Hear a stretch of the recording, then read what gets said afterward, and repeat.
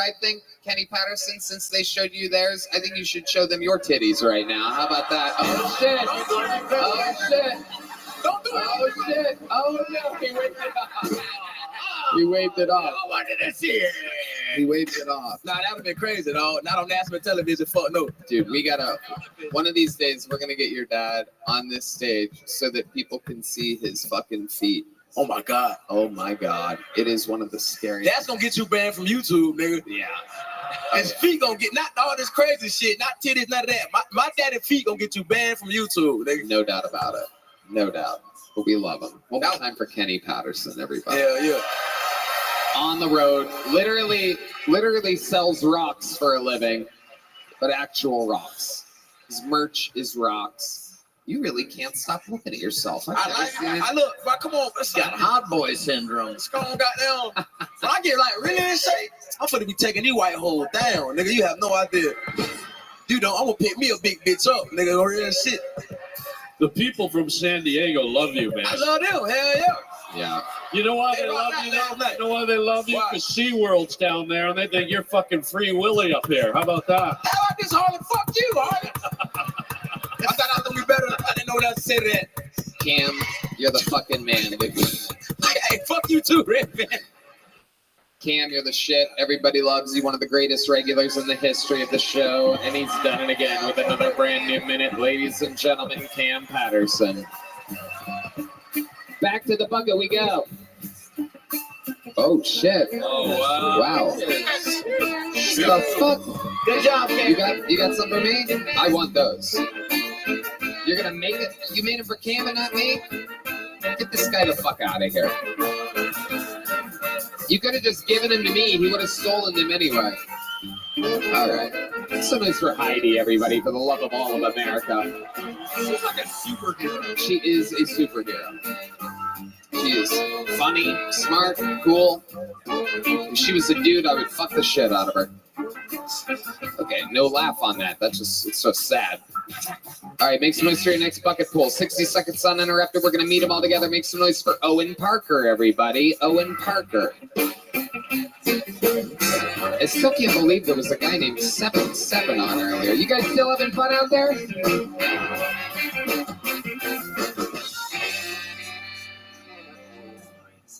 I work at a warehouse. There's a lot of safety rules, no distractions. You can't be on your phone. But recently, my company hired someone who happens to be deaf in HR. We can have a deaf guy wandering around the warehouse, but I can't listen to music on the job. I actually wrote a complaint about that to HR. My complaint went completely unheard.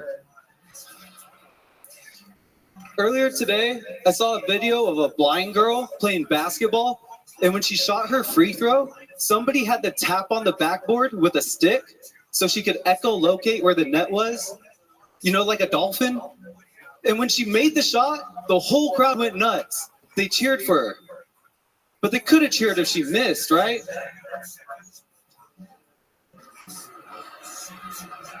I'd like to point out that the blind girl was shooting a free throw. That means somebody fouled the blind girl. I'm not the bad guy here. I just rather see that video, you know? All right, that's my time, you guys. All right. Okay, they clapped at that. Very interesting. Hey, okay. Hey, All right, relax. If I started, that's not fun.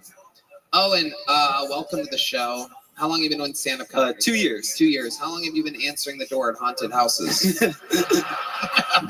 Did work at a haunted maze, so. You did? Yes, sir. Oh my God. You're always spot on. I really feel haunted. The vibes coming from you. Adam, what do you think about this? I also worked at a haunted maze, and that's not a joke, man. Yeah, and I'm from Rancho, too. Oh, shit. Did you guys once work together at a haunted This is maze? my long-lost brother. Oh, wait. It's almost, I wonder how long ago was it? How many, was it like half the time span of a Harlan Williams reference? What did you do at the haunted maze? I was a werewolf. Okay. I was like a 16-foot tall goblin of sorts. Okay. And I got fired because I kept I kept having my buddy bend me over and try to fuck me. I did. Did they have you on like stilts or something? Yeah. Well, no, I was standing, and then I had this huge contraption above me, and then I kept being like, "I'm a naughty monster," and then my other buddy was dressed as like a scary clown would be like, "I'm gonna fuck this monster," and then they're like, "They can't fuck the monster." It's like Got fired. Did you ever fuck your buddy in there?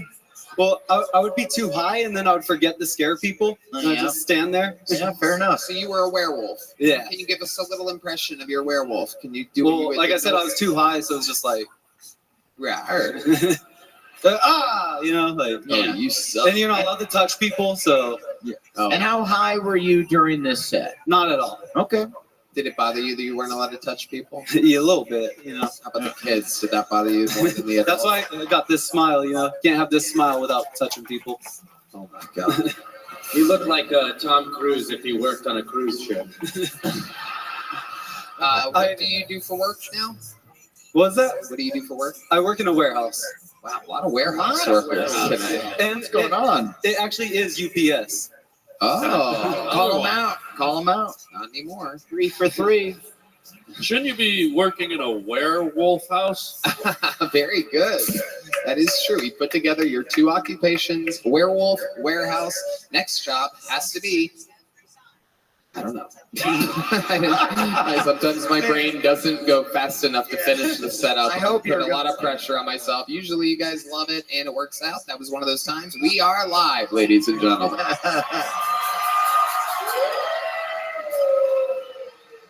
I'm still trying to think of it. You got a lady in your Not life? currently. Huh? Not currently. Not Playing the currently. How field. come? Just single, working through shit, you know. Yeah, holy shit. What shit exactly? A year sober, so had Wow. to deal with that. Oh, tell us Wow. more about the sobriety. What are you sober from? Exactly. Alcohol and everything in between. What was the everything in between that you were doing? Xanax Keep going. and cocaine, Yep, you said it. acid, and any pill I can get my hands on. Wow. Wow. All the good stuff. Did you ever do Dayquil and NyQuil at the same time? Yeah. Have you been able to quit fried chicken yet? Okay. So what made you get sober? What was the final thing that happened to you in which you're like, damn, I have to get my life together? I crashed my car into a tree at 88 miles an hour. Shit. Oh. Heath Cordes did that. And it's fine. 88 miles an hour. Yes, sir. Wow. And I didn't even go back in time. What kind of tree was it, my guy? Oak. Oh, Big wow, one, those are strong nice. one. Yeah, those Strong are good. one. Those are nice. Yeah, love Yeah. a good oak. Yeah. Solid oak. Any birds in the tree? An owl, a blue heron, It a was fucking ostrich? 3 in the morning, so 3 in the morning, and you hit an oak. Holy shit! Party o'clock. Wow, morning wood. Fuck yeah. Boom. I love it. So what else do you do? What do you do for fun? Any hobbies or anything like that? comedy, wrestling, average white guy shit. What kind of wrestling? Professional. You do professional wrestling? No, I enjoy it a lot. Okay. All right. Very good. Tony, I think the next drug is going. I think where he's going is nowhere. Is that? Oh, there you go. There's the where reference. I love it. All right. Well, Owen, congratulations. You got pulled out of the bucket. There's a little joke book. We're going to keep it moving along. There you go, everybody. Okay, we're going to do something fun again. You guys like fun things, right? I'm going to bring up another former regular. This was the other young lady that was one of the two original regulars. She had to write and perform a brand new minute every single week. Now she is a writer and a performer across many things. A legend of the Legion of Skanks. A grand champion, roast battler, one of the writers from Impractical Jokers, so many great things. A legend here on Kill Tony. Make some noise. A brand new minute from Kim Congdon, everybody. Here comes Kim Congdon. She started on Kill Tony. Her first time was on Kill Tony. Began writing and performing a brand new minute every week after that. Here she is. Thank you. I'm so glad to be here. I'm fucking excited. I'm in a great mood. I have a boyfriend now. Yeah, I do. Yeah, dude, I've been looking forever. No. Listen, I've been looking in LA for a long time. I got him in Texas. He's like a real man. I was looking for a man in LA, but every hot dude there has a boyfriend. And the straight ones paint their nails, and that's the same thing for me, honestly. I'm not kidding. You have to fuck a homeless guy in LA to find a man that can build a fire.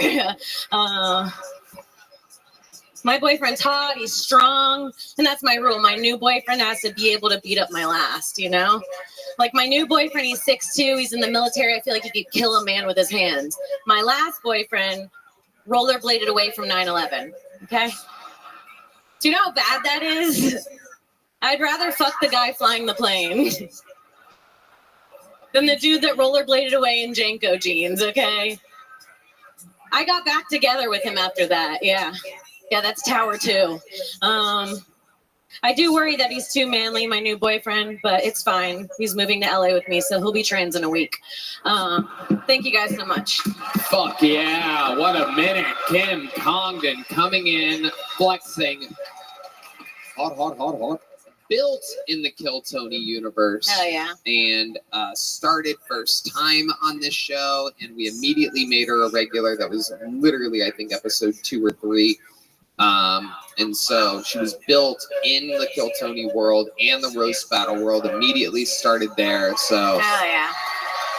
Yeah, dude. That's when I had a lot of eggs. Wildly successful, a famous writer on the roast. Yeah, we had fun at the roast. So many things. Yeah, you ended up at my table. I got very lucky. They gave me 2 fucking literally front table seats with me, Dana White, Sugar Sean, and Max Holloway, and you and David Lucas were in the right place at the right time. It was fucking sick, dude. I could smell Kim Kardashian's pussy from where I was sitting. It's true. It smelled like a taxi cab. It smelled like a locker room, yeah. Yeah, she's Armenian. You guys know Armenians. Those really only exist in LA, if you're wondering. LA and Armenia. I learned that when I moved to Texas. They have white taxi cab drivers. It is awesome. Yeah. Wow. Weird. You have this kind of sentiment that I think is kind of running through society now, that there's no more real men left, right? What are women looking for now to find a real man? Dude, just like a fucking callus on their hands would be good. Callus? Yeah, a man that's like picked up a shelf or wood before. Yeah. It's slim pickings in LA. Every dude it looks like he eats pussy out of a mason jar. Okay. Wow. You sound like you need to have sex at IKEA. That's what that sounds like. Wow. What about a guy you want a guy that can change a tire? A lot of men nowadays can't even change a tire. Yeah, dude. Yeah. Yeah, dude. Guy that can clean his own fish. Yeah. You have to be able to gut a fish. There you go. Kill a man. That's one of the things my boyfriend says now, is that he'd like to kill a man that intruded his home. Wow. Well, yeah, of course. I love that. Yeah. I love that. Yeah, I want someone willing to kill another man. Yeah. Wow. Holy God. Yeah, Puerto Rican. Yep, it confirms you are Puerto Rican. You are more Puerto Rican than the Nigerian man is Irish, and you're more Puerto Rican than the Nigerian man is Nigerian. Incredible. That's the most Puerto Rican thing ever, to want a man that would murder somebody else. Kim, what else is going on in life? You're bouncing between Austin, Texas, and Los Angeles. Yeah, I've been having fun. Lived in New York for a while. You ran the whole true stand-up comedian circuit from LA to New York to Austin. Yeah. What's next for you? Oh man, I don't know. I'm having a good time writing, doing stand-up. I just found out I had arthritis. That's a fun. Yeah, that's a fun new bit for me. It's a party. Thank you so much, Red Band. No, it was really fun. The gym is different now. I used to do jujitsu and run on the treadmill, and now I have to swim. And I'm seeing new things about it too. Now I see, like, every time I swim in the pool, I'm only with old people, and I realize they oversalt the pools in case they die. So that they float. So they float to the top. Yeah. Wow. Yeah, it's a lot of new things I'm learning. Where's your arthritis? What part of your body? My neck, my back, and that's it. My neck, my back. Everybody. Pussy. Thank you. That's what I'm adding to this segment. I love it. So Yeah. they put a lot of salt in the pools? They put a lot of salt in the pools. Red Man wants to drink the water. Oh. I love it. Kim, you Yeah. did it again. So much fun. You're Thank a you. cold-blooded assassin. We love guys. you. Thank you guys so much. Great job, I love you Kim. guys. Thank you. Thank you. Throw that mic stand back on that red X for us. We're just going to keep it moving right along. Ladies and gentlemen, one of the greatest regulars in the history of the show. Famous for his roasting. Hall of Famer. This is indeed a brand new minute by David Lucas. Oh, shit. Oh, shit.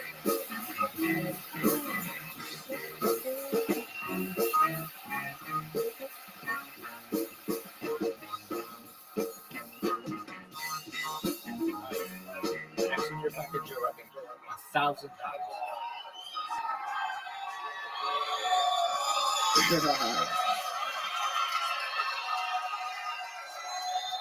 Yeah.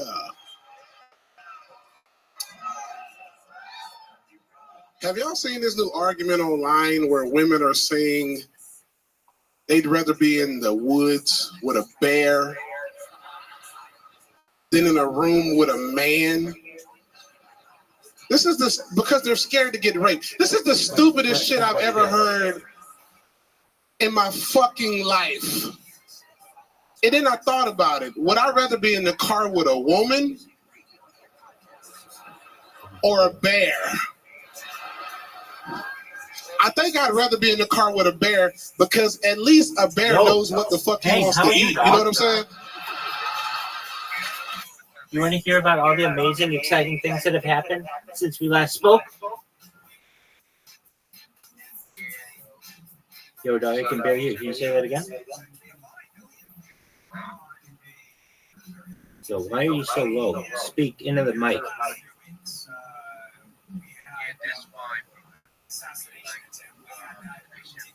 Dog. What'd you say? Just one moment.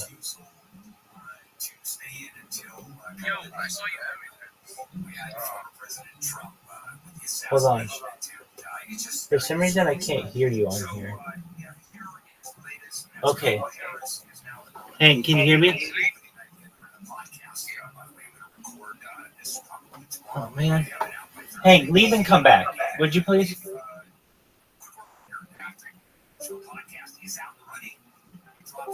Can you speak now, please?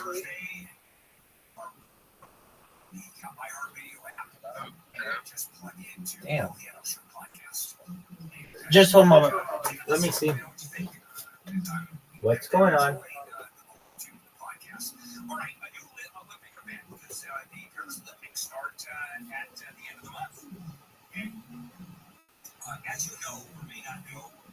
Yeah, I should be able to hear you really well. Speak. Oh, wow. Okay, just one moment. Let me get my other device so I can hear you better. That's wild. No, it's not your connection. It's like this device. Oh, shit. Hey, get your ass back in here, dog. Dog. Hey. Hey, get your ass back in here.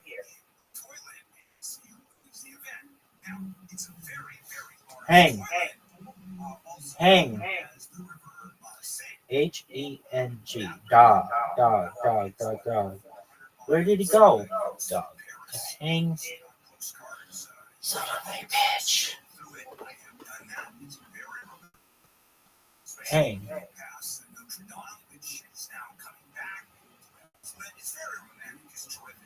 This shit sucks. Harley, you got a tattoo of your medicine schedule, nigga. Get your motherfucking 3 p.m. Alzheimer's, 6 p.m. blood pressure. This is the only guy I know. Everyone else in the country has Lyme disease. This guy's got key lime pie disease. Yo, this motherfucker cooking. Fuck this old bitch. You're my bitch tonight. How about that?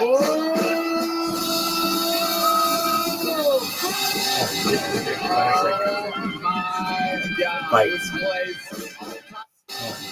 Fuck this. He does. It up. You brilliant. You get home.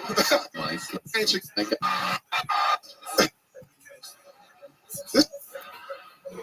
Then in a room with a man. This is because they're scared to get raped. This is the stupidest shit I've ever heard in my fucking life. And then I thought about it. Would I rather be in the car with a woman or a bear? I think I'd rather be in the car with a bear because at least a bear knows what the fuck he wants to eat. You know what I'm saying?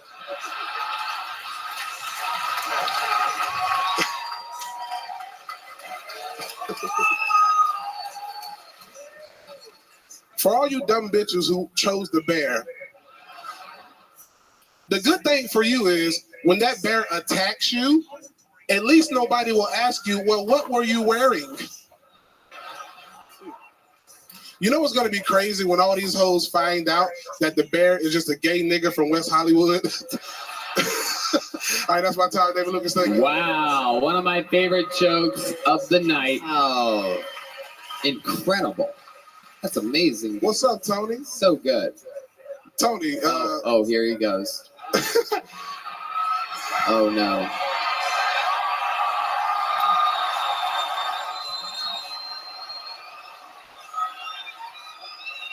Tony, you look like a gay pufferfish. Oh, my God. It's true. If I bite your booty, I bet you blow up, nigga. Oh, my God. Would I blow up like you? You and Adam Devine should get in a relationship. That'd be the best lesbian couple ever. Oh my God. Harlan Williams, what's up, dog? What's up, my guy? I know you need to get home. Harlan Williams got to get home because he left a crock pot on, nigga. That is fucking old fuck. Whoa. Hey, take it easy, bro. You're the only guy I know has muffin tops on his fucking ankles.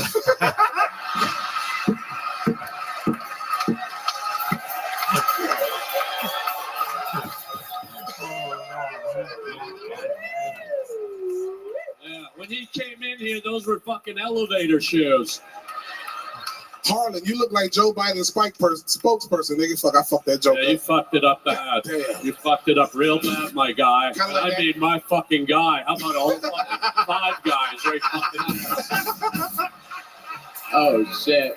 Harlan's a beast, goddamn. Harlan he disguises he's a roast god. I thought this guy had a tattoo of the Monster Energy drink logo on his stomach. It turned out to be his fucking stretch mark.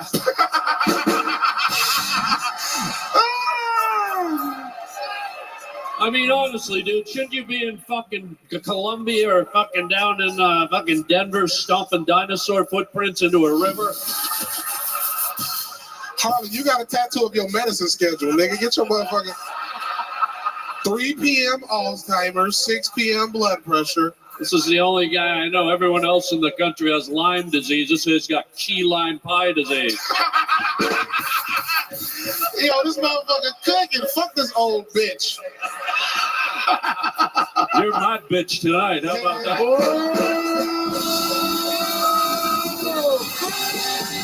Oh my God, this place is in a ruckus. Really? Get the fuck out of here. Yeah. Tomorrow I'm taking you to the car wash, hanging you upside down, and putting that fucking hair to work. Yo, this nigga is cooking right now. I am cooking, and you're just pissed off. He didn't actually bring you some food.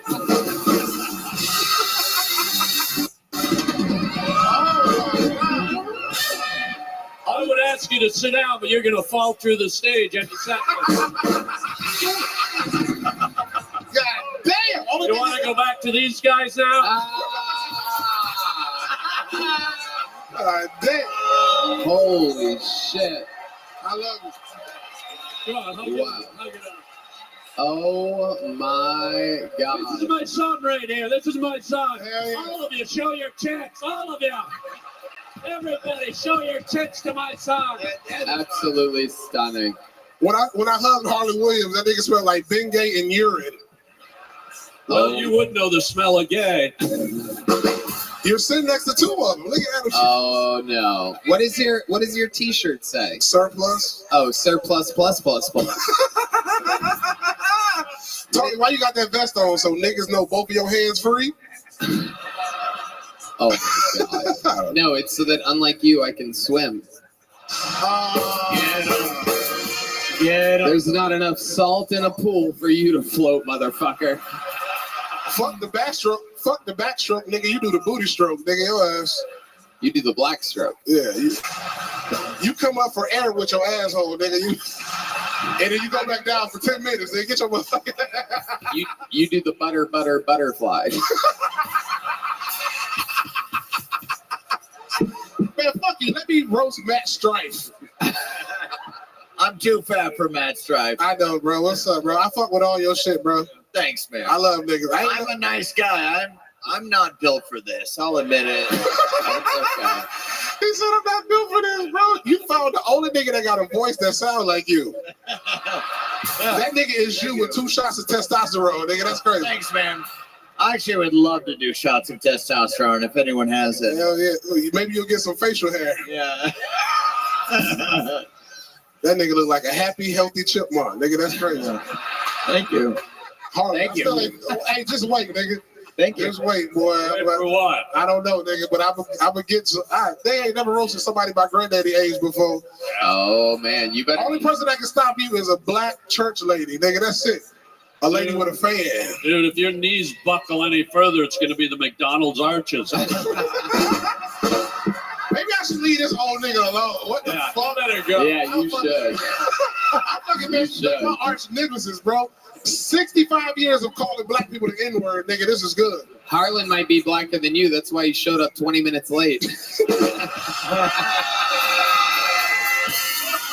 He showed up late because the nursing home vans only run every hour. Whoa, you better take it easy. That nigga look like the sexiest nigga in the nursing home. Oh, yeah, buddy. I'll suck a colostomy bag faster than you eat through a fucking Whopper with cheese with your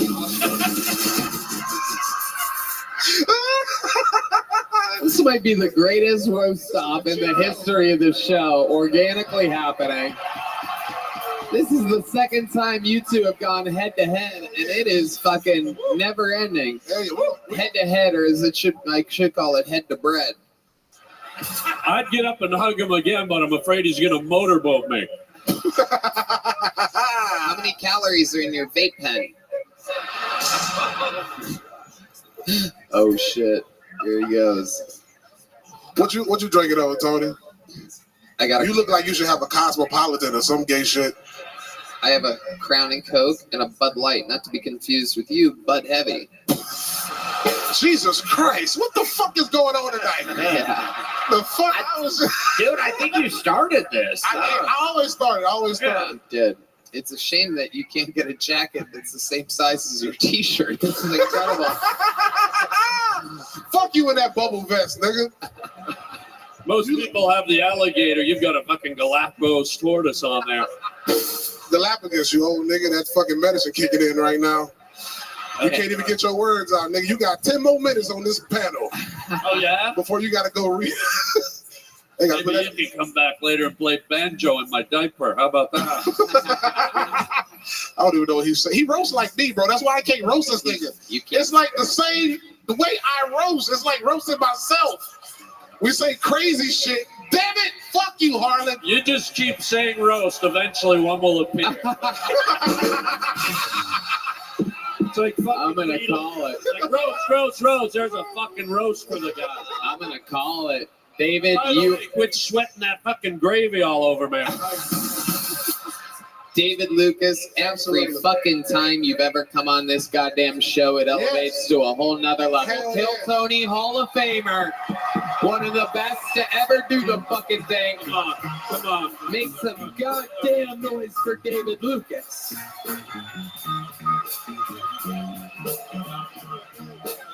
Woo. Give my son a hand, isn't he, Greg? Priya, I'm going to be a girl in the morning. Priya. All right. Believe it or not, a bucket pull has to follow that, everybody. Here we go. We still having fun out there? How many of you like it when comedians do good on this show? How many of you like it when comedians do bad on this show? Whoa, ruthless. Make some noise, 60 seconds uninterrupted for Brendan Mahaney. Brendan Mahaney, everyone. You got to clap for him. These people have been here since 5 p.m. hoping for the opportunity of a lifetime. The next regular, the next golden ticket winner, anything can happen. They could be right around the corner. It's where everybody else started. Here we go, Brendan Mahaney.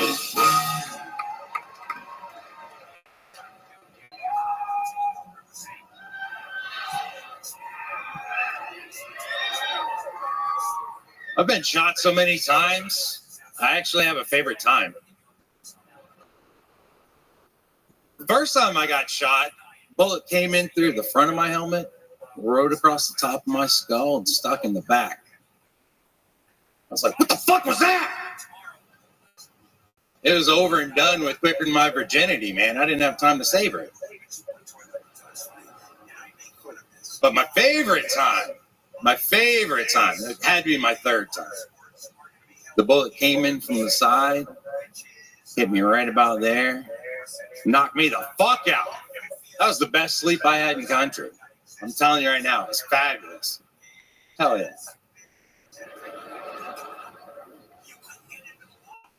But I did pick up a Purple Heart for that engagement. Yeah. Give it up for that guy. He was a hell of a shot. Yeah.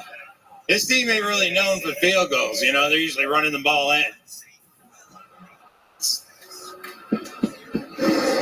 All right, Brendan Mahaney on Kill Tony. Welcome, Brendan.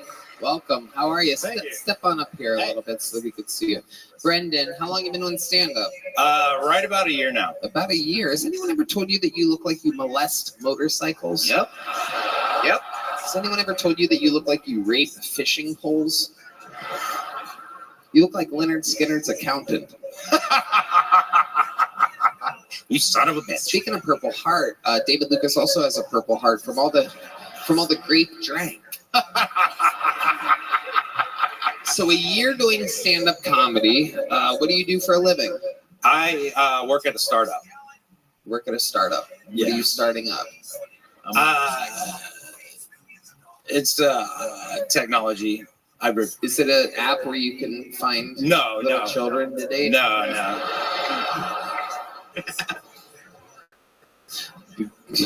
Grindr for kids. Kindergartner. Finally, a good one by me. Jesus Christ. That's been a long week, people. So, what made you want to start stand-up now? How old are you? 44. Mm-hmm. Actually, wow, you don't look a day over 75. Jesus Christ. Wow. Dude, I'm 40. Yeah, I was just going to say. What's up, buddy? I'm 40 in a month. I think we went to high school together. Yeah. This guy's... Dude, didn't I saw you weed, my guy? Yeah. You might. 4 years older than you and I. 13 years younger than Harlan Williams. Absolutely. I should have gone with a bigger number. That wasn't funny. 30 years younger than Harlan Williams. Why do you think you look like you do at 44?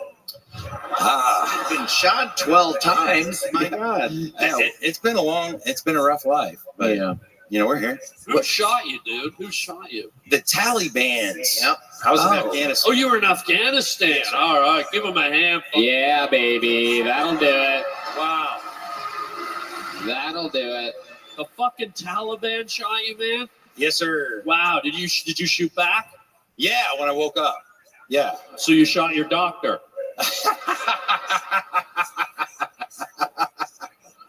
So you really got shot 12 times? No, I got shot 4 times. Okay, shot 4 times. 3 times in the helmet, 1 in the shoulder. Wow. That one in the shoulder hurt the most, didn't it? Yes. Yep, absolutely. And how many of those sand rabbits did you kill? It's okay. It's not a slur. No. I've looked into it. I do my research now. They tried to cancel me 3 years ago. A sand rabbit is not a slur because it's a rabbit. It's a cute little animal. And there's just because I say sand before it, trust me, I do my homework now. I learned a lesson. Sand rabbit, an adorable name. So much so that even Middle Easterners love it. Where's my Middle Easterners out here tonight? Come on, let's fucking get them. Let's get them. Let's get them back, Brendan Mahaney. All right. So how many do you think you shot? I don't know, about 20 or 30. Wow, Jesus Christ. Look at you. My God. Oh, I've heard of having blood on your hands, but this guy's got fucking sand on his hands. Absolutely incredible. Wow. And what branch of the military were you in? Army. Army. Hell yeah. National Guard. Oh, okay. Weekend wear. All right, whatever. Where do you live? Currently live in Austin, Texas. Oh, nice. Fuck yeah. Yes, sir. So, what made you come to LA? I drove Jared Nathan up here. Oh, sweet. Fuck Yes, yeah, sir. we love Jared. Hell Hell yeah. Man, I thought you were a hero for your services overseas, but driving from Austin to LA with Jared Nathan is a whole nother level. You should have a Purple Heart and a fucking blue brain after all this. Any highlights? Yeah, tell us some highlights. Well, the first night we stayed in New Mexico in a it was a renovated nuclear missile silo. Oh, great. Exactly what Jared Nathan needs. More nuclear fucking waste on his head. What else? Then we hit up Rock City of Rocks in New Mexico. And then we had a show in Tucson. That was fun. Hell yeah, Tucson. That was great. I really want to go back to Arizona sometime. Okay. That was great. All right. You just can't get enough of fucking sand-covered war zones. Well, at least that one had titty bars after. So. What's your love life like? What types of corpses do you fuck out of the refrigerator? Well, I've been single about this long. Wow. Okay. Oh. When's the last time you kissed a girl? A girl. Have you ever kissed a girl in Los Angeles before? No, never. Well, you know what, my friend? Here at Kill Tony, we just happen to have the greatest comedy fans on planet Earth, and there's a hell of a lot of beautiful women out here tonight. Is there a woman out there that's willing to give this war hero a big kiss on the lips, huh? They have to. You have to want to do it. These two are pointing at each other like absolute retards. Anybody else? I feel like somebody said, if you're a woman that wants to do it, stand up. Okay, let's fucking go. Here. Yeah. Oh, wait a second. Here we go. Let's do this one. Come. Are you okay? Sit back down. You're trashed. Jesus, what a slob that one is. What a tease. Absolute fucking West Hollywood piglet. Yeah, here we go. Oh, hell yeah. Keep going. Go that way. They'll let you in. Let her in, security. No fire, player. She's good. No fire. That's for Troy. Hell yeah. This is a segment on the show called Kiss Me. Fire, player. Harlan, I don't know if you know this. This is a segment on the show called Kiss Me. It's been happening for 11 years. Wow. And it's when a special person who hasn't had a kiss in a while. Kissing since the 70s. Well, here she is, ladies and gentlemen. A hero comes along. Wow. Wow. Whoa! Just like that.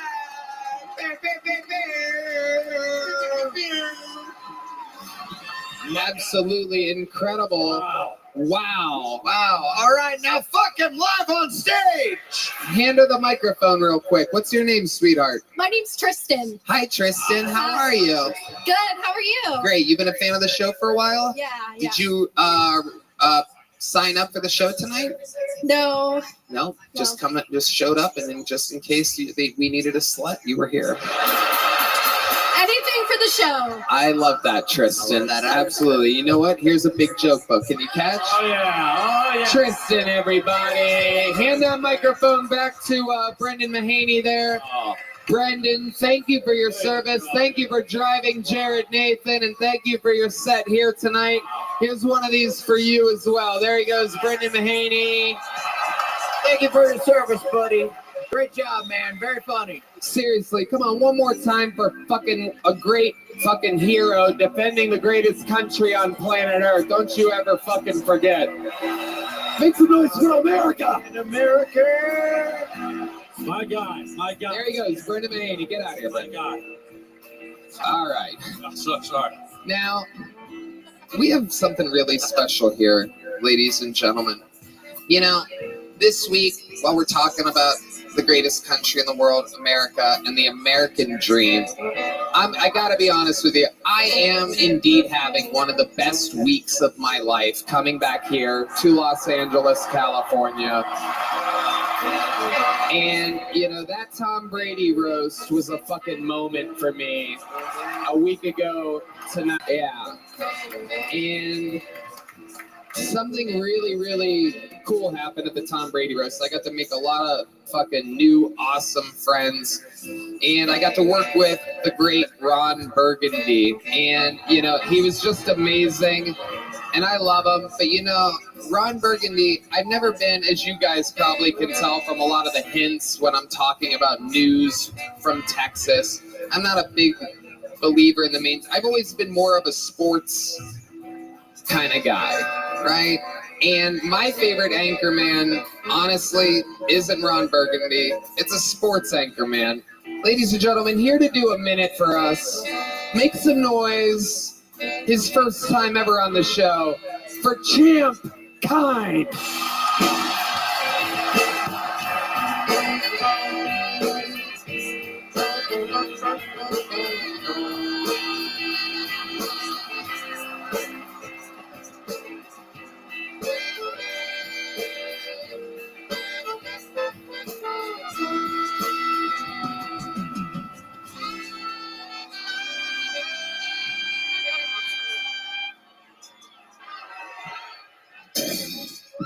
Gene Tennis at the plate, and Rabbi! It's Anchor Man, not Anchor Lady, and that's a scientific fact. I will say one thing for her. She does have a nice big old behind. I'd like to put some barbecue sauce on that thing and munch. Oh, whoa. What do you say we go out on a date, have some chicken, maybe some sex, you know, see what happens? That's not a line from the movie, ma'am. I'm asking you a direct question. I will smash your face into a car windshield and then ask your mother, Dorothy Williams, out for a nice seafood dinner and never call her again. Harlan's got a beautiful mother.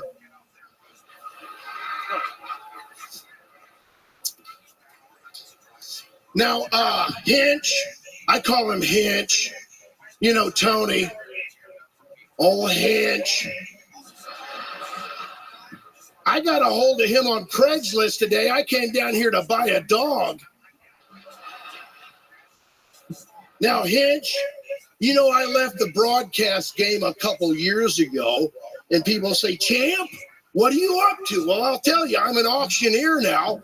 Last night I was in Bakersfield trying to auction off a whole gaggle of cattle. Some people might call it a herd. I mix up different birds with animals. Anyway, listen, I had a rough night. Some people say I had a nervous breakdown. I was out there going, what am I bid? I've got a beautiful heifer right here. I need $100 bill, dollar bidder. Would you go? My wife gave me divorce papers this very morning. She met a man at a Christian bingo. Now I am broken in half, broken in 125, now 50. Thank you very much, dollar bidder. No woman has touched me in 2 years. No man has touched me in 3. 175, now 50. Who's ever seen a grown man cry, going right cat? I'm high on Molly right now. Who screams at the faceless man in their dreams? Sometimes I sleep in the graveyard. When I sleep there, I get hard right now. $200 bill now, 25. Thank you very much, dollar bidder. Hey, Miss Johnson, up front with those Tigo biddies. Remember what we did when we were kids? While your sister looked on, and I promised I would never tell. $250 now, 75. Thank you very much, dollar bidder.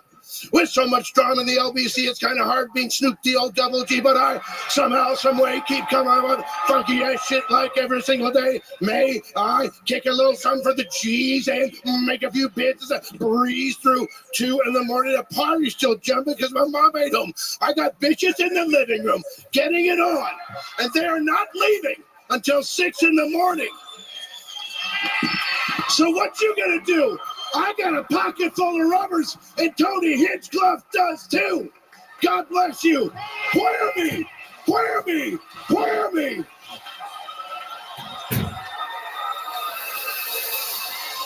Holy shit! Make some more noise for Champ Kind, everybody! And then he dips. Oh my God! Just murder and dip. Wow, that's my guy right there. He just pulled a little O.J. Simpson.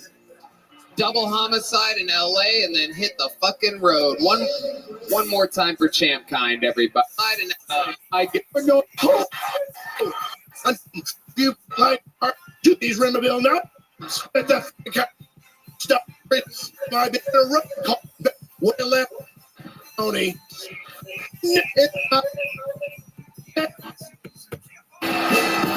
So, for us, make some noise. His first time ever on the show for Champ Kind.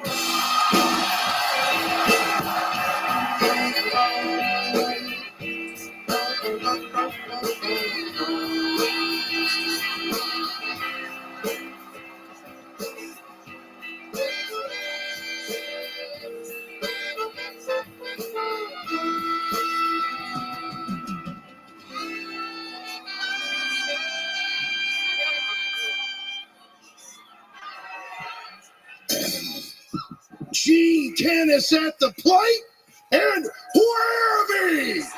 Whammy! Whammy! It's Anchor Man, not Anchor Lady, and that's a scientific fact. I will say one thing for her. She does have a nice big old behind. I'd like to put some barbecue sauce on that thing and munch, munch, munch. Oh, whoa, whoa, whoa, whoa, whoa. What do you say we go out on a date? Have some chicken, maybe some sex, you know, see what happens. That's not a line from the movie, ma'am. I'm asking you a direct question. I will smash your face into a car windshield and then ask your mother, Dorothy Williams, out for a nice seafood dinner and never call her again. Harlan's got a beautiful mother.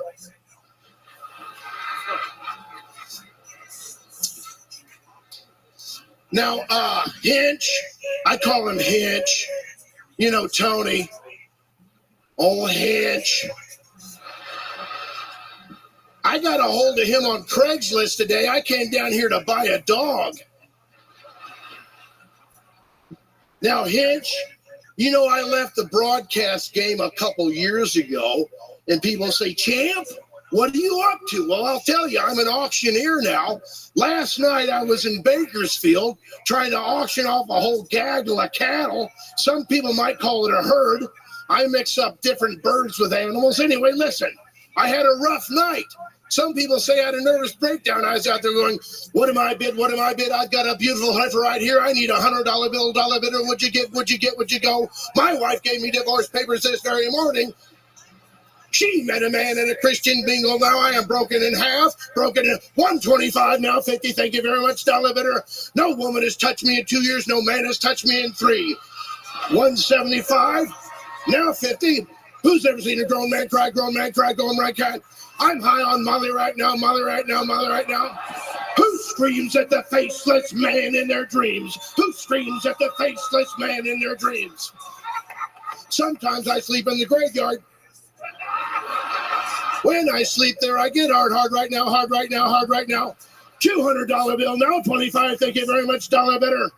Hey, Miss Johnson, up front with those Tiggo biddies. Remember what we did when we were kids? While your sister looked on, and I promised I would never tell. $250 now, 75. Thank you very much, dollar bidder. With so much drama in the LBC, it's kind of hard being Snoop D-O-double-G, but I somehow, some way keep coming with funky ass shit like every single day. May I kick a little something for the cheese and make a few bits as I breeze through 2 in the morning. The party's still jumping because my mom ate home. I got bitches in the living room getting it on, and they are not leaving until 6 in the morning. So what you gonna do? I got a pocket full of rubbers, and Tony Hinchcliffe does too. God bless you. Whammy! Whammy! Whammy!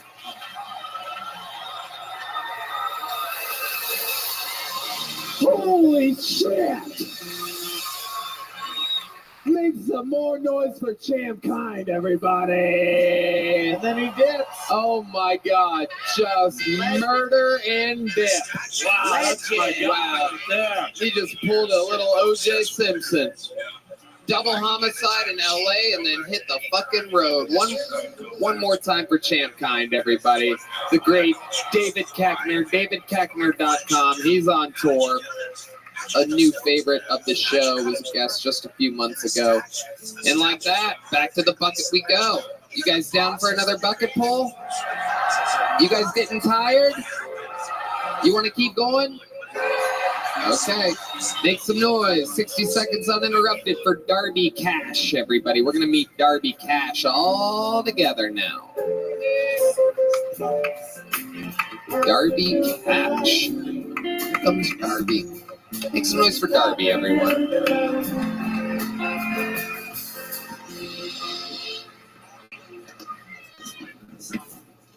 I want to give you guys the one piece of relationship advice I used to tell my ex-girlfriend all the time. I used to tell her, drop the knife. Can you guess what ethnicity she was? Latina, yeah. Yeah. This was years ago, back when you could still say that kind of thing to a lady. You would look much prettier unarmed. I still say it to a female cop, though. Hello, officer. You know, you look much prettier without that gun. Take it real quick. You have a good old laugh about it. Because I live in a real small, quiet town. Nothing really happens. Just a bunch of white ladies doing yoga. I remember the first time I invited a black guy over to my house. Yeah, he immediately ran over to my beta fish tank. And he said, "What's up, little N-word?" Yeah, to the fish. That's a lucky guess, because I never told him his name. Thank you, guys. Darby Cash. Hi. Hi, Darby. How are you? Good, how are you? Fantastic. How long have you been doing stand-up? I'm going to hit 3 years in July. 3 years. Where at? LA mostly, but IE in Inland Empire as well. Hey! Empire. Wow. Empire. Sounds so much cooler than it is. Right. A lot cooler. They're proud of it.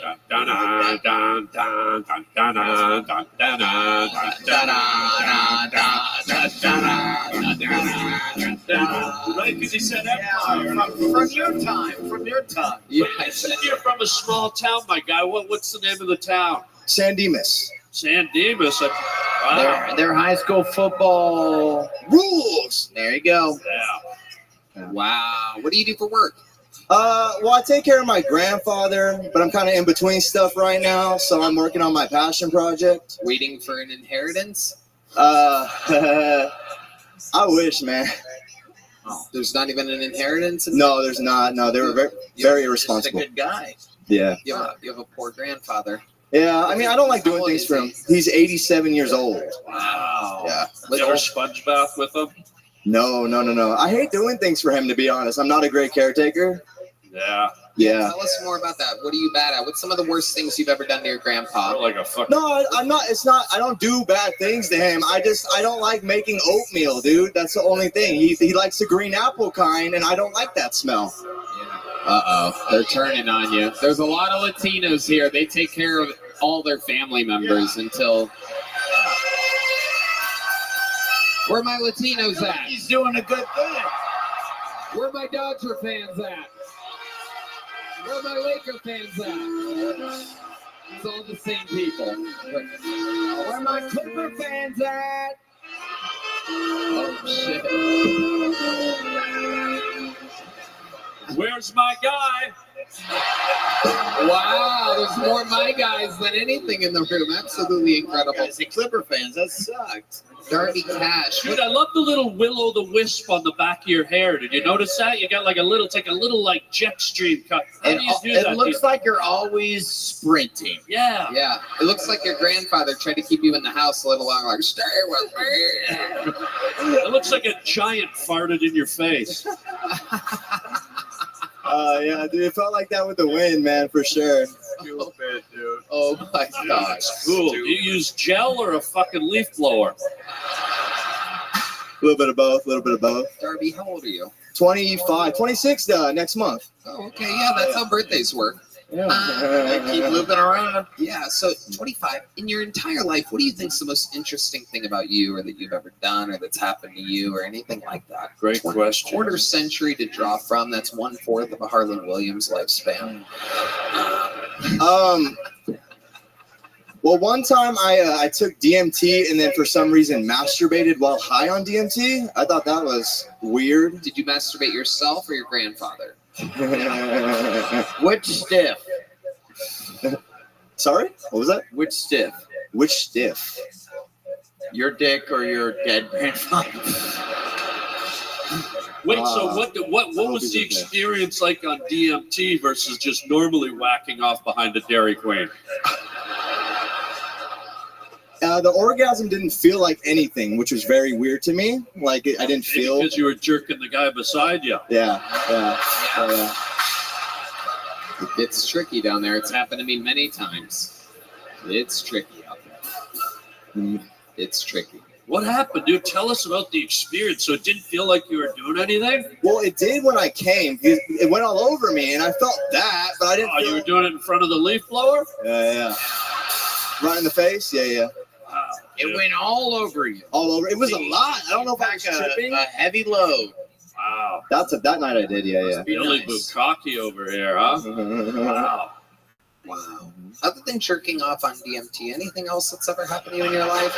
You seem like a guy that, fixes his own scooter. My gay uncle tried to groom me. He tried. It didn't work. Tell us about it.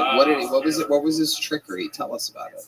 He just told me I was gay and living a lie all the time, dude, when I was 8. And yeah, they try that. The old piano player at the Comedy Store used to always tell me, like, you're gay, you just have to come out. I'm like, no, dude, you're fucking gay. Right, that's what I told him too, and he was gay. All right, you know what? Let's make out after the show. We're going to keep things moving along here. I'm going to give you a little joke book because I ran out of big ones, and you also didn't deserve a big one. Thank you. There he goes. Ladies and gentlemen, Darby Cash. We got through so many special guests, so many bucket pulls. I think there's only one place to go from here, but you know what? I'm not going to introduce him. Why not bring up one of the most entertaining men on planet Earth just one more time? How about one more big hand for the great fucking Bruce Buffer, ladies and gentlemen? Yeah, this shit's about to go down, everybody. You could make more fucking noise than that, Los Angeles.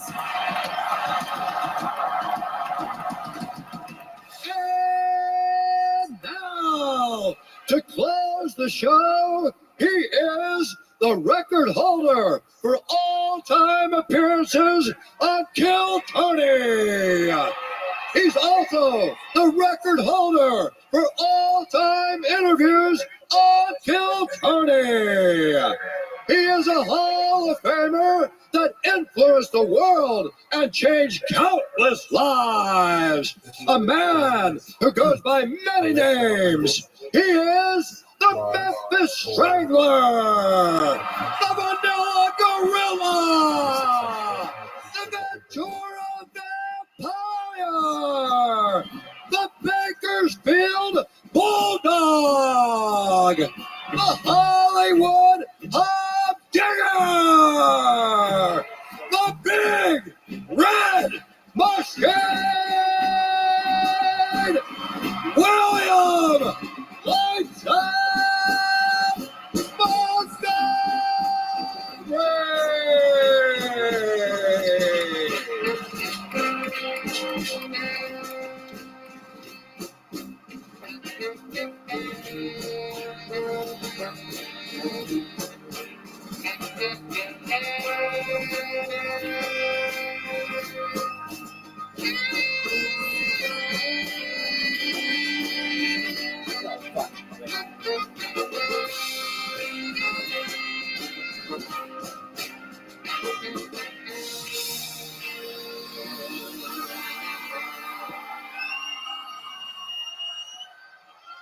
How's it going, motherfucking Los Angeles?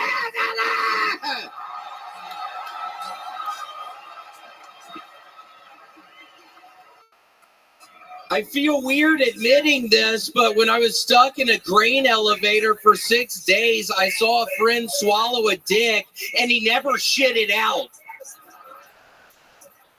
I sold some coke to Superman, but I feel bad because I ended up cutting it with kryptonite. I started a new crypto coin. I won't tell you what I named it, but let's just say Superman refuses to be an investor. There was a controversy this week when Taylor Swift released a new single entitled "Let's Human Traffic My Neighbor's Foster Children." Joe Biden's so old he remembers watching TRL. This thing just went to 100. You know who's loving these protests? P. Diddy. That dude probably starting protests at middle schools. Come on, y'all. You know Israel over there bombing super creepy orgies for no damn reason. Okay, that's my time. And yet again, add it to an unbeatable record. Another 1 minute, 15 seconds from William Montgomery, ladies and gentlemen. Harlan Williams. When he walked out, I never thought I'd see the day when I saw a Klingon doing river dance. Well, that's the life we live, man. Wow, I love that outfit, guy. Turn around, let's see the back. There's actually a cape on it. Tony, I have some wonderful news. I'm actually the new band leader at a high school back in Memphis, Tennessee. I'm actually changing career paths. I'm going back to high school. I'm super excited. This is actually the uniform I made. So really excited, Tony. This is probably the last time I will be on Kill Tony. So it's been a really fun ride, but I finally got to fucking stop, okay? This high school is paying me a shit ton of money. Wait a second. I have to do this, Tony! You're really gonna stop?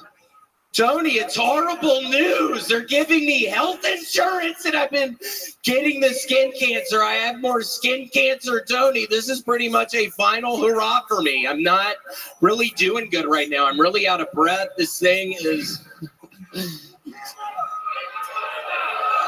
Tony, I have to stop it. Look at the fan. Listen to what they're telling you. Everybody up top, look at them. They want you here. Now that you heard what these fans have to say, now are you going to stop? Well, I mean, it's I get 401k. No, I'm kidding. I ain't never gonna stop.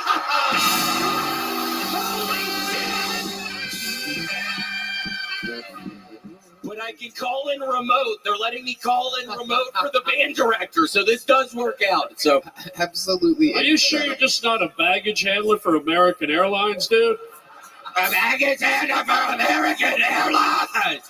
Man, you've been sounding scary as shit this whole night, Harlan.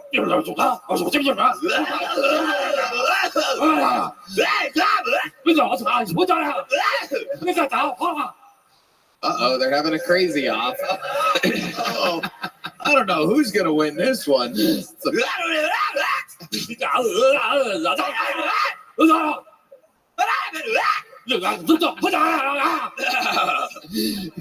in that fucking round? I didn't expect you to stop, Harlan. Not with what he just said at the end there. There was a moment this week. You people speak Lorax, but what he just said, holy shit. It's a little fun. It was pretty bad. It was bad. You won that one. Way to go, guy. Thank you. I'm going to let you suck the mucus from my wife's eyes later tonight. Just a little topical ref. Little fun fact is that this week, for the very first time in our 11-year history, Kill Tony for a few days was the #2 audio podcast in the world. Wow. Like, that means people with headphones actually listen to the show. And I've just been informed after William and Harlan's back and forth dialogue, we're now at the bottom of the charts. We have reached lower than we've ever. That is the sound of hundreds of thousands of people unsubscribing to our audio podcast right now.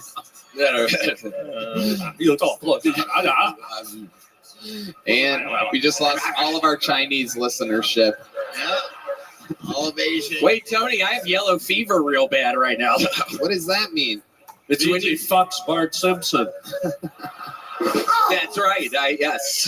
Is that from staying in the same house as Hans Kim? It is. We have actually set up some cameras in the bathroom. I'm not even kidding. We got a couple women in it last night. It got really nasty. We have this butthole shot in the shower. The camera's going up. But yeah, we've been having fun in there, Tony. But yeah, we set up 3 cameras in the bathroom. So, wow. I'm kidding. Too real. William, what do you think about what's sitting to my left over here? I have no idea what he's doing. God. Is this a thing you guys planned out? Oh my God. Yeah, I'm Peter Porker. Nice to meet you. Oh, Red Band. Did you hear how that went?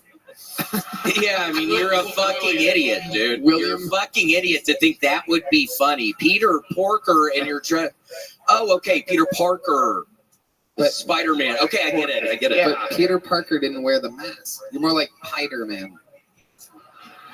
All right, we're both bombing now. Yeah. Thanks for dragging us down your dark web. I thought Porker worked a little better. It was pretty good. Yeah, I thought Porker worked a little better. Peter Parker?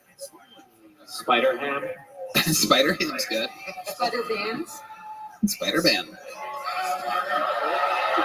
William, looking out at the upper deck, what do you want to say to those people up in the balcony?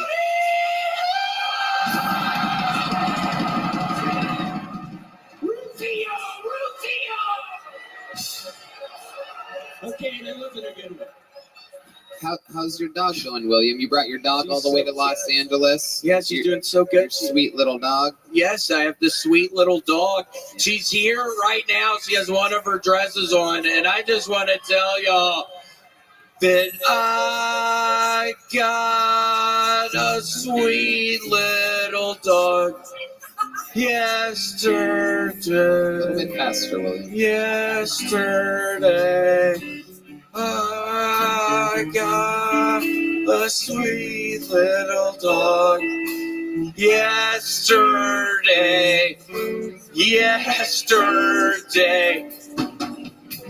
I got a sweet little dog. Yesterday, I got a Thank you guys for coming out tonight. We did it again. One more time for William Montgomery. Make some fucking noise for the great Adam Devine's first time on the show. Roland Williams.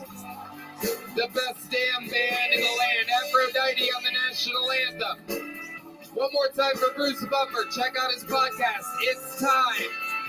Buy merch. He just gave me a bottle of the best cologne I've ever gotten in my life. It's time with cologne. One more time for your artists, Ryan J. Ebelt and Chris Rogers. Here they come to show you what they made while you all sat there. Oh, dude, look at that. Enjoying yourselves. Shit. Amazing. At Chris Rogers Art, at Ryan J. Ebelt. One more time for Nicole Tran, Casey Rocket, Sarah Weinschenk, Martin Phillips, Cam Patterson, Kim Condon, David Lucas, the great Bruce Buffer, and of course, William Montgomery, DavidKeckner.com. One more time for Champ Kind, everybody. What a show. What a show. How much fun. Red Band? Thanks, LA. We missed you so much. It's great being home, guys. It really has been an amazing blast. We might have to come back and do this more often. You guys come to the Staples Center next time? We love you guys. Thank you so much. Good night. Thank you to all of our sponsors. And one more time for Adam Devine and Harlan Williams.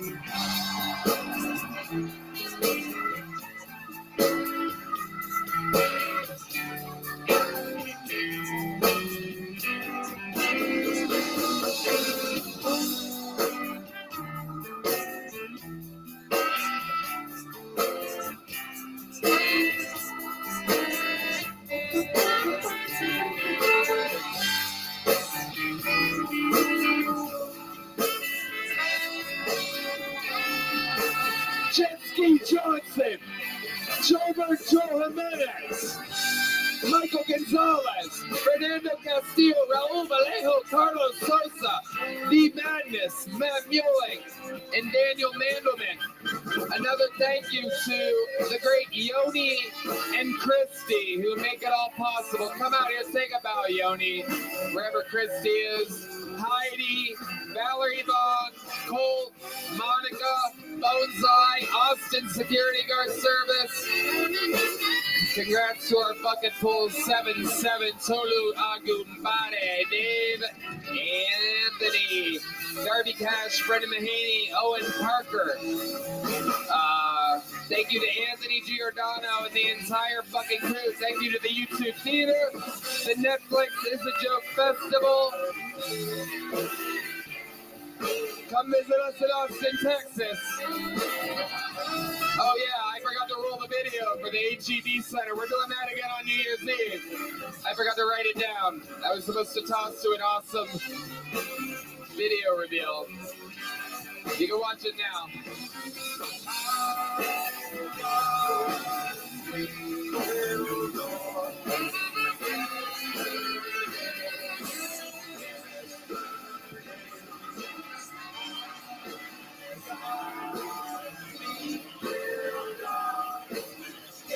Cut to it. For those of you still watching the stream, oh, there you go. Yep, it's happening. Keep playing music. It's good. You get the point. New Year's Eve, we're doing it again.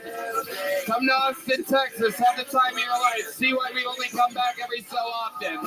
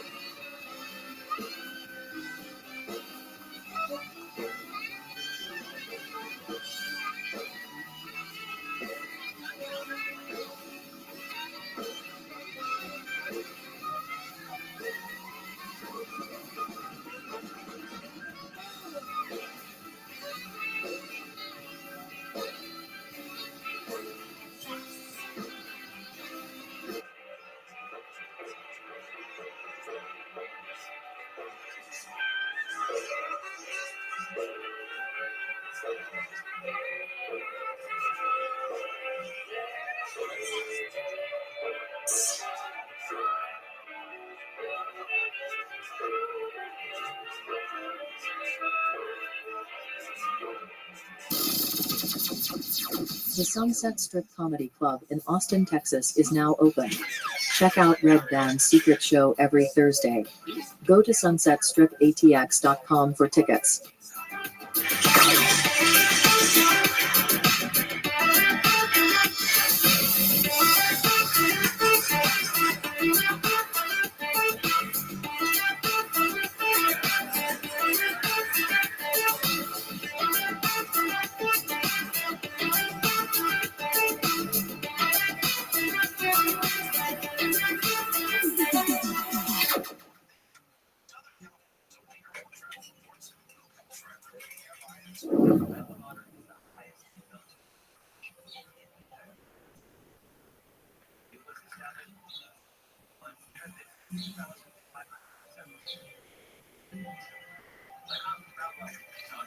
Hey y'all, the LA Forum is right around the corner, and contrary to a lot of people's rumors, there are still tickets available for that. The YouTube Theater 2 days later has sold out. Also, there's still a few tickets available for night one at Madison Square Garden, the 2-night super mega event, the biggest in Kiltony's history. Travel, go there, we'll see you there. And I am on tour with stand-up comedy. Me and some of your favorite cronies from the show do our own stand-up sets. I'm going to be in Cleveland, Ohio, Pittsburgh, Pennsylvania, Boston, Massachusetts, Baltimore, Maryland, Salt Lake City, San Jose, Dallas, Houston, Texas, St. Louis, Missouri, Nashville, Tennessee, Fort Lauderdale, and Orlando. And then that is all of the stand-up on the road I am doing until 2025. I'll be releasing that special just after May. We'll see you guys on the road. Nothing but love. Here is another episode of Kill Tony.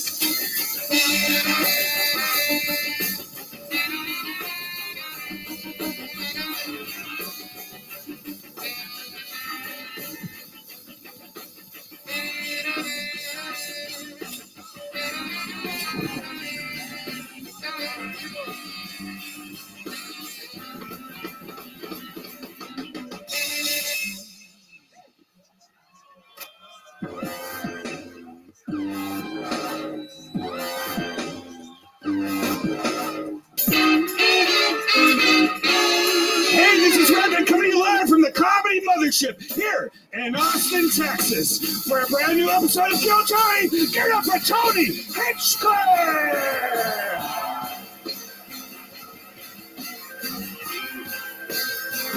This is even the best fucking night of our lives, huh?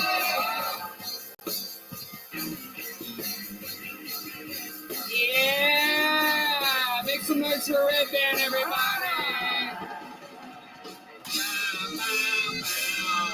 Oh my goodness.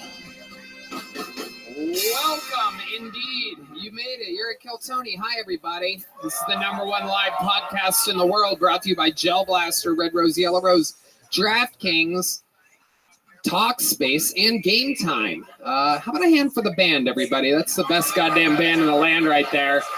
The Kill Tony Band. No doubt about it.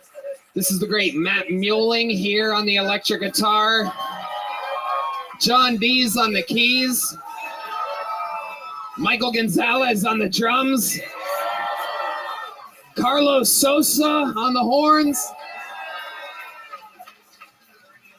Fernando Castillo on the horns. And Raul Vallejo on the horns. I forgot to write it down. It's like a goddamn fucking food truck menu over there.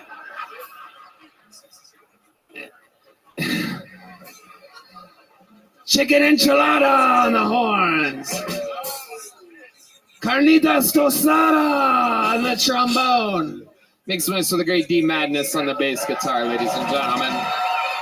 Oh boy, do we have a show for you on this evening. Before we start it, here's a little bit more from the amazing sponsors that made it all possible.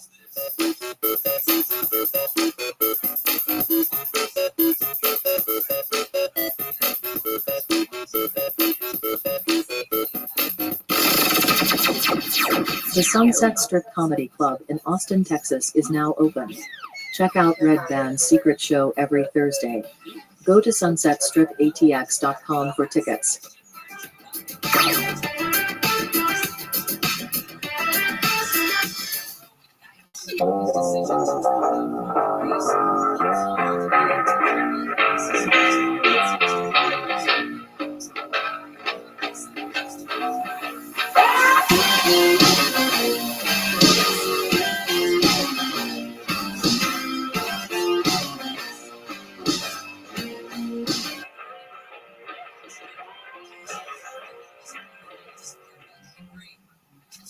You guys ready to start tonight's episode? Boy, oh boy, oh boy. Ladies and gentlemen, every single week, some of the funniest people on planet Earth. This is an unbelievable booking. I present to you one of our favorite comedians, two of our favorite comedians of all time. A guy who basically started this gangster shit. The whole fucking have your own show, sit at a table, and fucking you've been watching him for decades. And also joining him, the 2023 Guest of the Year. Ladies and gentlemen, I present to you Tom Green and Adam Ray.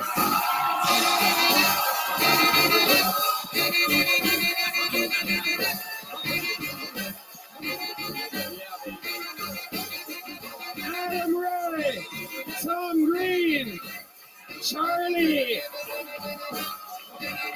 Woo!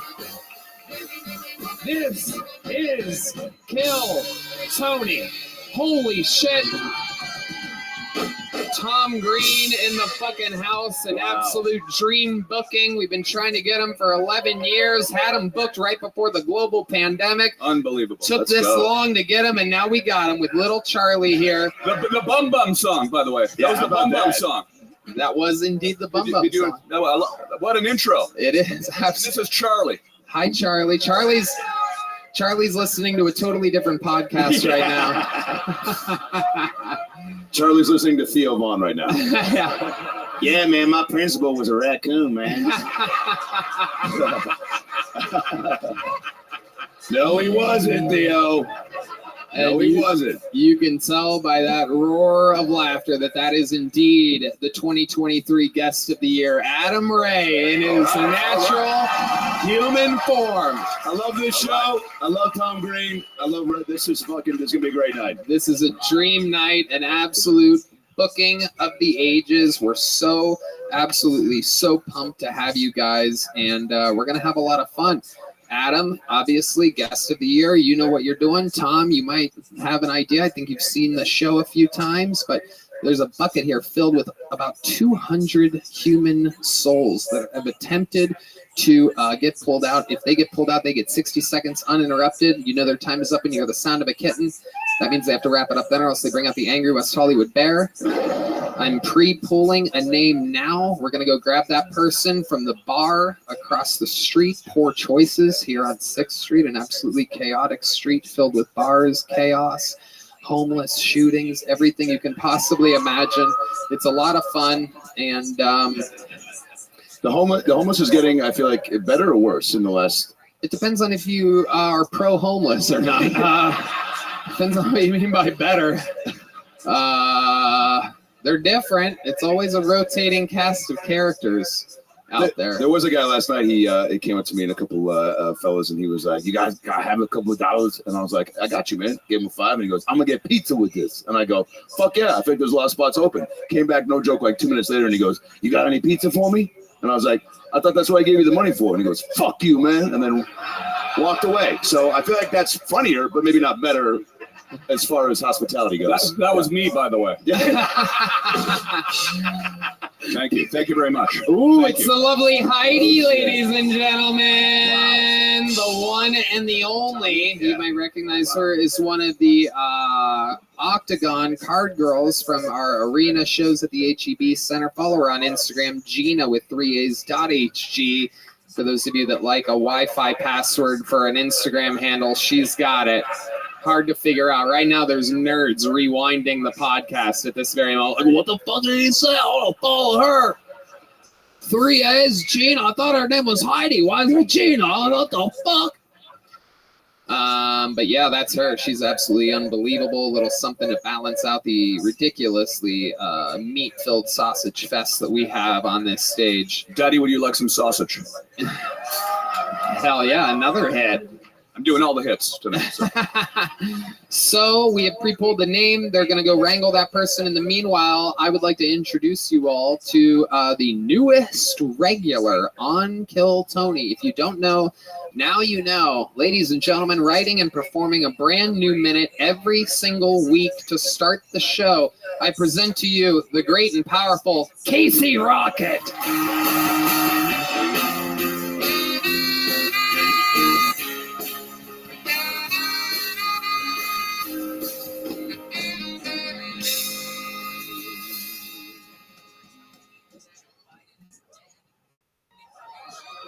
Yeah. This is how you remind me. All right, very cool. Hell yeah. Maybach music. All right, very cool. I think I just shook my maneuvering loose. All right, there we go. I gotta. Yeah, it's basically been the worst week of my life. My fiance tried to break up with me for drinking too much Robitussin in the bedroom. This ever happened to you boys? Huh? Well, you tell me who got the better end of the deal, because she married a banker, and I can smell ghosts now. So, pretty cool. Danny Phantom. All right, very cool. Hell yeah. God, I think the Dow Jones just dropped. I gotta go. I gotta. Hell yeah, I'm a PR nightmare. Yeah, nights like this, I understand why JFK killed himself. You know what I mean? Is that a conspiracy that people think about? That's what I think. Yeah, Jackie O in his ear all day. When are you going to get a real job? Breathe in. All right, very cool. Hell yeah, oh yeah.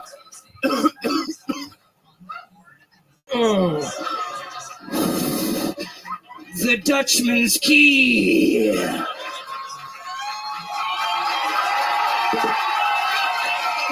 Wow.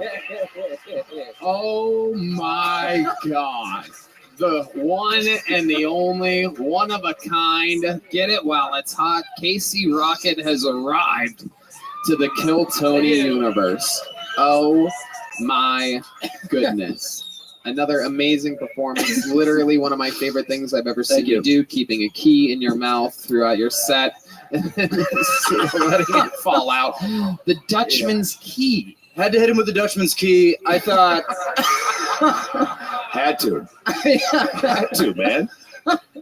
I woke up around 3 p.m. today. I plugged the key in there just in case so I wouldn't forget. I wanted to be ready. And I've never felt sicker, so I'm excited. Oh, yeah, you have lead poisoning for sure. It's a lead key, and I'm basically been dipping it for several hours, so hopefully it worked. Have fun.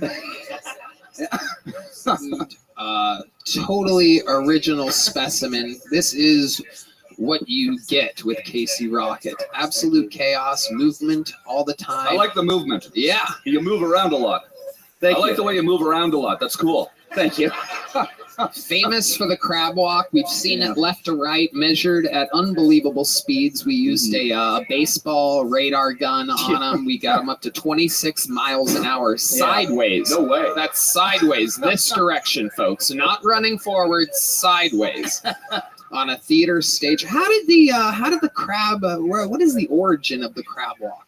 So we talked about this last week, and I feel bad. I feel like I misled you. He asked me, how did you start being Crabman? And innocent enough. And I told him that me and my buddy drank a bunch of Robitussin, and he turned red, and we were laughing. We were like, you look like a crab. And that's not exactly true. But I can show you. I filed a Freedom of Information request. I don't know if you guys are interested in kind of figuring out my story, but oh yeah. It says Bones Jones Rocket on it. That's a nickname we didn't know about. I filed it under an alias so they wouldn't track me. Yeah, Bones Jones Rocket. My Christian name is. Yeah, nobody's. I didn't think you could read that. So it started on a day like today, Baton Rouge, 1981. A woman. Oh my God. I'll burn through these real quick. A child was born.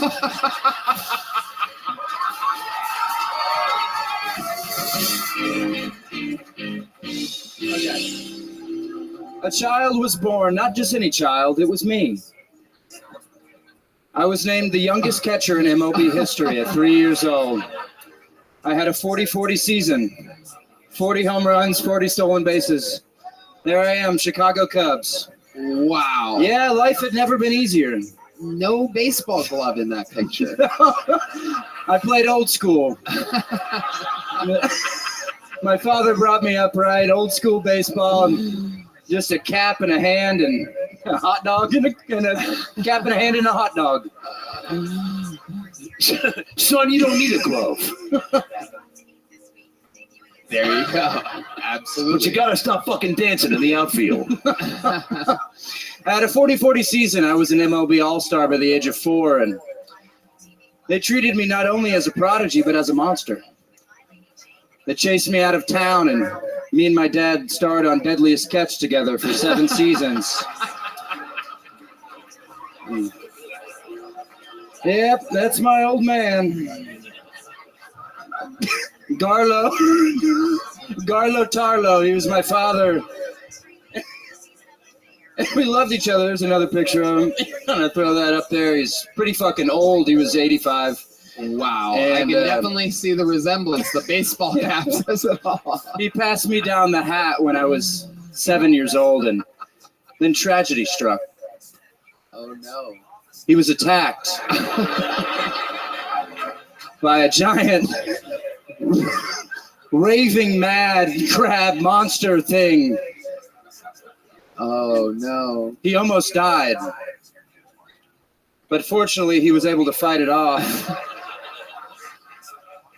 That is until he fought it for a little longer. He fought it for a length of time, and hard to decide which picture to use during the fight scene. Might as well use them both. He had a GoPro on, and for that I'll forever be thankful. He really aged during the fight. It lasted a while. He was on Deadliest Catch for 9 seasons. And I had CTE. I couldn't play ball anymore. And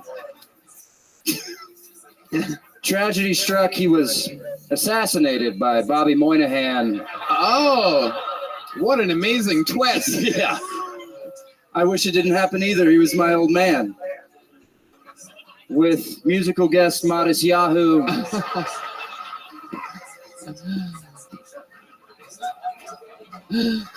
They gave him a Viking funeral, and they buried him at sea. The most famous Vikings in the world were there. NordVPN,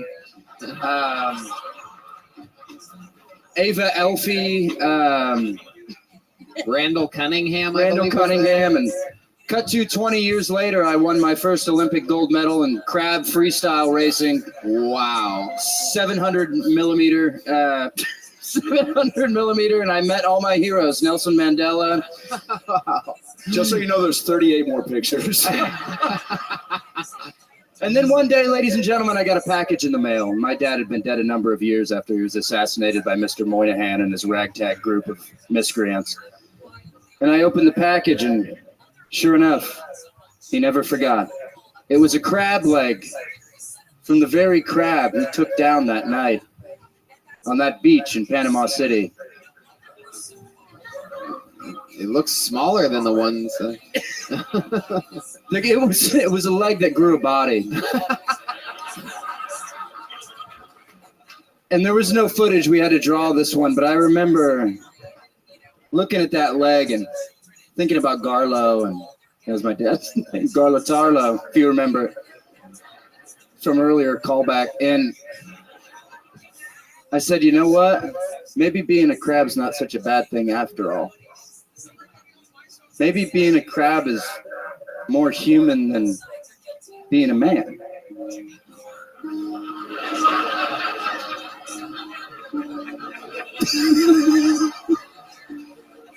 Maybe we're all a little bit of a crab sometimes. And maybe that's okay. Thank you. Oh my God. Thank you. Ladies and gentlemen, with an absolute award-winning performance. I mean, you could have won an Emmy, a Grammy, an Oscar, a Tony. I think you just did it. I think you got the, what's that called? The EGOT. I think that's the first time anybody's I think this is the first time someone's got an EGOT during their performance here on Kill Tony. That's the best crab murder Bobby Moynihan story I've ever heard. Tom Green, what do you think about it? I mean, there's not enough crab stuff going around in comedy right now. Thank you. Thank you for saying that. Like, it's a good angle, because you got to find an angle. That's a new angle. No one's touching it. It's funny. Your dad actually taught me how to catch crabs too.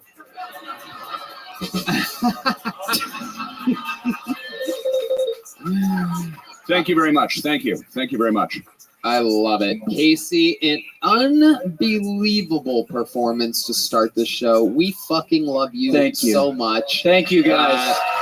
He's on tour. He's on the road with me, with William Montgomery. Try to follow him. He's hard to track. He moves side to side at an unbelievably fast pace. Make some noise one more time for Casey Rocket. Oh my goodness, what a way to start the fucking show. Casey is on fire. Crabs. And now we go to the bucket. You guys know how this works. Anything can happen. We don't know anything about these people before they get pulled. Anybody has an opportunity. Lower your expectations following that unbelievable performance from Casey Rocket. But who knows? These bucket pulls could be the future. It's where we found everybody that's ever been on the show. Here, right now, 60 seconds uninterrupted to your first bucket pull of the night. Brendan Mahaney, everybody. Brendan Mahaney.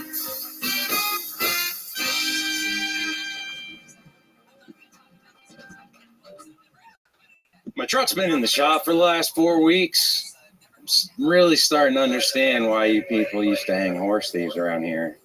I mean, besides being colored on a Tuesday. I mean, maybe it wouldn't be so bad if pizza rolls weren't my favorite food. My therapist says my obsession is more like a projection. because we have so much in common. Both cheap, fattening, baked at $4.25. Thanks, man. I was recently informed that I look like my Pornhub search history just says Bass Pro Shops. Yeah, I ain't even mad. I mean, I hunt whitetail all year round. I know I got a face for camo paint. I mean, God wrote that joke. I'm just leaning into the punchline. You know what I'm saying? I mean, I will say my love life is a lot like fishing. You can't clean what you can't catch. So I took up running. But always catch and release. Always catch and release. Remember, single moms are like hard drugs. Recreational use only. Do not fuck around and get addicted. They will both fuck your life up. Wu-Tang's for the kids. Okay. Brendan Mahaney. Dude. Wow. This is amazing that you're here, since I was informed that you were murdered by Bobby Moynihan with musical guest Mattis Yahoo. Yeah, you're a Bobby Moynihan character for sure. Congratulations on your victory in a fight against a giant crab. This is amazing to have Casey's father follow him like this, back from the grave. This is incredible. Brendan, is this your first time on the show? Yes, sir. Okay, well, welcome. Did you come straight from the Vietnam War?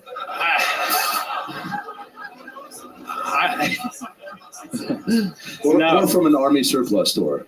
No, I did. I was in the Army 14 years. Let's go, dude. Thank you. Oh, wow. That's a Thank you. Actual man in our audience here. That's what I'm talking about. My fucking battle buddy over there. Yeah, absolutely. What did you do in the Army exactly? I was a tanker. Yeah? And then I got sent to Afghanistan where we don't have any fucking tanks. Right. So well, then you tanked pretty hard on stage tonight. So that's the good news. So, what did you do in Afghanistan if you're a tanker with no tanks? Then they send us to train the police. Oh, no tanks. No. Thank you, John Dees. Da, da, da, da. Dude. Something's not adding up here. I was actually with Canadians. Yeah, they had Canadians had tanks over there. Yeah. Canadians have a military? We have one. Oh yeah. Oh yeah. My dad was in the military. He was a tanker actually as well. Yeah. They represent. We only have one tank though. It's a Volkswagen Beetle with a shotgun welded to the roof. Oh yeah. How much other? What were your other porn hub searches besides fish stuff? And I feel like I'm not the first person to ask you that. Yeah, you are. What are you really into? In a non-comedy world, what do you actually look up when you're looking at porn? I'm not sure I want to know, to be honest with you. You do, Tom. I feel like it's gonna surprise us. I feel like he's gonna shock us right here. What are you into exactly? I mean, I usually just scroll the thumbnails, and by the third scroll, I'm done. So. Wow. Somebody call Leonard Skinner, because I think we have a simple man here. My goodness. He's not picky. He's not picky. I mean, I spend so much time beating off in Porta-Johns, I get a stiffy every time somebody crop dusts me, man. I mean, disgusting. Jesus Christ. Why didn't you do that in your set? Instead of ending with a PSA about single moms, then being like, Wu-Tang's with the kids. Yeah. Which is not a bad closer, but. Now, wait, single moms, you fucked with a lot of single moms? Yeah. How many? 2 or 3. Wow. I'm a hard learner. Yeah. I was raised by a single mom, so like, yeah, nice. I'm just trying to envision if you were in the, if my mom came home and was like, hey, meet this guy. You want to go fishing? Yeah. No, not the way you said that. No, not at all. That was the character. But you would say that to the kids. I just don't even at this point. But I try to, involve the kids. Yeah. Okay. So Brendan, how long you been doing stand-up comedy? About 9 months. Where at? Since I moved here from. All in Austin, Texas? Yes, Where'd you sir. move from? Winston-Salem, North Carolina. Uh-oh. Okay. You grew tobacco? Actually, I was a physical security technician. What does that mean exactly? Installing key card readers and like cameras and stuff like that. Yeah. Okay, very good. Thank you, Red Band. Thank you so much. That totally What made was that? I fucking didn't sense. recognize that. What was that song that you just played there? I didn't recognize that. So, Brendan, what made you want to start stand-up comedy 9 months ago? How old are you? 51? I just turned 44. Okay. Yeah. My goodness. Wow. It's been a good life. Afghanistan did you dirty. Yeah. Good Lord. This man's a hero, by the way. A tankless tanker. Why does it look like the American flag on your hat is removable? Do you have a flag of a different country underneath or something? It's got the Taliban flag right under it. Yeah. Now, Is that Velcro? Am I seeing that right? Yes, sir. You can take that off if Yes, you sir. want? Yes, Is sir. there anything underneath? No. Do you have other Velcro things? You switch it out sometimes when you're mad at America? No. Turn it upside down. It's not a bad idea. That's not a bad idea. Do you have other Velcro? Turn it upside down and shit? Sure. Yeah, do you have other Velcro replaceables? Yes, yeah. What other types of Velcros do you put on your hat? I have one that is IR reflective, so you can see it when you have your night vision goggles on. I have one that's like Red Band's hard as a rock right now. Fucking cool. Wait a second. There was absolute silence in the entire mothership except Reverend goes, Yeah. Just finally another night vision feather. Yeah. Keep in mind, fellas, this guy can murder us with 2 fingers. So. No doubt about it. Did you ever kill anybody when you were in the army? Yeah. You did? What did you do to do that? Bore them to death? I'm kidding. Go ahead. Well, the first guy died from an infection, so. Wait, the first guy This man what? is an American hero. Okay. Come on. What did you say? The first guy what? He died from an infection. What kind of infection? Well, Wait, that's not. So that's how you take out the enemy? You give him an infection? well, Syphilis. Slow burn. I gave him syphilis. We got another one. I snuck into their tent in the middle of the night and jerked off on them. Yeah. things get wild on a Thursday in Afghanistan. I went to Kandahar, actually. I did stand up in Kandahar. Nice. Were you over there at the time? No, I did see Robin Williams. Oh, okay, well, yeah, that's probably better. You got to see Robin Williams? Well, actually, I missed his set, but he saw me like crying by the fence, and he came off the bus and got a group picture with my team. He's like, "Don't worry, there's more single moms out there." Why were you crying by the fence at the time? Well, basically, like the first thing I saw when we got in country was this banner that said, "Hey, we got USO show on this date," and so I knew Robin Williams was going to be there, and that's all I looked forward to all year. And then that day, we got called across to another province because the chairman of the Joint Chiefs wanted to look at a truck team. Okay, so the reason why you were crying is because you weren't going to get to see Robin Williams? Yeah, we missed it. We got there right as the roadies were packing up. But he came over and said hi to you? Yeah, it was awesome. He got off the bus and he was like, "Hey, did you like the show?" And I was like, "We missed it." He's like, "Oh shit!" And he like went up and got everybody off the bus and made him come out and take a picture. Wow. Just think, if he wouldn't have talked to you, he might still be with us right now. Some people say this was it was the thing that put him over the edge. How do you feel like this went tonight? Did you have fun up here tonight? I had a good time. I'm glad, I'm looking forward to doing better next time. Absolutely. And you're super poised and like comfortable. Like you said, 9 months, right?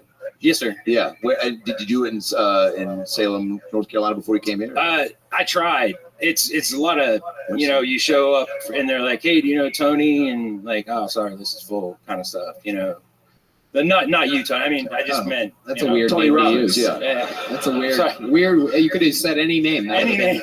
Yeah. Hey, do you know Tony at Red Band? All right, like, this are is you a little joke book. Welcome to stand-up comedy here at the Mothership. Welcome to the Kill Tony world. A minute from Brendan Mahaney to start the bucket pull portion of the show. Do you think seeing a therapist or psychiatrist would be helpful, but you don't have the time to actually find one and meet with them or afford them? Try Talkspace. By doing everything online, Talkspace has made getting the help you want easy, accessible, and affordable. Why wait? Sometimes people wait until something bad happens to talk to a therapist. You can get a therapist through Talkspace right now.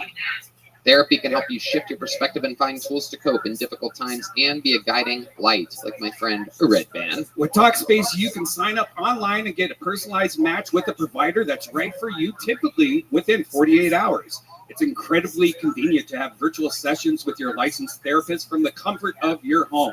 There's no need to commute to appointments, miss time at work, or line up childcare in order to attend sessions. It's mental health care made easy. Talkspace lets you send messages to your therapist so you don't have to wait for your next session. I think therapy is great, and everybody can benefit from talking to a therapist. I love how Talkspace makes it easy and affordable to do so. It's secure, private, using the latest end-to-end bank-grade encryption technology to store client information and complying with all the latest HIPAA regulations.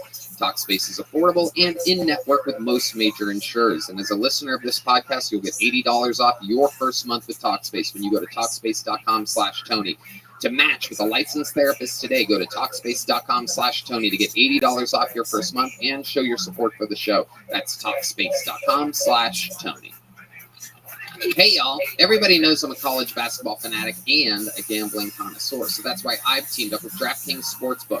Right now, all new customers who bet $5 will get $150 in bonus bets instantly. All you have to do is get off your ass and download the DraftKings app now and sign up using our code KILLTONY. DraftKings, the crown is yours. Red Band. That's right, Tony. New customers can bet just $5 on anything and receive $150 in bonus bets instantly. Stay in on the action and use your $150 in bonus bets on DraftKings same-game parlays for a shot at even bigger payouts. What? You can even combine multiple bets together from the same game, including total points scored, numbers of rebounds by your favorite player, and more. I'll tell you, that sounds incredibly fun and exciting, Brian. And hey, if sports betting is not yet available in your state, don't worry. You can still join in on all the fun with DraftKings Daily Fantasy and have the shot to win cash prizes. Download the DraftKings Sportsbook app now. New customers use our code KILLTONY and bet just $5 on any wager and get $150 in bonus bets instantly. That's promo code KILLTONY only at DraftKings Sportsbook. To start the bucket pull portion of the show, and we go straight to our second bucket pull, just like that. You see how it works. Anything can happen. Make some noise for your next comedian, Robert May, everybody. Robert May. Here he is. How we doing, everybody? Got some exciting news to share. I'm happy to announce I am no longer taking the anti-depression medication that the doctor was prescribing to my mom.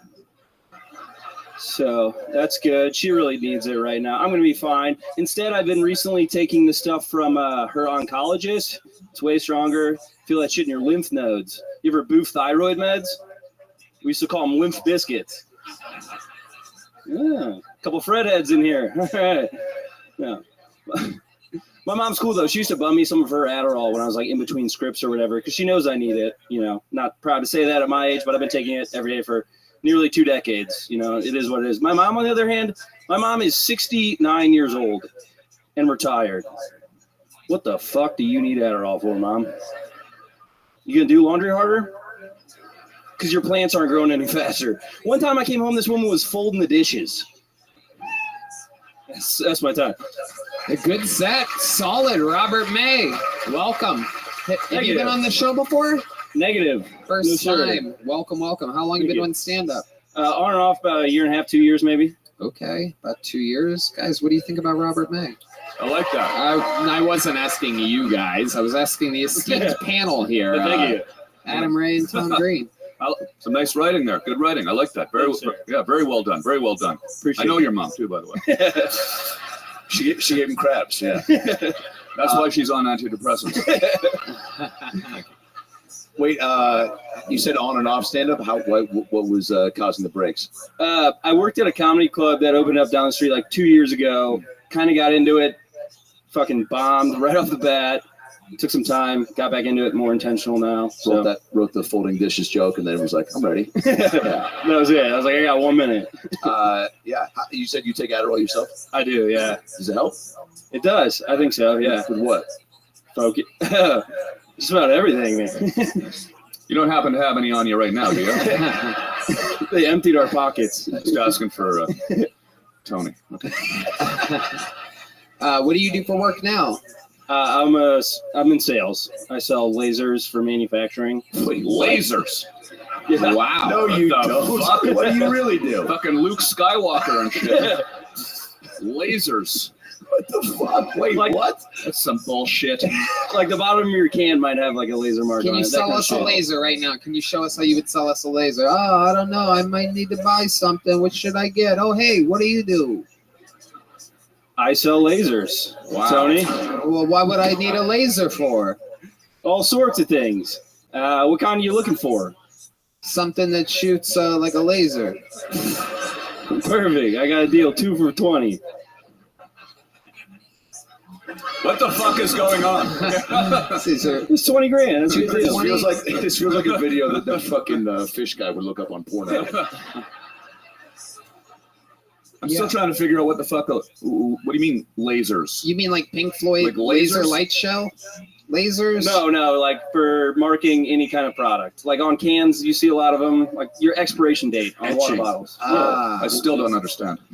You mean when you buy something at the checkout at the store? Like a barcode, the barcode laser reader. No, etching. Not exactly. Oh, but like the These Best gotta Buy be hard to days. sell.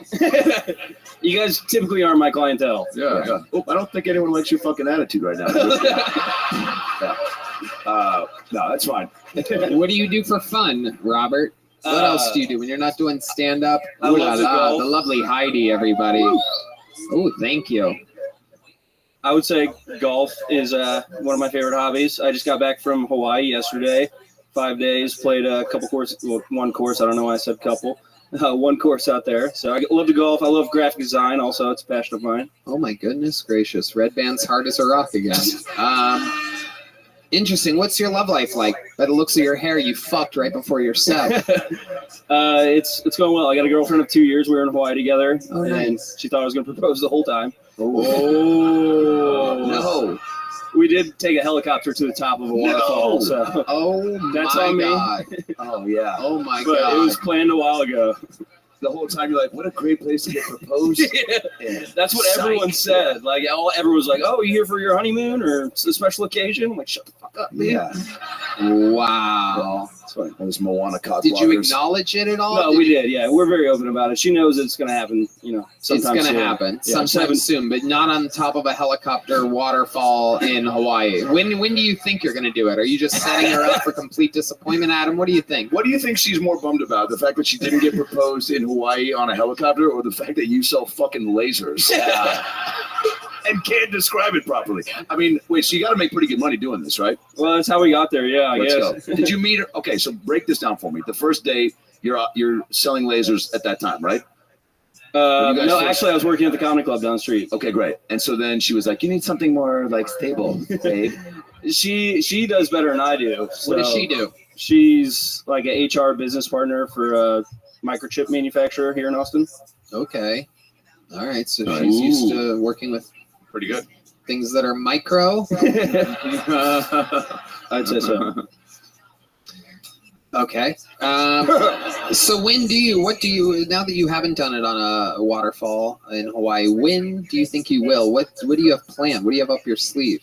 That's a great question. We were thinking about that, or I was thinking about that the entire time. Yeah, she was thinking about it too the entire time. Like, how big do you want to go? Like, or does she just let some flowers out and like just because some girls don't want a big hoopla, right? Like, she'll almost be thrown off if you do that. She mentioned she wanted it on a jumbotron.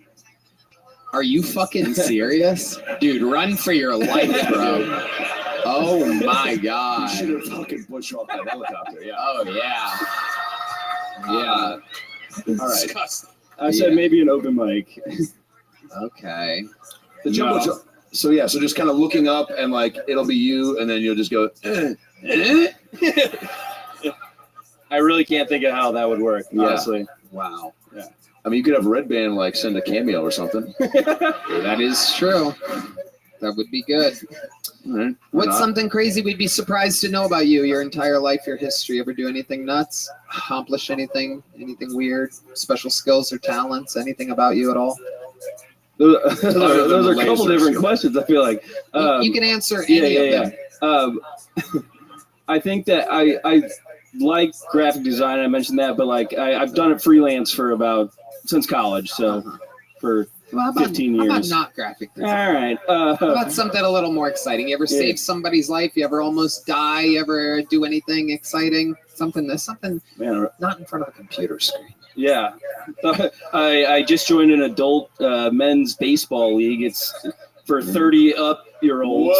Whoa. I think we found out what Jumbotron someone's getting proposed on. Oh my goodness. Wow, What yeah. position you play in this league? Shortstop and pitcher. Wow. Okay. What type of heat are we throwing? What do you got about low 80s, upper 70s, low 80s. Wow, that's pretty good. Okay. Can you put the mic in the mic stand and show us your pitching? Would love to. Wind up or stretch? Let's do wind up. Okay. Let's do I'll the give you wind up. the baseball announcer, right? So, Yeah. What was your first and last name again? Robert May on the hill is 2 balls, 1 strike, pitching to Brian Redman, who's never swung a bat in his life, but he has taken many swings on the internet. So here we go. Redman has a turkey leg for a baseball bat. You know, May's waving off a lot of signs. He also throws lasers. We'll see if he's thinking about it. Proposing. And here comes the Whoa! There you go. Redman hits it. Here he goes, Robert May. Everybody, congratulations, Robert. There's a big joke book. There he goes. On to the next one. Oh, you know what? We have a special treat for you guys. You guys like special treats? Ladies and gentlemen, you know, every once in a while on this show, and it's crazy. Lately, we have found out that we have some amazing fans in different parts of the music universe. And here to perform for you, ladies and gentlemen, right now, at this very moment, this is an artist that has been around our lives for as far back as I can remember. Here to perform on Kill Tony. Make some noise for the Insane Clown Posse's very own Violent J, everybody. Oh, my goodness. Oh, shit. Oh, hell yes.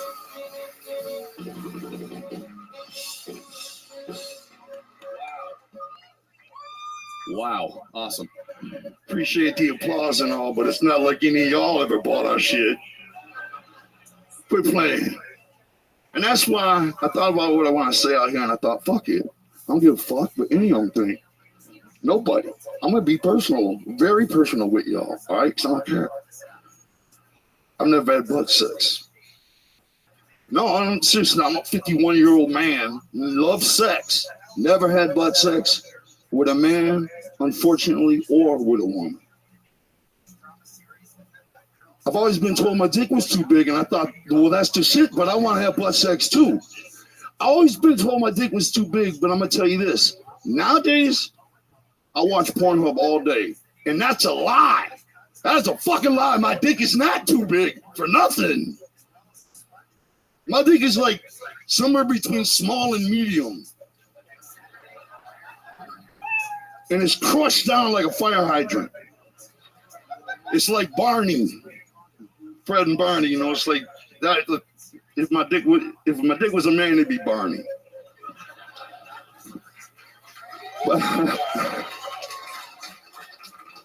But people, you know, I want to announce me and my girlfriend the other night, just the other night, for real, no bullshit, we got to tip in.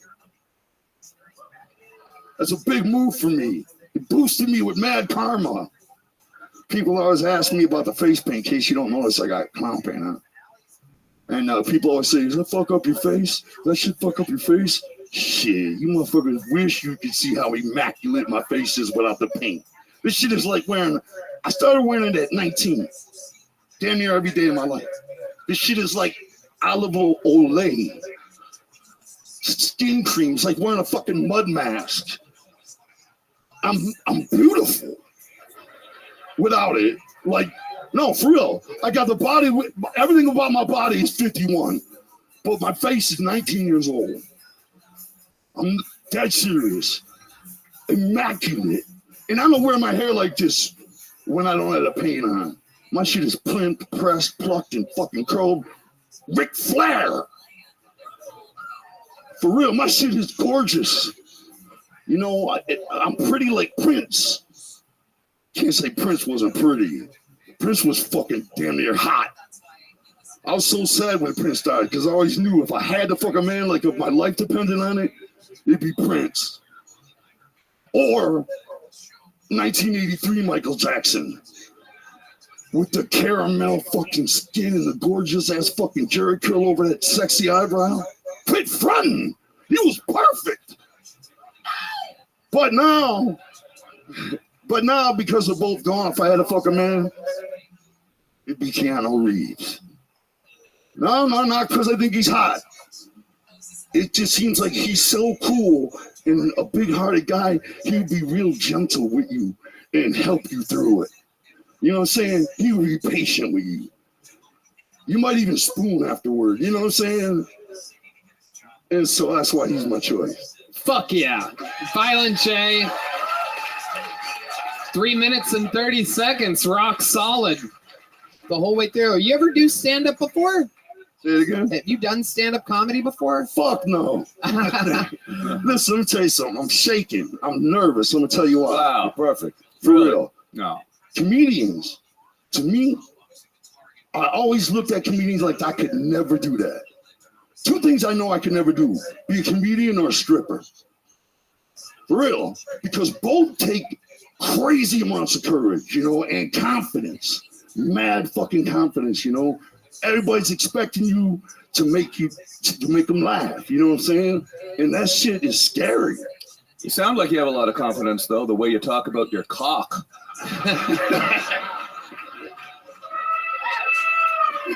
I'll tell you. A lot of cock confidence, yeah. A solid set for a rock solid set for a first time. Yeah. I love the self-deprecation. You made it look like you were bragging about having a big I dick. appreciate that, man. And then you went real. small to medium with it, got big laughs, making fun of yourself. I can't wait for Keanu Reeves to see this. Yeah. Here's my impression of Keanu Reeves and Riley fucking. Whoa. Now, you brought up the butt sex thing right out of the gate. How did you decide that to be the opening joke? It's true. Yeah. You know what I'm saying? Yeah. And I didn't realize I was actually going to do a set. You know what I'm saying? Yeah. And we talked about, I was going to talk about when I went to Skankfest. Yeah. But then I was like, fuck that. I'm trying to think of some funny shit. You know what I mean? That was and smart. that was the shit. It was a great experience, man. Yeah. You did good, man. Yeah. You did good. Fuck yeah, kill Tony all day. I'm proud to be here. Yeah. I will say this. That's a great example to people that come up here, because sometimes people come up and they're either not prepared or they just fucking bail on themselves. But even though you didn't have a full game plan, you fucking went for it, dude. Hell yeah. That's a big deal. I'm Gorilla. I got to do the Legion of Skanks podcast at Skankfest with Violent J and Roseanne Barr, and it was one of the most fun, wildest shows I've ever done in my entire life. That's the best Mary fuck kill I've ever heard It of. really was. It was. Yo, I've done stand up at the Juggalo Fest once too. That was a good gig. Oh yeah, Juggalo and Fest. they're very similar. Yeah, what's up, fam? My girlfriend, my girlfriend. I'm a juggalo. My girlfriend had told me, like 3 weeks before that event, I had a dream you're going to be on stage with Roseanne Barr. And I was like, what the fuck? It was funny. I'm making fun of her. And then 3 weeks later, we fly out there, no sleep. No sleep. We played Seattle the night before.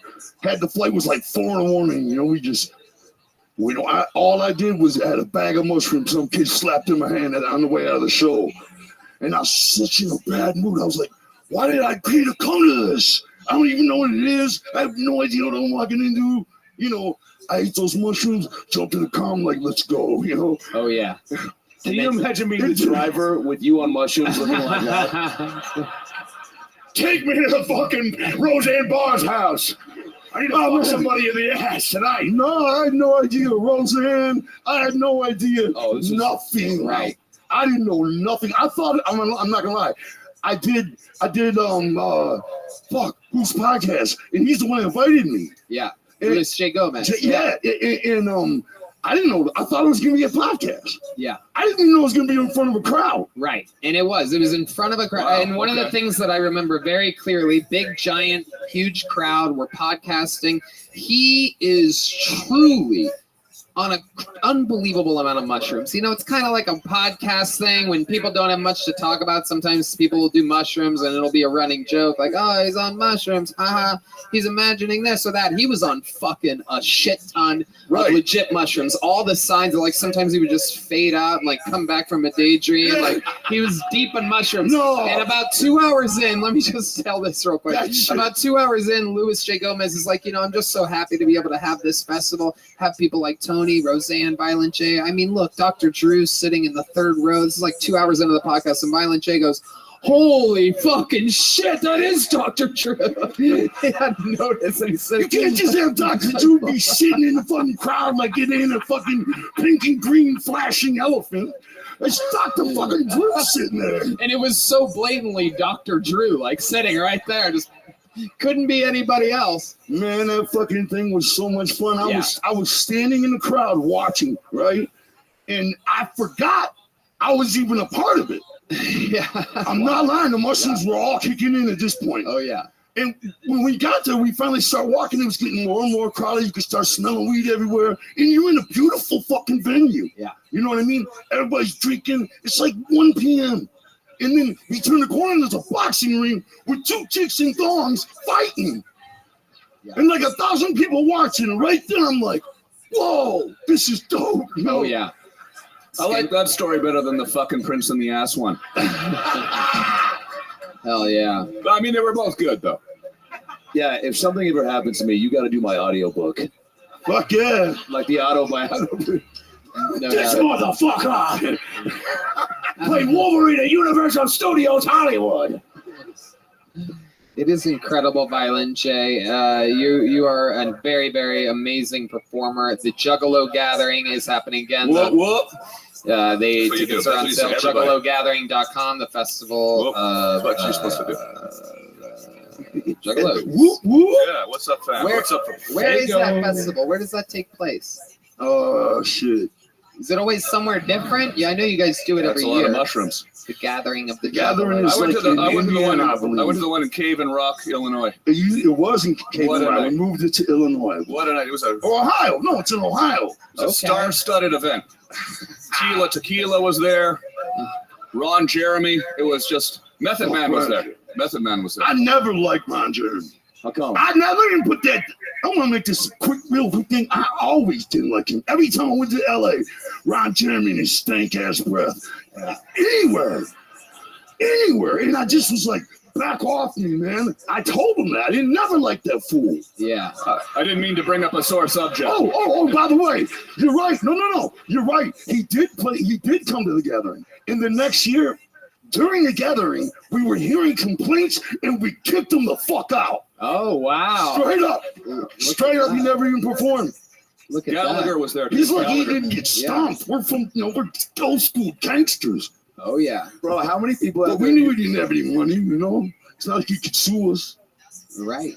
Yeah, exactly. How many people do you think have like refused a meet and greet with Ron Jeremy because they're like, dude, I hear his breath smells like fucking diarrhea, man. Yeah, I think anybody that wants to meet Ron Jeremy is going to go along for the ride. I don't think the breath is a deal breaker on that, but yeah, if you get close enough, I guess you know. Yeah. Violent J, an unbelievable performance. Thank you so much for coming out, Thank man. you. So cool. Thank you all very much. Thank you for listening. So much fun. JuggaloGathering.com brought us an amazing bottle of champagne. What's that champagne called, Violent J? Oh, he's gone. All right, made it. Pulled another name out of the bucket. Make some noise for Scott Pott, everybody. Here's Scott Pott.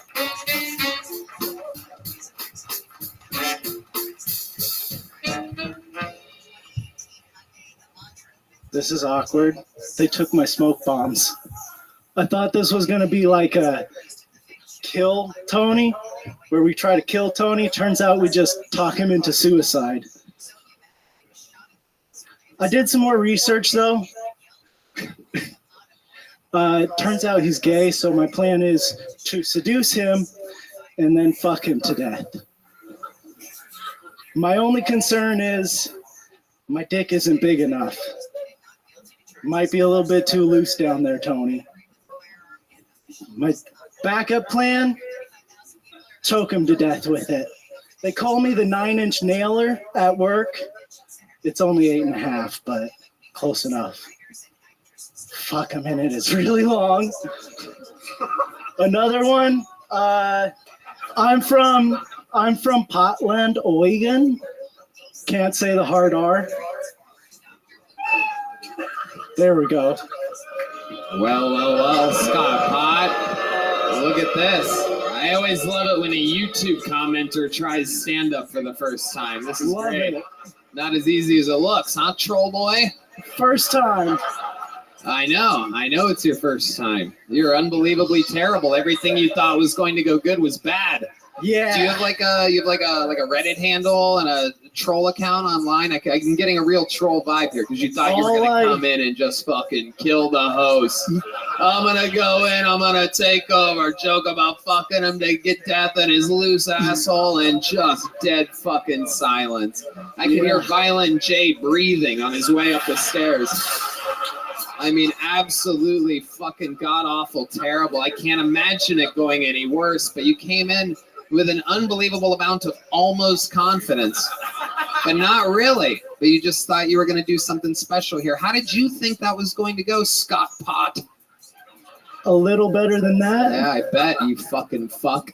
So how old are you, Scott? Time to start answering questions. Let me guess, you didn't like it very much. How old are you, Scott? I'm 27. What do you do for work, Scott Pot? I am a carpenter. I do construction. Oh, good job. Water damage restoration. It's wow. Looks like God is fucking you to death, huh? He was also a carpenter. He died at 28, so fingers crossed. I think he died at 28, maybe 26. I don't know. 33. One of those clubs. Scott, what do you do for fun? Tell us about your life. You've never done stand-up before. Nothing to talk about there. I smoke weed, play frisbee golf, I fish, hike. What That sounds about right. Yeah. Yeah, tell us more. What else, dude? Come on. Here you are. I've smoked weed with this guy in Portland. Really? Several times. Yeah, nice. Yeah. How? How's that possible? That sounds like that must have been a lot of fun. We ran into you. We together ran into you on the street today. Actually, you were walking down the street. Oh my God! Was this the guy that you were talking This is the about? guy. Yeah. Holy my fucking God. shit! We ran into Scott. Him and Scott. By the way, I had no idea those jokes were in your brain. So they literally told me this story about a crazy guy that they ran into while going to lunch today, and somehow out of 200 fucking people, you got pulled out of this bucket. Just to let you know, we had a laugh about you earlier, Scott. you made an impression. So Scott, so we were talking about you before the show. Scott has, I've seen him at a few of my Portland shows. Very pleasant. Smoked some pot. And then I am outside with Tom and I are getting lunch, and Scott's like, I just flew here. I'm signing up to get pulled into the bucket. I was like, dude, best of luck. And then 2 minutes later, Scott runs in front of Tom and I and goes, I swear to God, I'm not stalking you guys, but what's up? You ever say that? I said, I'm not stalking you. I'm going to the pot shop. Yeah. All right. Oh. Completely different. The old Texas pot shop. Scott, I didn't know you did stand up. I said it quite loudly too. I don't think you're supposed to do that in Texas. Yeah. So this is your first time doing stand up? Yeah. Wow. All right.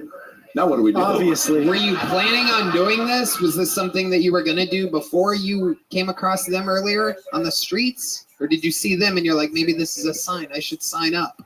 No, I flew in just to sign up. You flew in here to do that set? Something like that, yeah. Did you prepare anything else? You just thought you were going to come on and the beloved host of the show, you were going to make jokes about fucking to death, and then crowd was going to go wild at you, a complete stranger with no confidence or swagger, taking shots at the person who they love week after week, 2 hours at a pop, giving them unbelievable free content from the future and the present, finding talent time after time, week after week, taking his own energy to book the best possible guests at the right times, at the right places, with certain things spaced out in a timely fashion, leading up to sold-out arenas all across America. Clearly you didn't think it through. Little too much pot, Scott. Yeah. Still takes a lot of courage, though, to Sure. try anyway. To fly down and try in it. and do that. It takes a lot of courage to do what you did up here, buddy. Yeah, I mean, Liquid courage. still, you're still on the show. That's pretty impressive. Did you have jokes that weren't directed towards like Tony and his ass and suicide? Like Yeah. just, like jokes, like because that was weird. Yeah, I ran some stuff by my friend, and he told me to do the stuff about. Is he fucking really Tony your and friend the- if he told you to do that? Apparently You sure he's your not. friend? Where did you meet this friend? Elementary school. Wow, and he watches the show every week? Not every week, but he's a fan. What grade is he in? Yeah, he's still in elementary school? Red band.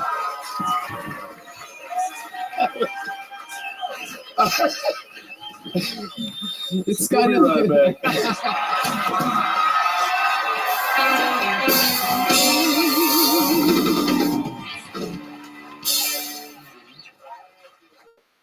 Oh, you did? Sorry, it was too perfect. Wow. What grade is he in? A fourth grader told him, make fun of his asshole, Scott. I've never seen the show. My mom restricts my YouTube, but do it.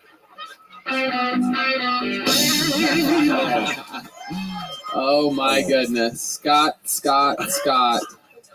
You know, Boneseye earlier, who makes all these joke books, he makes so much great shit. The keychains, all this stuff, you know, all the little joke books that say like it's funny stuff on the back. They have, you know, WTF with dead eyes and go home on the back of the little joke books. And earlier in the green room, he said, you know, I have this one. I don't know if you want to do anything with it, but it's a joke book in case you come across a hairy situation. It's a joke book made out of hair. And guess what, my friend? This is the hairy situation we were looking for. Scott Pot, get the fuck out of here. All right, man. There he goes. There he goes. A hairy situation indeed. Follow Boneseye on social media. Bones with a Z, I, all one word.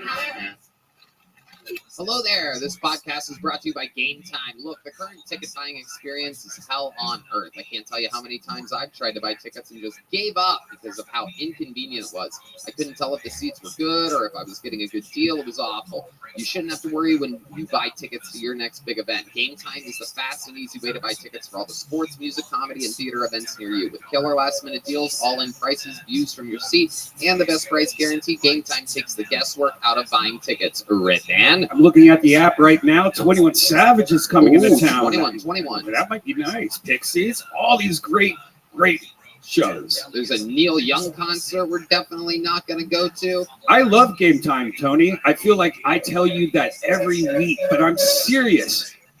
You really can't find flash deals, zone deals, and last-minute tickets like this anywhere else. Plus, when I'm thinking of purchasing tickets, I can personally view all the seats in the venue, so I know exactly what I'm getting.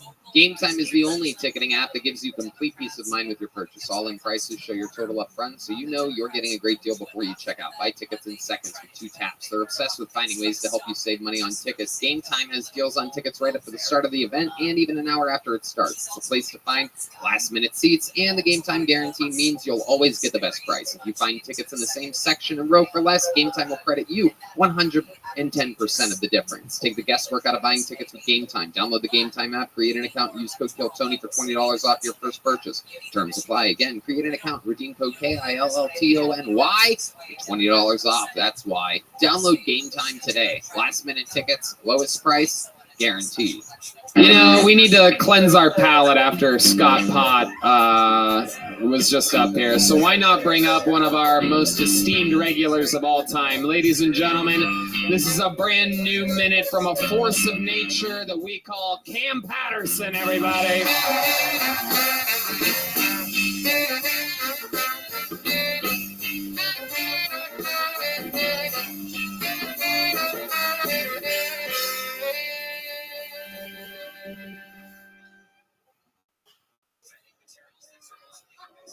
What's up, white bitch? All right,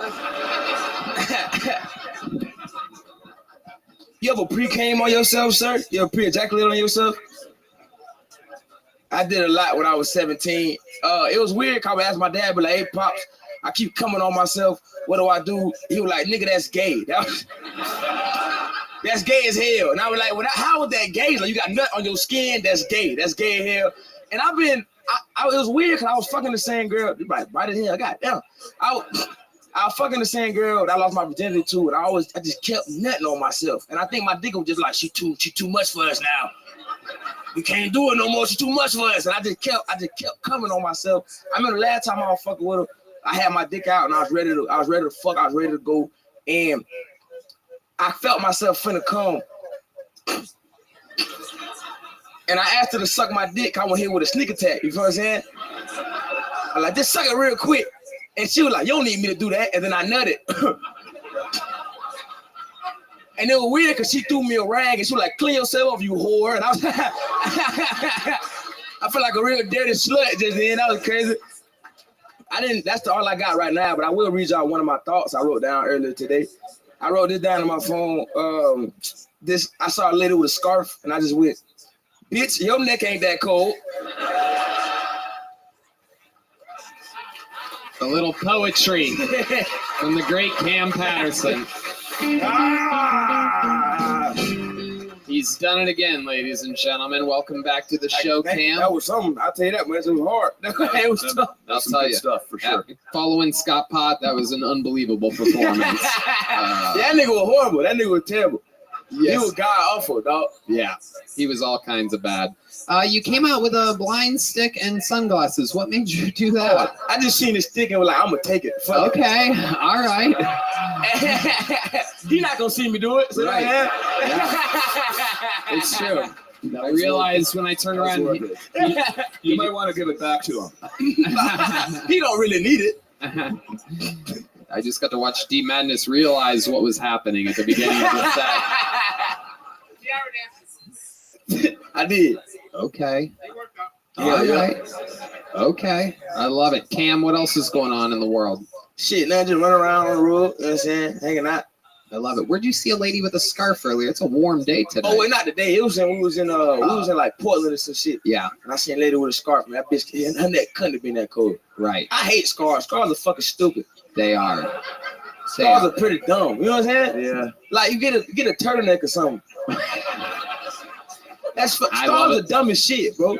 I love a good turtleneck. Yeah, turtleneck's cool. You feel me, man? Yeah. How many thoughts like that do you have written down? Like I would have listened to at least 20 more of those with some soft piano.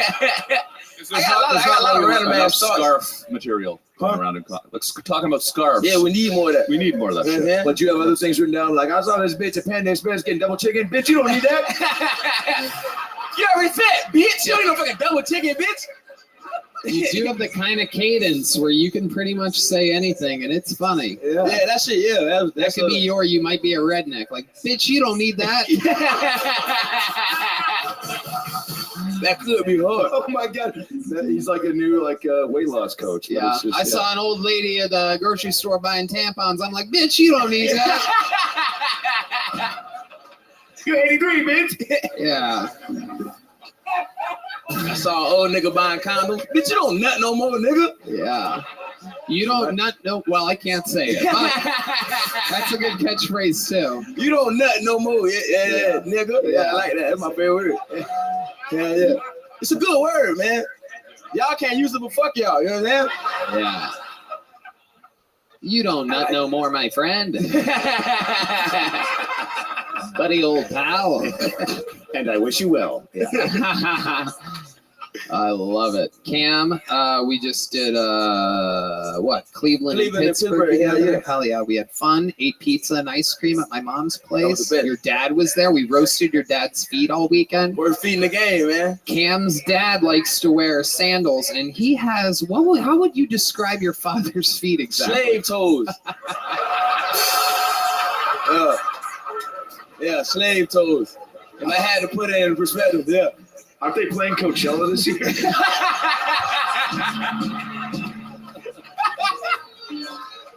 My dad gets some funky ass toes. He puts on socks. I'm like, bitch, you don't need those.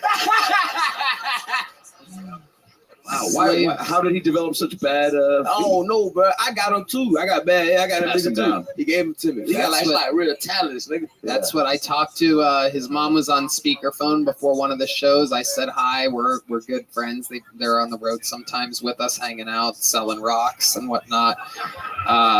Actual rocks, literal rocks. His merchandise business is. I actually am rocking the new Cam Patterson. Whoa, talk, yeah, bro. Yeah. That's a fucking. In the homage of almost a No Limit Soldier style shirt. Come on, yeah. Throwback. What was that at CamPatterson.com? Yes, sir. With a K, Cam Patterson. And you can buy those the walking sticks too, right? I'm also selling these walking sticks. Bitch, you don't need those. Cam. Get some scarves on there, man. I need to get some scarves on there too. Scarves on there. You can nut on every one of them. Yeah. That'd be a good seller. That'd be a good business. Nutting on scarves? Yeah. Would you buy a scarf I nutted on, sir?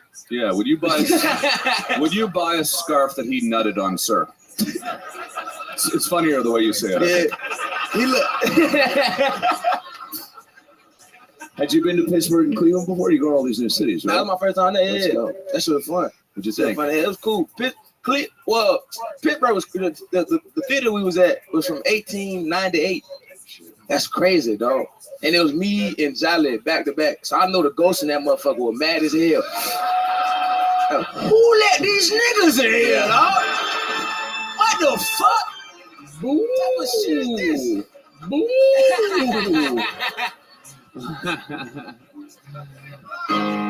All right. Cam, you're a fucking superstar. Anything else you want to say before you get out of here? Shit. Nah, man, I'm having this is the best time of my life. I'm having a good time, man. Hell yeah. We are too. We're loving it. Yeah, man. Cold-blooded assassin Cam Patterson, ladies and gentlemen. There he goes. Killing it on the road. I mean, literally getting blatantly better every week, and he just laugh. It's crazy. Got to see him live to understand. All right, pull another name out of the bucket. Anything can happen. 60 seconds uninterrupted. Going to Brian Lumbra, everybody. Back to the bucket with Brian Lumbra. Here we go.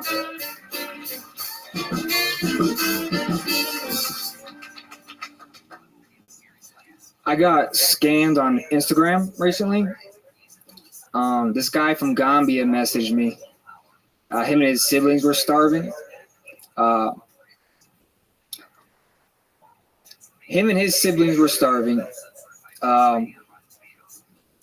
Great, fantastic. Here we go. Of course, I was going to fucking blank out with the fucking thing. I've been fucking staring at the notes outside. Okay. No, look. So this guy from Gambia fucking messaged me. He keeps fucking messaging me. He calls me all the fucking time. I sent him money once. I sent him money twice. There's always an emergency. My phone is 911 for Gambia. It's fucking driving me crazy. I'm jerking off. Gambia's calling. I'm jerking off again. Gambia's calling. I'm jerking off again. I'm just like, fuck. 2 weeks ago, I spent $150 on malaria pills. And I was like, that's it. This has got to stop. And I said, that's it. This has got to stop. Yes, it does got to stop right there. Brian Lumbra. Wow. All right, shut up. Hold on. Bring back Scott Potts. No, fuck, dude. We've all been there. Gambia. Okay. You're really stuck on the Gambia thing. Is anything that you were trying to talk about real or true? It's all true. Really? It gets crazier too. Yeah, okay, what happened? Why don't you just tell us in real life? Like in okay. real, like we're just humans talking. So Okay. I heard you've been getting scammed lately. What's going on? Well,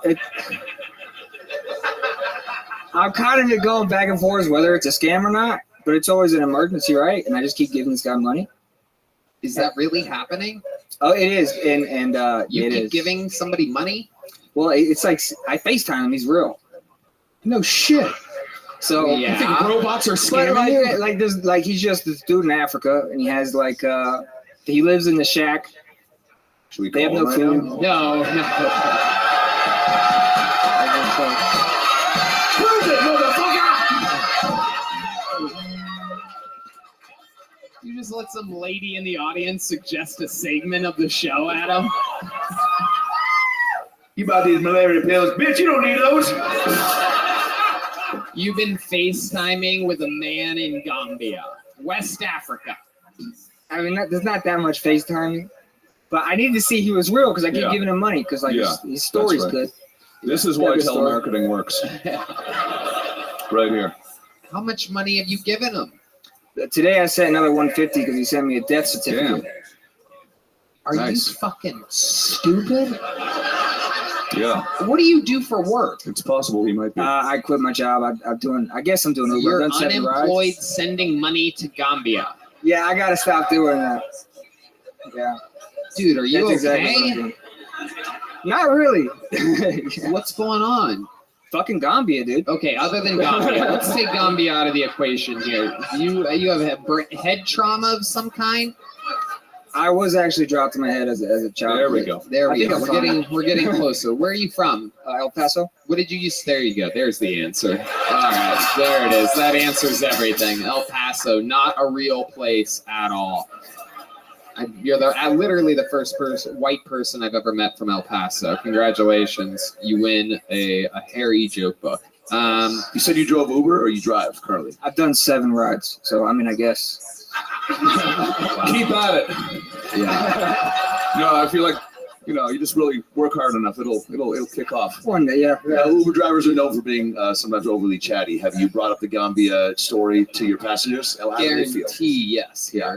Not yet. I'm going to though. Do you do Uber like you do stand-up, no GPS whatsoever, and you just go, man, what was the route I was going to take again? Fuck. I get lost a lot. Yeah. That does happen, actually. Have you done stand-up before? 2. I've been doing it for 2 weeks now. 2 weeks. So how many times have you been on stage in 2 weeks? 3. And how does that go for you? Do you tell the Gambia story? This is the first time. Yeah. That you've told the Gambia story? Yeah. What do you do the other sets? What have you talked about the other times that you've done stand-up? Squirting. What? Squirting? Yeah. Okay, sure. What's that stupid ass joke? Let's hear that. Dude, we gotta hear this, dude. What the fuck?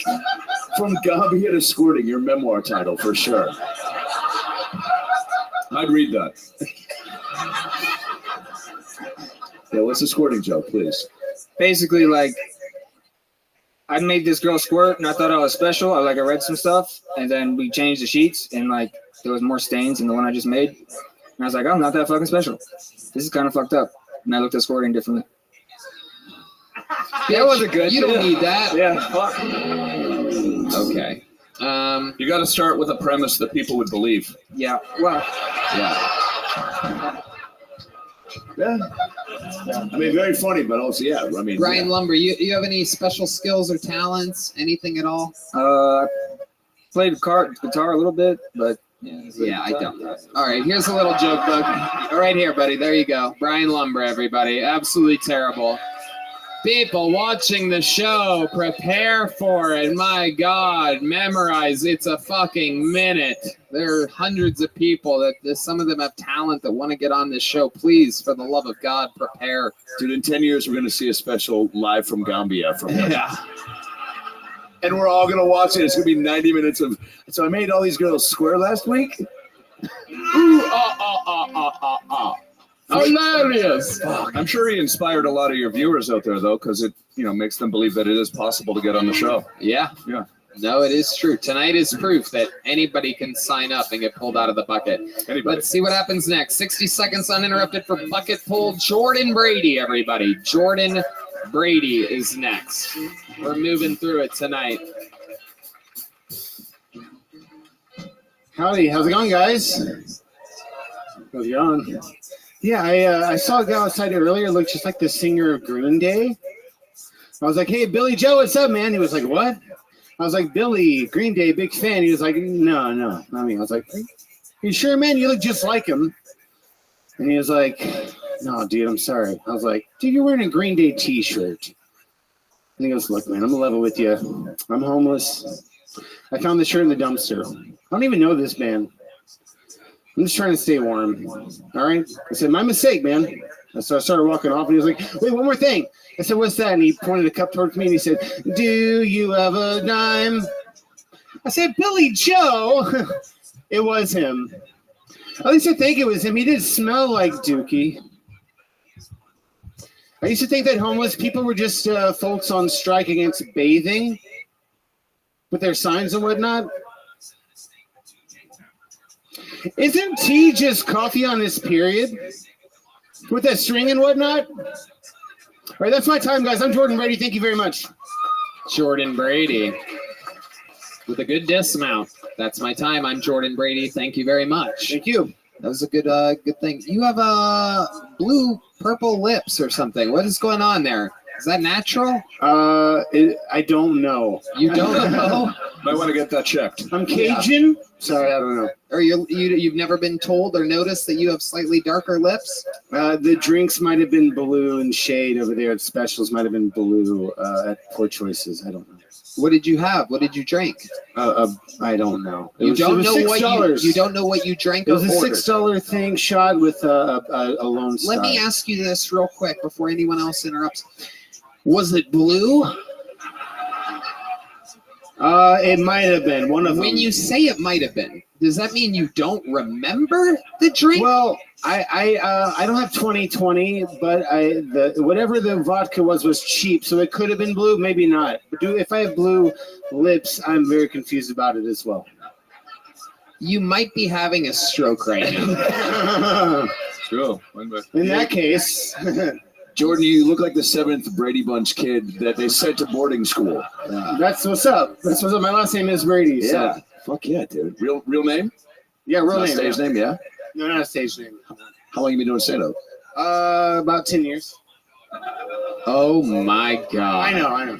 Wow. You're halfway there. Wow. Jordan Brady. Any relation to Tom Brady? He also played Downs.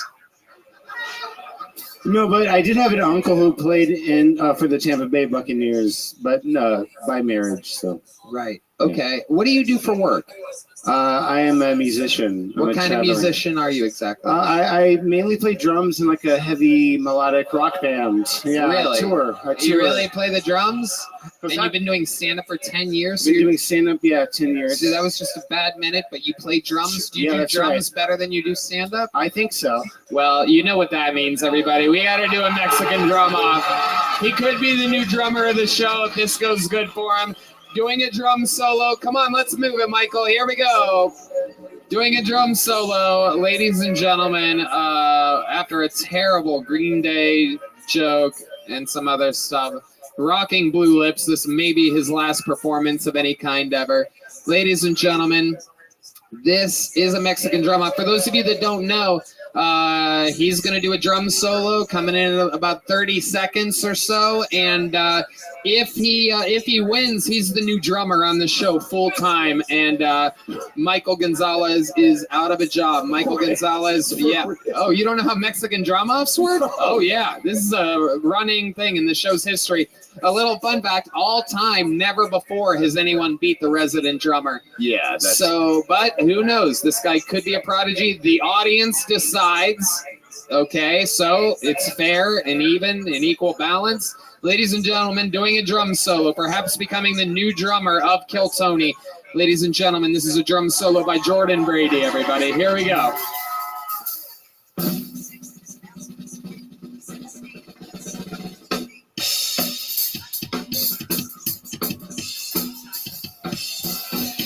Yeah.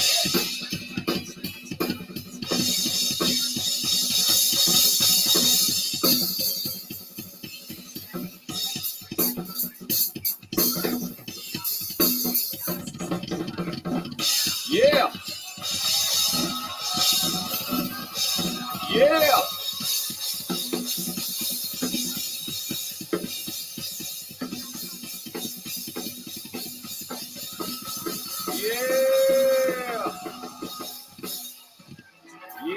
Oh my God. Oh no. Oh no. Oh no! I'm scared. Oh God! Standing ovation from the audience and the panel. This is not good, ladies and gentlemen. Whoa! Oh boy, we've been doing this show for a little over 10 years. Wow. That may be, without a doubt, the best drum solo we've heard. Jesus, thank you very much. Say your rest. Michael, we need you to summon the fucking gods right now, dude. Holy shit, baby. It's go time, Mike. You gotta fucking hit that shit, Michael. It's not about the length of time either. He fucking got to it. Ladies and gentlemen, defending his throne, undefeated all time.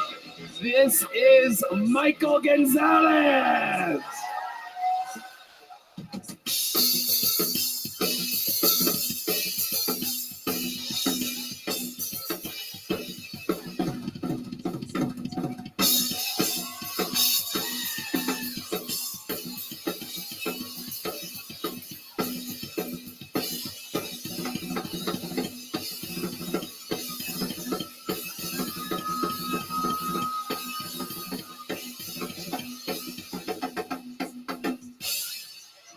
Oh my God. An even bigger standing ovation for Michael Gonzalez.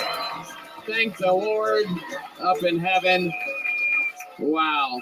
A battle of blue lips versus brown skin. This is going to come down to the wire, ladies and gentlemen. No doubt about it. Here's a story. Holy shit. All right, let's get right into it. How many of you have Jordan Brady winning? Whoa. Very loud. How many of you have Michael Gonzalez winning? There you go. Thank God Almighty. Here's a big joke book, though, for your participation in the drum off. There he goes. Jordan Brady, everybody. Okay. That was pretty impressive. Let's keep it moving. That was some good bass drum, double bass, whatever that's called. I don't know. Yo, what that's but called. for real, what was going on with his bottom lip? Dude, they were both lips, by the way. It was the top lip, too. That was spray paint. Something's up. Talented though, fuck. Something's up. The vodka drink that I have mailed up from the Guinness, I don't know what it was or what it looked like. I didn't look at it. I didn't order it. Some special people in this fucking bucket, I'll tell you. We're going to find another one right now out of the bucket. You guys having fun out there? Make some noise for your next bucket pull. Aldo Caldo, everybody. Aldo Caldo. Good name. Let's see what happens. Make some noise for Aldo, everybody.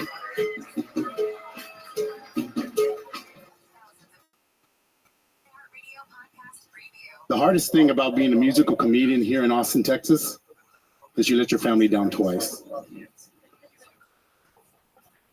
So I'm a musical comedian here in Austin, Texas. My album went aluminum. You can find it. You can find it on Craigslist, MySpace, all that good stuff. The first song is called "End of the World." Ah! Other than that, I talk to my daughters about the future and about remembering the future, since it's a election year. We talk about what it's really going to be like, since we've had a black president and a white president, what it would be like if we have a Latino president. But what if we have a gay Latino president? Soy Presidente Alejandro Ramos. Y soy Presidente de USA. Not only have I read your books and seen the movies of your beautiful country, but I was in the musical. Juicy, Juicy. What putas, y'all never seen USA? Oh my gato. It's about time that America takes it from behind. Y mira, China, you're talking shit, cabrón. We get our child support on the 15th, and then we'll pay you. All right, Korea, Russia. There it is, a full minute 15 from Aldo Caldo, everybody. Aldo, welcome to the show. Hola, hola. How do you feel? I feel amazing. You really a musical comedian, or that's Yes, just a I am. setup for the joke? What does that mean? You play like a guitar I normally? play guitar. I've jammed with Deep Madness. Oh, you some of these- have? Yeah, I know some of these homies. I play with Chris Bettis right now, and Louis the Singer, country artist. So you sing and you play guitar? I just sing, and I do like parodies of music, comedy, weed. I do go by comedian and. Okay, very good. That makes But I was that excites the Latino people. Well, I was the bass player for a boy group band called Menudo. So, are you serious? Yeah, I had You a got some whole Menudo different fans here? Yeah, I have a totally different bit, but I was like, you know what? Let's go with the gay Latino president. We're sort of an ass fucking theme tonight, so Yeah. Oh yeah. it's kind of good that you threw that in there. There hasn't been enough of it tonight. Yeah.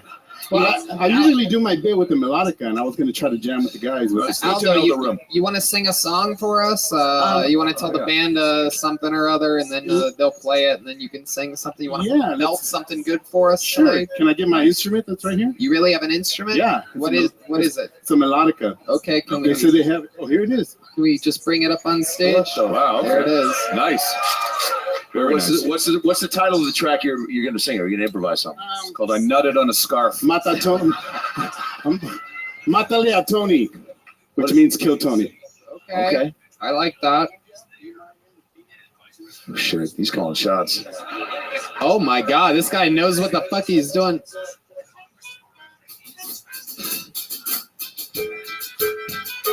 Oh yeah. Yeah. Hey. Yeah.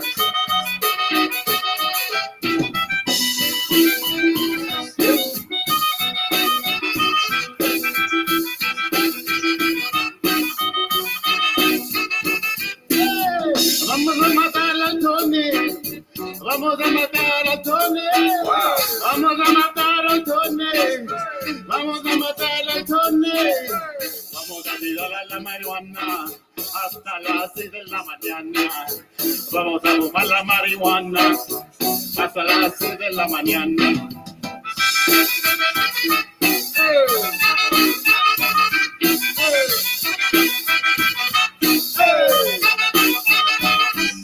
Mátale, mátale, mátale, mátale a Tony. Mátale, mátale, mátale, mátale a Tony.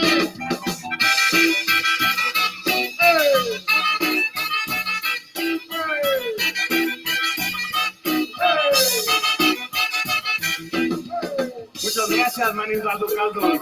Wow. Wait, Unbelievable. I want to sing a verse. Keep going. Wait, here he goes. Ladies and gentlemen, Adam Ray.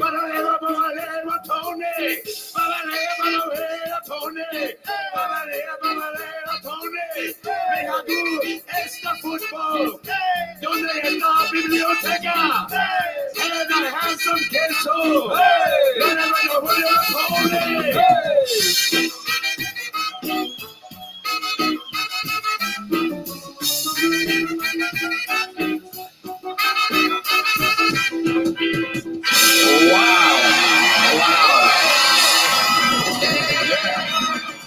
Unbelievable. Unfucking believable. Menudo is back, baby. Yeah. Wow. That is Menudo is fucking back. Menudo's back. Caldo. Yeah. Caldo, I gotta say that's one of my favorite musical performances ever in the show's amazing. history right Thank there. you guys. Thank you guys. I agree. Wow. Bro. Yeah. Wait, Absolutely. what were you saying? Something, Tony. What was you saying? Vamos a matar el Tony. Say it again. Vamos a matar el Tony. Mama se mamada. A matar. What? Vamos a mamar el Tony. Mama se mamada. Hey, no, vamos a matar. We're gonna kill Tony. Like kill Tony. Okay. Okay. Cool. I love it. It's not about nutting on a scarf, then. Yeah. Oh, that's too bad. I was hoping it was about nutting on a Yeah, scarf. yeah. Oh, well. So catchy, man. Yeah. My goodness. Still good, though. Aldo, how long have you lived in Austin? I've lived here off and on for about almost 20 years. Almost 20 years. Yeah. So Wow. I kind of traveled to Las Vegas, do some artwork there at a place called Area 15. And then I came back here and just kind of jumped back and forth. Area 15, what's that? The low rent Area 51? Or? Yeah, kind of like the. It's where illegal aliens land. Basically.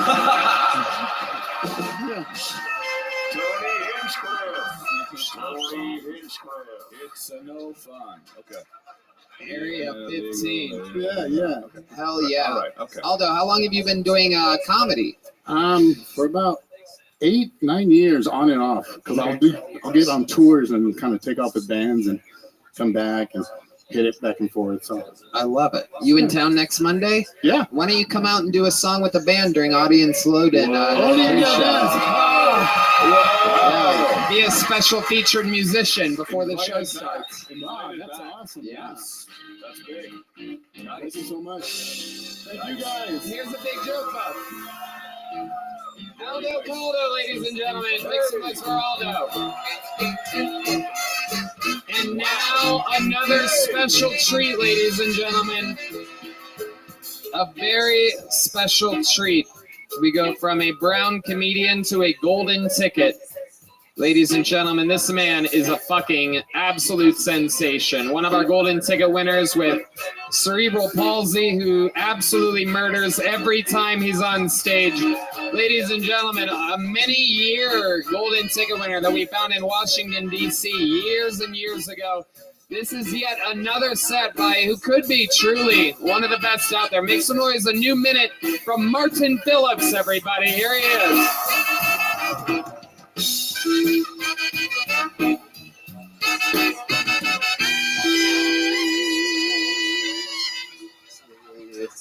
What's up? How we doing? Okay.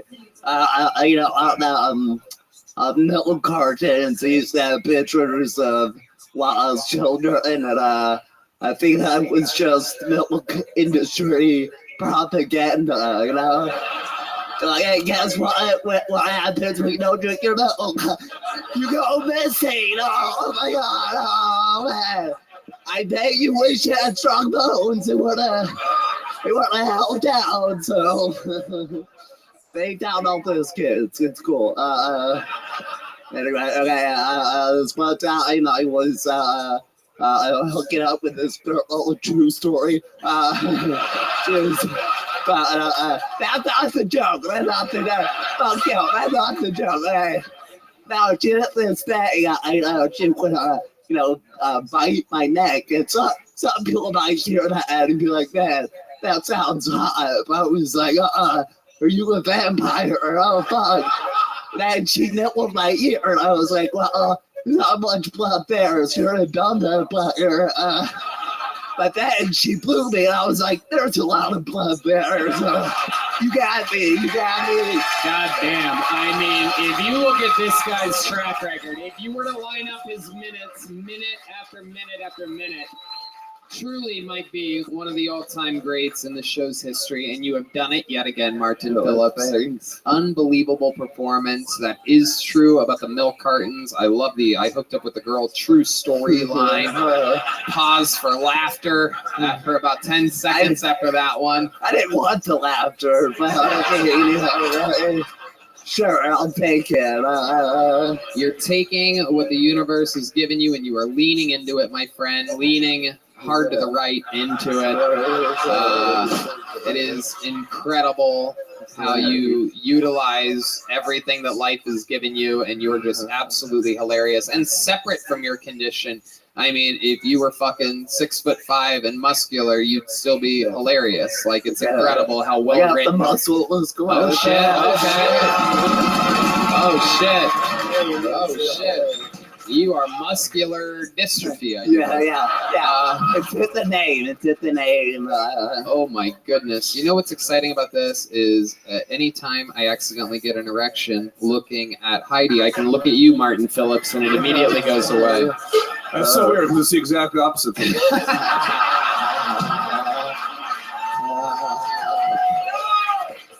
Prove it. Wait, big fan. Seeing you live is very fucking cool. Thank you. Yeah. When did you want to do stand-up comedy? I don't know if this has been asked on the show before. I don't know. I just always thought it was funny, so I just did it. So I'm sorry, it's a better story, but yeah, just growing up and stuff. Then I went to college and I started trying that, and so. Were you a funny kid? I think I was always not paying attention in class. I was always a bad student. But yeah, it was always funny. Yeah. No, so funny story. I don't know. People like me. I was never really bullied, but this is a true story. In high school, me and my friend used to just picking on each other because we're friends. And then I came up with this really good gag in class. I fall down and get everyone's attention. Then they were looking at me, I was like, Steven, why'd you push me, dude? Well, and I thought it was a joke. And then one day I did it in the hallway, and Steven was like, hey man, that's not funny. Mrs. Smith called my mom. Then my other teacher is having a bad teacher. The gay Barton's full of shit. Don't believe him. So I was the bully. That's the point. I'm a bully. So good for you, man. That's so fucking funny. Do you still keep in touch with Steven? No. Right. I thought he was doing good. I'm sure. Very interesting. What else is going on in your life, Martin? I have another good bully story. I used to take physical therapy, and they would pair us with another kid, and I was a little bit older than him, so I would bust his balls just during the session. Then one day before a session, they took me aside. They're like, yeah, Johnny's mom told us you've been bullying him in these sessions. And the point is, that kid was a bitch, okay? Guys, we are in middle school, okay? Don't go to mommy, okay? Come on. And he's here tonight. Johnny, come on out, man. Johnny and Steven, damn. So I'm an asshole, okay? I'm an ass. Yeah. You got to end your special by pushing Steven down. Yeah. I'll get back. So, Martin, other than the carton of milk, you said that you hooked up with a girl. Was this recent? No, that was no. Have you been getting more women in your life since your Kill Tony fame has? Please make that my new email. Oh, I got a text message. Oh, yeah. Sounds like a no, but I mean, you know. We could maybe change that tonight, though, right, ladies? Yeah. Well, maybe not. I'll be back. That happens. I'll be back every week. I'll be here every night. Yeah. Shit, me too. What the fuck? What is your move? If you meet a gal and you guys are going to maybe go back to somebody's place, what's the first move? I don't know. I just have to get there first. When I get to the place, we can feel it out. And I'm more into women who make the move. I'm more like, hey, let's. Yeah, I love that. Is there a genre of music you like to have on when things are going to?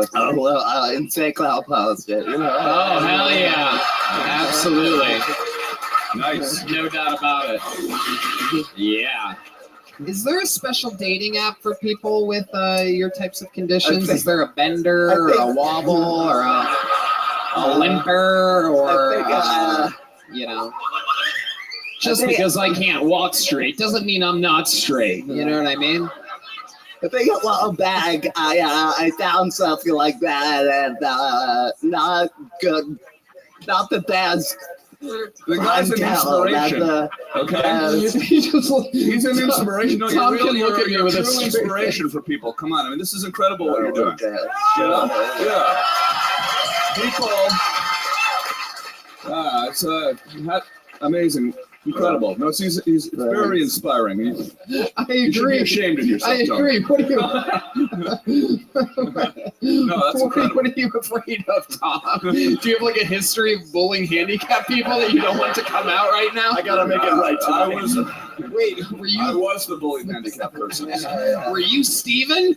Yeah. Well, I definitely think that I relate to you in a lot of ways. Yeah, absolutely. You're getting up there and you're doing your thing, and it's amazing. It's incredible. And I love seeing this. I think there's a lot of people in the world that probably don't have the confidence to get up and do what you're doing, and I'm sure you're inspiring them. So it's a beautiful thing, man. I really am. It's very impressive. It's incredible. He is. He's for inspiring a bunch of people that don't have physical handicaps, just mental handicaps Yeah. to come up here. Like everyone else that was here tonight. Yeah, this myself bucket. included. This bucket is a bunch of people that are like, if that guy could do it, I could do it.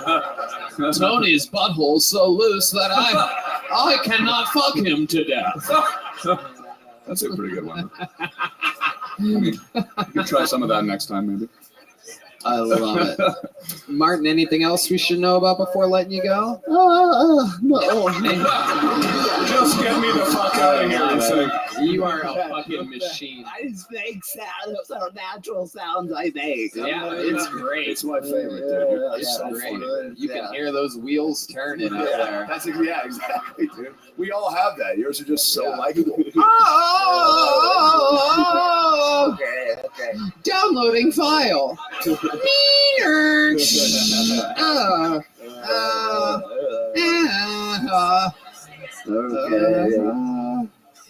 Mi nome è Tony. Mi nome è Tony. Hey. You know how to sing any songs? You go karaoke at all? Yeah, damn, dude. Just keep pushing it forward. Huh? Yeah. We have fun. That's amazing. Martin gets to do a minute anytime he wants. He's got a fucking great deal here on Kill Tony because he's loved. How long ago was that in DC when you won your golden ticket? I think that was like right before 2020. It was like the end of 2019. Okay. So About 4 years. So it's been rocking it ever since. So. Rocking side to side. Yeah. We love you, Martin. I mean, you're an absolute freak. Another unbelievable performance by the great and powerful Martin Phillips.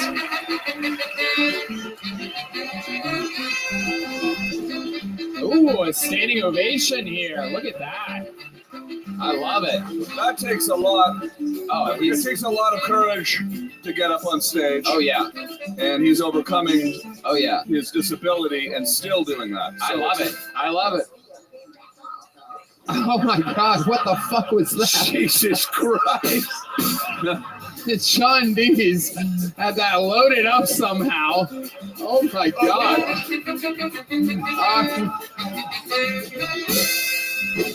Amazing. I mean, we're all going to hell for that. I mean, it's actually, a nice testament to you, Tier, bringing people up here to have this up. You brought my friend Aaron Belisle from Ottawa, my hometown. That's great true. stand-up in Ottawa. Fellow Canadian, Yeah, so Ottawa zone. Incredible Aaron comedian Belisle. as well with a disability. So it's a beautiful Jared thing. Nathan from Toronto, Canada, also a golden ticket winner. Yeah. We have an unbelievable amount of handicapped Canadian people that we support. Myself included. Thank you Welcome very to the much. fold. I have one testicle, so there you go. You You have took as- my right testicle. You have as many It's cancer, no big deal. testicles as Canada has tanks. Yeah, absolutely.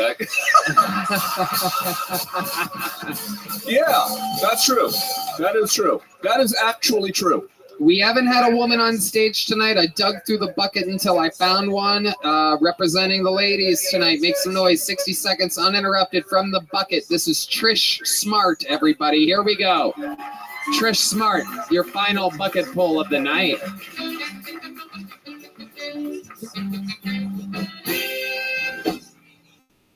If you work really hard at your dreams and you don't fuck anyone to get where you're going, you could be right here.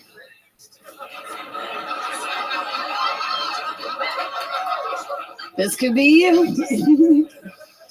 It makes sense though. My biggest comedy credit is I run a comedy club at Burning Man. Do you know what Burning Man is? You ever had period sex in a dust storm?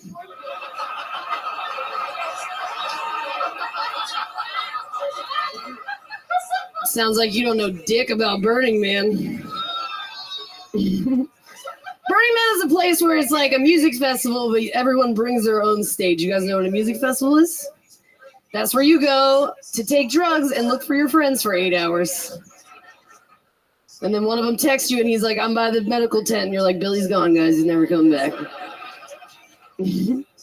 What's not to like about music festivals? You know, they have the same currency as jail. cigarettes, bubble gum, anal.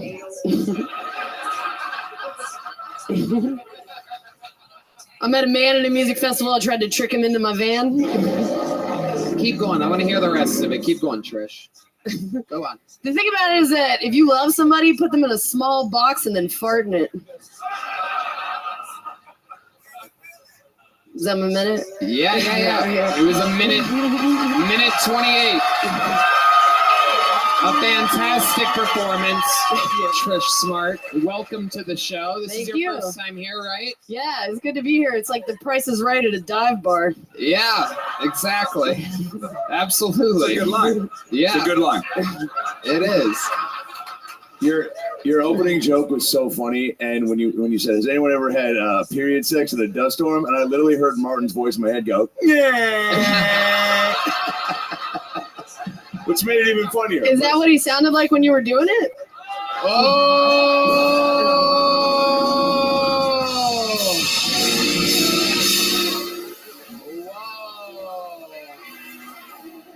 You ain't even no scarf, bitch. Yeah, that's right. I had period sex with a guy with cerebral palsy. Hell yeah. That would have been a great.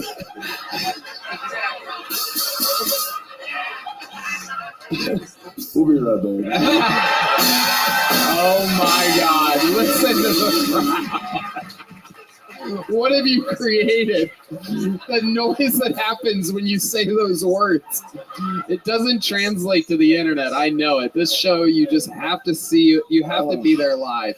Wait, I do think that could be a meme, actually. What's that? What you just said. Yeah.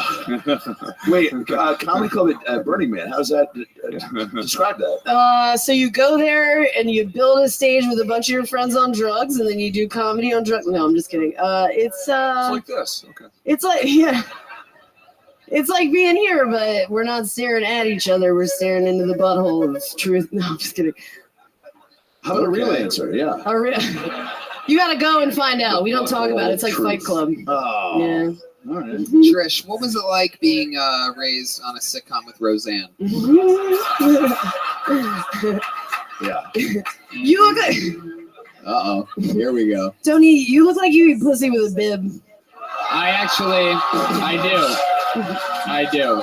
I do eat pussy It's hard with a to bib. stare into your eyes like that. Absolutely. The bib to protect from the period blood. And the dust. I Girl like just it. dropped first blood and the winds are changing, so you never know. Absolutely. I like your style. Thank you. What do you wear when you eat pussy? Look, I know I look like a homeless lesbian. Only one of those things is true. Oh, shit. I live in my car. Okay.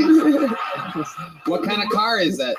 I just got a bus. It broke down, and I took a bunch of standby flights to figure out where I'm going to go. And I was like, I'll go to Austin. I'll see what happens. I love it. Holy So, shit. are you really in your car right now? Yeah, so I've actually been living nomadically and traveling for comedy for 7 years now.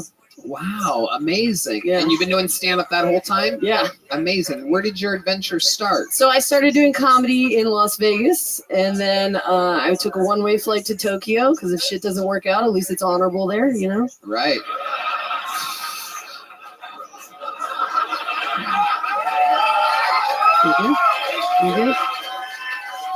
Just so you guys know, that joke fucking killed in Tokyo, okay?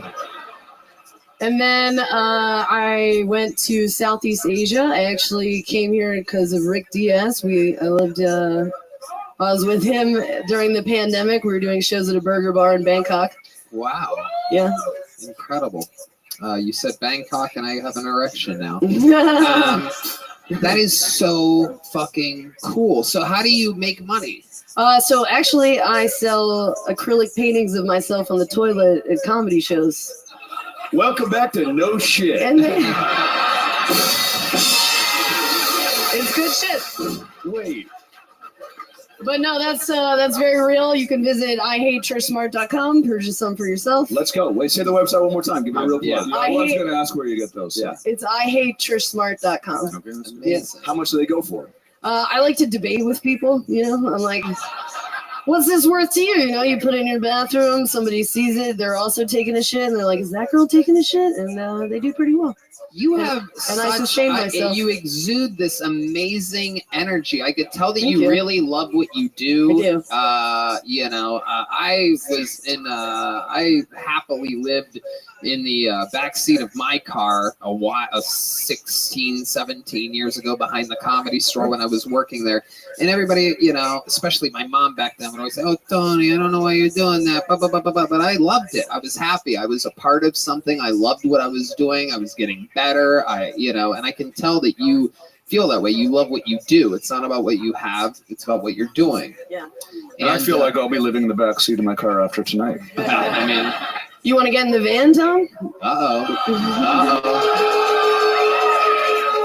Someone's got period sex in their future. Yeah. Your bum is now a bum. Your bum is now a bum. Wait, hey, stop bringing up all the hits. Can you for real give us the pros and cons of the bus living? Because that sounds awesome. So it's my first bus actually. I've lived out of several different cars. I had a Civic. I've had different vans, all kinds of stuff. I like to say I vanifested. Do you know what vanifested is? No, I got it. Yeah. I manifested a van, and then I'm like, didn't mean to kill my grandfather doing it, but here we are. There you go. Oh, that's the line? Okay, guys. Wow. We'll have period sex in it, and everyone will love it again, apparently. Yeah, I don't know. Yeah. Do you, so you want to, would you like to have like a place at some point, or do you like the kind of moving and shaking lifestyle? I just get to do more comedy this way, so I just do it that way. But you Never love really Austin. question I mean, it. you're here in the new hub of stand-up comedy. Well, I'm enjoying it. Many Thank comedy you. clubs, all within a small area of each other. That's why I came here. I didn't know what to do with myself, and I was like, where can I do comedy? How long have you been Definitely here Austin. I actually got here today. Wow. Yeah. That is incredible. The final bucket pull of the night. Very, very lucky. So you're staying in a car right now? No. So the bus is broken down in Virginia right now, right? And I have a pilot buddy, so I've been taking these standby flights, and I couldn't get one out of Tucson. I did a show in Bisbee, Arizona 2 nights ago. Okay. And fake place. Keep going. Yeah. So I just took. It does look like a fake place. It looks like a cardboard cutout, and you could just like hit it at any time it's gone. And then I took a rental car here, so I just drove 13 hours, and I'm just exhausted. You have no place to stay. Actually, I will be sold a timeshare tomorrow, and I have a very swanky hotel downtown. I don't know if you've ever done the timeshare thing. How well they take care of migrants. It's So what is that?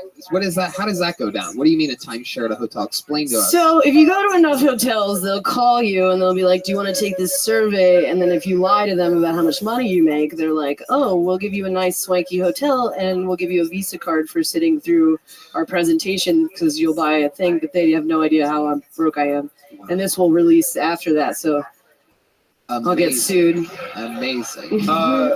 All right. Well, life is short. We're all gonna die. You're fucking funny. I'm putting you in a hotel for the rest of the fucking week. Thank you. Whoa! So look at that. I'm fucking doing it.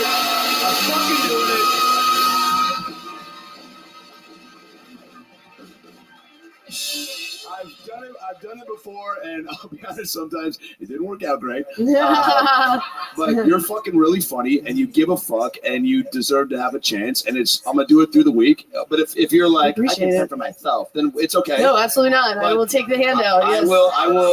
I will gladly help you out like that because you're fucking really likable and you're funny, and Thank you. Everybody needs a fucking boost. Thank you.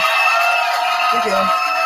She has arrived to Austin, Texas. It happened today. Tomorrow, here at the Comedy Mothership, the great Brian Simpson hosts an all-improvised show called Bottom of the Barrel.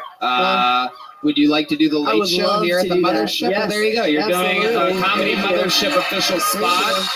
Trish Smart, Red Band. And I'd love to have you on the Secret Show Thursday at the Sunset Strip. Wow, look at that. Thank you so much. Doing filling spots every night. Welcome to Austin, Texas, and you're leading with a big joke book as well. There you go. And you know what? I'm also going to give you one of these cool keychains, even though you don't have a key to put on it. There you go. Oh, yeah, there you go. I got a new hotel key. Do you hear that? Absolutely. Congratulations. You're Thank the you type so of much. person that we hope to pull out of the bucket. We found you. Trish Thank Smart. you. There she goes. And don't forget, IHateTrishSmart.com. Go buy a painting. Support her. Very funny lady. Can't wait to see her again. There goes Trish Smart, everybody. There she goes. Wow. What a great last bucket pull of the night. Amazing. There's only one way to close a show like this, ladies and gentlemen. Perhaps you've heard of him. Some people call him the Indianapolis Ionizer. Some people have referred to him as the Memphis Strangler, the Vanilla Gorilla, the Big Red Machine, the Connecticut Connector, the Sultan of San Jose, the Corpus Christi Christian. This is indeed the one and only Lights Out William Montgomery, ladies and gentlemen.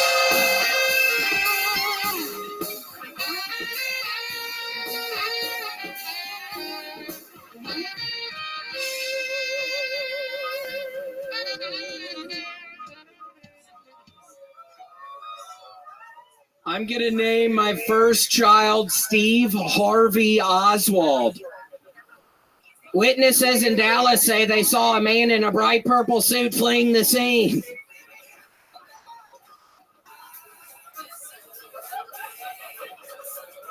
Frankly, I think it's disrespectful to wear a band t-shirt to another band show. So if I catch you wearing your Bon Jovi hoodie at an Aphex Twin concert, Red Band, I will fucking kill you, you piece of shit. The White House made two important announcements last week, with the first being that the bag of powder found in the White House after Hunter Biden had been there was not cocaine, but sawdust. The second announcement was that the White House thinks you are stupid as fuck. Okay, that's my time. Thank you. Amazing. Ladies and gentlemen, nobody does it like him. The record holder for all-time appearances on the show, the record holder for all-time interviews, and yet you come out guns a-blazing every fucking week with some of the best, most original to you material imaginable. You look good. You look pure. Why was that funny, dumbass? I specifically heard you fucking... An amazing performance. That you are popping. Your star power is incredible. The hair is redder. The face is whiter than ever. What have you been doing exactly? I swear to God, I'm not going to keep on beating a dead horse, but I ate a bowl of all brand buds last night, and I ate another one today. And I had two legitimate shits. And Tony, I've started putting a bunch of blueberries in with my all brand buds, and it looks like I'm not chewing my blueberries. They're all in the toilet. They're all in the doo-doo, Tony. All these full-looking blueberries. I don't know. It's a new thing. We had another guy that was eating blueberries tonight, too, right? The blue lip guy. Yeah. We had a blue lip guy here tonight. He also fucked Prince in the ass. Yeah. He came on somebody's scarf. I know how the song Purple Rain happened. It's hard. Purple Rain. If you mix blue and flesh. Purple Rain happened. Purple Rain happened. Purple Rain happened. Okay. Rain. All right. We're done with that. Okay. Yeah, no, that was crazy. He was pretty good at the drums. Were you scared? I was thinking, I bet your fucking ass is scared right now. Yeah. A little bit. Oh, shit. Tom, they're cheering because that's what I normally fucking say, you dumbass. So don't fucking do that again. Not in front of Tom Green, dude. Seriously. I grew up watching you, Tom. I'm a big fan. It's a pleasure to I can tell. I've never seen in his history, by the way, I've never seen William be so nice to a panelist before, I must say. I appreciate it. I'm a big fan, too. I've been watching the show, of course. And I'm a big fan, too. Yeah, I absolutely. remember, Tom, one of the funniest things I think I saw was when you were with the Indian family at the house. They were renting out the house, and y'all end up drinking and Yeah, throwing yeah. the furniture. I thought that was so funny. Yeah. I thought that was so funny. Y'all end up throwing the furniture off the thing. It was great. Thank you. Two legends of the game. This is an incredible eclipse. Tom Green, the guest of the year, Adam Ray, and the record holder for all-time appearances and kills, William Montgomery. So funny, Will. Beautifully lined up. What an angle I have on this comedy eclipse of greatness. William, what else is going on this week? I was in Detroit, Michigan this past weekend. Was doing shows there. It was a lot of fun, and it was really exciting, Tony, to hang out with Barry Sanders. Barry Sanders met me at the freaking airport, and we drove around, and it's so strange, Tony. We ended up at Wayne State University, kind of close by the downtown area, and me and Barry Sanders, I'm not proud to say this, but we found a couple of people on that college campus, and it was mainly Barry, but we fucking strangled two people on Wayne State University's campus. I mean, Barry Sanders' fucking hands are so giant. He was brutalizing these people, Tony, but I wasn't stopping him. Wow. Yeah, wow. Wild week. Scott Pott told me that same story before the show. How did you end up hanging out with Barry Sanders? I mean, we know it's one thing with blueberries, but a blackberry is wild. Wow.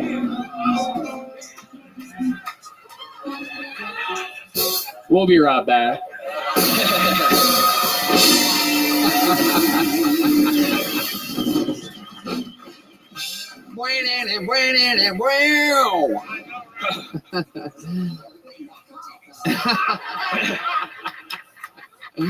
Chaos. William, what else is happening? Going up to Tony, this is going to be my first weekend coming up in Spokane, where I'm going by myself. And Tony, I'm nervous. I've never You're headlining. Yeah, I'm headlining. It's my first headlining weekend where I'm by myself. Tony, I am scared to death. I know nobody in Spokane. It's going to be really cold. I'm worried I'm going to end up in the hotel room the whole time. And when I start staying in the hotel room, I swear to God, Jill, I just start getting so sad. Okay, thanks for coming out, everybody. Yeah, dude, well, you got to get out. Spokane, I've been there a bunch. It's, thanks, Rabbi. Yeah, what was that, dumbass? What the fuck was that? John D. Spokane does. You're right to be a little apprehensive. It doesn't have a lot to offer, but they're down to. There's an arcade. Are you an arcade guy? Yeah, I'd love. Yeah. Are you doing the Spokane Comedy Club? I think it's actually the meth capital of. It is. Of the country. So there's that. So I could get back into doing drugs again. I mean, I swear, I feel like I've really lost an edge, Tony. I think about it every fucking day about stopping cocaine. Hey, do you want to shut up for a fucking second? I'm really trying to get a little honest right now, and all I fucking hear is something behind me. Oh, D's pissed. No, I'm kidding. Oh shit. By the way, so racist to be like, there's something behind me.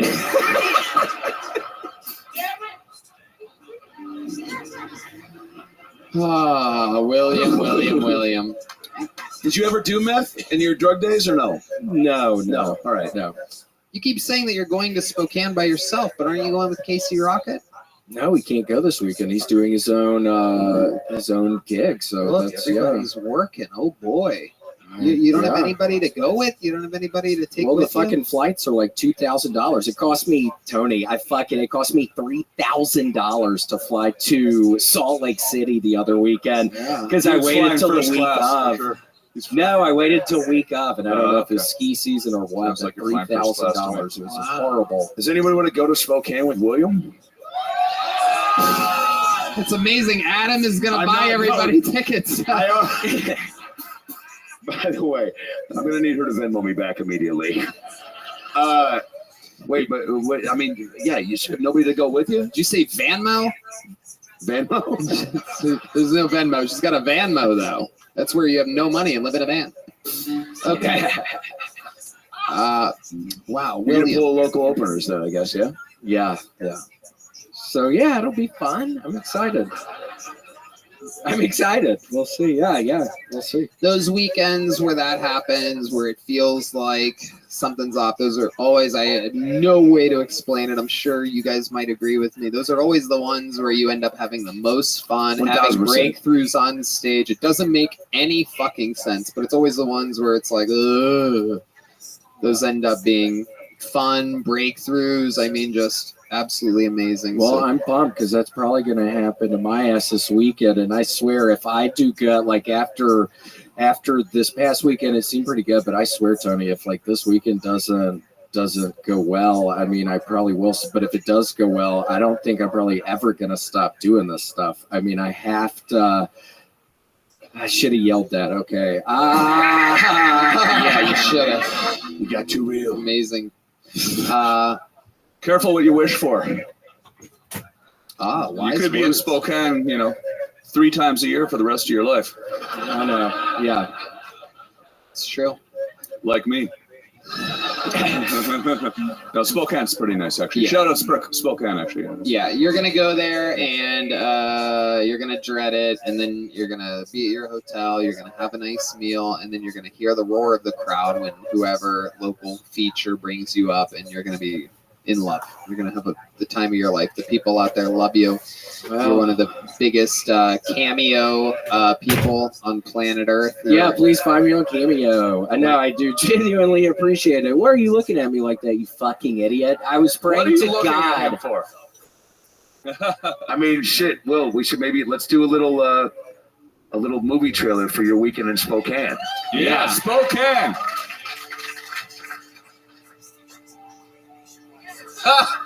Nice. This weekend, one man travels for too much money to a place nobody ever wants to fucking go. Spokane, Washington used to be his favorite place to go until he locked himself in his Holiday Inn Express room, looking in the mirror, asking himself, why? How did I get here? Where is the meth?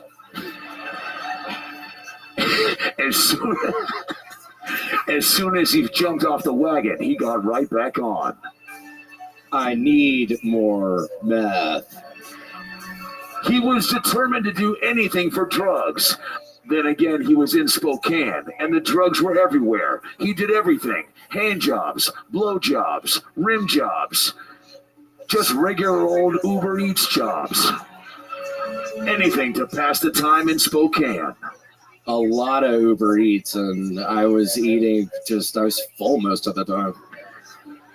He couldn't stop shitting blueberries. All Brand Buds has really changed my life. He reached out to several friends. Hey, come with me to Spokane. But they all said a resounding, Dillard, why can't you go to Spokane with me this coming weekend, man? You know I'm going along. I'm busy, William. I got shit to do. Dillard, hold on, man. You know I gotta go there alone. You know I can't even go to Spokane. I never even been to Spokane. You broke my Xbox controller last week, William. Man, I was back. Nobody knew what William said that day. But he was destined to win Spokane's heart over. He came home crushing the shows, saying to himself, I'm going to keep doing stand-up for the rest of my life, or at least try to fuck that girl who looked like Roseanne's daughter. Charlize Theron stars in. Wait, what? Wait, yeah, hold on. Charlize Theron as Roseanne's daughter, William Montgomery and Cam Patterson as Milo and Otis. In Spokane, Montgomery this fall. Take it one step at a time. Is this movie trailer ever gonna stop? It ain't ever gonna stop! William Montgomery, ladies and gentlemen, and we did it. That's another hit show. TomGreen.com. He's on tour all around the world. The Tom Green Podcast, the only podcast filmed out of a solar-powered barn. Yeah, in Ontario. Yeah, the only one in Ontario. TomGreen.com for tour dates. Tom Green Podcast. Adam Ray has the Dr. Phil specials out on YouTube at AdamRayComedy.com. Adam Ray Comedy on YouTube, AdamRayComedy.com. He's on tour absolutely everywhere. Yo, we're trying to bring a Dr. Phil live show to the mothership, baby. So fucking You stay goddamn tuned. right. Just to put a ribbon on it, how loud can this place get one more time for Tom Green and Adam Ray, huh? Gina with 3A's.HG is Heidi on social media. The drawing from Ryan J. Ebelt is in. Thank you, DraftKings, Game Time, Talkspace, Joe Blaster, Red Rose, and Yellow Rose. Let's see the drawing from the great Chris Rogers. Oh, Casey Rocket. Grimace. How about one more time for the great Michael Gonzalez, D Madness, John Dees, Matt Muelling, Carlos Sosa, Fernando Castillo, and Raul Vallejo, ladies and gentlemen. We love you guys so much. Good night, everybody. Thank you, guys. What? Guys, I'll be in San Diego in July. Check out AmericanComedyCode.com. I love you guys. There you go. San Diego in July for Red Band, everybody. Get tickets. Who are you going there with? Casey Rocket, Whoa. unless it gets too big. Wow. Amazing. All right, we love you guys. Thank you so much. Good night, everybody.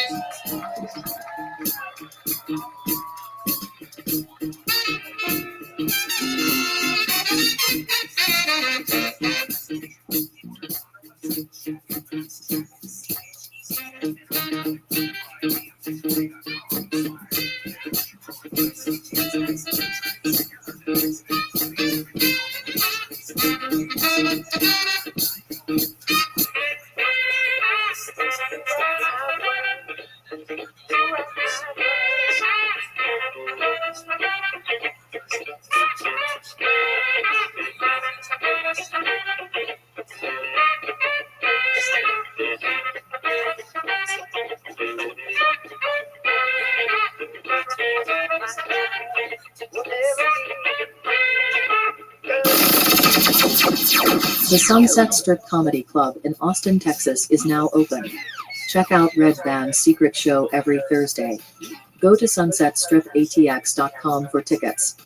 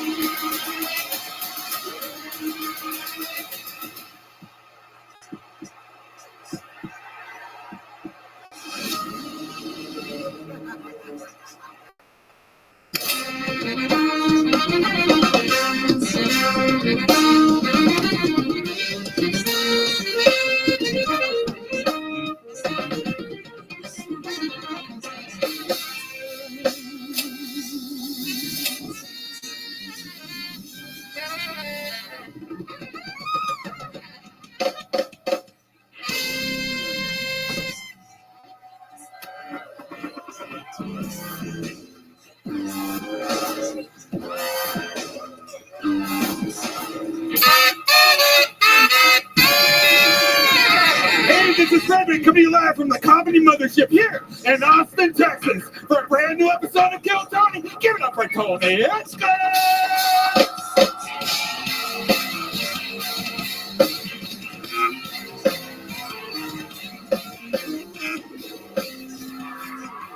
Who's ready for the best fucking night of their lives, huh?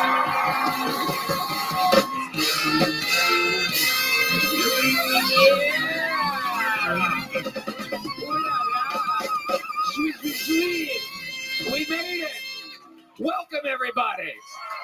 Make some noise for Red Band. Hey. And the best damn band in the land. They are here. Fernando Castillo. Carlos Sosa. Michael Gonzalez. Nachos Belgrande. Matt Muelling. John Dees and D Madness. We are back. The full fucking band. Holy shit. Esteban Vallejo. It's so hard to remember these fucking Mexicans' names. I work with them every week. It's impossible. I swear to God, you try it. Try it without looking. Remember all 4 of their fucking names. It's impossible.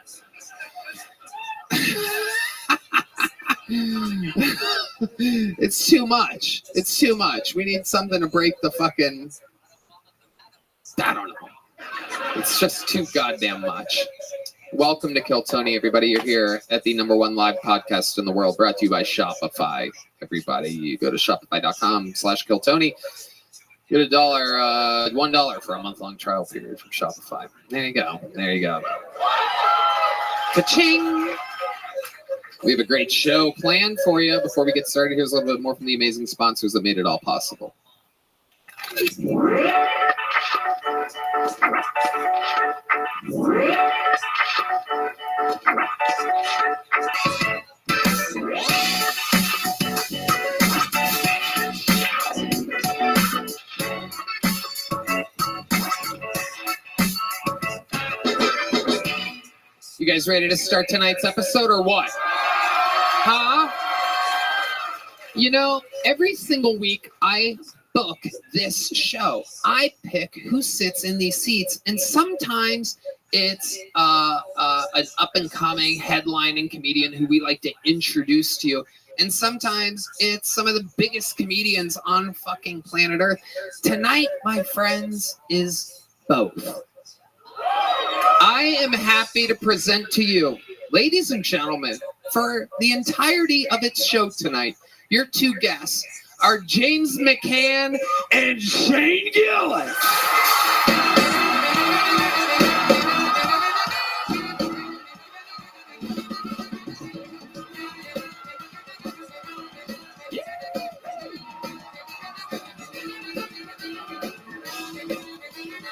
Fucking damn right.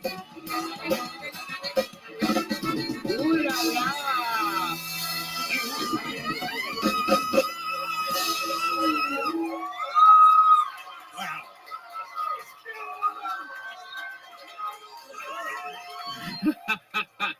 You're goddamn motherfucking right.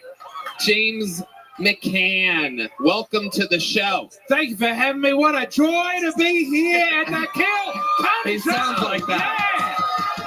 Yeah. He sounds like that. That's his real voice. He's from Australia. Shane found him in Australia and saved his life. That's true. It's not a joke. That's true. He is the host of the James McCann. It's the James Donald Forbes McCann Catamaran Plan. It is the worst name in podcast history. We're keeping it small. We don't want too big an audience, you know? I love it. James, welcome. Shane Gillis is back, ladies and gentlemen. Tires on Netflix, killing it. His specials on Netflix, killing it. Everything's killing it. We did the Staples Center a couple weeks ago in LA. We had fucking fun. Yeah, things are going good. I'm still, he's depressed. Yeah. But that's all right. Who cares? Right? I don't know. I love it. We're going to have fucking fun tonight. Shane, a veteran guest of the show. James's first time at the big table. And James, you might not know, but 221 human beings signed up for the opportunity to perhaps get picked out of this bucket. If they get pulled out, they get 60 seconds uninterrupted to do stand-up. You know their time is up and you hear the sound of a kitten. That means they have to wrap it up then, or else they bring out the angry West Hollywood bear. and that interrupts their set. And then I interview them. We find out more about them all together, and that's how the show goes. You guys ready to start tonight's show? Wow. I'm going to pre-pull a name, and we're going to wrangle them from the bar across the street. Poor choices. And while that is happening, we have a person who's going to get the show started. We have a new rotating opening position, so you never know who's going to open the show. This is this guy's first time as an official regular on the show. So he became a legend only a few weeks ago, being the first person to be on the show 8 times in one episode. Ladies and gentlemen, 60 seconds uninterrupted from Drew Nickens.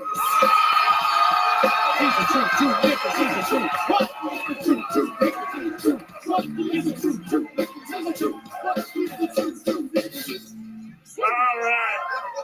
I haven't been on a date in 2 years. The last time I went on a date was to the movie Sin 2. Now, I was so excited, but I didn't want to be a pedophile, so I brought someone with me. Now, I was so excited, we shotgun Red Bulls in the parking lot. I go to the ticket office, and I'm like, 2 for Sin 2!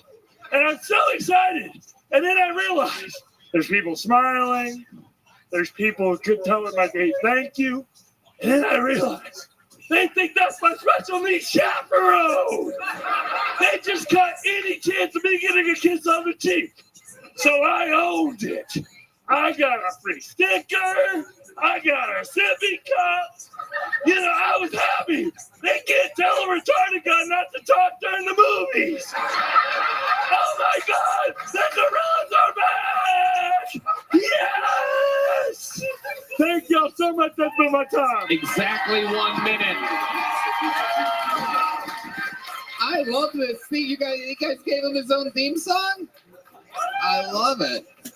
Shane, this is your first time seeing Drew Nickens. Yeah, that was great. Really, the energy backstage was. This isn't an act. We were standing back there. He was like, "Let's fucking go!" It's like fucking D-Day back there. Man, you're a lucky man too. Often when people get the brain damage, they become sad and unusual. But you've got like just joy. You only see me for 2 hours. Don't worry. We can get grilled cheeses later, Shane. Hell yeah! There you go. I've been on the chaperone date myself, dude. Hell yeah, Yeah. right? Very relatable stuff. You don't get a handy. You do not get a handjob. No, everyone's gonna think they're jacking off. Drew Nickens blasting off with a brand new minute. How does it feel? How's life going for you? So last week, Mr. Tony, you didn't tell me that I was going to be a rotating regular. So I'm at the curtain, and you said that. I was like, please don't cry before you do your minute. So everything has been so amazing. Everybody has been so gracious and kind. It's so awesome to be here. Thank you guys so much. It has been a mind-blowing experience. That's right. How do you guys feel about the set? Because you guys got fucking drenched. They were. You guys were in the splash zone for sure. I mean, Gallagher's back. I love it. Y'all need some ponchos maybe next time. I think Poncho's one of the horn players.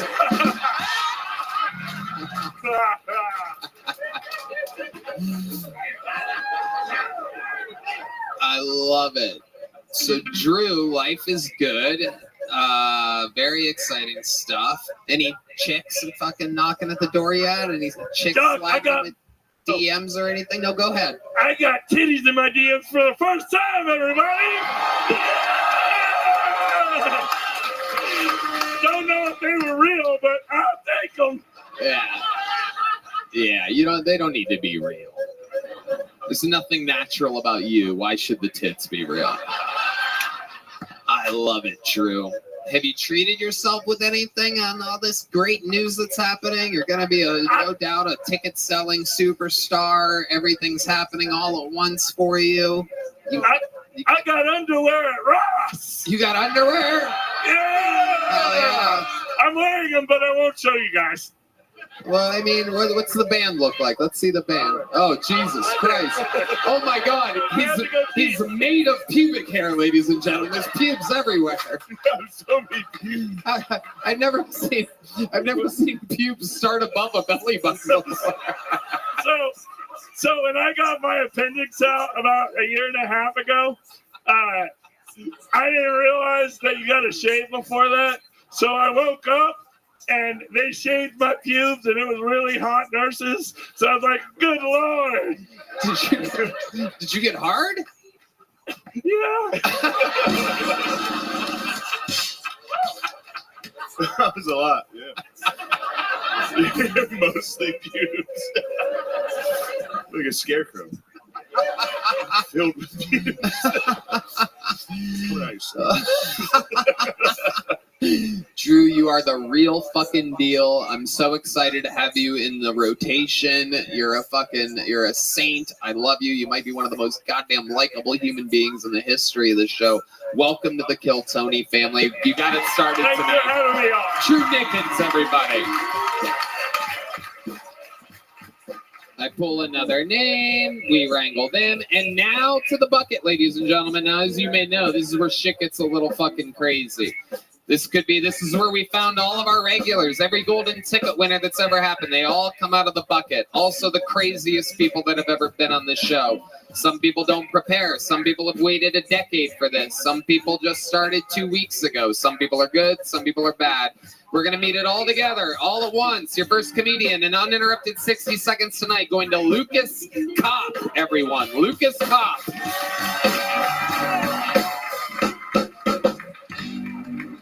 Let me open by saying I'm different than any comic you've ever seen. I'm different than any comic you'll see tonight because I am not suicidal. I'm not. Don't get me wrong, though. I feel the same way when I touch a gun as I do when I touch a titty. I want it in my mouth. I'm joking. I would never shoot myself. I would never shoot myself. But I would go hunting in my furry costume. Like, I wouldn't jump into a car compactor and let it slowly squeeze the life out of me, but I would go to a Travis Scott concert. I would be happy to be there. Did you guys know Dr. Seuss used to emotionally abuse his wife? Isn't that kind of funny? If you're going to be emotionally abused by anybody, that's the guy. You know? Red fish, blue fish, you've been gaining weight, bitch. You look terrible.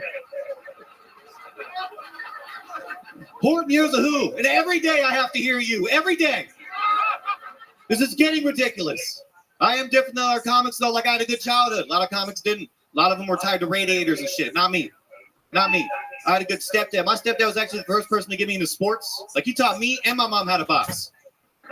She sucked, though. Thank you, guys. Yes. All right, Lucas Kopp. Coming out guns a-blazing. Fuck yeah, Lucas. How long have you been doing stand-up?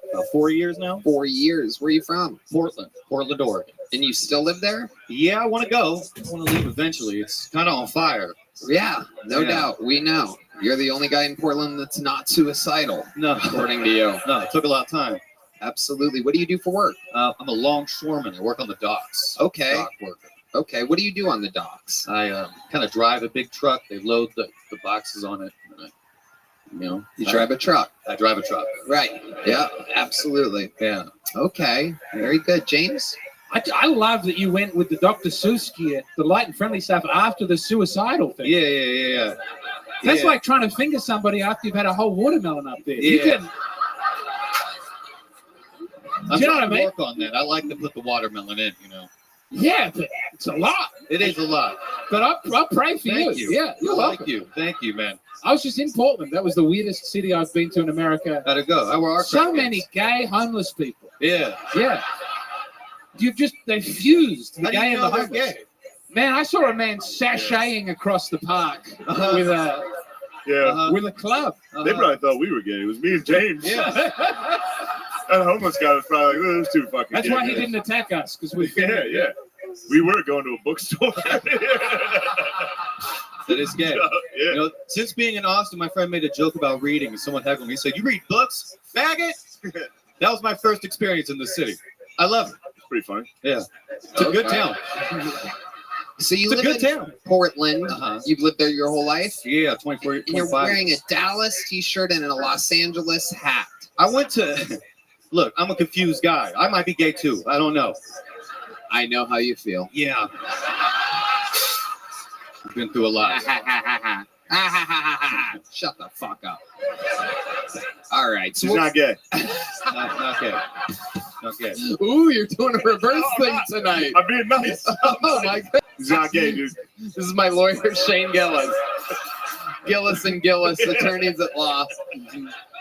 Lucas, tell us something about your life that makes you different, that we'd be surprised to know about you. Perhaps the way you were raised or something about your... My dad loved meth. My dad loved meth until I was 12 years old, and I didn't know. I really just thought he was fun. I thought he was excited all the time. Yeah. He wasn't. I love He was on meth. Did he get off meth? Yeah, he's very sober now. He's a big AA guy now. Oh, yeah. Wow. It's kind of worse. Yeah, Yeah, it is. Did your dad get noticeably less fun as a child? Like, did you? Yeah, I guess. Yeah, he stopped like dancing everywhere he went, you know. And now he goes to as many AA meetings as I go to open mics. Yeah, he's doing spots. Yes. So is he just the most interesting guy at AA meetings with his meth habit? He kills. He kills at those. Do you think he's confessed about you in his meetings? He's like, my fucking gay son's doing comedy. Probably. I have an unloyal son who represents Dallas and Los Angeles while living in Portland. I went to the Dallas game in Dallas. We went to watch it in the stadium, and I was wearing a Houston jersey, and I started feeling glares. It was a dumb move. I like the jersey. I Clyde Drexler on it for Portland. Oh, God damn it. Was it a I had to random? buy this shirt. Were they playing the Trailblazers? No. Or the Rockets? I mean, you were. It's the playoffs. They're playing. All right, so you just the wear a Celtics. random jersey to a different game? I was like, it's a basketball jersey. I'm gonna wear a basketball jersey to the basketball game. You wore a Houston Rockets jersey? Look, man, I haven't been in Texas very long. As soon as I started having black dudes come at me all crazy, I was like, I'm sorry. They weren't playing the Celtics. What, today? Not in Dallas. Dallas is no. I was watching them. You got your ass. It's a viewing party in the stadium. Oh, okay. Yes. When you say black dudes were coming at you, what were they doing exactly? I was having sex with them, Tony. I'm from Portland. Was that weird for you to meet black people if you're from Portland? This has been the most black people I've ever seen in my life since being in Texas. Yeah, there weren't a lot of black people No. in No. Portland. No, you guys have more murals of black people than black people. That's You guys paint them all the time. Yeah. Black Lives Matter. Why won't any of them move here? What do we? Well, Lucas, any special skills or talents other than stand-up comedy? Special skills or talents. I wish I could sing. Nah, man, I don't know. I really wish I was talented. This is the best as it gets sometimes. I was a UPS driver. I can drive a truck well. God, we're bad. I can drive a truck well. I'm really good at manual labor. I've been great at it for years. Really? Doesn't seem like you're built for. What's your ethnicity exactly? I'm actually I thought I was Italian my whole life. Like my family, my middle name is Giovanni because my family wanted us to be Italian so bad. We're German. Wow. We're German. I grew up Catholic. You know what I mean? I'm wearing 2 chains still, you know? Okay. Amen, Represent. That's right. Yeah, that's what I'm talking about. I fuck with you. Your last name is Cop. When the black guys were coming at you, did you have an urge to hurt them? Yeah, I always do. I get nervous. Oh my God. I always have my hand here, but there's nothing there. You There's know? nothing there, Yeah. especially a wallet after you ran into those guys. Yeah, you're right. Lucas, you did very good for a bucket pull. Here's a big joke book. Lucas Cop, ladies and gentlemen, getting it started out of the bucket tonight. That's a hell of a start. Thanks so much for Lucas. Hello and good evening. This podcast is sponsored by Shopify. Spaghetti and Meatballs, Abbott and Costello, Hinchcliffe, and Red Band. These are duos that got it done. But what about the perfect duo when it comes to growing your business? Well, I can tell you, that's you and Shopify. Shopify is the global commerce platform that helps you sell at every stage of your business, from the launch your own online shop stage to the first real life store stage, all the way to the did it, we just hit 1 million orders stage. Shopify is there to help you grow from their all-in-one e-commerce platform to their in-person POS system. Wherever and whatever you're selling, Shopify's got you covered. Red Band. Shopify helps you turn browsers into buyers with the internet's best converting checkout, up to 36% better compared to other leading commerce platforms, and sell more with less effort thanks to Shopify Magic, your AI-powered all-star, Tony. I love Shopify.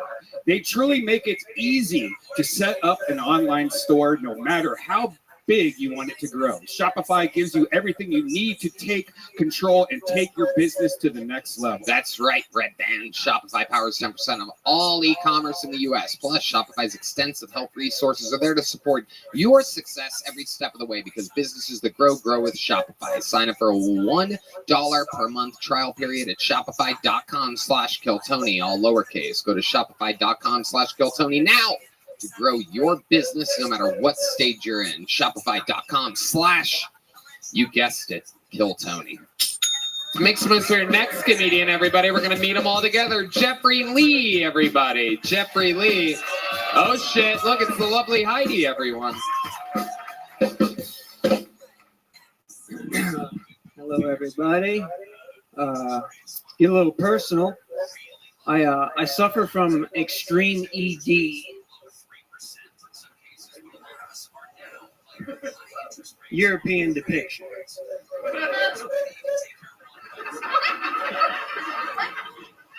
That's a pro-black Jesus joke, everybody. All right.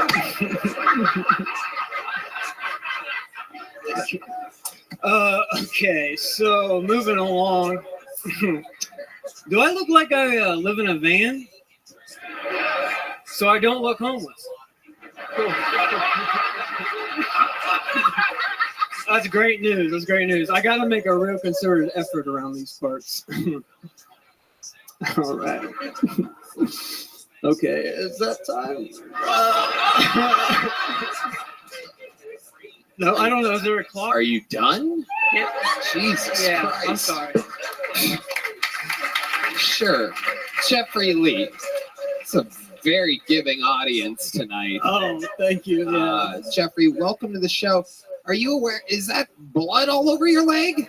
Oh, thank you for noticing. Is there a doctor in the house?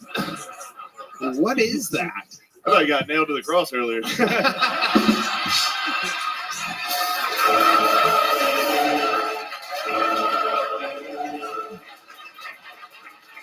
A very giving audience. A very giving audience. True.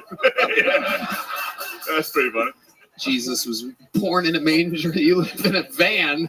How's life going, Jeffrey? Pretty good. I'm doing it on purpose. What? Did you pawn all the life, frankincense and myrrh?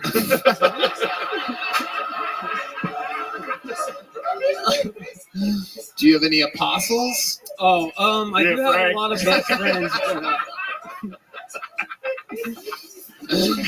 Okay, Jeffrey, how long you been doing stand-up comedy for? About 3.5, 4 years. 3.5, 4 years. Where at? Started in Cleveland.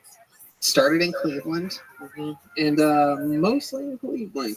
But mostly in Cleveland. I did do some sets in Chicago, Nashville, Jerusalem. Hallelujah. If you're gonna fucking do it, do it. Jesus fucking sleepyhead over here. My God. Oh, you're over it? Good. I'm glad you're over it, Red Man. Oh, moving forward with all of your creative nature. Jesus Christ. Lord's name. He's right there. Good Jesus Christ. I love it. Absolutely. So, okay. So, Jeffrey, what do you do for work? We've been there. Carpenter. Listen, I recently took up the occupation of a ranch hand. So kind of. That's how I burned my leg, I think. Yeah, kind of a carpenter. Yeah. You're dirtball Jesus. He turns water into Monster Energy drink. That's all I got. That's all I got.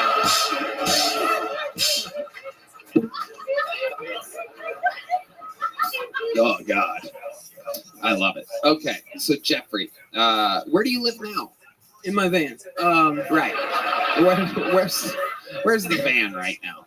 It's actually down the street. Okay. All right. You locked it up? tight. Yeah. What's the most expensive thing that you keep in your van? I'd rather not discuss that.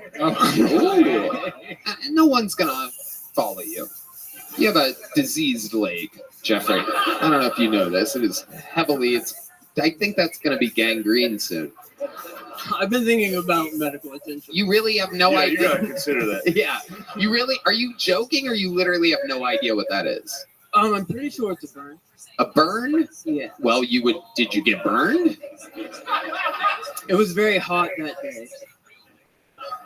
Were you fighting the devil or something? Come on.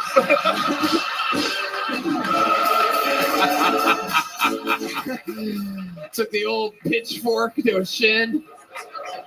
Kinda. It was like I was staking rock, and I think I kind of scraped it a little bit. It's hard being a ranch hand, Tony. I don't know if you've ever been a ranch hand before. I have worked on Brokeback Mountain, so I know all about it. I thought you were straight. It's okay. That's a. But you drove down from Cleveland today for this? Oh no! I've been here for a little minute.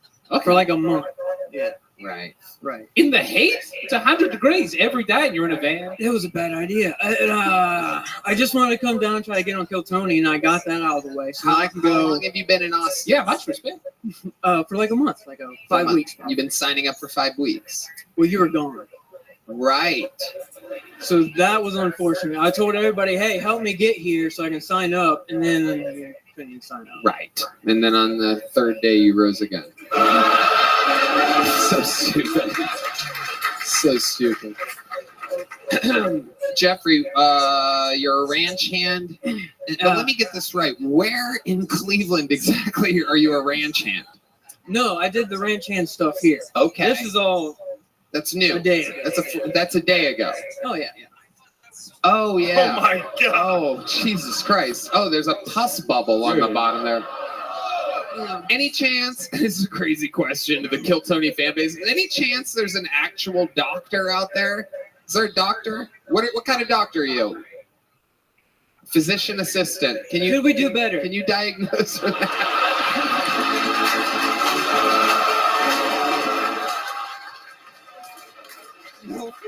No. Now that is funny. It's literally a beggar being a Jew. Yeah, exactly. It's a saying against this exact thing. Heal your own leg. James, what was your question? What'd you ask him? No, I said he should heal himself, but we should get this. The pus scares me. I'm the closest to it, and I feel the most weird, I think. Physician assistant is good. You know, I mean, no one else spoke up, so I apologize. Take a gander at that thing. Is there anyone higher ranking than a physician's assistant? Make some noise.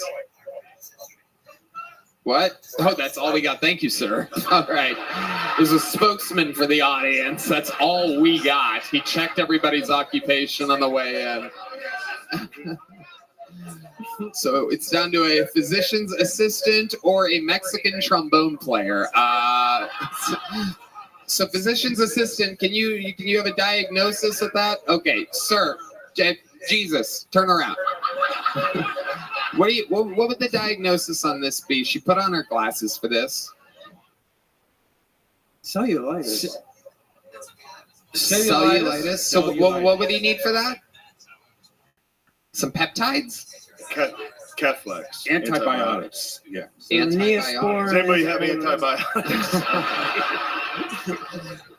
I've also got a thing on my foot, if you wouldn't mind hanging out.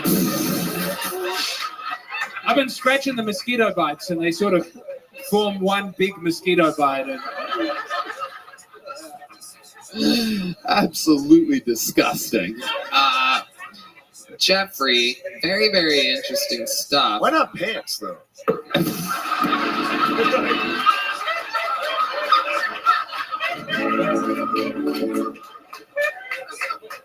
The internet said keep it uncovered. So, yeah.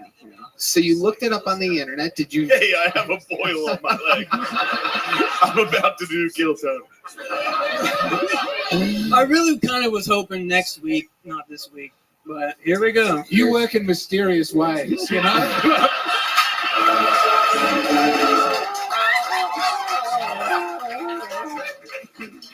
It is incredible, Jeffrey. Oh dear. Anything else crazy about your life we'd find interesting about you?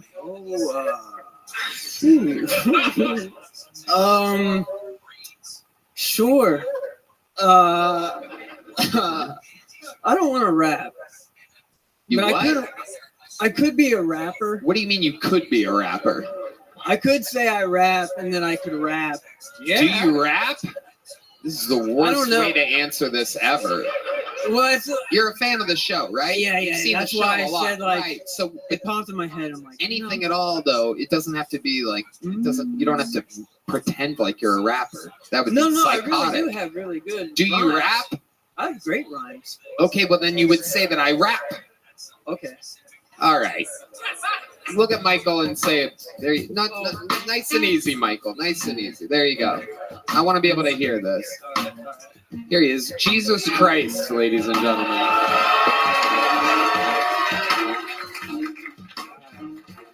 Really, Kanye West? Oh man, all right.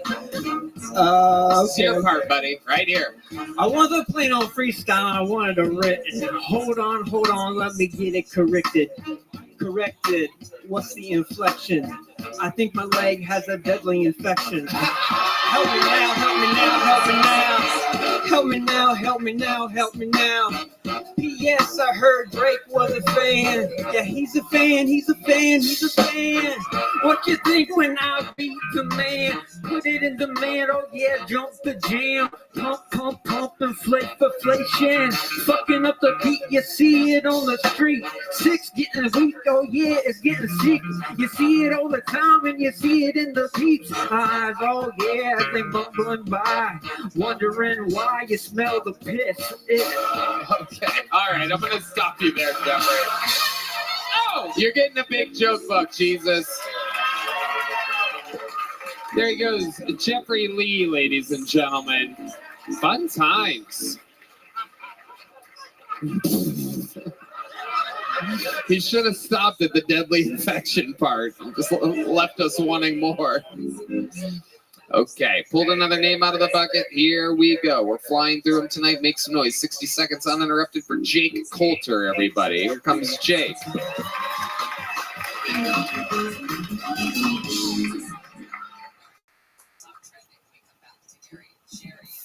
So, people tell me all the time that I have chicken legs, like it's a choice. But how else am I supposed to attract black women?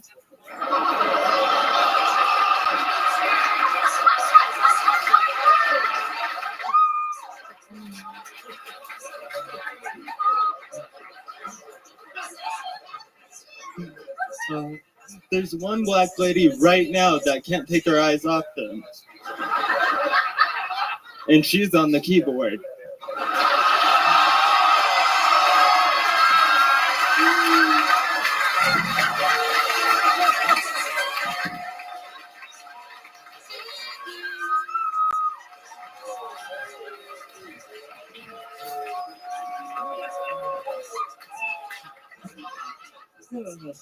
I feel like WWE is just like a female orgasm. If I enjoy myself, I don't really care if it's fake or not. Jake Coulter. I'm going to cut you off right there. Wow. Amazing set. Absolutely incredible. Is this your first time on the show? Yes, sir. Welcome, Jake. That was an absolutely incredible set. How long have you been doing stand-up? Since September. Since September. I love it. How old are you? I am 25. 25. And what is you have some kind of like condition or something? You got a little wobbly left hand and a little speech something. What's going on with you? I am very nervous. Oh, that's it? That's it? I thought he was going to say a light case of cerebral palsy. We could say that too. If I did, hey. Absolutely. There's not for real nothing? I don't think so. I mean, I'm not a doctor, but it could be. Well, good for you. We have a physician's assistant here.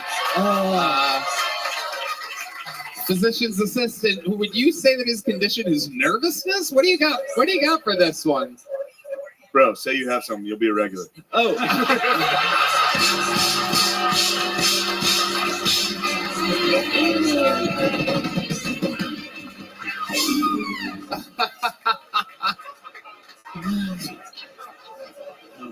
Did you get extra nervous because the last guy was very leg heavy, and then your first joke was about legs? And you were maybe worried there's going to be too much about legs here tonight. I had no idea that happened, but now I'm worried about it. Oh. I want to see your legs now. Oh, that's a good leg. That's a healthy leg. Oh yeah, those really aren't chicken legs at all. But the got pants, good leg. the pants do a good job at covering it up. I don't want them shits. Thank you. I chose them myself. What you said? I don't want them shits. He doesn't want them shits because they're not chicken legs. Fuck out of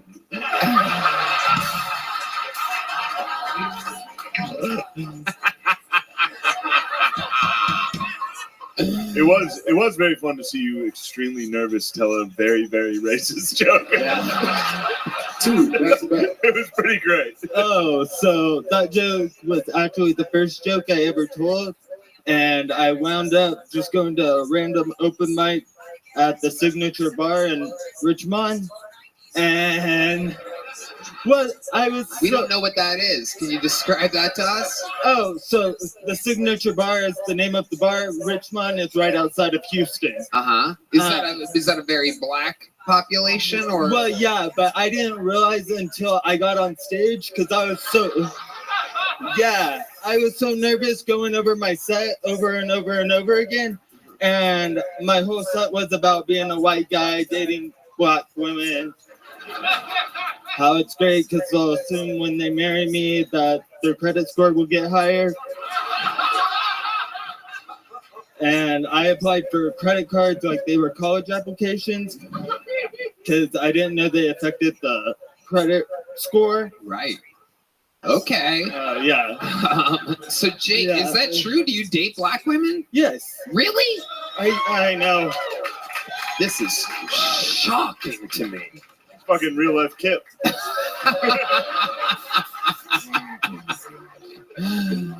How many black women do you think you've been with? I've been with 3. 3 black women. Oh my God. That's pretty good. That's pretty good. I think we can all agree. Yeah.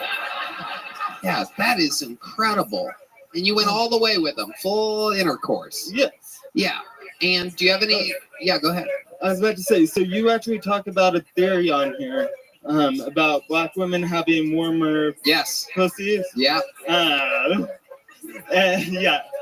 Do you agree with my theory? Yes, and it's true. But there's actually little fun fact for all you little Texans that have never tried the old Hershey sauce. You know what I mean? It's a little bit different out there. Their D Madness has heard enough. He's gone. He's going to get some black pussy right now. He can't take another second. He was so offended he could see. He laughed. No. You say chicken legs 3 times. Steve Madness takes a run for it. So there's actually a science behind that theory, though, because, like, you know how you're told to wear brighter clothes in the summer to reflect heat? Because darker colors absorb more heat. Yes, somehow this is the most racist part of your appearance tonight. Go ahead, continue. So same thing applies to skin color, because black women... We know where you're going with this. Yep. We're already ahead of you on Where this. did you find this information? ChatGPT. ChatGPT. He went to Chat BET.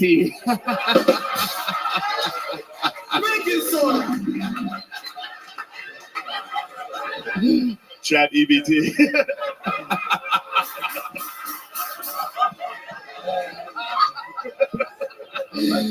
He went to Chat KFC. It's incredible.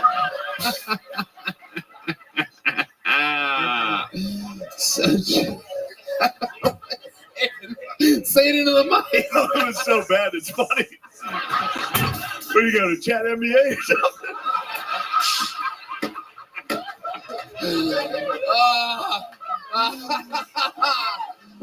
Oh my God. So Jake, tell us, do you have any special moves in the bedroom when you're No, I just do what I'm told. Absolutely. Goddamn right. You don't need a physician. Give me $50.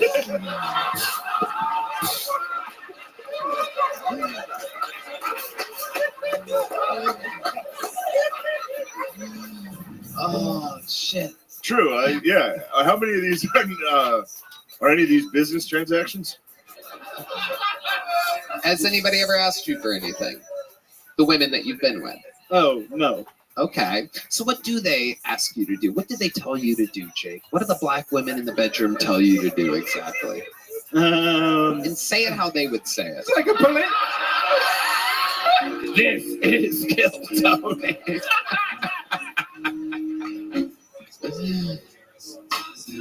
Wait, I can't answer that, I don't think. Okay, so when you're in the bedroom with a black woman and they tell you what to do, you said that you do what you're told to do in the bedroom. What do they ask you to do? But when you say it how they say it. Do an impression of a black woman asking you, telling you what to do in the bedroom. You're trying to get this man canceled on his first appearance on your show. I'm very upset. I had such a good first set, and you're trying to get me canceled. It was a black lady. I'm sorry.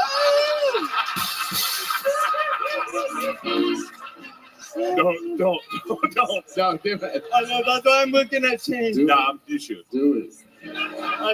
Become legend, bro. Yeah, be a legend. Shane and I technically both got canceled before our careers really started as well. So you can go right ahead. Do it. Do it. As black as you possibly can. Oh, do it. Deez is giving you permission. I'm even playing black blues music for you, bro. Come on. Here it comes, ladies and gentlemen. This is Jake Coulter doing an impression of a black woman telling him what to do in the bedroom. Do it down that.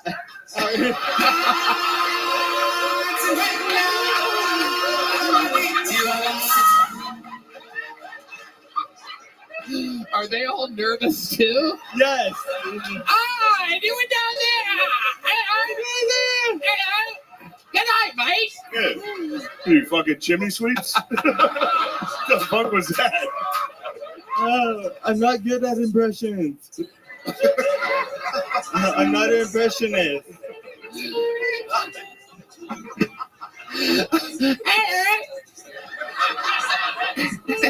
a black woman.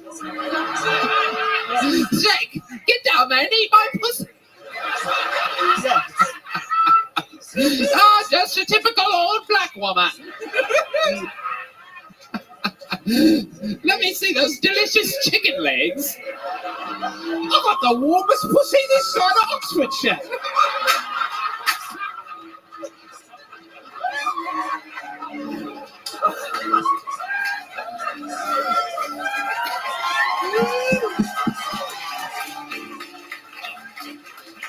God damn, this is a good show.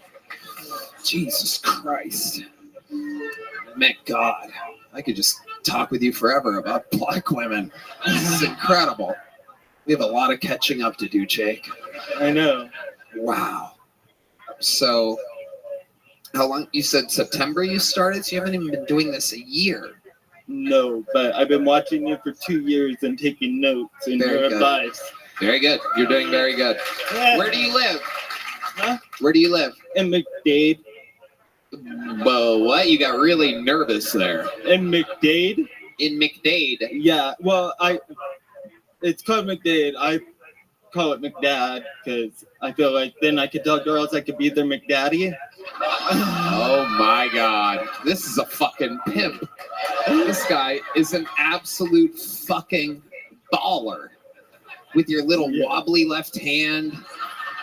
Look, you don't have no idea what to do with that hand. Look at you. You're grabbing onto your pocket, you're wiggling around, touching your own fingers. You have no idea what to do with that fucking thing. I know, because every time I practice holding the mic in this hand. But what do you do with that hand? Let's see what happens if you hold what do you do with that hand? Oh shit, cerebral palsy. You have no. Do both. Just do both. Oh, Shane giving you permission to do the patented. Whoa! Oh my God!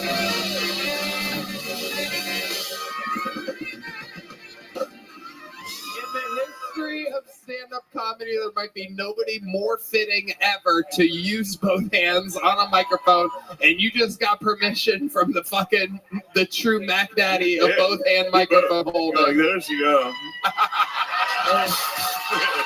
It works. You have been blessed on this day. An amazing performance, an amazing interview. Here's a big joke book. Jake Coulter, ladies and gentlemen. Wow. Amazing.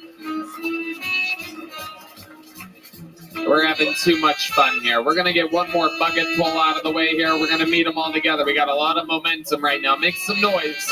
60 seconds from Abe Flores, everyone. Abe Flores.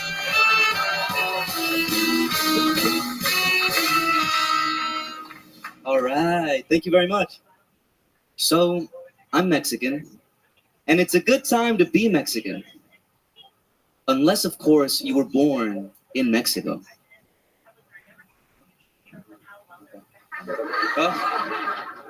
Half of my family really hates that joke. You can imagine which half, you know what I'm saying? There's a bit of tension among the family, just a little bit of tension. Those who only speak Spanish expect the rest of us to speak it perfectly. And yeah, yo hablo español, but just because I speak the language doesn't mean I know every word. For instance, the word girth. I have no idea how to say girth in Spanish. And no, of course I've never looked it up, because that would be gay as hell. All right, thank you guys. I'm Abe Flores. Hell yeah. Finally, someone just eats it up here. We've been waiting for you, Abe.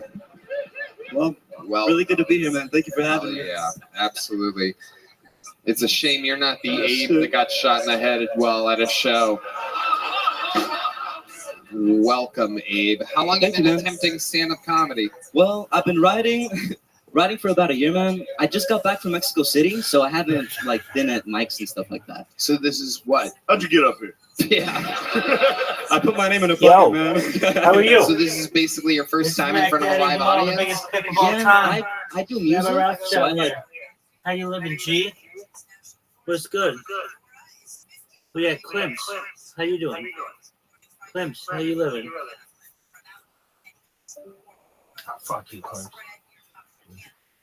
What do you do for work? Well, I tutor people in Spanish, algebra, geometry, things like that. Okay. James McCann. When you said half your family hates that joke, you know what I mean. What did you mean by that? Yeah. The ones who were born in Mexico. No, okay.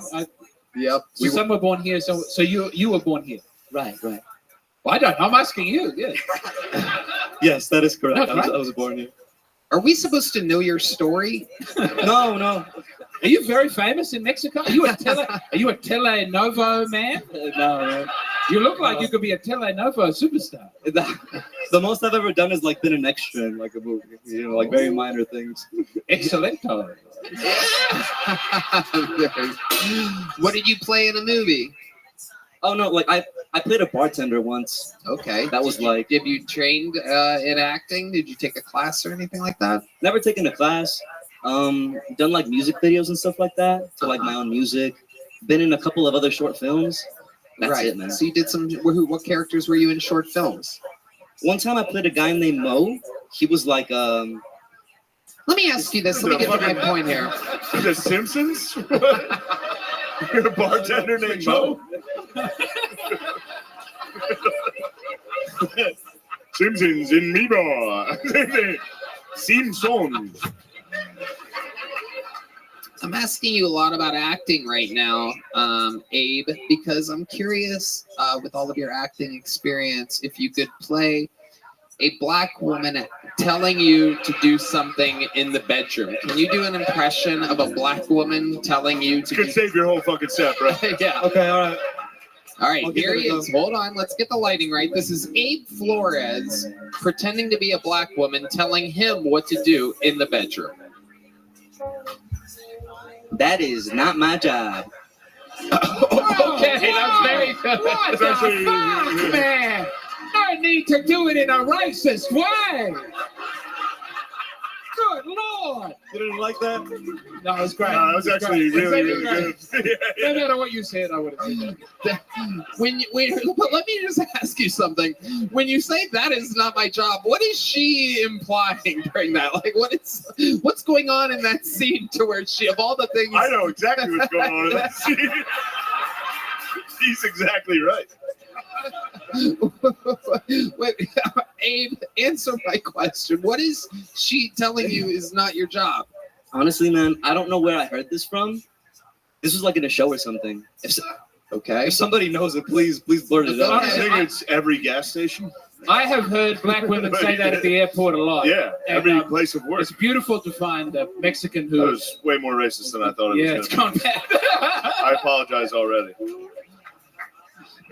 Okay. Taking the heat off you, brother.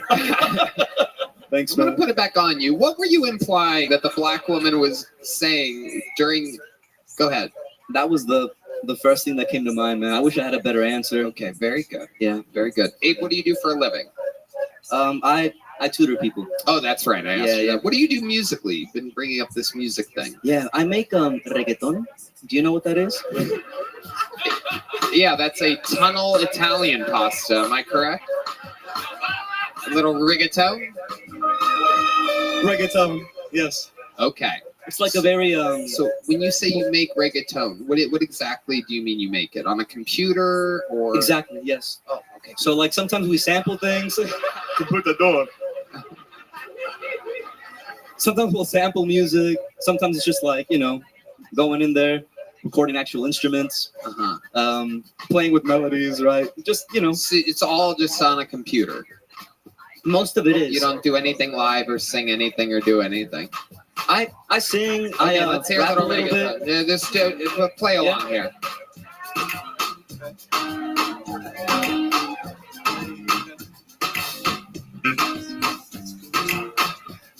Do you really, really want to? Do you really, really want to, girl? Hit him with that one, two. Do it for me, cause I know you really want to, girl. Do you really, really? Are you ready? Here's a little rap, okay? It's a little political. All right. Living in cages, simply outrageous. Jungle is dangerous. Minimum wage, slaving away in a place with no say. Blast that banana, son, it's insane. After sun goes down, the streets are unsafe. Apes out here blasting bananas, trying to get paid. Made to believe there is no other way. I get why we blasting, but do you really, really want to? Okay, all right. Wait. That song is called Blast That Banana. All right. Are you an Indian guy? You're a fucking Indian guy. I'm not an Indian guy, no. That's the other half of his family. Oh, shit. When you're making a political rap about apes blasting each other with bananas, do you want to explain what that's about? I got a theory, but Yeah, so that maybe was, don't tell anybody what that's about. That was off of a project that I released about a year ago called Abe the Ape. And it's like all like literally just a bunch of double entendres about, blasting bananas and yeah. Because of Planet of the Apes or because of black people? That's what I'm asking. Oh God, no. Because I don't know. No. It was an idea that I got living in Mexico City. I was just kind of like going from place to place, noticing that people were just kind of, loading themselves up with like drugs and chasing sex and doing things like this, just like very primal urges. That's the best possible answer to that question. I appreciate it. Yeah. Good job, Abe. Thanks, Tony. All right. Well, Abe, here's a little joke book. Congratulations. Appreciate you, man. There you go. Ladies and gentlemen, that is the Kill Tony Is it cool debut if I plug of Abe Flores. my music? You already did. Abe Flores music. There you Thank go. you, guys. Abe Flores, everybody. Go listen to his unbelievable ape-related music. For those of you that are like, there's not enough apes in my music. Big pop for Heidi. And now we've come to that part of the show where I get to bring up one of our unbelievable regulars, ladies and gentlemen. You know him, you love him. The boy is a monster. I present to you the one and only Cam Patterson.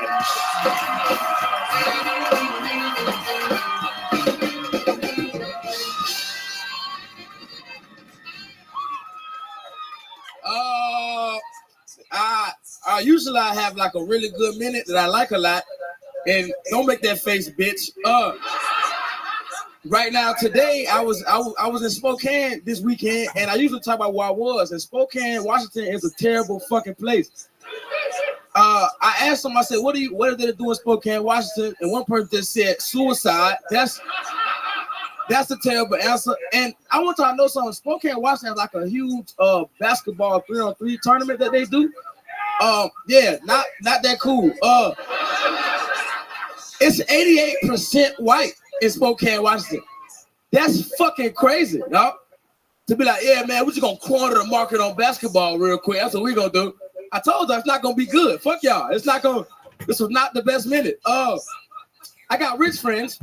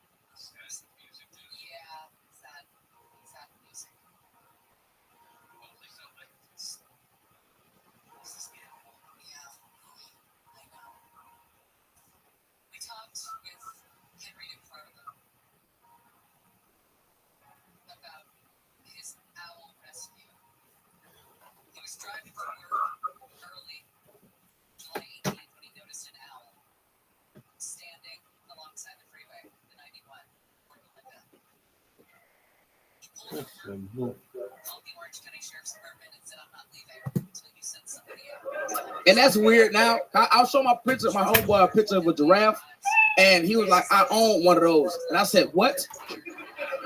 And he said, "I own a giraffe," and I was like, "For real?" He said, yeah, I got two of them. And one of them, they had sex and they made a giraffe baby. And I sold the baby giraffe to the zoo. And I was like, nigga, you flipped a giraffe? Cam Patterson, everybody.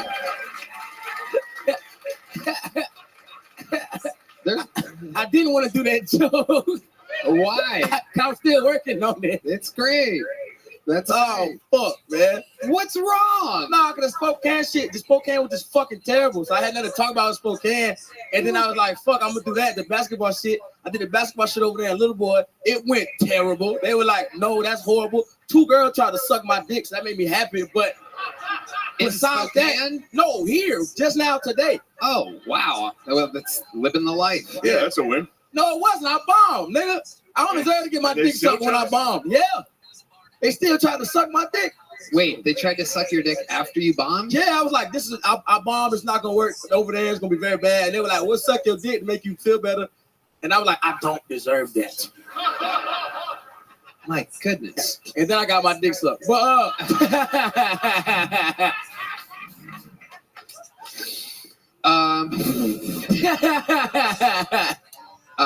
okay. Was this a black woman that sucked your dick or a white woman? Nah, I've been seeing this shit. No, it was not a black lady, it was a white bitch.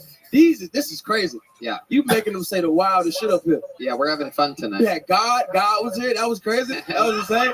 It wasn't God. God was his father. Oh, what? We had his son. God of God. I want to say, I've been in Austin for a couple months now. Cam, you're my favorite person who does, who I hadn't seen before, does comedy. You're great. Thank you. Thank you so much. I love you too, man. I know it was. Much love. Thank you so much. I love you too, bro. Hell yeah. My dog, he speak a different language. Yeah. I mean, also, like the moral of everything you're saying is evil, but you're so charismatic. Yeah, that's love. Hell yeah. You have about 8 minutes on an abortion. That is really funny. Thank you. People hate that joke. Yes, because you're talking about how much you love abortion. Yeah, my mama hate that joke. Because you're killing her grandchild. Well, it's still really funny. You know what's fucked up about that? She didn't know I was gonna have the abortion at all. She didn't know about the abortion at all until she was scrolling through TikTok. And then found that I killed her grandbaby. So yeah. That's how some people find out that their grandchild has been murdered. Yeah, I didn't want to tell her she was gonna make it real sad for me. You caught a body. Huh? You caught a body. I mean, I didn't do it. The physician did. The physician's assistant right there. I'm very excited. Yeah. James? I was just shaming the physician who did it really sounded like you said my name. Oh, no, that was with an M. It's the worst thing a person can do. Have you done abortions before, physician's assistant? You've had. Whoa!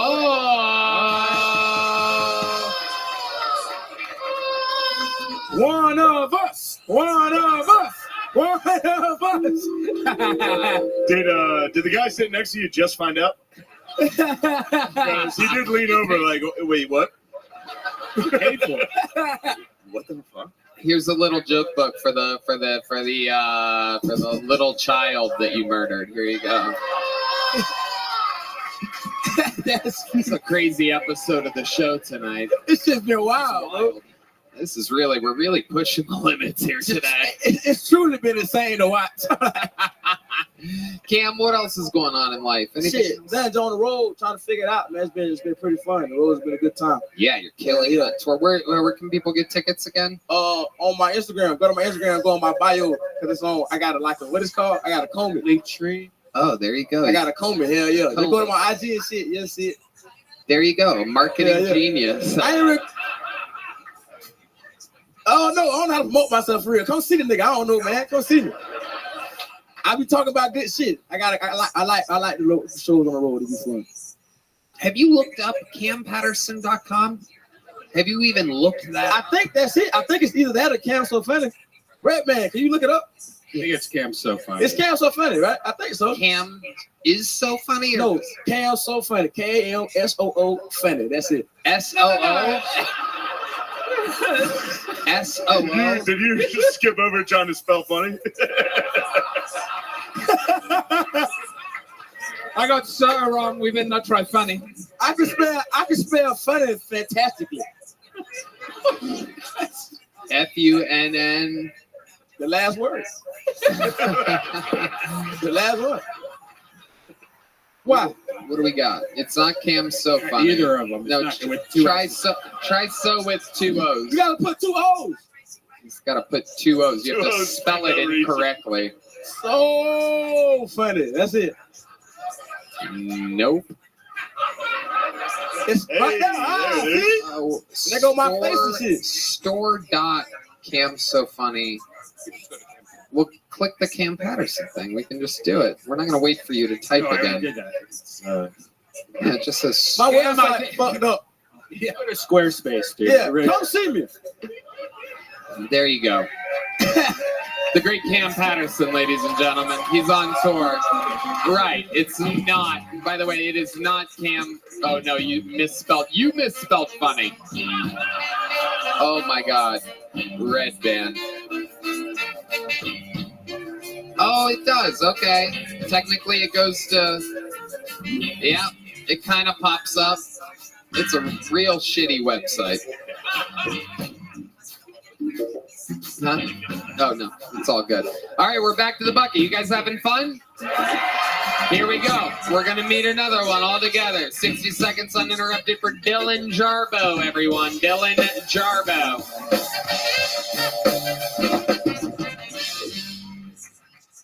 There's a lot of protests going on in Austin right now. I'm not going to lie, up until a week ago, I thought Hamas was Spanish for more ham. I got pulled over on 6th Street. I didn't even think that was possible. I thought it was like international waters out there. White guys, we get pulled over. We talk to the police like they're our Uber driver. What's up, boss man? Busy night? You have an iPhone charger? Can I vape in here? I think they should bring back the show Pimp My Ride. Remember that? Bring back Pimp My Ride. This time it's just for people who live in their car. What's up, Kevin? We heard you're homeless. We put a microwave in your trunk. Figure it out. No, I know the struggle. We didn't have a lot of money growing up. When I was a kid, every night for dinner we had macaroni or cheese. I always picked cheese. Actually, I had a job interview recently. You got to be memorable, stick out. He asked me, Dylan, what do you bring to the table? I said, I bring another table. You're hired. Welcome to Rooms to Go. Thank you. Dylan Jarbo. Welcome. You've been on this show before, right? Mm-hmm. Fantastic. How long have you been on stand-up? About 8 years. 8 years. And you do this for a living? How do you make money? No, God, no. I have an IT job, work from home. Okay, work from home. I love it. I love it. Oh, a lot of fans of working from home here. That's great. Tell us more about your life that we didn't find out last time you were on, or what was the main frame of our talk last time you were on? Last time I was on, we talked about mental health. I had OCD. Can't do anything in fours because I have 5 family members. That means someone's gonna die. Okay, you still have that, obviously. Yeah, I do. Dr. Drew and I talked, and we had a great conversation. Oh, okay. That was in Skankfest? No, that was here. Okay, that was at the Vulcan. Okay, I remember now. Yep, long time ago. All right, so you have OCD. What else about you, Dylan? Tell us more. Oh. I mean, yeah. I lost like 30 pounds since the last time I've been on here. Really? Skinny bitch. You would have lost 40, but a family member would have died. I can't afford that. Yeah. How'd you lose the weight? Tell Red Band how you lost the weight. Red Band. I cut out the lean cuisine pizzas. Ooh, have you thought about that? No, that's not on you. That's just what helped me personally. Right. That's what saved me. Red Band thinks that's good diet food. Lean cuisine pizzas. That's diet pizza. Come on, man, it's in the title. Sex, Brian, do it. Diet pizza. Yeah, I thought it was diet pizza. It's not. It's sodium and all that. Right. So, how many family members do you have? 4, including me. I count myself. So you have 4. Yeah, 4. Wait. Yeah, I know. It didn't add up to me either. Once I started counting the numbers in my head, I was like, so it's 4. Mm-hmm. So you can't do 3. I Because shouldn't. then one would be gone. Yeah. That's true. Not You're good going at to math cut out either. the foxtrot and the waltz for this man, so he can't have any. 1, 2, 3. 1, 2, 3, 4. I was confused. Maybe I'm fucked up. Didn't you say? All right. Yeah. This was years ago. I still can't count. Yeah. What's the worst that this has affected your life? This OCD. Like, what was there ever? Obviously, it's not that strong. He forgot while he was up here. No, that's got to be worse because then you live your whole life going, fuck, was it 2? When do they die? But sounds hard. There's been some stuff when I was driving. I'd be going like down the highway, and I'd be like, "You better touch the back, like the window at the back." And I'd be driving to the open mic. If you don't touch it, you're gonna bomb. And I'd be going 80, reach back real hard. You just have to touch the window. Mm-hmm. The back. Again, years ago, yeah. Passenger side window. No, like how it lines up. Driver's side back window. Mm-hmm. You had to touch the window, or else you were gonna bomb. I was gonna bomb. Yeah. Is this a small car or like a Toyota Sienna? How far is it to get to the back window? This is a Ford Focus. I could That's lean back. doable. Yeah. Oh yeah. Easy. One of these. Easy. Driving my dick. Okay. So Dylan, you have a love life? I do. How's that going? What's that like? She's a beautiful girl. How long you been with her? About 9 months. Where'd you meet her at? Hinge. It was a Hinge. What was your first date? Our first date was down Hotel Vegas, down the street. She's a tech gal. She makes twice my salary. Yeah. Yeah. There we go. There you go, guys. We get an HEB. She buys the groceries. I buy the bags. That's just how we do it. Man, I got a feeling if you don't stand on one foot right now, she's gonna die tonight. Whoa. I'd be a very lucky man. I could say. Do you only stop with 4 fingers, or? The. Have you ever fisted her? Is what? No. Okay, good. What is the wildest thing you've ever done in the bedroom? To you? Like a Mike Tyson, maybe a bite. Whoa! Look at that. In the bedroom, a Mike Tyson can mean a different thing. I want you to know that. Okay. A George Foreman. Yeah, the nibbling on an ear is the least horrifying thing a Mike Tyson could be. You say George Foreman? A little rope-a-dope action? Yeah, a little Muhammad Ali rope-a-dope again? Yeah, I hang in the corner. Play dead for a while, and they go, I'll just fuck around. Come here. Now that you're tired, I'm going to fuck you up. I love it. Dylan, what do you do for fun when you're not doing stand-up or working? I've been taking Pilates classes online. Whoa. Why does that sound like a joke? You say No, it's not. I took Pilates class online. So when you take it online, what does that mean exactly? It's just YouTube. YouTube it. Right, but what do they have you do? I do the poses in the living room and just let it hit. She watches. Well, it works because you're looking good, brother. I want to let you know that. I'm not ashamed to appreciate a man's body. Thank you. You're welcome. Wow, they're working off, guys. You're ripped under that Bucky's shirt. You can never go back there. I'm really not. It's trouble from here to here. Is it? From tits up, I look great. There's a lot of lone stars. Man, do you know what I would give to look good from tits up? If you go in a pool, that's perfect. You just stay here. I gotta stay here. I got a great ocean body. You already have a joke book? I do. Yes, sir. Hey, Okay. I would love to have you on the Secret Show Thursday. Wow, look at that. Look at that. Dylan Jarbo. There he goes. There goes Dylan, everyone. We got another name. We got to keep it moving. Make some noise for your next comedian doing a minute. How about a hand for Heidi, everybody? I mean, just unbelievable. This sausage fest of a show. It's such a breath of fresh air. Make some noise for your next comedian. Trey on stage, everyone. Trey on stage. Here he is. Trey on stage. Whoa. Hello. How y'all doing, man? Last night I got a little too drunk in my Uber. I was pretty messed up. I ended up throwing up, almost passing out. And that thing really sucks when that happens, especially when your passenger is right there. Yeah. I dated this black chick recently. It was pretty cool, man. She told me that her husband died. I was like, that's no bueno. Thanks. I was like, that's no good, man, because I'm terrified of black widows.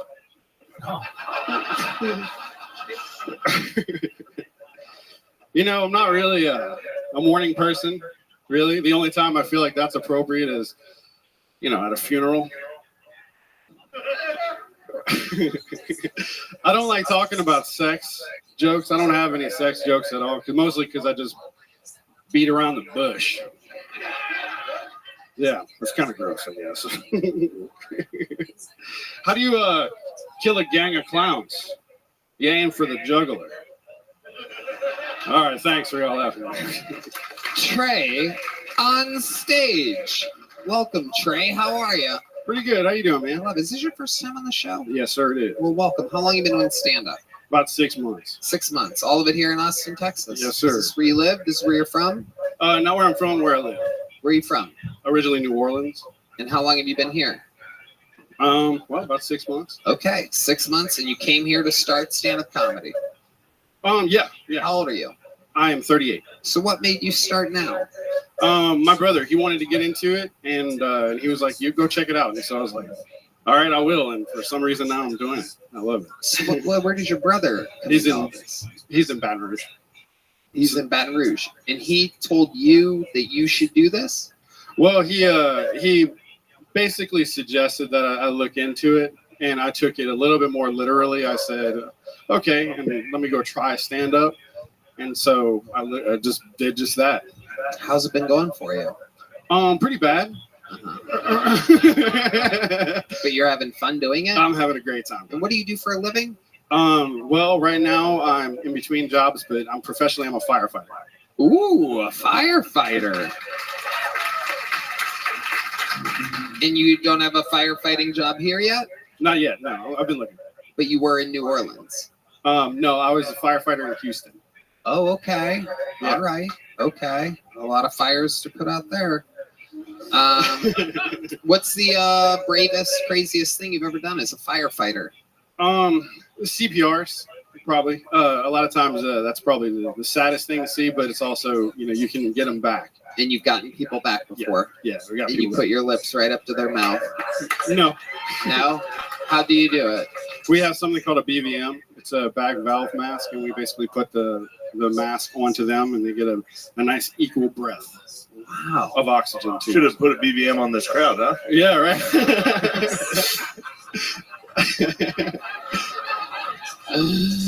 Hell yeah. So, firefighting, you ever save a cat in a tree? No, a parrot, though. A parrot? Yeah. You didn't need to save it. Right, that's fine. I know, right? It's good. You ripped it out of a tree. Yeah. Were you ever in one of the sexy calendars? No. Oh, that's gonna hurt. I didn't make it. So the hot guys down at the station, they get to be in the calendar, and you sell them or what? Just the hot ones. Do I sell them? No, just you're like the fat cheerleader. You're the base. Yeah. You're the big girl waving a flag. Yeah. Exactly. You look good in suspenders. You're a hardy gentleman. I try. I'd stroke you. I try. Have you applied to be a firefighter here in Austin? Not in Austin, no. Surrounding areas. Is this where you live? Now it is, yes. When did you move exactly to Austin? No, he was in Houston 6 months ago, right? Yeah, a little over 6 months ago. How long have you been in Austin? So about maybe 3 months. Okay. Yeah. What made you stop off in Houston on your way to Austin? Well, long story. Basically, I'm coming by way of San Angelo. I lived out in Houston for a little bit. Now I'm just living in Austin. By way of San Angelo. Yeah. So I'm basically from the military. I was in the military as well. Oh, wow. You're just a hero of many kinds. Is that why your brother has sent you on a reconnaissance mission? Like, I'm still very confused by that. If I was, I didn't know it. He wanted to do stand up and said you should go check it out. Yeah, he said I should check it out. Yeah, but he wanted to do it. But he wanted to do it. Yeah. And then he was like, "You go first." That's fucked up. Yeah. Basically, he wasn't military or a firefighter, was he? No. Yeah, coward. Yeah. You did this too. He's still sitting home going, man. Yeah, right. I can't even believe this is happening right now. I'm like, What branch of the military were you in? The Navy. And did you ever did you go on tour? I did. Where'd you go? I did.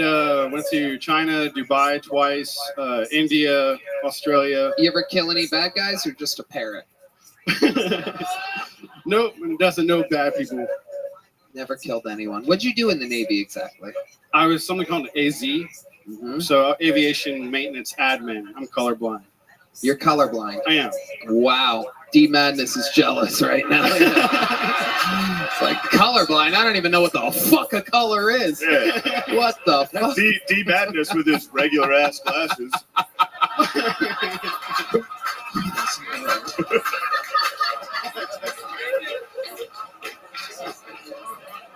Oh my god. Where'd you go to Australia?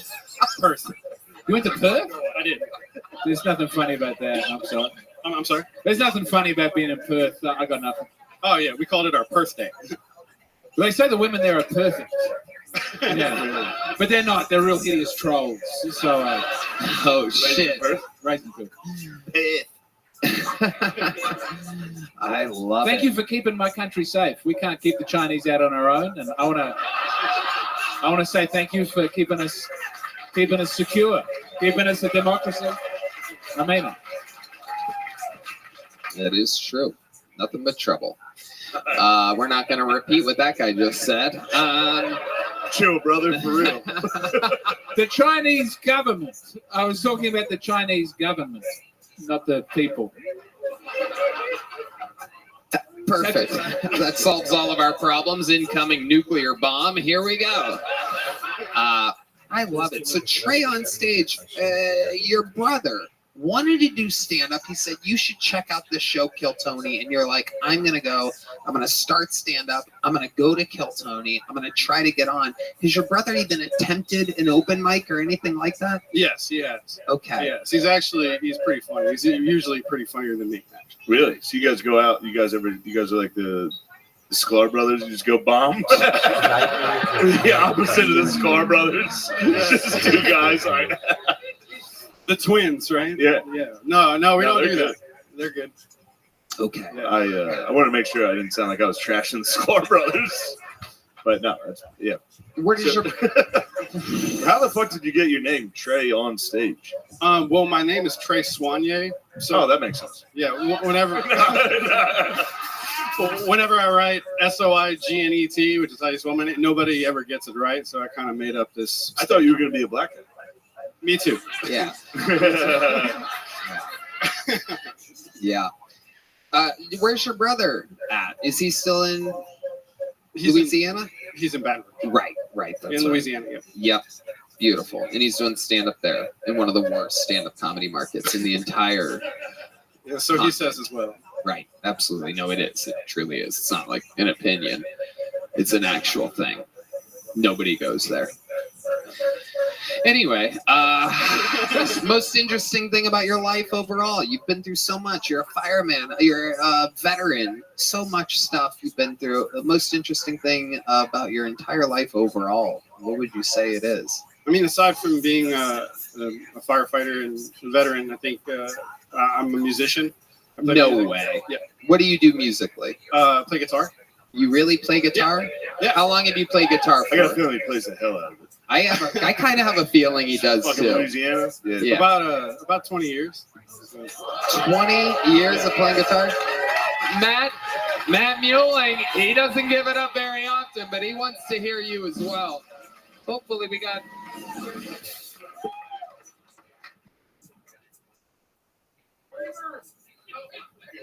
Incoming guitar. We got the chord. The shit's going down. D Madness somehow knew that the guitar was about to hit him in the face. Fucking world's fakest blind person. Here, get a little more out there. Get back up there. Let the people see you, Trey. You're on stage, Trey on stage. Here he is. Oh, there's nothing happening. He lied to us, ladies and gentlemen. Wait, what does he do? Oh, wow. What a catch. Is there a reason why there's no music coming out of it? Whoa, Jesus! All right. Whoa, Matt Muelling, what a power monger! Hands over the guitar and just stares at him. Go ahead, play. You could do what I do. Sure, guitar player. All right, ladies and gentlemen, from New Orleans, Louisiana, on a mission. He's on a mission to get his brother to...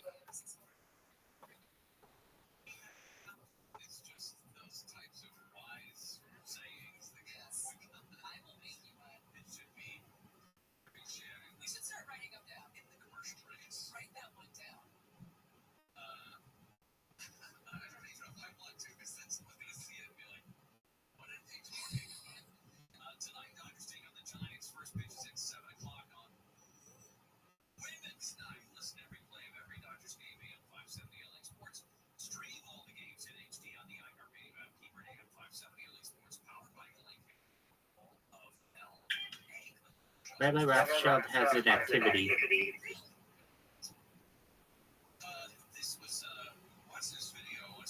Rabbi Rothschild has an activity he wants to do with you. Rabbi Rothschild has an activity he wants to do with you. He wants to interview you.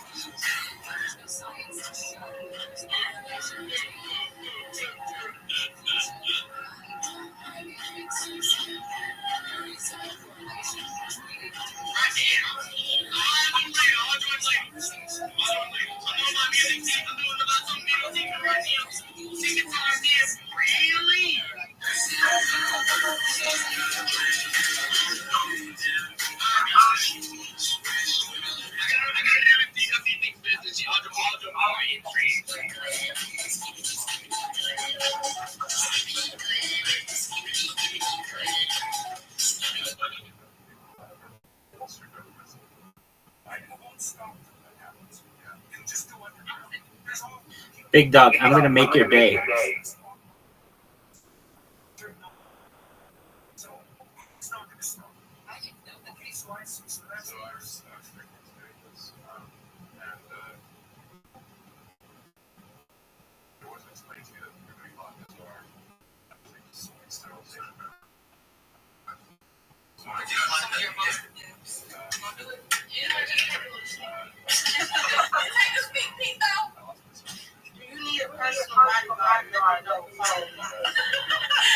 This nigga said 1, 2, 3, 4, 5, 6, 7, 8, 9, 10, 11.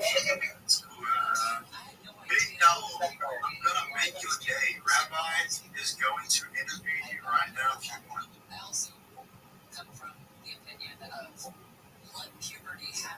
We told him like 3 fucking times.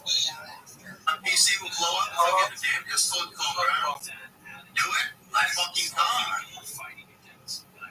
No fun. It's too soon. It's too, especially puberty these days.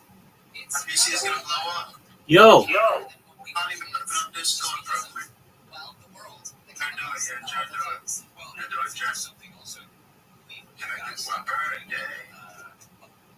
Oh, why that shit go up? We've got to stop adding value to people who are victims of something. It's not gonna make a difference, like that.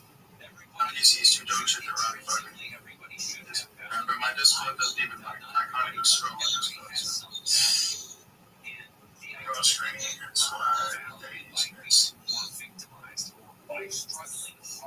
Oh, this shit.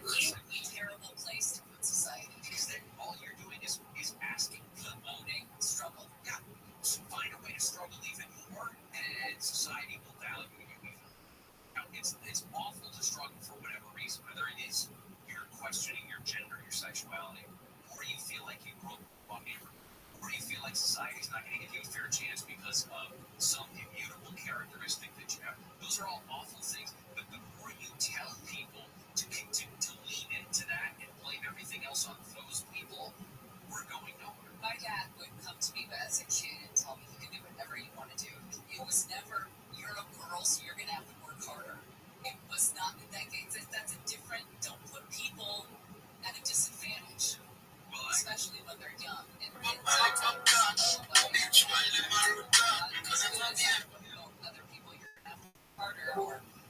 Yo! Hey!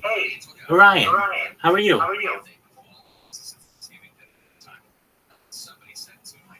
Can you hear me? Oh, interesting. Hey, just one moment. My computer that normally allows me to hear you really well needs to be restarted. And it's going to take it a moment. Apologies. But let me see if I can get another device in the meantime so I can speak with you, because I'm glad you're here. You're an amazing person and everyone loves you. One moment.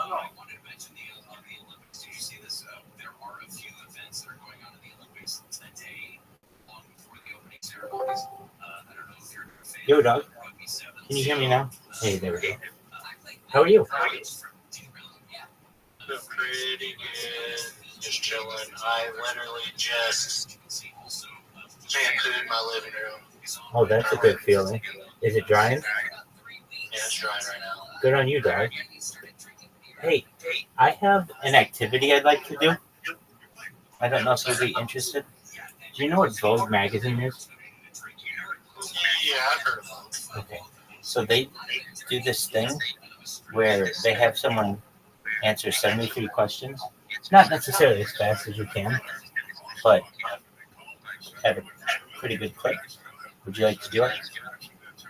I don't want to answer 73 questions. That's okay. That's a lot. I understand. I've got some people who are going to come in here, and I'm going to interview them that way.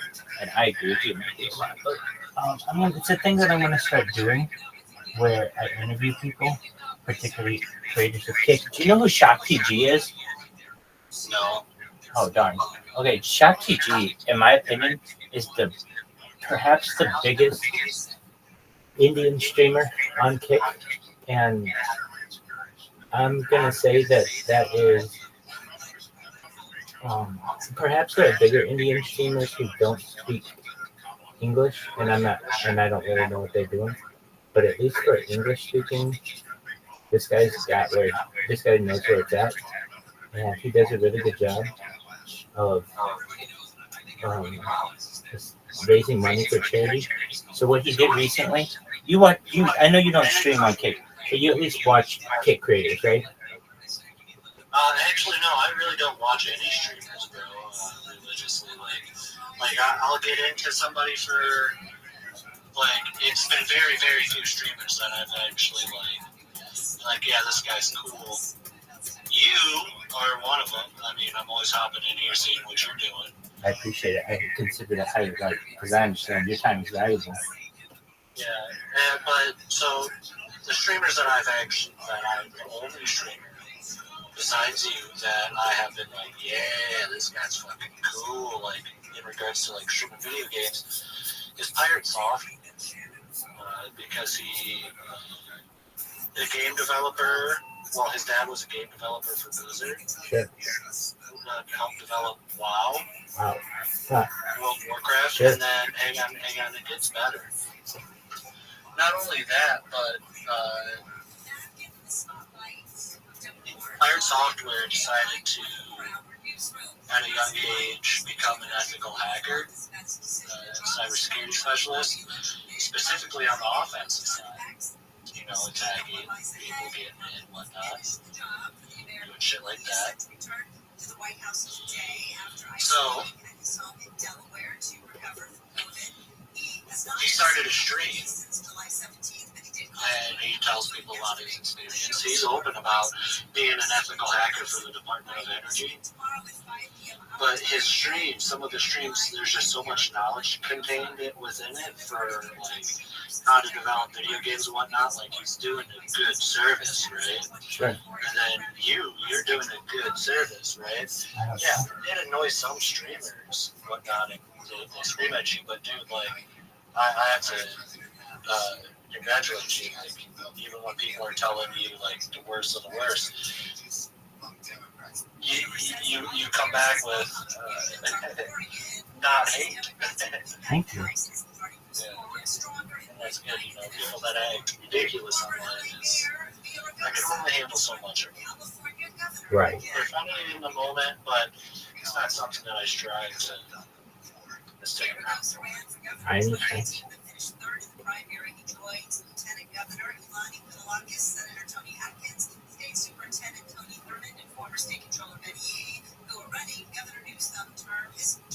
Well, okay, so that goes to my question. I was going to say, if you know who Shakti G is, he's a big Indian streamer, and he and I are going to do a collaboration.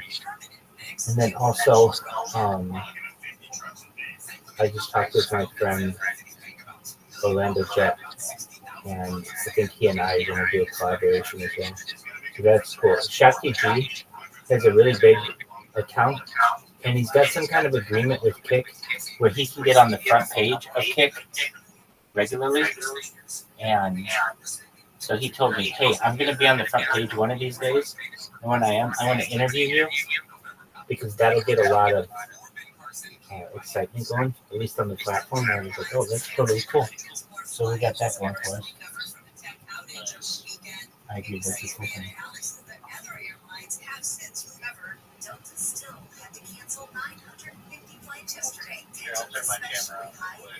How's your gaming going? How's my what? How's your gaming going? Oh, I haven't been gaming much over the past few days. Why not?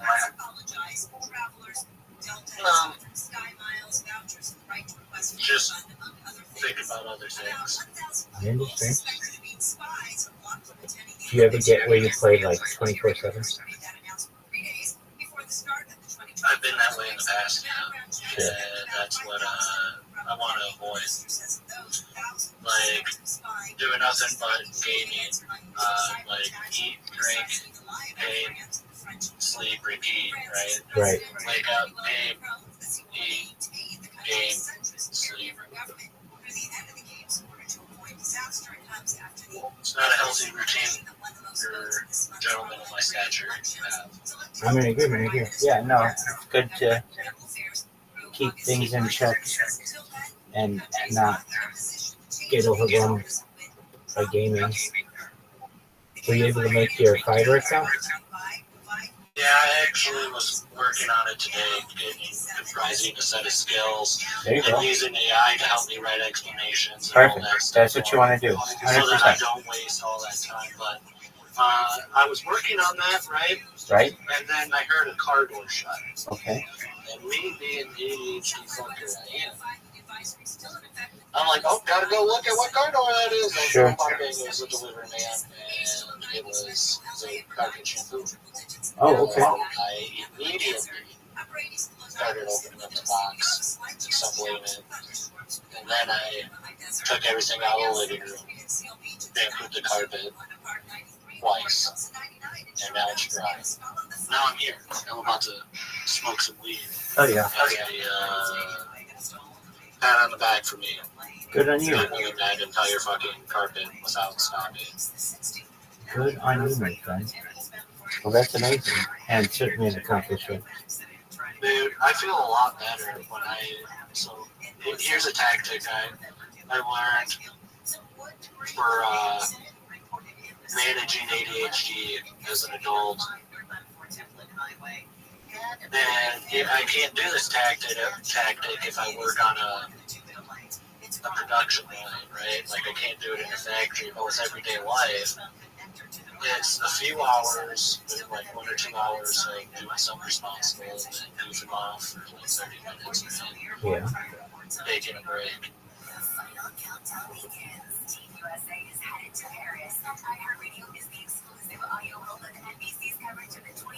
So that's what you're saying. Basically, it's easier for you to do a little bit and then be able to take a break. That's why you don't work well on the line. I understand. Yeah, we're working, like, dude, working in a factory or a general construction job, general labor, construction. Right. They're always yelling at you to hurry up. You know, time is money, all this stuff. And I'm over here, like, when I used to work in jobs, I used to be really socially awkward. First of all, because I'm not having time to think about shit and process stuff at my own pace. I have to be on someone else's fucking wavelength. Right. And I just listen. If I'm on someone else's wavelength, it only works for a short period of time. Like I can keep my mouth shut for a week, 2 weeks, but I mean it's only a couple of weeks, and then I'm about to explode. I understand. My instinct is telling me to change my environment because it's not producing fast enough results, and that's the hunter in me, right? Right. Back in the primitive days, I would have been wandering different scenery every day, looking for an animal to eat, right?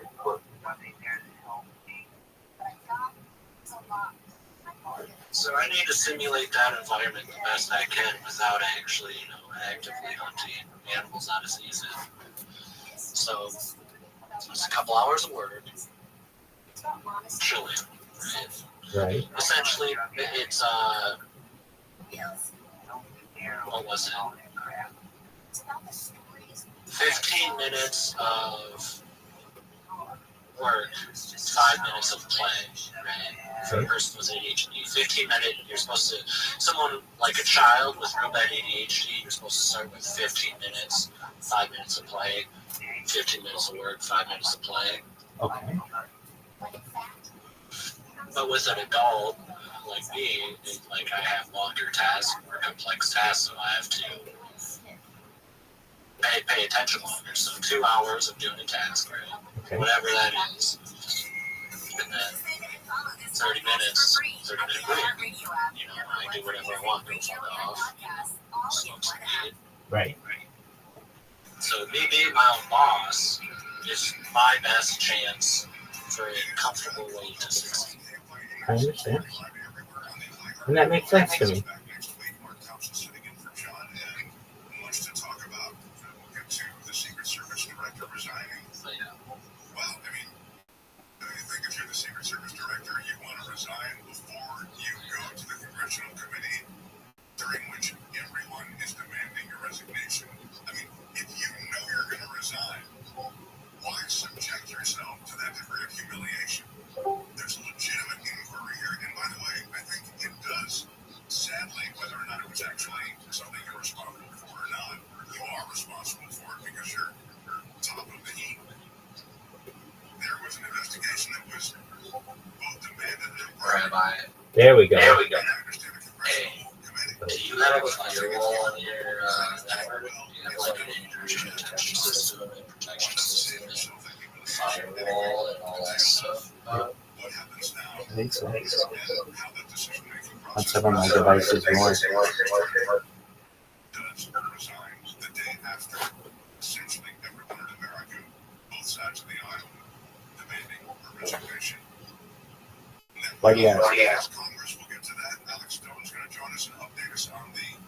I'm going to give you some free cybersecurity web device so that you are better protected from malicious people out there, because I guarantee you, it's not a matter of if it happens. It's a matter of when it happens. What do you have in place? And the given tactics that you use to generate your audience and, garner attention. Right. You're going to run into that one motherfucker eventually that will fuck your shit up. I agree. And it's a simple, very, very, very simple thing you can do to get your security better. Okay. It costs a membership fee monthly. And the initial piece of equipment you need is also kind of spendy. But Netgear, network routers, wireless routers, right? Yep. You don't want to stay with your normal internet service provider router. Well, some security is rather strong. And you want to have that initially, right? Mm-hmm. You want to have that protection to your network, to your internet service provider. So essentially, here's what you do. You buy a Netgear network router, and it comes with this program that it will automatically detect phishing scams, malware attempts. It will block DDoS, right? No, people will not be able to DDoS you, knock out the internet. And it's a simple piece of hardware, and then a subscription for the software. And then along with that subscription, you get things that you can download onto your computers that scan your computers, even onto your phones that scan every app. And they stay constantly scanning. As long as your computer is running out there, it's scanning. It's constantly working. Constantly. Sounds cool. What's it called? And it's affordable for an end user. But you're going to be, you can spend $1,000 on a third-party wireless router, and all you do is just, in your normal internet service provider router, you just plug in an Ethernet cord to, put it into bypass mode, put an Ethernet cord onto it, and then you run that Ethernet cord to that route, the new router, and then you run your network on that. Because not only do you have your internet service provider protection level, right? And you also have another level implementing it, something that you can change the settings, and you can even become more robust from there. What's the name of the software?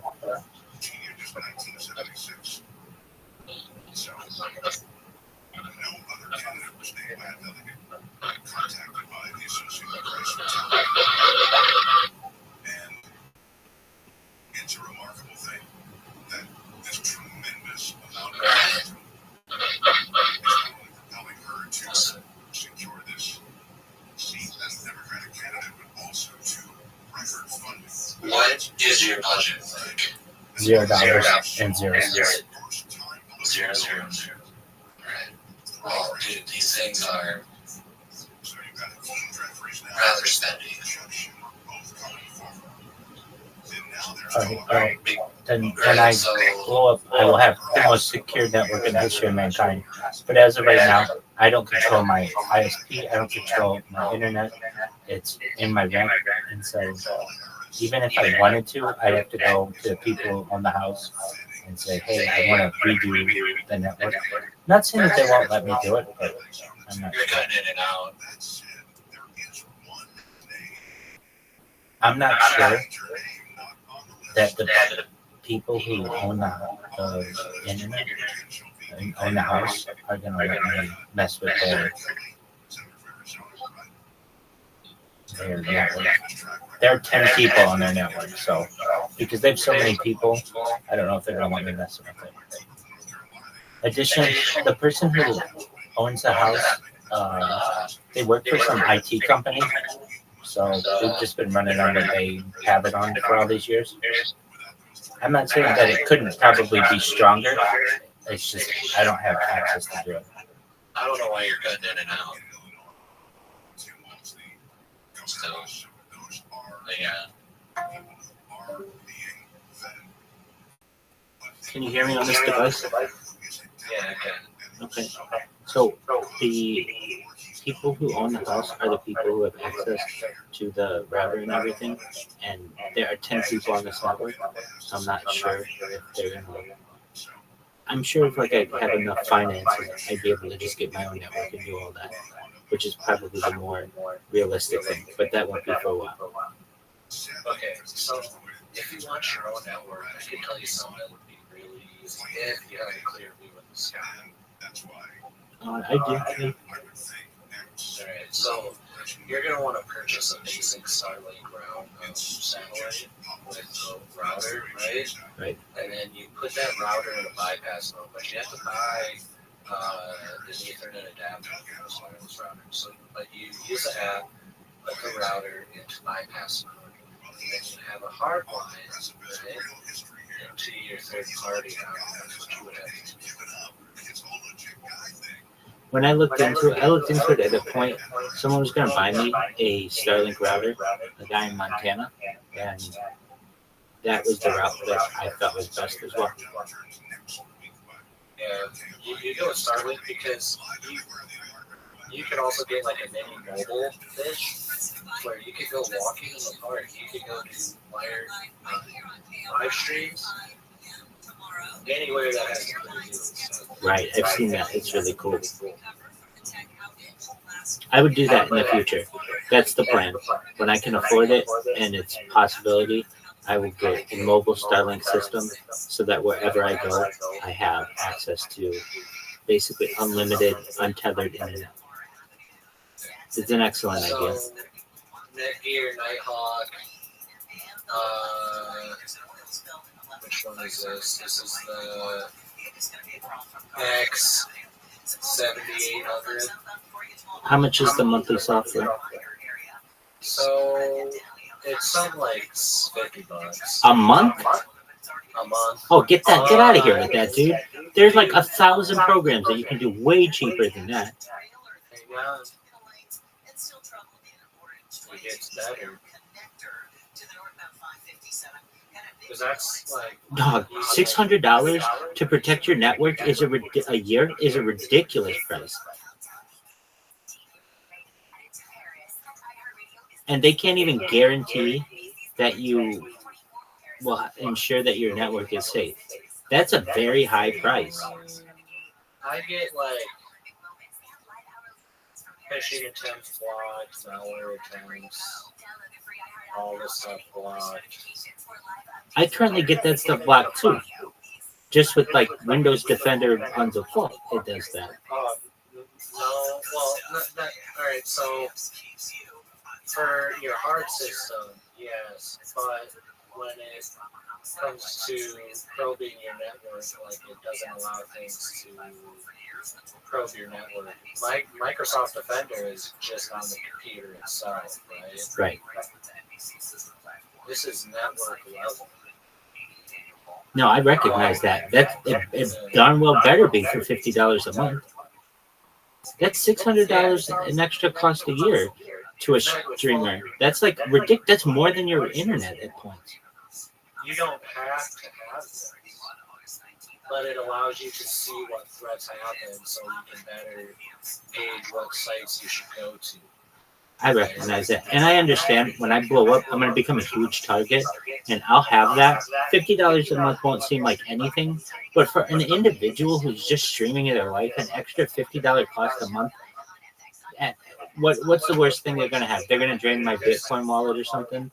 I mean, okay, if they do, that can happen, but you can see IP addresses and all that. Like it tells you, like, hey, this is coming from this IP address.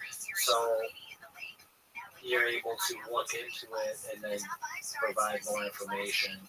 Like, I think this app has been running for nearly $500 now. That's it? No, the one on my phone has been running just for nearly. It's like, Oh, without closing it. Reset, but it was like it said like 498 hours. Okay, so I'm sorry. So it's an app that you use on your phone that. Yeah, well, it gives you access to apps that you could download on your PC and your phone that scan your device constantly.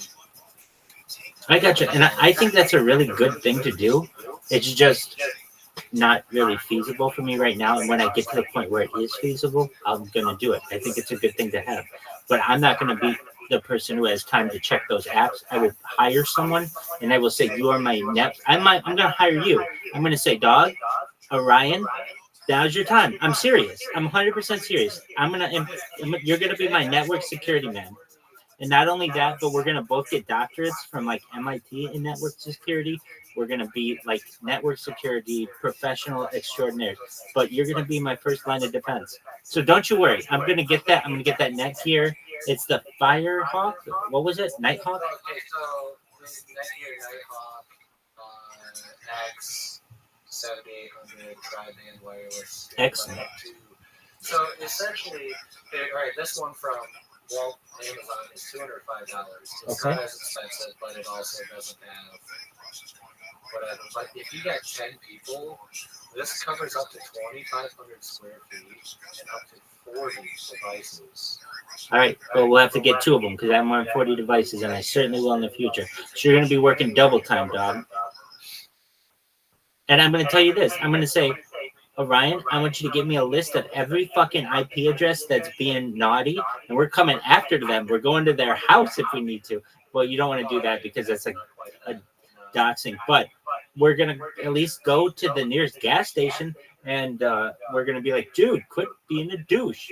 It'll be part of the journey, and people will be like, look, you spammed me, so I'm spamming you. I'm gonna be like, yeah, I know, but now I'm famous enough that I'm gonna be able to essentially stop these attacks, and I've got my man Orion who's in charge of it. I got the system that tells me whenever someone tries to target my network. It says, we block this phishing attempt. We block this. Like, it's amazing. I think that's really handy software. And for someone who is in IT security, it's a dream. That's the dream. To have something that's like constantly updating, that's just push information to you whenever you need it. It's really nice. Yeah. And I wish I had the money to just like get you one subscription. I would have that. Hey, we might be having this conversation in like 2 months, 3 months, and it would be like, remember when Rabbi couldn't afford a router, and now he can't afford an entire router factory? Exactly. What was I going to ask you about this system? Have you seen the Starlink has the movable one that now works in like a truck or in an RV? It's very cool. Yeah, it's very cool. You can take your RV into the middle of the mountains, right? Right. Okay, so Mr. IT security. And I'm not saying that in a mocking way. That's what you're going to be for me. When we get it set up on the mobile, because like I'm gonna buy a bus, like a rock and roll band, and we're gonna have a mobile router. We're gonna put this Nighthawk in the bus. Yeah, I think so. So we get the Starlink in there with the Nighthawk, and then we can connect 40 different devices to it. But I know we're going to probably have more than that, so maybe we'll get 2 of them. Is that something we could do? I would get two entirely different networks. Shit, then we'll get 3. We'll have 2 entirely different ones, and then I always want to have a backup network just in case anything goes down with the other ones. I'll have enough money by then that won't be an issue. Cost will be absolutely no issue. Did your solar panels though on the power consumption on that bus? How are you going to generate all that? You would need a natural gas generator. Okay. And have a big. Absolutely. I'll have a natural gas propane truck that follows us and sticks a hose into the bus whenever we need power. But additionally, we'd be able to just we could just use. standard diesel. You would just need a trailer with a big natural gas generator and then reserve tank. And then essentially you would, once you start getting low on diesel, you would take that truck to the nearest diesel gas station and fill up on both. But it's not all that diesel, right? Filling up that truck's gonna be a few $100s. Dog, it's like I'm going to be the richest person on earth. I have more data online than any person ever. Cost will be no object. I'll just say to you, Orion, thousands. Okay, it could be $10 million every time we have to fill it. We could literally buy a new bus every time we need it, and it won't be an issue. You know, when you get into people who have a lot of money, like they say, oh, Michael Jordan generates like $1 million a minute, but Bill Gates generates like $10 million a minute, something like that. Those kind of terms. That's what we're going to be talking here. Dog, I'm going to be the richest person on earth potentially. Data is Earth's #1 resource, according to the Economist magazine. I have more data online than any person ever. I'll be very influential at a minimum. You should see how these people talk about me. Big streamers on Kick say that you are the most in-demand person that the platform has. And that's a great thing to hear. So when I say that I might need your help, I will need your help, of course. But I mean, I might need your help sooner rather than later, perhaps. So get ready. You get to tinkering.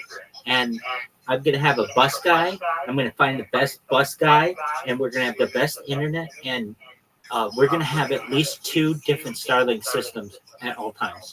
So if one goes down, if one breaks, customize the trailer to, expand and then next to living quarters, because then you can have like 2-story kind of shape. Oh, have you seen the buses that they have? They do have 2-story buses.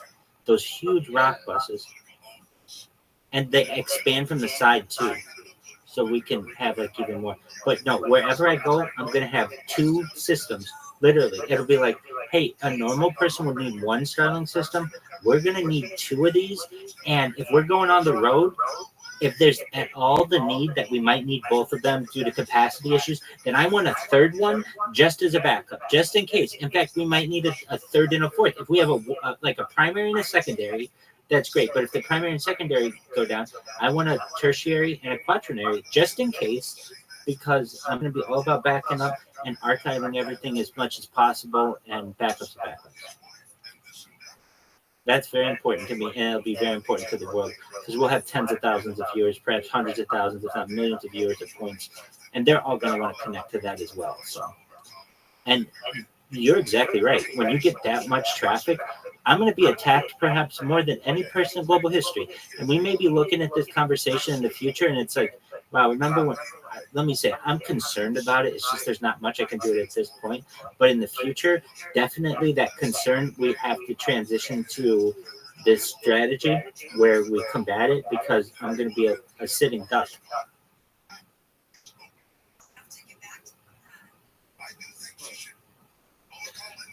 Right. So, all right. In this convoy of sorts, right? Mobile convoy. Yeah. One could, how do I say this? It'd be like Mad Max. No. So essentially, we would use the Starlink satellites. We would connect to a server somewhere, right? Yes. And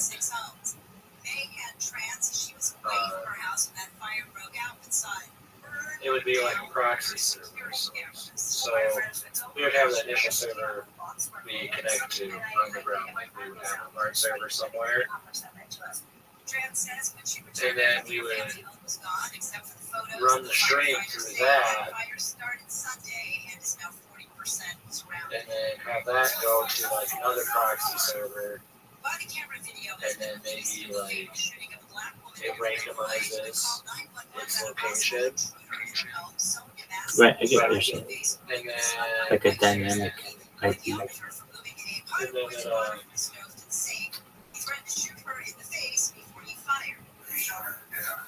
connects to Kick through there, right? Through that one, with the stream. And it's you would never be able to swat it, but that's dude. With Starlink, actually, you kind of have now opened up a bigger wormhole, because now that I think about it, criminals, nefarious people, you can make a mobile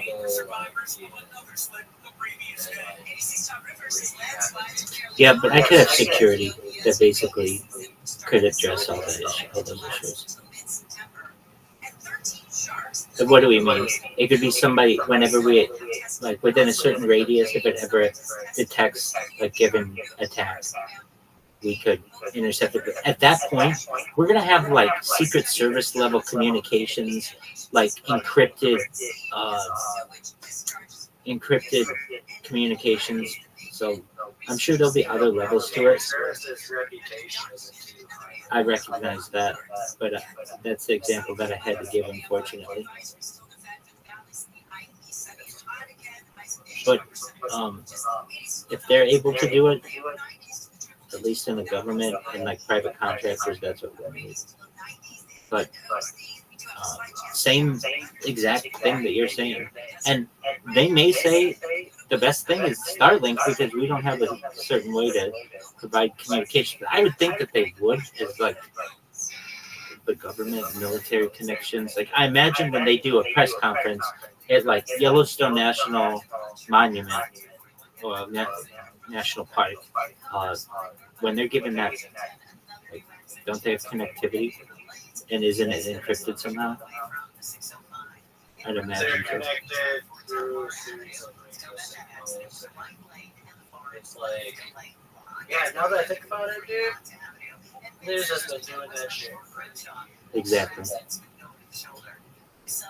But it hasn't always been that secure, actually. So what you're saying is definitely concerned. Exactly. Exactly. Pick up that.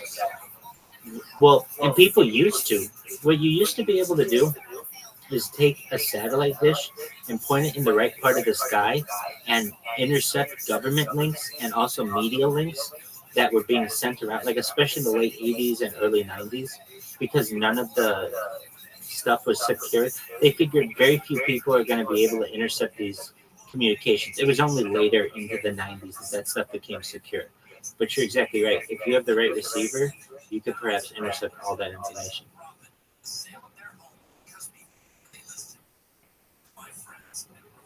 These are all very good ideas.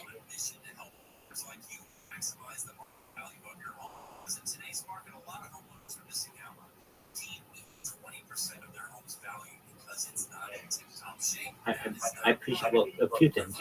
I appreciate you looking out for me.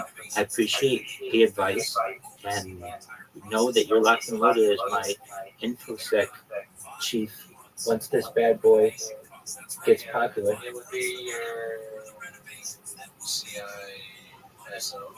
Your CISO. Isn't it a CIO, Chief Information Officer? Information Security Officer. Okay, well, that's what we'll make you, though. Get ready. Because it's information security, so it's Chief Information Security Officer. Okay, I gotcha. Yeah, you don't. Oh, yeah, dog. Well, consider it a done deal. We just gotta get this bad boy viral, and with every day that goes by, more and more people find out about me. Actually, my one friend, well, I shouldn't say he's my friend. We met today, but we've been communicating for like a month now. This Shakti, like I said, he's a big streamer on Kick to the point where he has like deals with them. And one of the things that he said is they're going to feature him 3 times a week on the front page. And his idea was this: Rabbi, I want to make a treaty with you, with Kick. He called me, or we talked today, and I'm like, what do you mean? He's like, well, basically, you come in and you spam everybody. And most people are like, oh, no, not again. But I like it. He's like, look, I understand it's avant-garde, or, it's kind of, it's unorthodox, but it works. And you should know that I want to interview you about it, and I want to see if I can arrange a treaty. I'm like, well, what do you mean a treaty? He's like, what would it take for you to stop spamming on Kick? He just asked me a very good question. And my bar was very, very low. It was this. Kick needs to allow me to stream on Kick, and I need the ability to be able to multi-stream. So I don't want to just be live on Kick. I want to still be live on YouTube and all that other stuff. But in exchange for that, they don't have to pay me the same amount that they pay their other creators.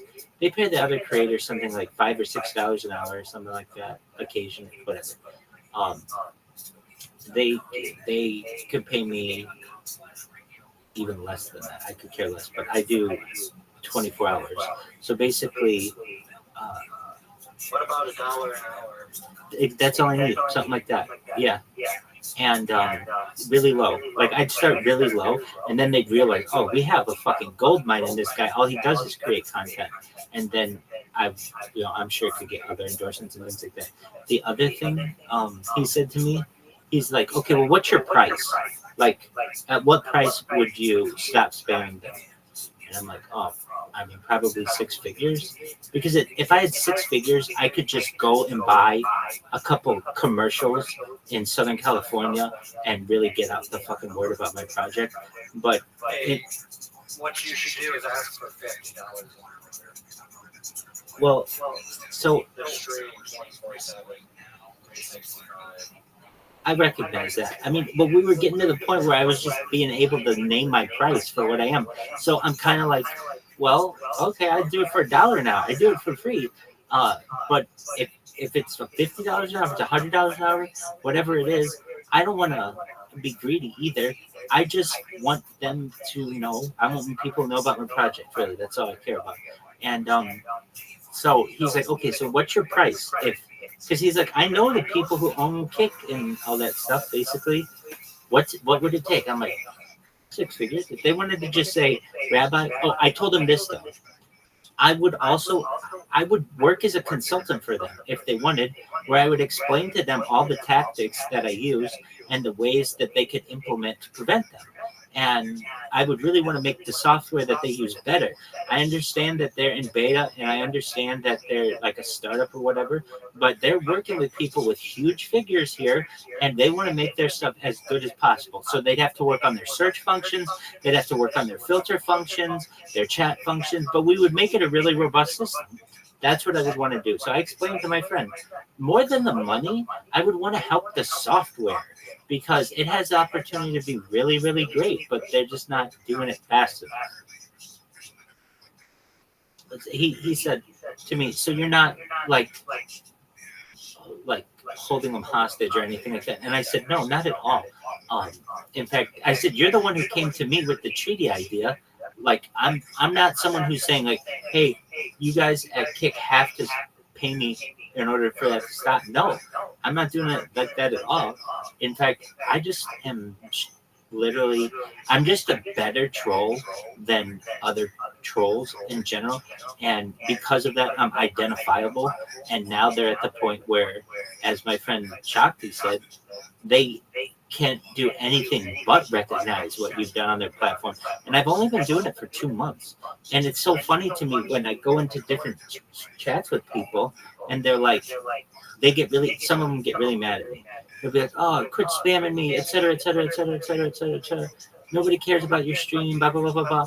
And nobody's going to find out about your stream. And I'm like, you're doing exactly what I want you to do. You're making a huge scene about me on your stream. You're promoting me.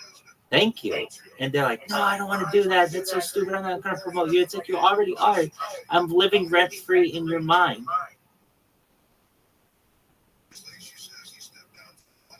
I've done another thing recently. Have you seen my AMA, Orion?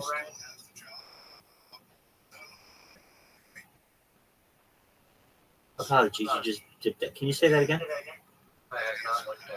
Oh, okay.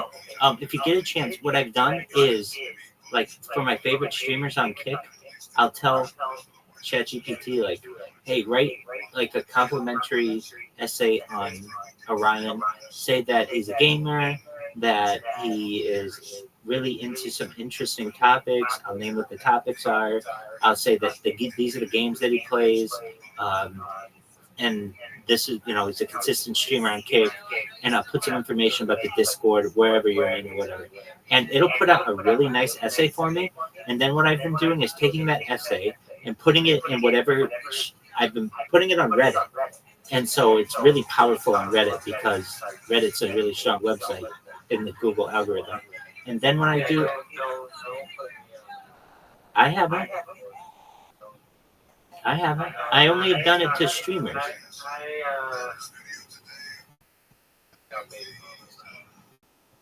Oh, I would only do it to someone who's a public streamer.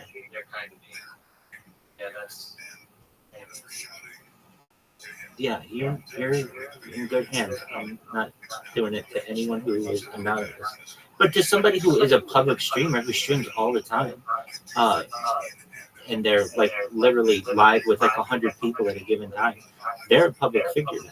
And so I can easily go in and just highlight different aspects of their stream. I was just using you as an example, only under the qualifications that you were a streamer, if you were a streamer. But you're not.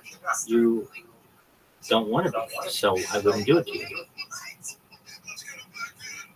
But anyway, by doing that, then I post it in their Discord, and then I also send it to them in like a DM. I have gotten a lot of really good feedback by doing that. A lot of people have been like, "Oh, this is amazing. Thank you so much. I read the whole thing. I read it on my stream, etc., etc." Just a moment. All right, I have to use the restroom.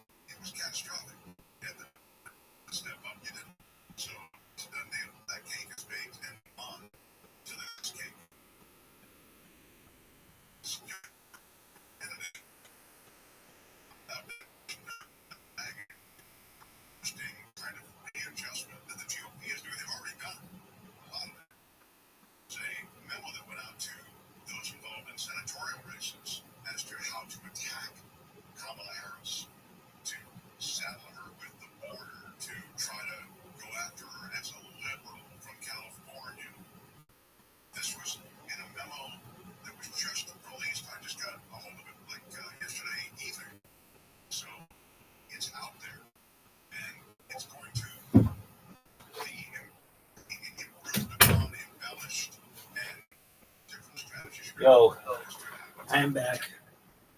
Do you ever watch? It's called Kill Tony. It's on YouTube.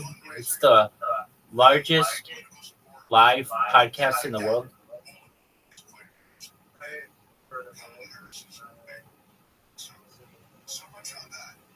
Same.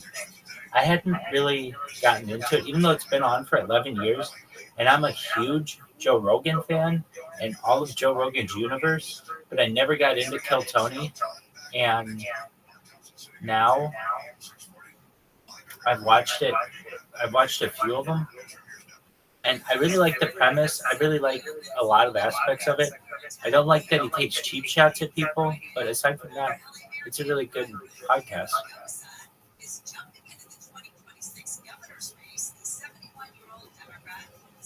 I've heard nothing but positive reviews of Kill Tony. Yeah, it's good. But I don't like the way he talks. Yeah, thank you. And I agree. He's too predictable with things.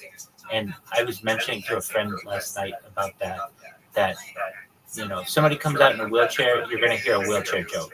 If somebody comes out with like a bright shirt, he's going to make the comment about it. His stuff is just really predictable. And then sometimes he makes jokes that don't land. Like, I would say like 75% of his jokes land, and I know they're off the cuff, but I don't know. I don't think he's always that funny. Now, the show and the people on the show are really, really funny. I just don't like that he takes some shots at people. Personally, I don't like that he makes fun of people with disabilities and people who like can't, like their race. You can't control your race. I don't like people who make fun of people for stuff that they can't control.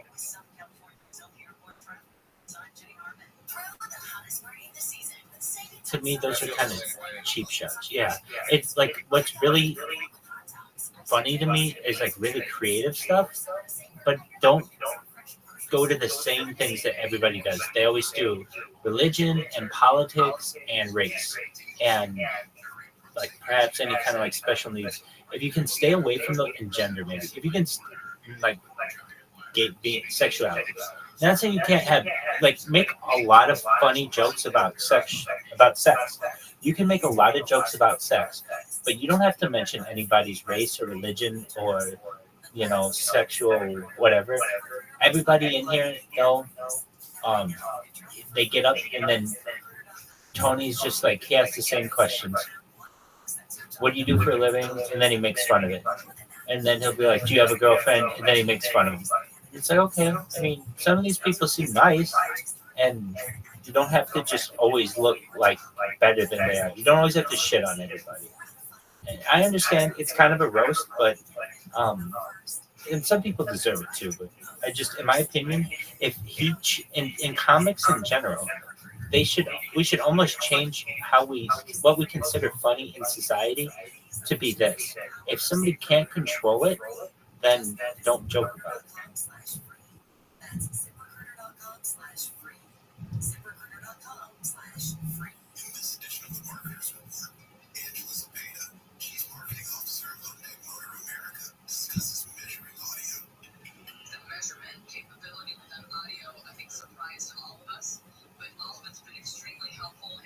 This show, though, is getting so big. The Kill Tony, where they're doing Netflix, they're doing Staples Center, they're doing Madison Square Garden. It's becoming huge. And yeah. So, and I've got to say, I've not seen a bunch of them, and I haven't seen Tony Hinchcliffe's comedy like a lot. In fact, I watch a lot of comedians on podcasts, but I don't really watch stand-up that much. So to watch the stand-up, I get it, but it's like, all right, Tony, you go up there and fucking do it. I understand he's done it before, but,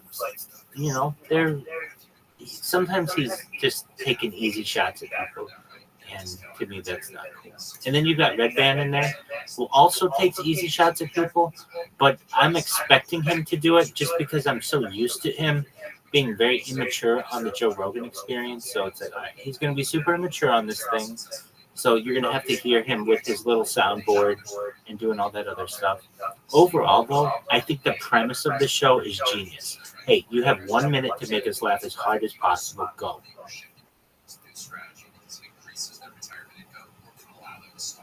And the fact that it's live, that's really cool, too.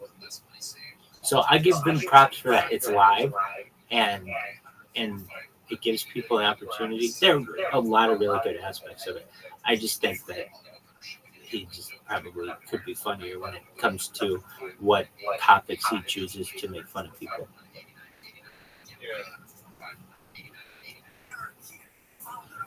And I honestly think this is good advice to any comedian.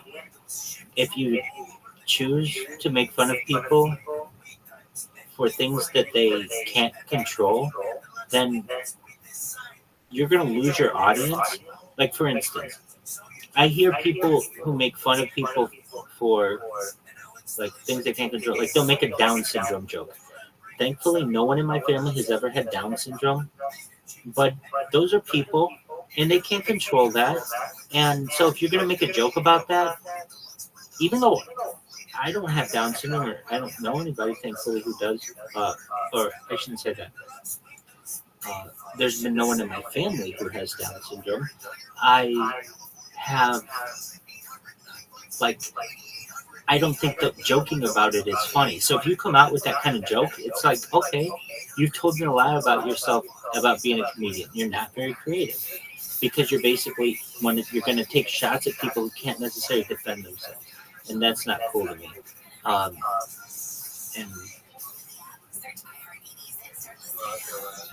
yeah. The stuff that I find, if I if I were to want to make a huge amount of people laugh, okay, I can just tell you. And I've studied enough humor now that I think I almost have it down to a science. Believe it or not, if you had like 100 people from around the world and you needed to make them all laugh, the best way to do it is not through use of words or use of language. And here's why. If you took a random 100 people around the world, 20 of them might be Chinese, 21 of them might be Indian, 15 might speak English, 15 might speak Chinese, Spanish, and then there'd be like a mishmash of other things. So if you go in there telling a Chinese joke, like only 20% of your audience is going to get it. If you went in there and told an English joke, 15% of your audience is going to get it. I understand that comics don't play rooms that are looking like what the world looks like, but I'm talking about in global appeal. If you want to make the most amount of people laugh, the way to do it is the best is, believe it or not, even though I don't think this stuff is very funny, is mime, like Mr. Bean. There's a reason why Mr. Bean is so fucking popular globally, because you don't need any words to it. So it's his body language can be interpreted in certain ways to make it funny. And that's why miming, while I don't consider it to be hilarious myself, it has a large appeal with a lot of people globally. And then you get into the other levels of humor. The next highest level of humor, I feel, is the pun. Basically, the play on words is very, very valued in comedy, and it's not used enough. And then like double entendres, those kind of things are like really, really creative comedically. When just making fun of somebody because of their gender is not. That's like towards the really low part of comedy, and I just, I like humor that makes you think.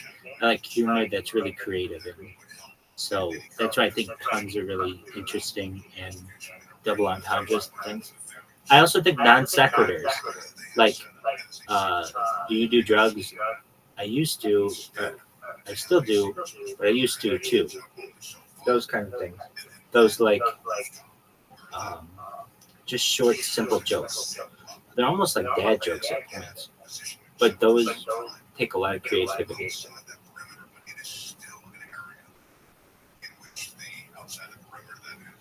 Do you like more joke-telling comedians or storytelling comedians?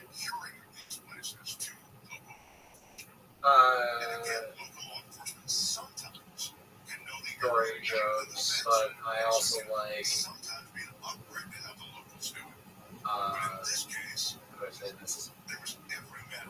I know a bunch of dark jokes. Okay. Anthony Jeselnik was like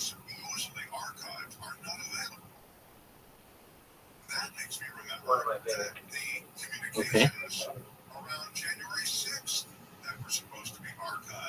Until I realized how insensitive my sense of humor was. And that's why I was like, Kill Tony's alright. Like, there was a time when I would have fucking Right. and the Joe Rogan too. But I just they fail me. And I think miming and like action movies are like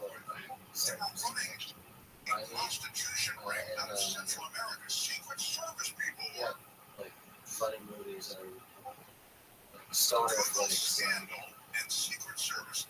Harold and Kumar. Yeah, I love that movie. It's like South Park is as far as I would go as saying making fun of people is okay.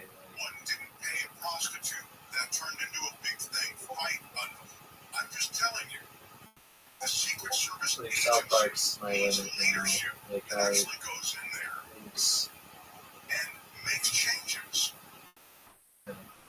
my brother though, he loves Kill Tony, loves Theo Von. Dude, I love Theo Von too. But actually, I was kind of giving an example of Theo Von earlier when I said I heard somebody who was had this is on Reddit. They read a Theo Von show, and Theo Von made a Down syndrome joke, and he lost the audience after he made that joke. And somebody commented like, if he hadn't made that joke, he would have like had the crowd much more than he did. You want the crowd on your side, and you don't want to be seen as the person making cheap jokes like that. But to your brother who likes Theo Von, tell them, gang, gang, shout out to your brother. Dog, I fucking love Theo Von. Covington, Louisiana, where he's from, he tells these fucking stories about, these stories are just ridiculous. Like, what?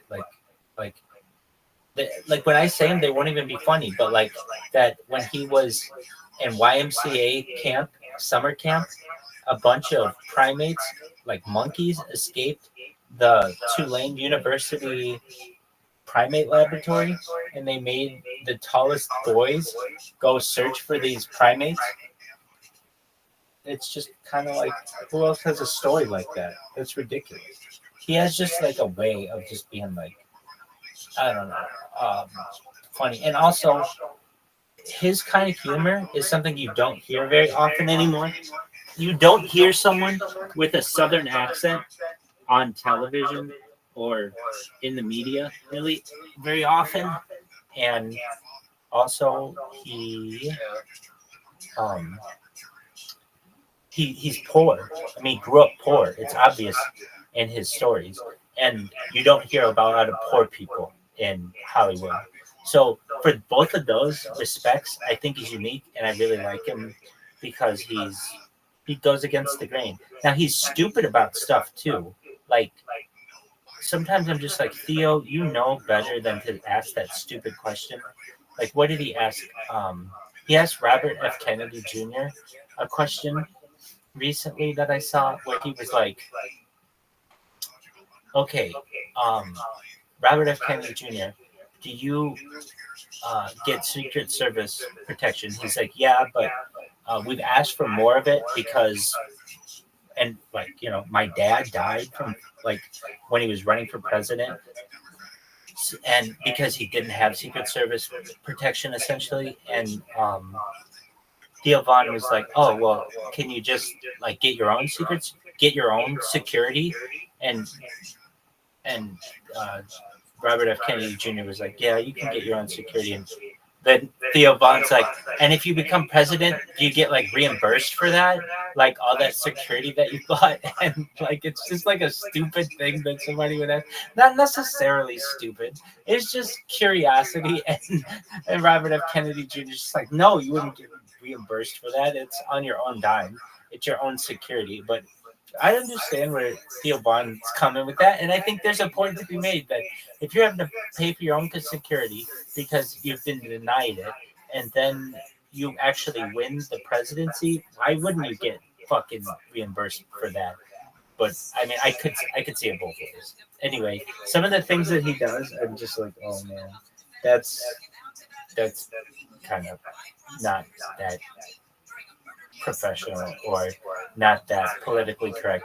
But then he has some things that are so funny. His stories about Covington, Louisiana, sometimes I just listen to him before I go to bed.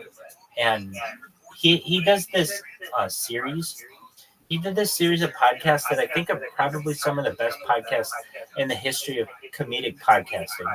He does podcast with Joey Diaz and Lee Syatt, and they do mushrooms together, and they are like on cloud nine, and they are just going crazy telling these stories. And like Theo just has this way of just telling, I think, just innocent stories. Like what he would say, like when his dad was really 69 when he was born, but he says he was 70, which is like an old dad. His dad was born in 1910, and he'd be like, yeah, so I had like a different upbringing than most people. My dad was like 70 years old when I was born. So that means when I was like 12, I was like old enough to basically like drive. And he would have me drive him around the town, and he would just fall asleep in the passenger seat. And because I was 12 and I was a kind of an older looking kid, that nobody thought the difference that I could be driving. And you just don't hear a story like that in today's day and age. You wouldn't hear about someone who wasn't 16 or whatever the legal age is wherever you are to be driving. This is not something that you would hear. But, you know, it was a different time. And he talks about a different time. Hey, you take care. Ryan, it's been a pleasure as always. Absolutely. Take care, man. Peace, dude. Thanks for coming. Shout out to Ryan, everybody. Over her pants. Grabbing her dick. And it's like, Yeah, exactly. and we're like, you that know, guy was blah, blah, so you know, fucking when it funny. comes to this shit, you know. Oh yeah, French kissing. So then I do another This guy date. She was hangs so around fucking here. funny. Later, He I made see me her laugh at the harder bar than here. maybe I've I laughed. see her from the back. She's ordering drinks. She's got the ass out. Things are looking good. Wait, when you say the ass is out. You know when they're at the bar like this? Oh yeah.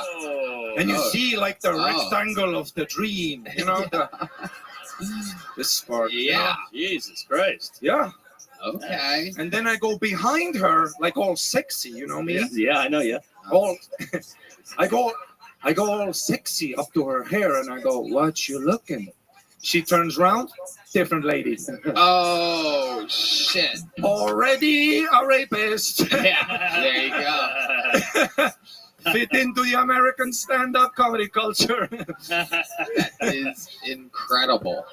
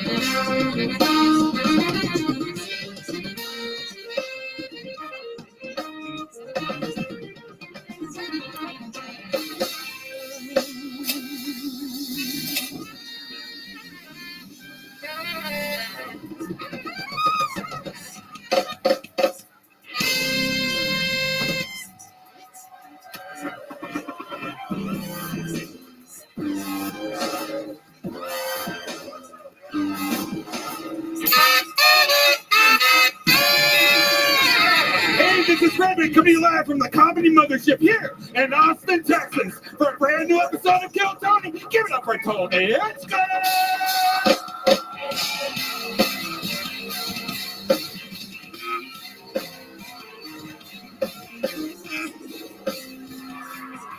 Who's ready for the best fucking night of their lives, huh?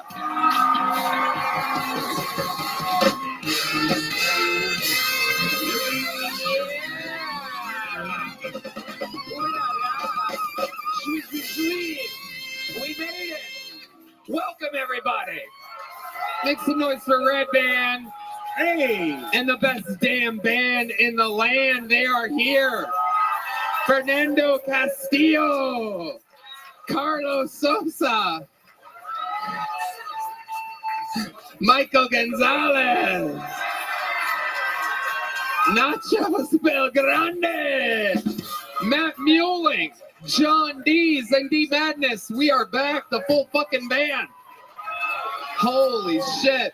Esteban Vallejo. It's so hard to remember these fucking Mexicans' names. I work with them every week. It's impossible. I swear to God, you try it. Try it without looking. Remember all four of their fucking names. It's impossible.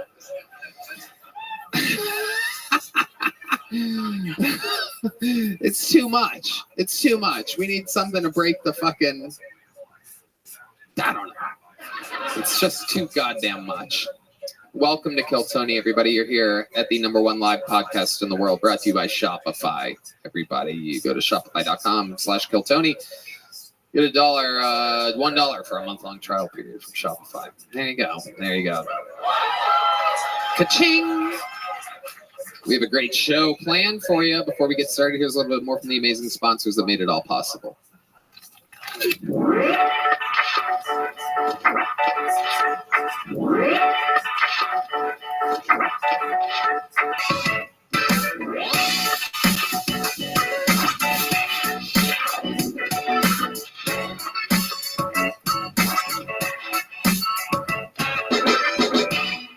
guys ready to start tonight's episode or what? Huh? You know, every single week I book this show. I pick who sits in these seats, and sometimes it's an up-and-coming headlining comedian who we like to introduce to you, and sometimes it's some of the biggest comedians on fucking planet Earth. Tonight, my friends, is both. I am happy to present to you, ladies and gentlemen, for the entirety of its show tonight, your two guests are James McCann and Shane Gillis.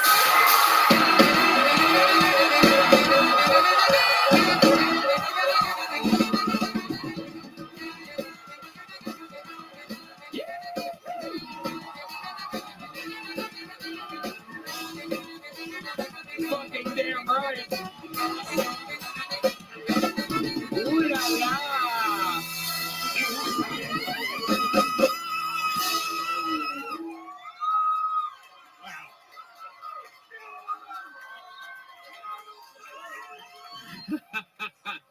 You're goddamn motherfucking right. James McCann, welcome to the show. Thank you for having me. What a joy to be here at the Kill Comedy He sounds Show. like that. Yeah. He sounds like that. That's his real voice. He's from Australia. Shane found him in Australia and saved his life. That's true. It's not a joke. That's true. He is the host of the James McCann. It's the James Donald Forbes McCann Catamaran Plan. It is the worst name in podcast history. We're keeping it small. We don't want too big an audience, you know? I love it. James, welcome. Shane Gillis is back, ladies and gentlemen. Tires on Netflix, killing it. His specials on Netflix, killing it. Everything's killing it. We did the Staples Center a couple weeks that ago was in great. LA. We had fucking fun. Yeah, things are going good. I'm still, he's depressed. Yeah. But that's all right. Who cares? Right? I don't know. I love it. We're going to have fucking fun tonight. Shane, a veteran guest to the show. James's first time at the big table. And James, you might not know, but 221 human beings signed up for the opportunity to perhaps get picked out of this bucket. If they get pulled out, they get 60 seconds uninterrupted to do stand-up. You know their time is up and you hear the sound of a kitten. That means they have to wrap it up then, or else they bring out the angry West Hollywood bear. And that interrupts their set. And then I interview them. We find out more about them all together. And that's how the show goes. You guys ready to start tonight's show? Wow. I'm going to pre-pull a name, and we're going to wrangle them from the bar across the street. Poor choices. And while that is happening, we have a person who's going to get the show started. We have a new rotating opening position, so you never know who's going to open the show. This is this guy's first time as an official regular on the show. So he became a legend only a few weeks ago, being the first person to be on the show 8 times in one episode. Ladies and gentlemen, 60 seconds uninterrupted from Drew Nickens.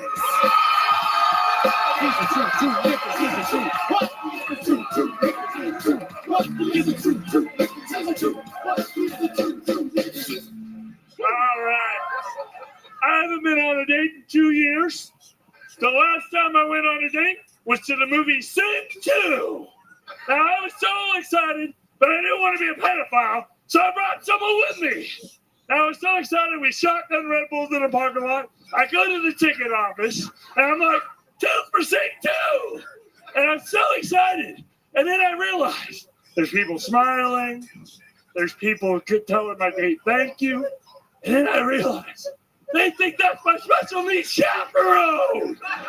They just cut any chance of me getting a kiss on the cheek. So I owned it. I got a free sticker. I got a sippy cup.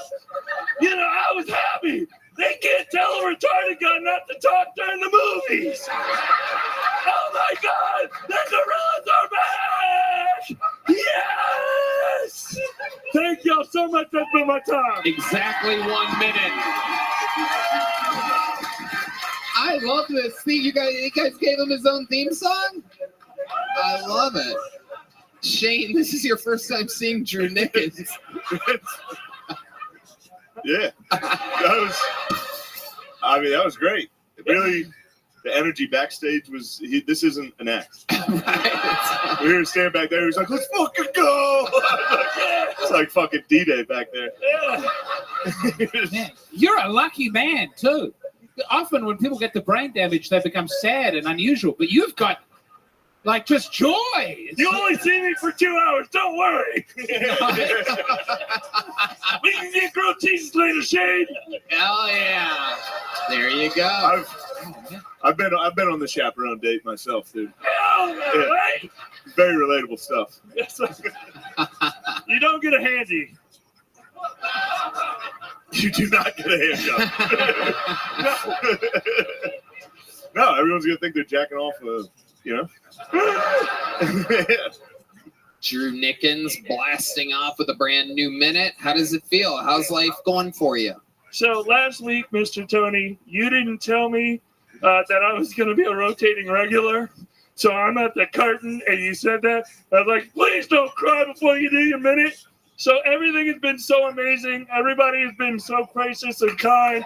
It's so awesome to be here. Thank you guys so much. It has been a mind-blowing experience. That's right. How do you guys feel about the set? Because you guys got fucking drenched. They were. You guys were in the splash zone for sure. I mean, Gallagher's back. I love it. Y'all need some ponchos maybe next time. I think Poncho's one of the horn players.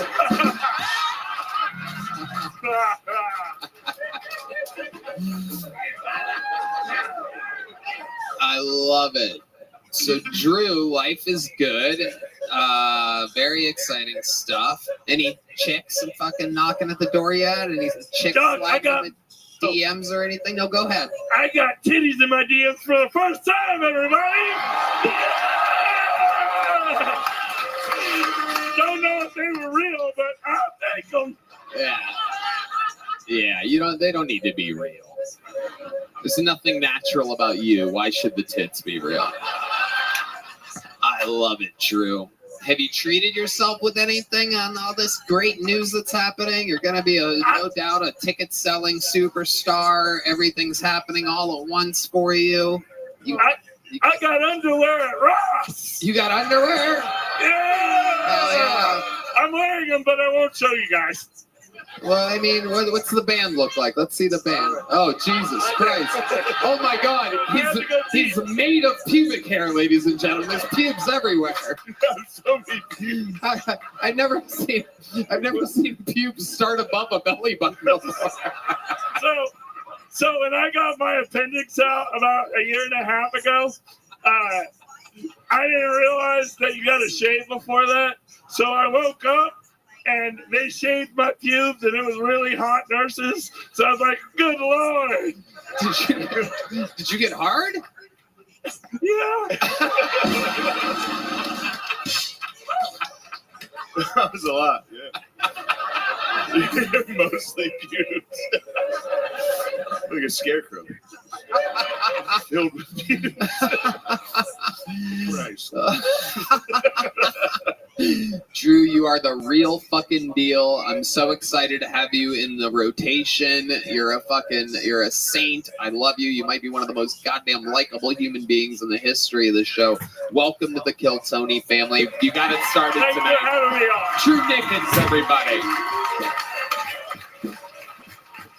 I pull another name, we wrangle them, and now to the bucket, ladies and gentlemen. Now, as you may know, this is where shit gets a little fucking crazy. This is where we found all of our regulars, every golden ticket winner that's ever happened. They all come out of the bucket. Also, the craziest people that have ever been on the show. Some people don't prepare. Some people have waited a decade for this. Some people just started 2 weeks ago. Some people are good. Some people are bad. We're going to meet it all together, all at once. Your first comedian, an uninterrupted 60 seconds tonight, going to Lucas Kopp, everyone. Lucas Kopp.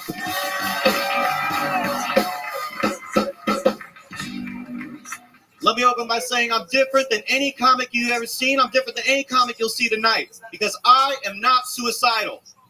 I'm not. Don't get me wrong, though. I feel the same way when I touch a gun as I do when I touch a titty. I want it in my mouth. I'm joking. I would never shoot myself. I would never shoot myself. But I would go hunting in my furry costume. Like, I wouldn't jump into a car compactor and let it slowly squeeze the life out of me, but I would go to a Travis Scott concert. I would be happy to be there. Did you guys know Dr. Seuss used to emotionally abuse his wife? Isn't that kind of funny? If you're going to be emotionally abused by anybody, that's the guy. You know?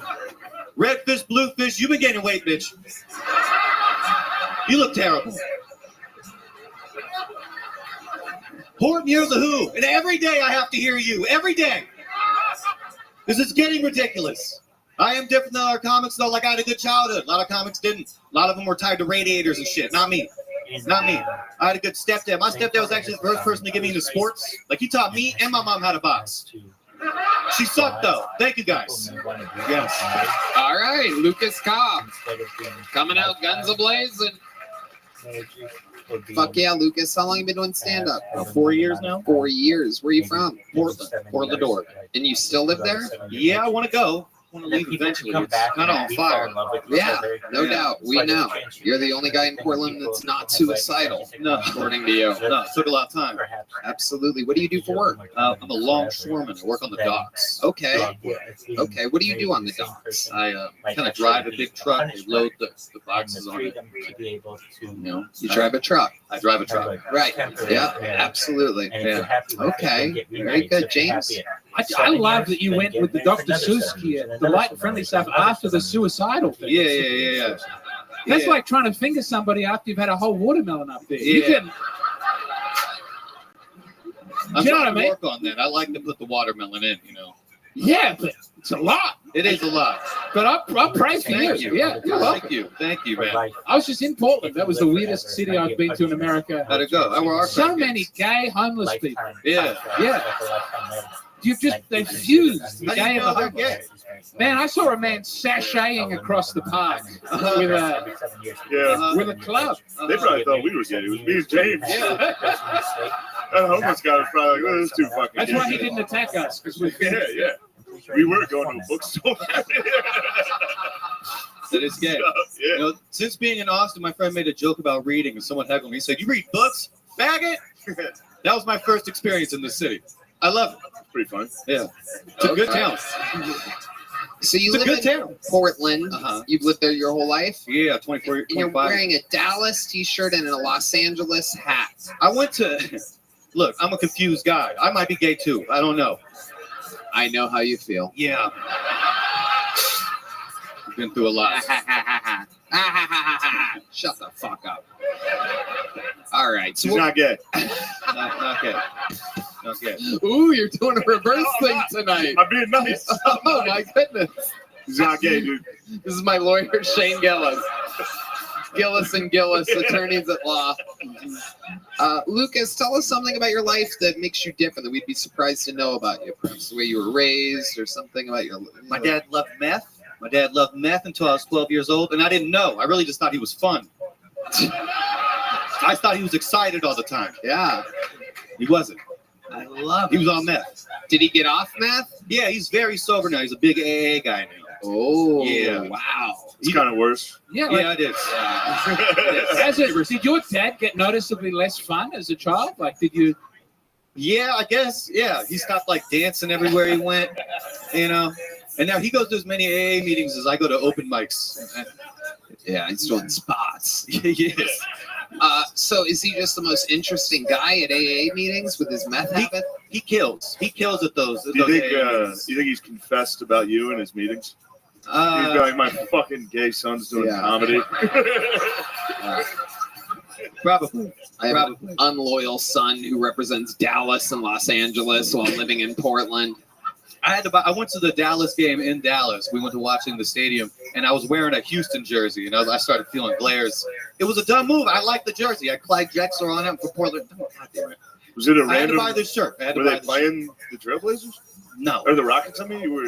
It's the playoffs. They're playing. All right, so you just wear a random jersey to a different game. I was like, it's a basketball jersey. I'm gonna wear a basketball jersey to the basketball game. You wore a Houston Rockets jersey? Look, man, I haven't been in Texas very long. As soon as I started having black dudes come at me all crazy, I was like, I'm sorry. They weren't playing the Celtics. What, today? Not in Dallas. Dallas is, no, I was watching them. You got your ass. It's a viewing party in the stadium. Oh, okay. When you say black dudes were coming at you, what were they doing exactly? I was having sex with them, Tony. I'm from Portland. Was that weird for you to meet black people if you're from Portland? This has been the most black people I've ever seen in my life since being in Texas. Yeah, there weren't a lot of black people. No.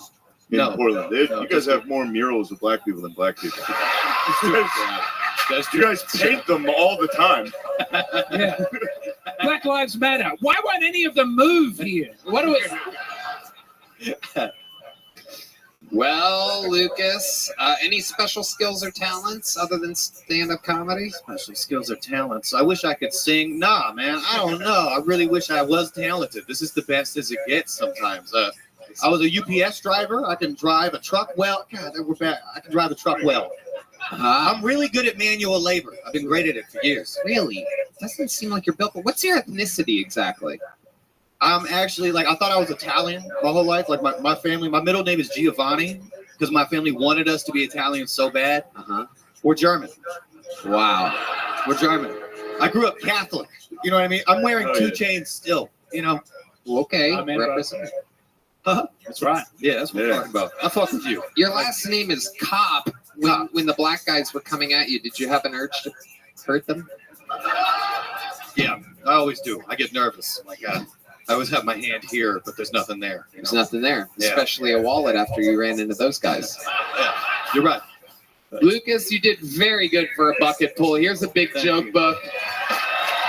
Lucas Kopp, ladies and gentlemen, getting it started out of the bucket tonight. That's a hell of a start. Thanks so much for Lucas. Hello and good evening. This podcast is sponsored by Shopify. Spaghetti and Meatballs, Abbott and Costello, Hinchcliffe, and Red Band. These are duos that got it done.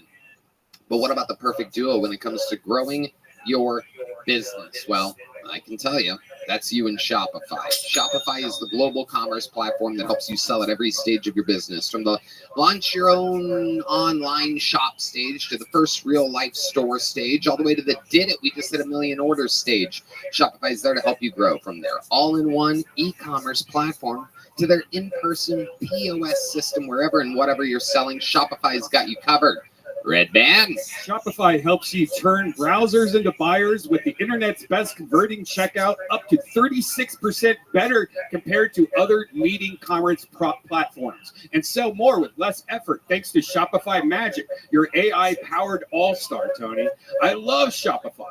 They truly make it easy to set up an online store no matter how big you want it to grow. Shopify gives you everything you need to take control and take your business to the next level. That's right, Red Band. Shopify powers 10% of all e-commerce in the U.S. Plus, Shopify's extensive help resources are there to support your success every step of the way, because businesses that grow with Shopify. Sign up for a $1 per month trial period at shopify.com/KillTony, all lowercase. Go to shopify.com/KillTony now to grow your business no matter what stage you're in. Shopify.com/ you guessed it, KillTony.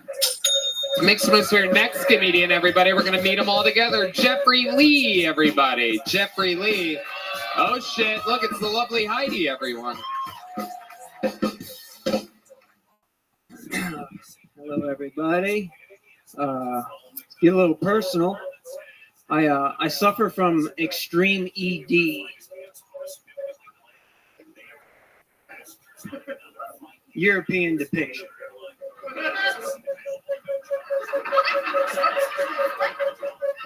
That's a pro-black Jesus joke, everybody. All right.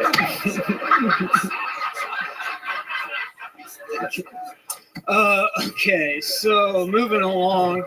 Do I look like I live in a van? So I don't look homeless. Cool. That's great news. That's great news. I got to make a real concerted effort around these parts. All right. Okay, is that time? No, I don't know. Is there a clock? Are you done? Yeah. Jesus Yeah, Christ. I'm sorry. Sure. Jeffrey Lee. It's a very giving audience tonight. Oh, thank you. Yeah. Jeffrey, welcome to the show. Are you aware? Is that blood all over your leg? Oh, thank you for noticing. Is there a doctor in the house? What is that? I thought you got nailed to the cross earlier.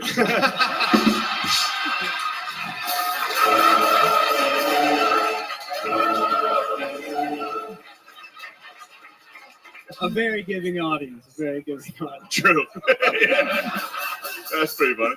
Jesus was born in a manger. You live in a van. How's life going, Jeffrey? Pretty good. I'm doing it on purpose. What? Did you pawn all the life, it's on frankincense and myrrh?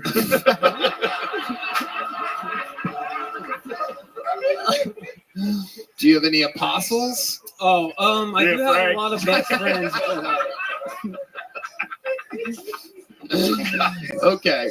Jeffrey, how long you been on stand-up comedy for? About 3.5, 4 years. 3.5, 4 years. Where at? Started in Cleveland. Started in Cleveland. And mostly in Cleveland.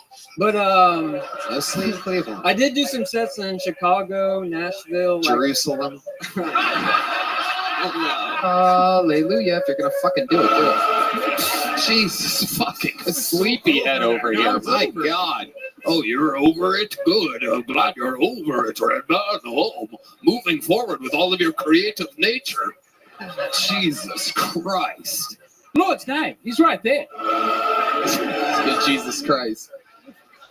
I love it. Absolutely. So, okay. So, Jeffrey, what do you do for work? We've been there. Carpenter. Listen, I recently took up the occupation of a ranch hand. So kind That's of. how I burned my leg, I think. Yeah, kind of a carpenter. You're dirtball Jesus. He turns water into Monster Energy drink. That's all I got. That's all I got.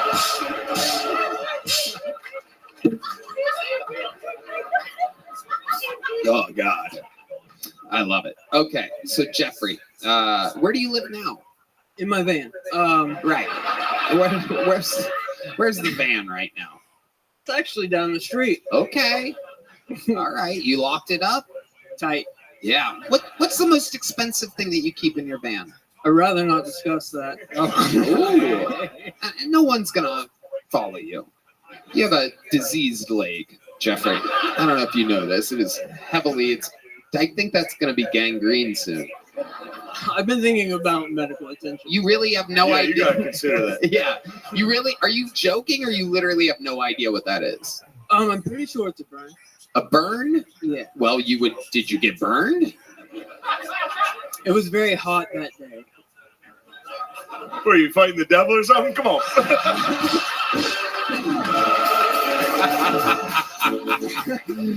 Took the old pitchfork to a shin. Kinda. It was like I was staking rock, and I think I kind of scraped it a little bit. It's hard being a ranch hand, Tony. I don't know if you've ever been a ranch hand before. I have worked on Brokeback Mountain, so I know all about it. I thought you were straight. It's okay. That's a. But you drove down from Cleveland today for this? Oh no! I've been here for a little minute, for like a month. Yeah. Right. Right. In the heat? It's 100 degrees every day and you're in a van. It was a bad idea. I just wanted to come down and try to get on Kill Tony, and I got that out of the way. So How, I can how go long have you been in Austin? Yeah, much respect. for like a month, like 5 weeks. You've been signing up for 5 weeks. Well, you were gone. Right. So that was unfortunate. I told everybody, hey, help me get here so I can sign up, and then you couldn't sign up. Right. And then on the third day, you rose again. So stupid. So stupid. Jeffrey, you're a ranch hand. But let me get this right. Where in Cleveland exactly are you a ranch hand? No, I did the ranch hand stuff here. Okay. This is all That's new. a day ago. That's a day ago. Oh, yeah. Oh, yeah. Oh my God. Oh, Jesus Christ. Oh, there's a pus bubble on the bottom there. Any chance, this is a crazy question to the Kill Tony fan base, any chance there's an actual doctor out there? Is there a doctor? What kind of doctor are you? Physician assistant. Could we do better? Can you diagnose for that?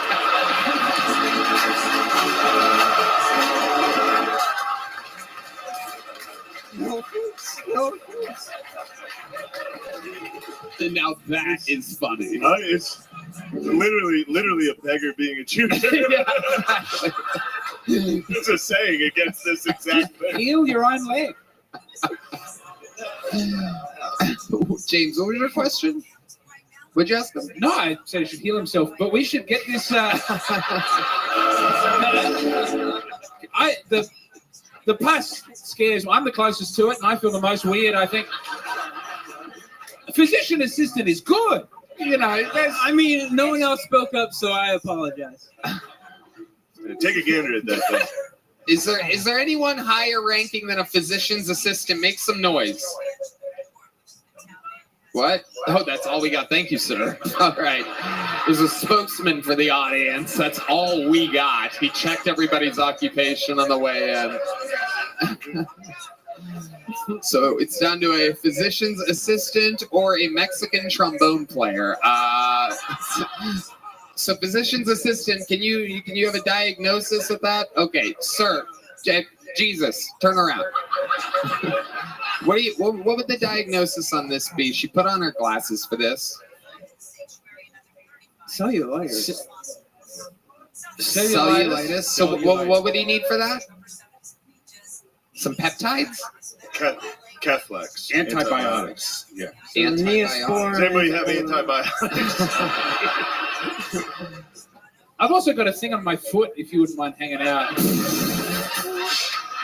I've been scratching the mosquito bites, and they sort of form one big mosquito bite. And absolutely disgusting. Jeffrey, very, very interesting stuff. Why not pants, though?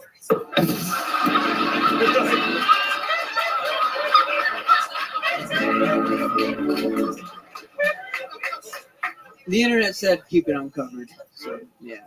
So you looked it up on the internet. Did you? Hey, I have a boil on my leg. I'm about to do Kill Tony.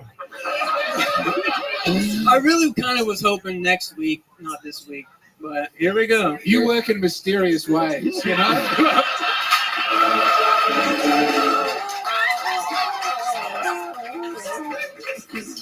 It is incredible, Jeffrey. Oh, dear. Anything else crazy about your life we'd find interesting about you?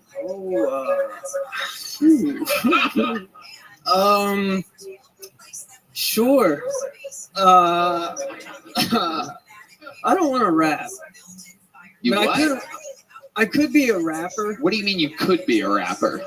I could say I rap and then I can rap. Yeah. Do you rap? Yo, this is the worst way to answer. Fred, how you living? I'm kicking ass, kicking names, baby. Hey, Fred, do you have Discord? Discord. Discord. D-I-S-C-O-R-D. Excellent. I'm going to send you a link.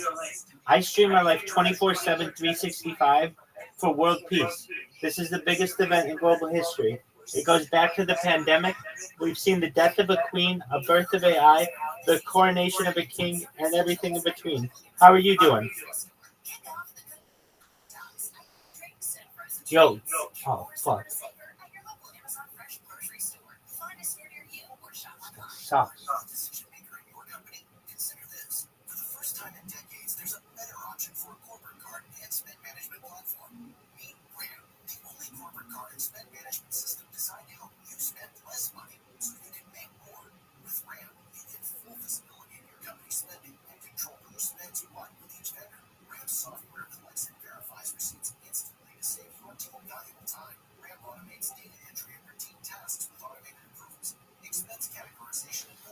See it on the street, 6 getting weak, oh yeah, it's getting sick. You see it all the time and you see it in the peeps' eyes, oh yeah, as they mumbling by, wondering why you smell the piss. Okay, all right, I'm gonna stop you there, Jeffrey. Oh, you're getting a big joke book, Jesus. There he goes, Jeffrey Lee, ladies and gentlemen. Fun times. He should have stopped at the deadly infection part and just left us wanting more. Okay, pulled another name out of the bucket. Here we go. We're flying through them tonight. Make some noise. 60 seconds uninterrupted for Jake Coulter, everybody. Here comes Jake.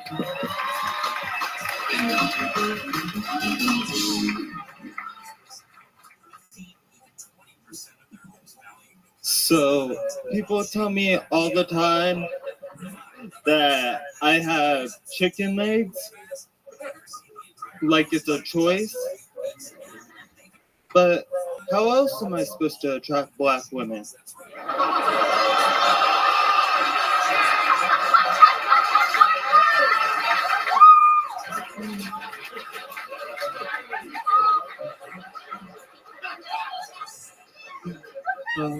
There's one black lady right now that can't take her eyes off them. And she's on the keyboard.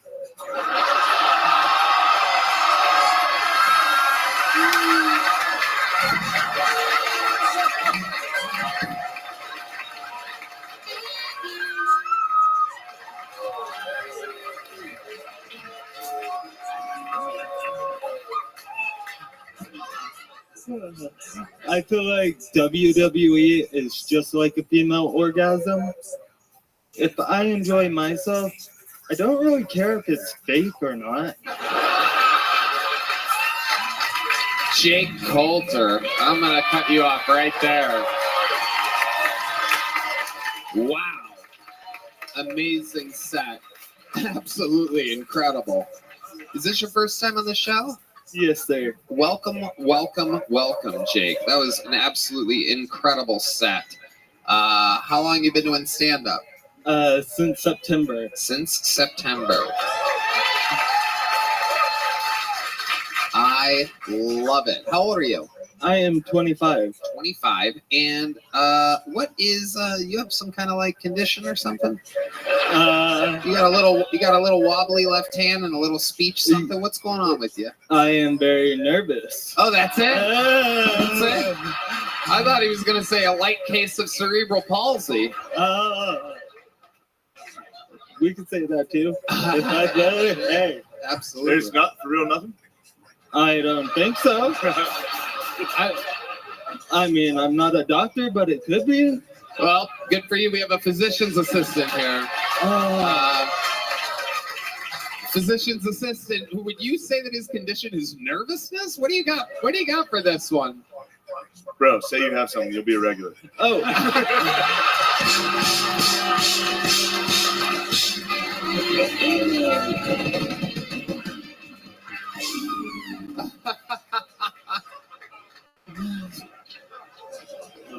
Did you get extra nervous because the last guy was very leg heavy, and then your first joke was about legs? And you were maybe worried there's going to be too much about legs here tonight. I had no idea that happened, but now I'm worried about it. Oh. I want to see your legs now. Oh, that's a good leg. That's a healthy leg. Oh, yeah. Those really aren't chicken legs at all, but the got good legs. The pants do a good job at covering it up. I don't want them shits. Thank you. I chose them myself. What'd you say? I don't want them shits. He doesn't want them shits because they're not chicken legs. Fuck out of here.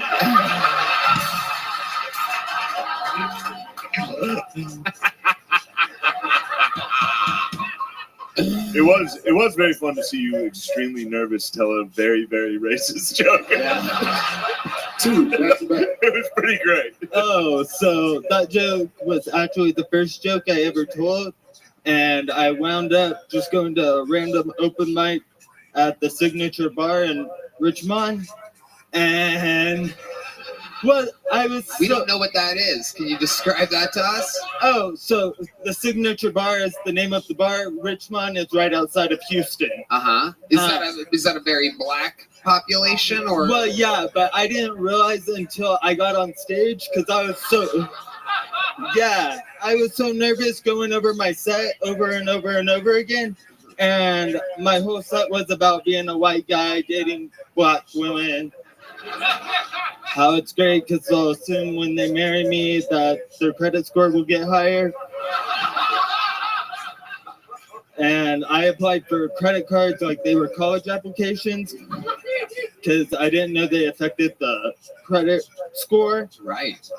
Okay. Yeah. So Jake, is that true? Do you date black women? Yes. Really? I know. This is shocking to me. Fucking real life Kip.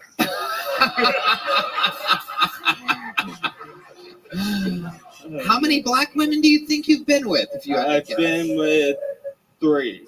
3 black women. Oh my God. That's pretty good. That's pretty good. I think we can all agree. Yeah. Yeah, that is incredible. And you went all the way with them, full intercourse. Yes. Yeah. And do you have any? Yeah, go ahead. I was about to say, so you actually talk about a theory on here about black women having warmer pussies. Yeah. Yeah. Do you agree with my theory? Yes, and it's true. But there's actually little fun fact for all you little Texans that have never tried the old Hershey sauce. You know what I mean? It's a little bit different out there. Their D Madness has heard enough. He's gone. He's going to get some black pussy right now. He can't take another second. He was so offended he could see. He laughed. No. You say chicken legs 3 times. D Madness takes a run for it. So there's actually a science behind that theory, though, because, like, you know how you're told to wear brighter clothes in the summer to reflect heat? Because darker colors absorb more heat. Yes, somehow this is the most racist part of your appearance tonight. Go ahead. So same thing applies to skin color, because black women... We know where you're going with this. Yeah. We're already ahead of you on Where this. did you find this information? ChatGPT. ChatGPT. He went to Chat BET.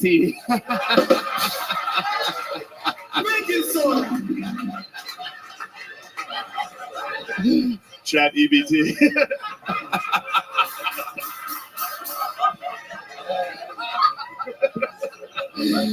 He went to Chat KFC. That's incredible.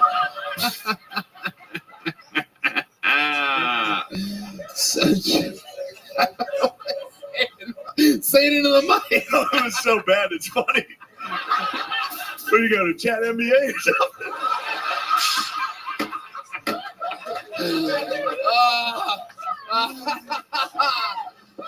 Oh my God. So Jake, tell us, do you have any special moves in the bedroom when you're No, I just do what I'm told.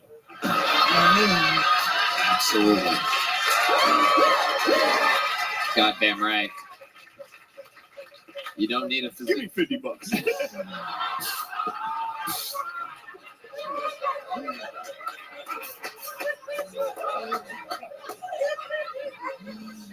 Oh shit. True. How many of these are any of these business transactions? Has anybody ever asked you for anything? The women that you've been with? Oh, no. Okay. So what do they ask you to do? What did they tell you to do, Jake? What do the black women in the bedroom tell you to do exactly? And say it how they would say it. Like a police. This is Kill Tony.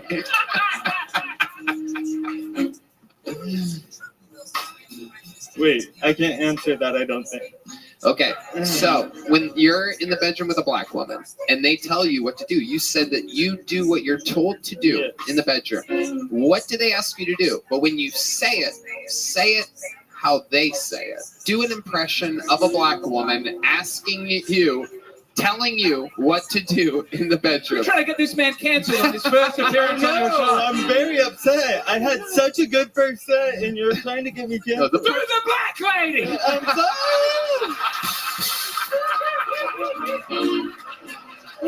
Don't. No, do it. I know, that's why I'm looking at Shane. Nah, you should. Do it. Become legend, bro. Yeah, be a legend. Shane and I technically both got canceled before our careers really started as well. So you can go right ahead. Do it. Do it. As black as you possibly can. Do it. Deez is giving you permission. I'm even playing black blues music for you, bro. Come on. Here it comes, ladies and gentlemen. This is Jake Coulter doing an impression of a black woman telling him what to do in the bedroom. Do some that.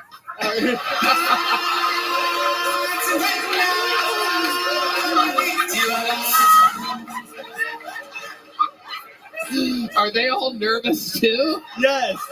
Ah, you went down there. Good night, mate. Yeah. You fucking chimney sweeps? The fuck was that? I'm not good at impressions. I'm not an impressionist. I'm a black woman. Jake, get down there and eat my pussy. Ah, just a typical old black woman. Let me see those delicious chicken legs. I've got the warmest pussy this side of Oxfordshire.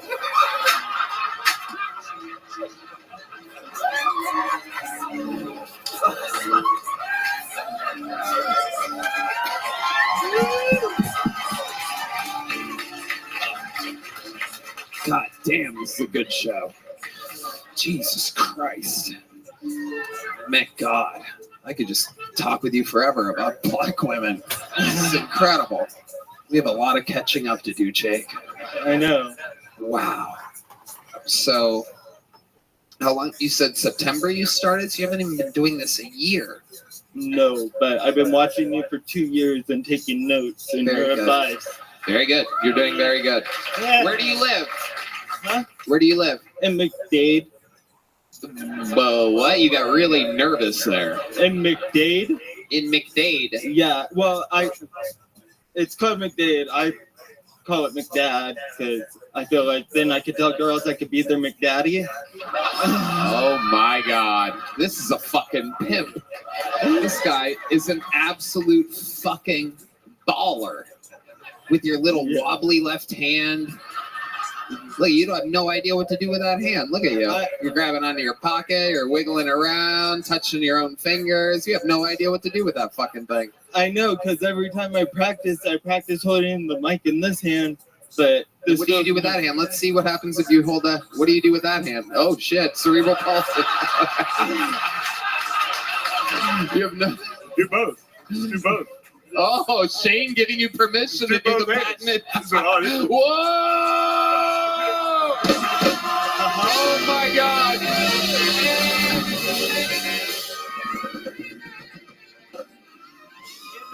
History of stand-up comedy, there might be nobody more fitting ever to use both hands on a microphone, and you just got permission from the true Mac Daddy of both hand microphone holder. Like this, you go. It works. You have been blessed on this day. An amazing performance, an amazing interview. Here's a big joke book. Jake Coulter, ladies and gentlemen. Wow. Amazing. We're having too much fun here. We're going to get one more bucket pull out of the way here. We're going to meet them all together. We got a lot of momentum right now. Make some noise. 60 seconds from Abe Flores, everyone. Abe Flores.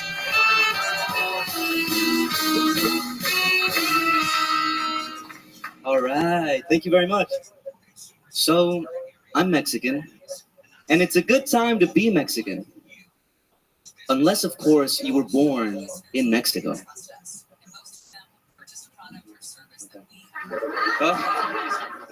Half of my family really hates that joke. You can imagine which half, you know what I'm saying? There's a bit of tension among the family, just a little bit of tension. Those who only speak Spanish expect the rest of us to speak it perfectly.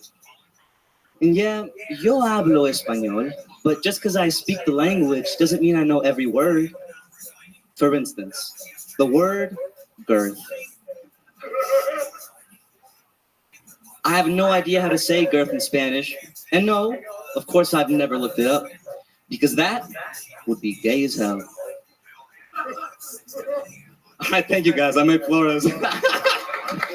Hell yeah! Finally, someone just eats it up here. We've been waiting for you, Abe. Well, really good to be here, man. Thank you for having me. Yeah, absolutely. It's a shame you're not the Abe that got shot in the head as well at a show. Welcome, Abe. How long have you been attempting stand-up comedy? Well, I've been writing for about a year, man. I just got back from Mexico City, so I haven't been at mics and stuff like that. So this is what? How'd you get up here? Yeah. I put my name in a bucket, man. So this is basically your first time in front of a live audience? Yeah, I do music, so I perform. But I've never tried jokes out, man. This is a very different thing. Yeah, it sure is, isn't it? How long have you been writing? 2 years, you said? A little over a year. A little over a year. Yeah, jokes, just Sure. What do you do for work? Well, I tutor people in Spanish, algebra, geometry, things like that. Okay. James McCann. When you said half your family hates that joke, you know what I mean. What did you mean by that? Yeah. The ones who were born in Mexico. No, okay. Yep. So some were born here, so you were born here. Right. Well, I don't know. I'm asking you. Yeah. Yes, that is correct. No, right? I was born here. Are we supposed to know your story? No. Are you very famous in Mexico? Are you a telenovo man? No, man. You look like you could be a telenovo superstar. The most I've ever done is been an extra in a movie. Very minor things. Excelento. What did you play in the movie? Oh no, I played a bartender once. Okay. That was have you trained in acting? Did you take a class or anything like that? Never taken a class. Done music videos and stuff like that. So my own music. Been in a couple of other short films. That's it, man. So you did some. What characters were you in short films? One time I played a guy named Mo. He was Let me ask you this. Let me get to my point here. The Simpsons? You're a bartender named Mo? Simpsons in Meebo. Simpsons. I'm asking you a lot about acting right now, Abe, because I'm curious, with all of your acting experience, if you could play a black woman telling you to do something in the bedroom. Can you do an impression of a black woman telling you to Could save your whole fucking set, bro. Yeah. Okay, all right. All right, here he is. Hold on. Let's get the lighting right. This is Abe Flores pretending to be a black woman telling him what to do in the bedroom. That is not my job. Okay, that's very good. What the fuck, man? I need to do it in a racist way. Good Lord. You didn't like that? No, it was great. No, it was actually really good. No matter what you said, I would have said that. But let me just ask you something. When you say that is not my job, what is she implying during that? What's going on in that scene to where she, of all the things... I know exactly what's going on in that scene. She's exactly right. Wait, Abe, answer my question. What is she telling you is not your job? Honestly, man, I don't know where I heard this from. This was in a show or something. If somebody knows it, please blurt it out. I think it's every gas station. I have heard black women say that at the airport a lot. Yeah, every place of work. It's beautiful to find a Mexican That who was way more racist than I thought it was. Yeah, it's gone bad. I apologize already. Okay. Taking the heat off you, brother. Thanks, man. I'm gonna put it back on you. What were you implying that the black woman was saying during? Go ahead. That was the first thing that came to mind, man. I wish I had a better answer. Okay, very good. Yeah, very good. Abe, what do you do for a living? I tutor people. Oh, that's right. I asked you that. What do you do musically? You've been bringing up this music thing. Yeah, I make reggaeton. Do you know what that is? Yeah, that's a tunnel Italian pasta. Am I correct? A little rigatone? Reggaeton, yes. Okay. It's like a very So when you say you make reggaeton, what exactly do you mean you make it on a computer or? Exactly. Yes. Oh, okay. So like sometimes we sample things. Put the door. Sometimes we'll sample music. Sometimes it's just like going in there, recording actual instruments, playing with melodies, right? Just it's all just on a computer. Most of it is. You don't do anything live or sing anything or do anything. I sing. Okay, I let's hear rap a little bit. reggaeton. Just play along here.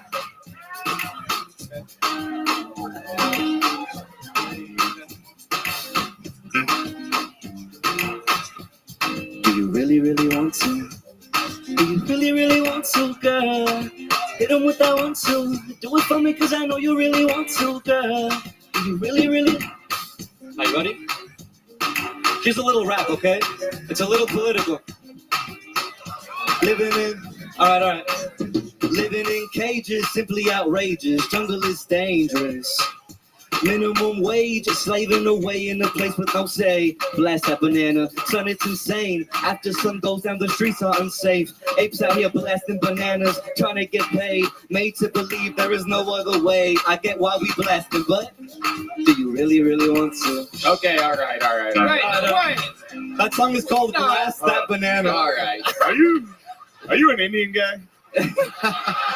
You're a fucking Indian guy. I'm not an Indian guy, no. That's the other half of his family. Oh, shit. When you're making a political rap about apes blasting each other with bananas, do you want to explain what that's about? I got a theory, but yeah. So maybe don't tell anybody what that's about.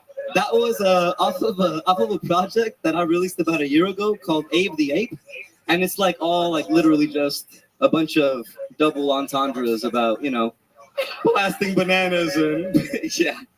Because of Planet of the Apes or because of black people? That's what I'm asking. Oh God, no, because no. I don't know. No.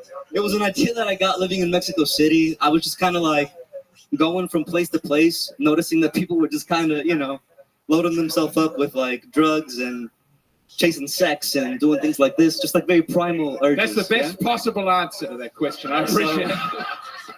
Yeah. Good job, Abe. Thanks, Tony. All right. Well, Abe, here's a little joke book. Congratulations. Appreciate you, man. There you go. Ladies and gentlemen, that is the Kill Tony debut Cool if I plug of Abe Flores. my music. You already did. Abe Flores music. There you Thank go. you, guys. Abe Flores, everybody. Go listen to his unbelievable ape-related music. For those of you that are like, there's not enough apes in my music. Big pop for Heidi. And now we've come to that part of the show where I get to bring up one of our unbelievable regulars, ladies and gentlemen. You know him, you love him. The boy is a monster. I present to you the one and only Cam Patterson.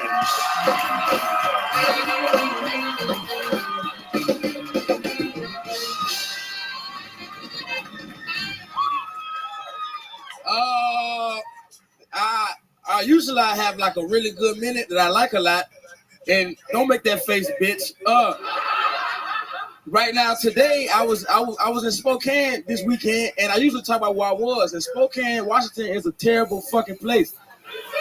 I asked them, I said, what are they doing in Spokane, Washington? And one person just said suicide. That's a terrible answer. And I want y'all to know something. Spokane, Washington has like a huge basketball 3-on-3 tournament that they do. Yeah, not that cool. It's 88% white in Spokane, Washington. That's fucking crazy, no? To be like, yeah, man, we're just gonna corner the market on basketball real quick. That's what we're gonna do. I told you it's not gonna be good. Fuck y'all. It's not gonna.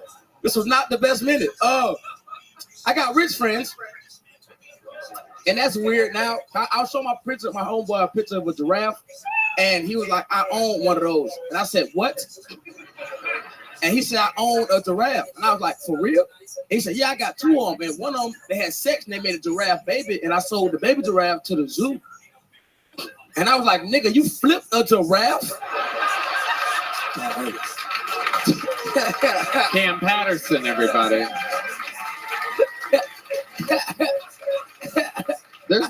I didn't want to do that joke. Why? I'm still working on it. It's great. That's fuck, man. What's wrong? Nah, cause the Spokane shit. The Spokane was just fucking terrible. So I had nothing to talk about in Spokane. And then I was like, fuck, I'm gonna do that. The basketball shit. I did the basketball shit over there in Little Boy. It went terrible. They were like, no, that's horrible. 2 girls tried to suck my dick, so that made me happy. But besides that, no, here, just now today. Oh, wow. Well, that's living the life. Yeah, that's a win. No, it wasn't. I bombed, nigga. I don't deserve to get my They dick still sucked when try I to- bombed. Yeah. They still tried to suck my dick. Wait, they tried to suck your dick after you bombed? Yeah, I was like, this is I bombed, it's not gonna work over there, it's gonna be very bad. And they were like, we'll suck your dick to make you feel better. And I was like, I don't deserve that. My goodness. And then I got my dick sucked. But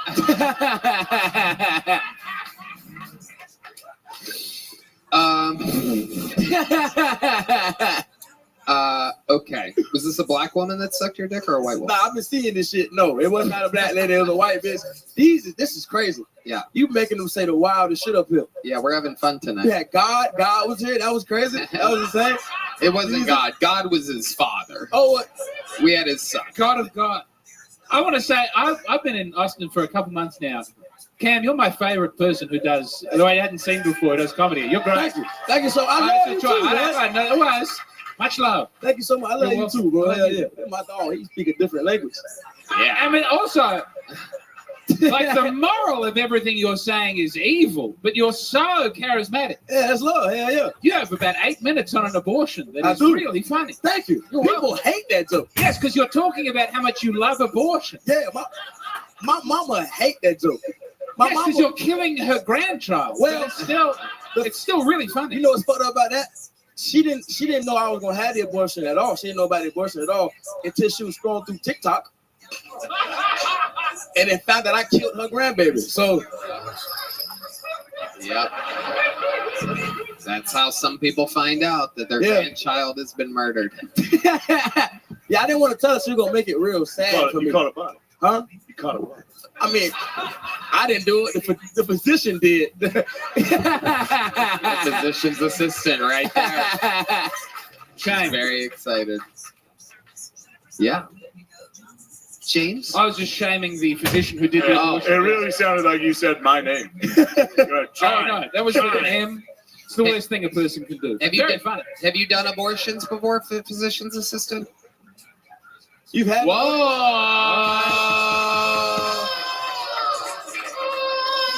One of us. One of us.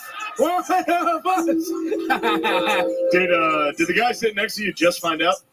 He did lean over like, wait, what? Paid for it. What the fuck? Here's a little joke book for the little child that you murdered. Here you go. It's a crazy episode of the show tonight. It's just been wild, bro. This is we're really pushing the limits here today. It's truly been insane to watch.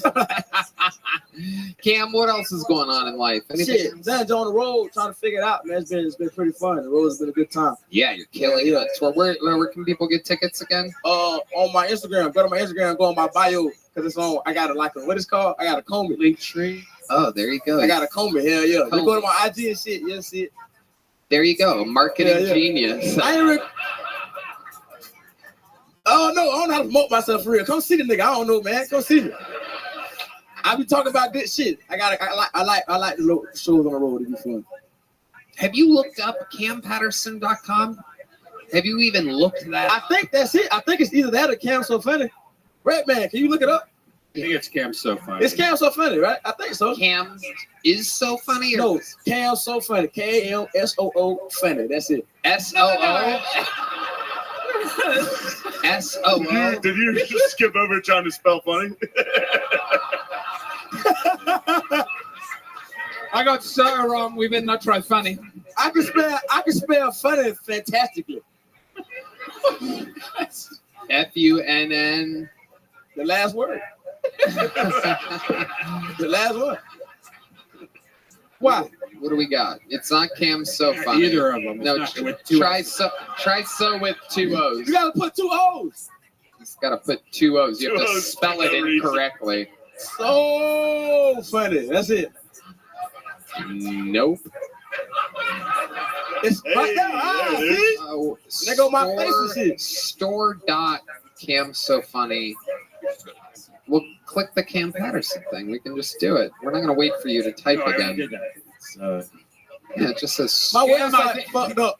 Yeah, a Squarespace, dude. Yeah, Really. come see me. There you go. The great Cam Patterson, ladies and gentlemen. He's on tour.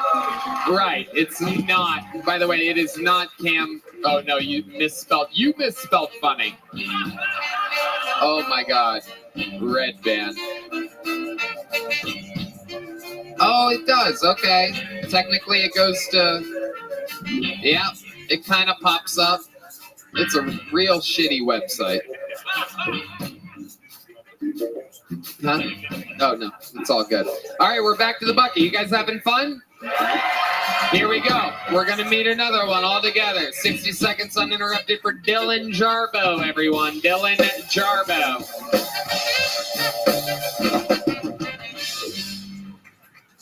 There's a lot of protests going on in Austin right now. I'm not going to lie, up until a week ago, I thought Hamas was Spanish for more ham.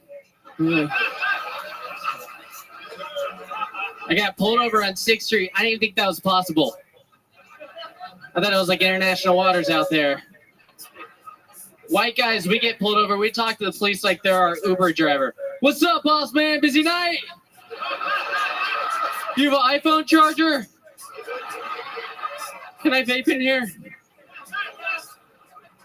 I think they should bring back the show Pimp My Ride. Remember that? Bring back Pimp My Ride. This time it's just for people who live in their car.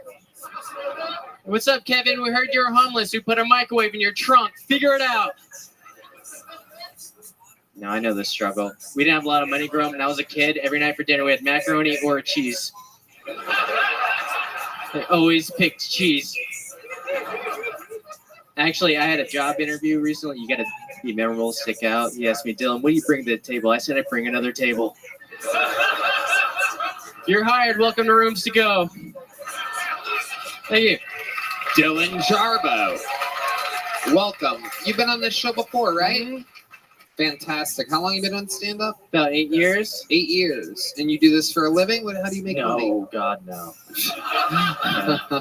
I have an IT job, work from home. Okay, work from home. I love it. I love it. Oh, a lot of fans of working from home here. That's great. Tell us more about your life that we didn't find out last time you were on, or what was the main frame of our talk last time you were on? Last time I was on, we talked about mental health. I had OCD. Can't do anything in fours because I have 5 family members. It means someone's gonna die. Okay, you still have that, obviously. Yeah, I do. Dr. Drew and I talked, and we had a great conversation. Oh, okay. That was in Skankfest? No, that was here. Okay, that was at the Vulcan. Okay, I remember now. Yep, long time ago. All right, so you have OCD. What else about you, Dylan? Tell us more. Oh. I mean, yeah. I lost like 30 pounds since the last time I've been on here. Really? Skinny bitch. You would have lost 40, but a family member would have died. We can't afford that. Yeah. How'd you lose the weight? Tell Red Band how you lost the weight. Red Band. I cut out the lean cuisine pizzas. Ooh, have you thought about that? No, that's not on you. Diet food. That's just what helped me personally. Right. That's what saved me. Red Band thinks that's good diet food. Lean cuisine pizzas. That's diet pizza. Come on, man, it's in the title. Butt sex, Brian. Do it. Diet pizza. Yeah, I thought it was diet pizza. It's not. It's sodium. All that. Right. So how many family members do you have? 4. including me. I count myself. So you have 4. Yeah. Wait. Yeah, I know. It didn't add up to me either once I started counting the numbers in my head. I was like, so it's 4. Mm-hmm. So you can't do 3. I Because shouldn't. then one would be gone. Yeah. That's true. Not You're gonna going to cut out the foxtrot and the waltz for this man, so he can't have any. 1, 2, 3. 1, 2, 3, 4. I was confused. Maybe I'm fucked up. Didn't you say? All right. Yeah. This was years ago. I still can't count. Yeah. What's the worst that this has affected your life? This OCD. Like, what was there ever? Obviously, it's not that strong. He forgot while he was up here. No, that's got to be worse because then you live your whole life going, fuck, was it 2? When do they die? But sounds hard. There's been some stuff when I was driving. I'd be going like down the highway and it'd be like, you better touch the back, like the window at the back. And I'd be driving to an open mic. If you don't touch it, you're going to bomb. And I'd be going 80, reach back real hard. You just have to touch the window? Mm-hmm. The back? Again, years ago, yeah. Passenger side window? No. Like, how lines up. Driver's side back window. Mm-hmm. You had to touch the window or else you were going to bomb? I was going to bomb, yeah. Is this a small car or like a Toyota Sienna? How far is it to get to the back window? This is a Ford Focus. I could That's lean back. doable. Yeah. Oh, yeah. Easy. One of these. Easy. Driving my dick. Okay. So, Dylan, you have a love life? I do. How's that going? What's that like? She's a beautiful girl. How long you been with her? About 9 months. Where'd you meet her at? Hinge. It was a Hinge. What was your first date? Our first date was down Hotel Vegas, down the street. She's a tech gal. She makes twice my salary. Yeah. There we go. Here we go, guys. We get a HEB. She buys the groceries. I buy the bags. That's just how we do. Man, I got a feeling if you don't stand on one foot right now, she's gonna die tonight. Whoa! I'd be a very lucky man. I could take. Do you only stop with 4 fingers, or the? Have you ever fisted her? Is what? No. Okay, good. What is the wildest thing you've ever done in the bedroom? To you, like a Mike Tyson, maybe a bite. Whoa! Look at that. In the bedroom, a Mike Tyson can mean a different thing. I want you to know that. Okay. A George Foreman. Yeah, the nibbling on an ear is the least horrifying thing a Mike Tyson could be.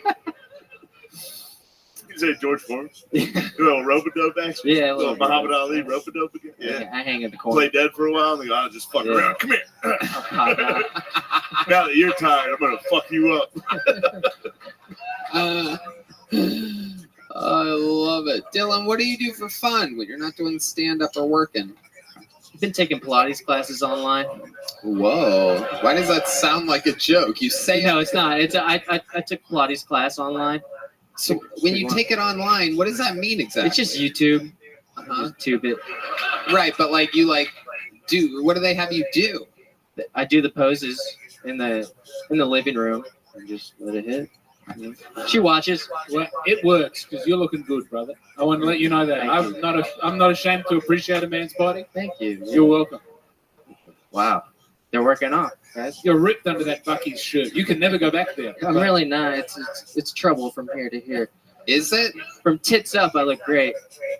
But there's a lot of lone stars. Man, do you know what I would give to look good from tits up? If you go in a pool, that's perfect. You just stay here. I gotta stay here. I got a great ocean body. You already have a joke book? I do. Yes, sir. Hey, I would love to have you on the Secret Show Thursday. Wow, look at that. Look at that. Dylan Jarbo. There he goes. There goes Dylan, everyone. We got another name. We got to keep it moving. Make some noise for your next comedian. Doing a minute. How about a hand for Heidi, everybody? I mean, just unbelievable. This sausage fest of a show. It's such a breath of fresh air. Make some noise for your next comedian. Trey on stage, everyone. Trey on stage. Here he is. Trey on stage.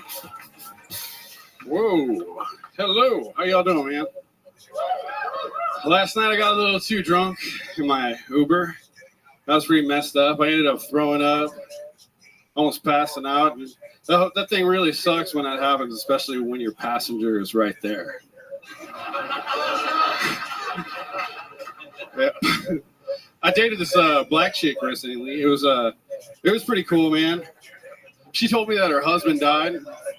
I was like, that's no bueno. Thanks. I was like, that's no good, man, because I'm terrified of black widows.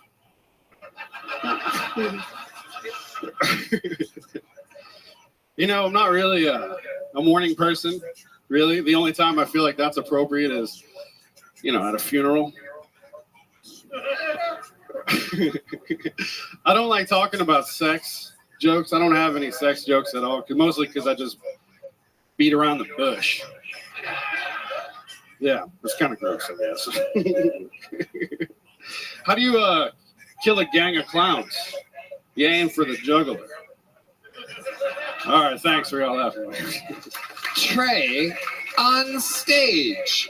Welcome, Trey. How are you? Pretty good. How you doing, man? I love it. Is this your first time on the show? Yes, sir, it is. Well, welcome. How long have you been doing stand-up? About 6 months. 6 months. All of it here in Austin, Texas? Yes, sir. Is this where you live? This is where you're from? Not where I'm from, where I live. Where are you from? Originally New Orleans. And how long have you been here? Well, about 6 months. Okay, 6 months, and you came here to start stand-up comedy. Yeah. How old are you? I am 38. So what made you start now? My brother, he wanted to get into it, and he was like, "You go check it out." And so I was like, "All right, I will." And for some reason, now I'm doing it. I love it. So where does your brother? He's in Baton Rouge. He's in Baton Rouge, and he told you that you should do this. Well, he basically suggested that I look into it, and I took it a little bit more literally. I said, "Okay, and let me go try stand up." And so I just did just that. How's it been going for you? Pretty bad. But you're having fun doing it? I'm having a great time. And what do you do for a living? Well, right now I'm in between jobs, but I'm a firefighter. Ooh, a firefighter. And you don't have a firefighting job here yet? Not yet, no. I've been looking. But you were in New Orleans? No, I was a firefighter in Houston. Oh, okay. Yeah. All right. Okay. A lot of fires to put out there. What's the bravest, craziest thing you've ever done as a firefighter? CPRs, probably. A lot of times that's probably the saddest thing to see, but it's also, you can get them back. And you've gotten people back before? Yeah, we got and people you put your lips right up to their mouth? No. No? How do you do it? We have something called a BVM. It's a bag valve mask, and we basically put the mask onto them, and they get a nice equal breath. Wow. Of oxygen too. Should have put a BVM on this crowd, huh? Yeah, right.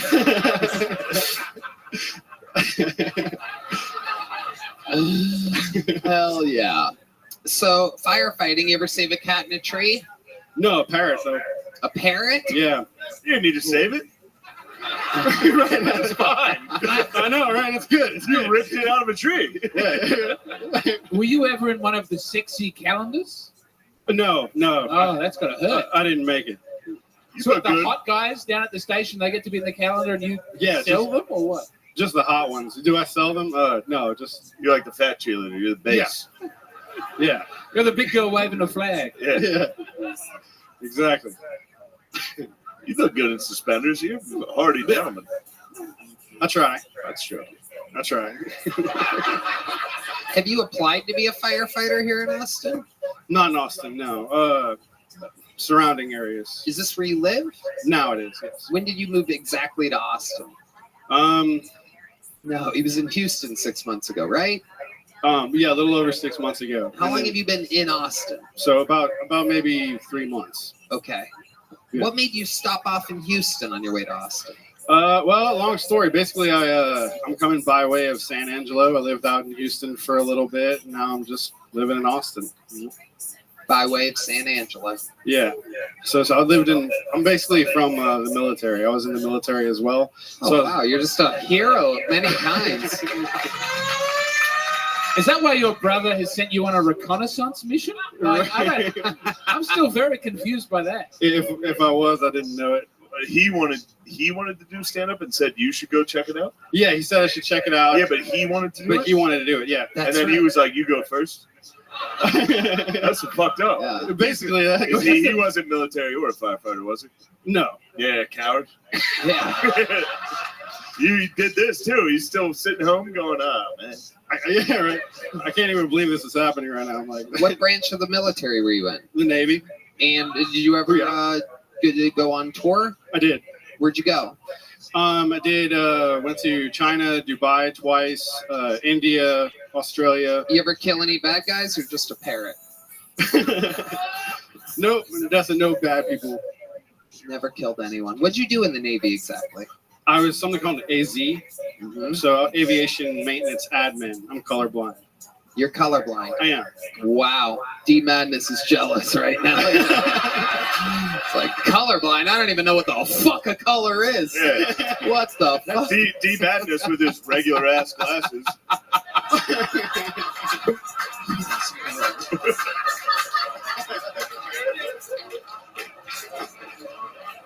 Oh my god. Where'd you go in Australia? Perth. You went to Perth? I did. There's nothing funny about that. I'm sorry. I'm sorry? There's nothing funny about being in Perth. I got nothing. Oh, yeah. We called it our Perth Day. They say the women there are perfect. Yeah, but they're not. They're real hideous trolls. So, oh shit! Right in Perth. I love Thank it. you for keeping my country safe. We can't keep the Chinese out on our own, and I want to say thank you for keeping us secure, keeping us a democracy. I mean it. It is true. Nothing but trouble. We're not going to repeat what that guy just said. Chill, brother, for real. The Chinese government. I was talking about the Chinese government, not the people. Perfect. That solves all of our problems. Incoming nuclear bomb. Here we go. I love it. So Trey on stage, your brother wanted to do stand-up. He said, you should check out this show, Kill Tony. And you're like, I'm going to go. I'm going to start stand-up. I'm going to go to Kill Tony. I'm going to try to get on. Has your brother even attempted an open mic or anything like that? Yes, he has. Okay. Yes, he's pretty funny. He's usually pretty funny to me. Really? So you guys go out, you guys are like the Sklar brothers, you just go bomb? The opposite of the Sklar brothers. Two guys like the twins, right? Yeah. Yeah. No, we don't do good. that. They're good. Okay. I wanted to make sure I didn't sound like I was trashing the Sklar brothers. But no, that's Yo. Where did your What's going on? How the fuck did you get your name Trey How you on living? stage? Well, my How name you is doing, Trey girl? Saunier. So that makes sense. What's good with you?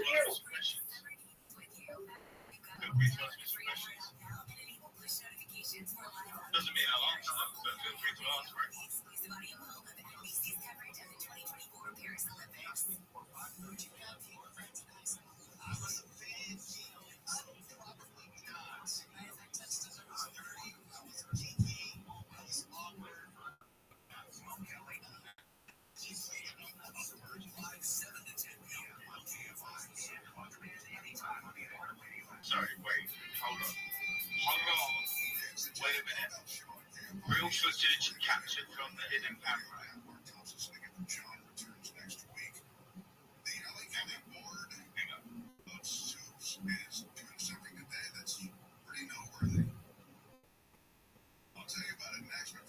Right, he's got hair first of all. Is Rabbi going to sort of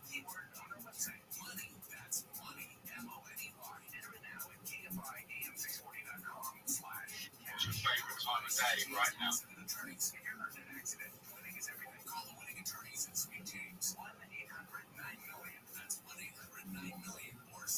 Different glasses, okay.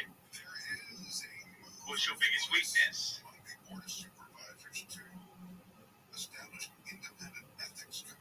That's a good question. Next.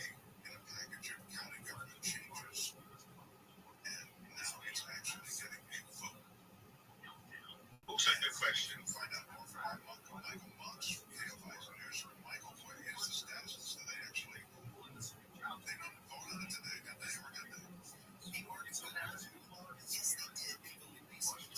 It's No, my biggest strength, yeah, okay. My biggest weakness, my crippling fear of death and the fact that I might never live up to my own potential. My biggest strength is the people that I have around me.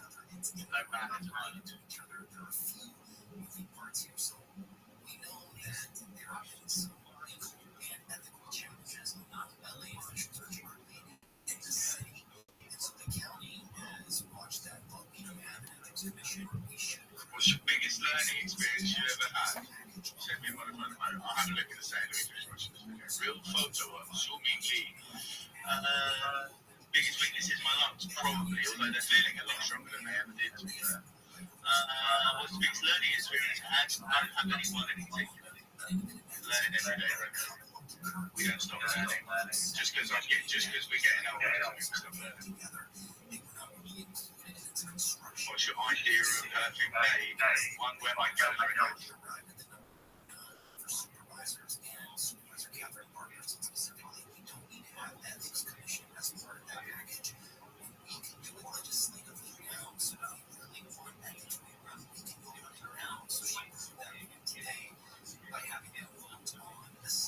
One voice you wish you could give up. I don't wish I could give up my voices. I don't wish I could give up my voices. I'm giving up smoking. I've given up vaping. I don't smoke weed anymore. I don't do cocaine anymore. And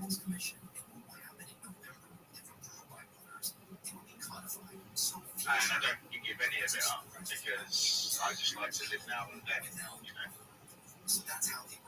What's important to me. And Horvath is one of the co-sponsors or co-authors of this whole thing, right? Exactly. She and Catherine had kind of butted heads a few weeks ago when the expansion proposal first came out.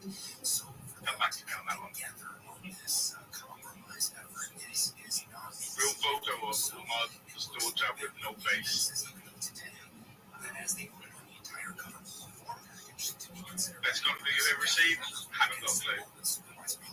I don't like compliments. Tell me more about the expansion. They actually want to expand the number of suits that they did. The county government was established in this format back in 1998, and I wonder who remarked by folks. Inspiration strikes from anywhere. At that time, you could be staring out the window of a train. You could be sitting in a car. You could be trying to write your magnum opus, be that music or a piece of literature or anything. The inspiration strikes from anywhere. It's savory.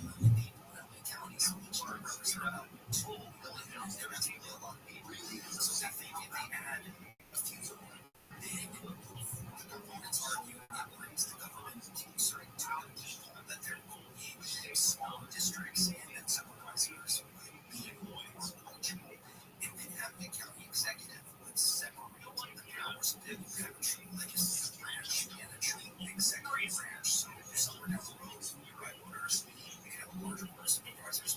What song can I listen to on repeat? People, you know, off that way it happens. You know, we are in a city that is controlled by the board of supervisors largely, you know, and that's why this is a very big deal, what they're proposing. That's exactly right. I mean, LA itself is the second largest city in America, but LA County is the single largest county in the country. Whilst we play, keep asking you questions. Much smaller than LA County that have larger representative government bodies, and that's been another argument of the proponents of this. And so, one of the other arguments in support of expanding it, particularly from supervisors Horvath and Janice Holland, is that look, this is spending time with people. Assure you that our $45 million budget will be able to work within that to fund. Shut up, not you, David. You stay on the staff that will yes. That. And you're a terrible handler as well. About that, so they also voted today in support of a measure that would require any ballot measure that's county-wide have some sort of fiscal explanation. So before we vote in November in LA County on whether to expand the board, we will see an explanation. One thing people don't know about me. Well, there's a lot here. And expansion. Yeah, an expansion in LA County Board of Supervisors for an extraordinary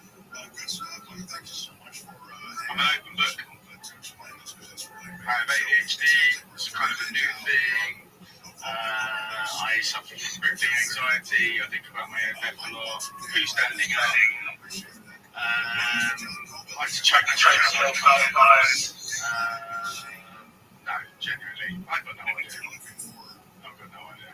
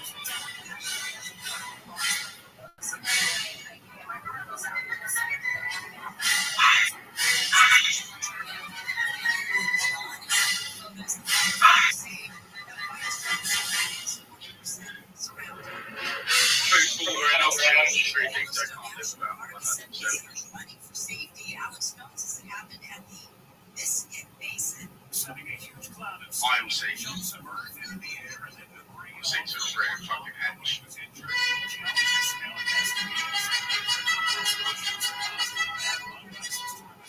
Don't watch television. And I write my own. So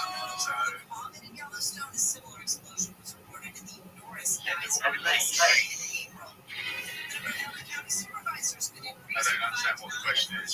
No idea, X, honestly. I've no idea what's going on.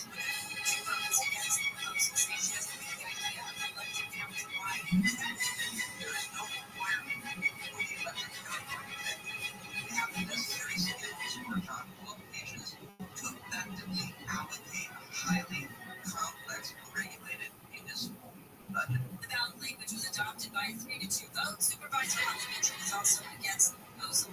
Vice President Harris is like her first president. Question, isn't it? Would you answer it? Would you answer if I asked you the question?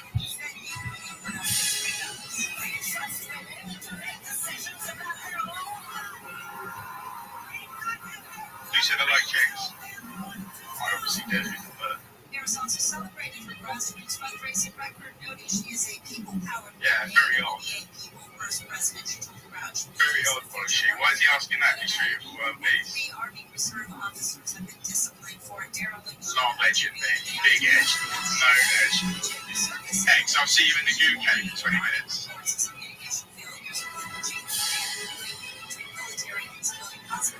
See that?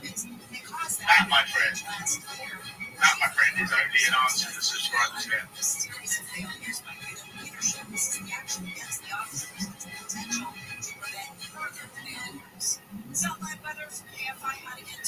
It's a respectable answer.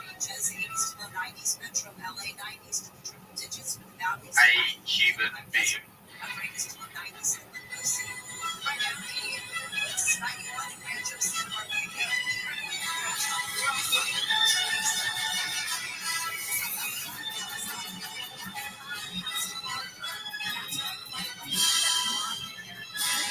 Play my team.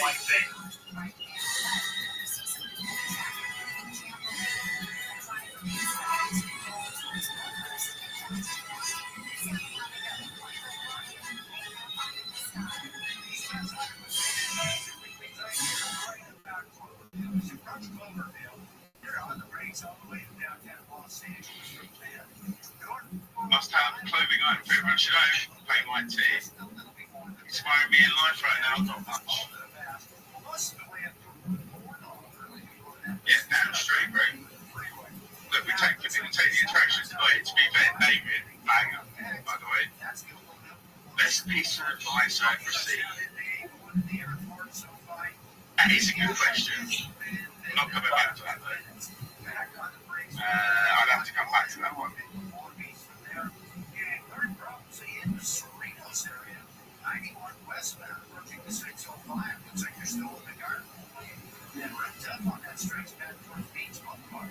People not listening. No free promo, David.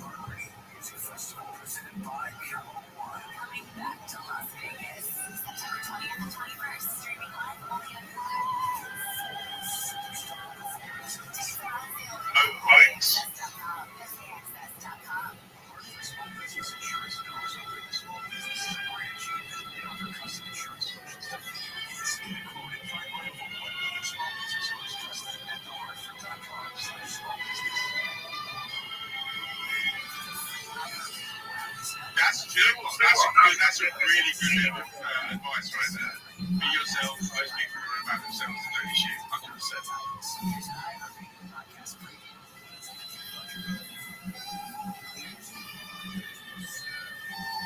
Their personality.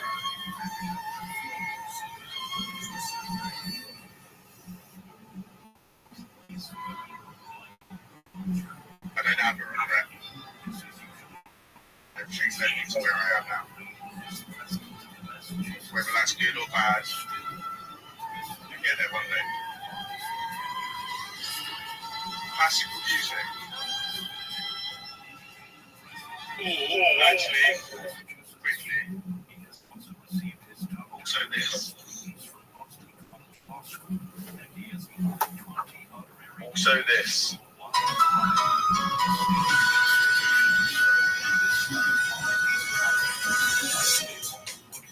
Vamos, David. Yeah, there you have. Moshe, how many questions you got, bro? It's a lot of questions, man.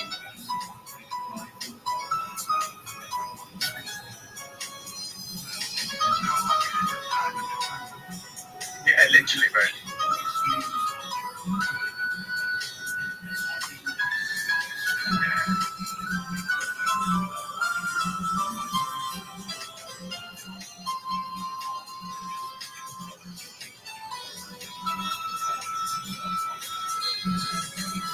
Oh, bro, trust me, my security questions aren't like that, so it doesn't matter.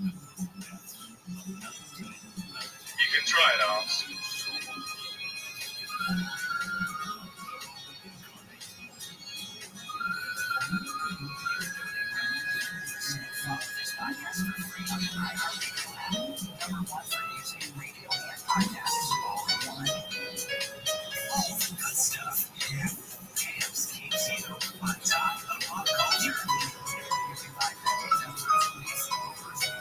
From a famous Vogue magazine profile series, okay.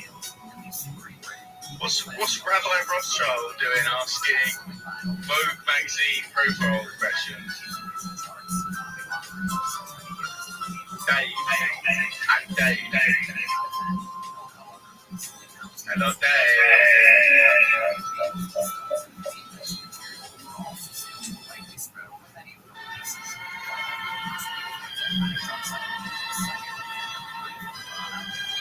Oh, a Renaissance man, of course.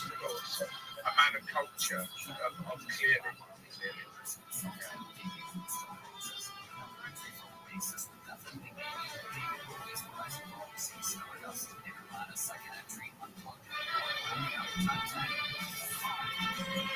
So clearly not an orthodox man, no?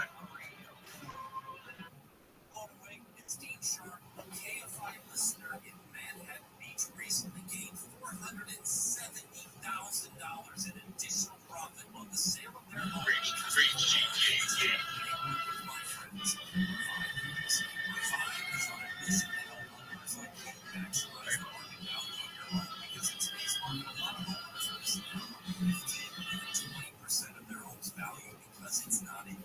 Shape, that is not a problem. Revive, they know exactly which renovations to do. They work fast, oversee the entire process in just a few weeks, and believe it or not, Revive fronts all renovation costs. That's right, Revive fronts the money for the renovations that will make you more money. Find out if your home qualifies. Just go to KFIRevive.com. KFIRevive.com. Don't just sell your home. Revive its value. KFIRevive.com. We need your help to protect your rights at AM radio in your car. AM is always there in times of need with the key information for our community. The overwhelming majority of legislators support a bill to keep AM radio in cars. But time is running out. Please text the two letters AM to 52886 and ask Congress to bring this bill to the forefront. Now, text AM to 52886. Message you favorite explain more. You may receive up to 4 messages. Plug in, stop. Message from the station. For official rules and more information about contests of this station, go to KFIAM640.com/goals. KFIAM640, stimulating talk. KFIAM640, live everywhere on the iHeartRadio app. John Caldwell returns next Thompson syndicate. Daylight NBC is a remarkable phenomenon. It is on, I don't know how many different platforms. It seems as though it's on multiple channels every time I sit down to turn on the television. In addition to NBC, Daylight, I think there may be a channel dedicated to Daylight. And when they entered the podcast universe, they exploded in popularity. One of the main correspondents, Josh Mankiewicz, joins us now. Josh Mankiewicz, welcome to KFI. Yeah. Congratulations on another successful iteration of Daylight. I guess through this. Let's do one more.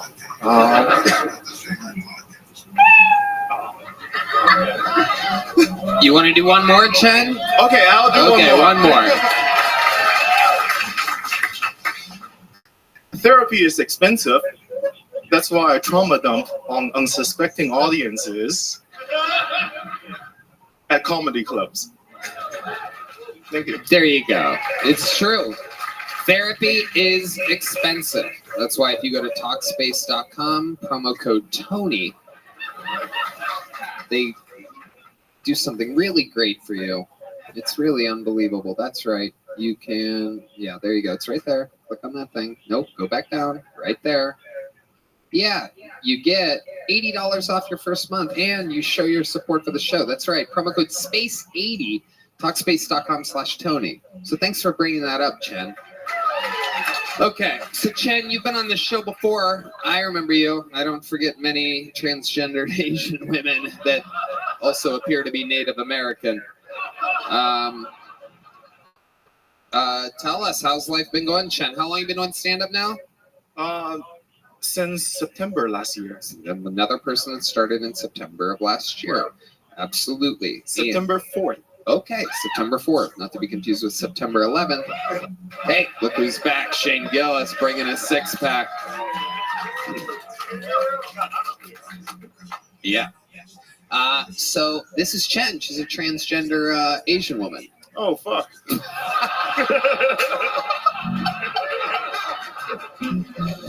No, I'm just kidding. How's it going? Good. I remember your skit as Bob Isis. That was awesome. Thank you very much. I knew I liked you. Yeah. Hell yeah.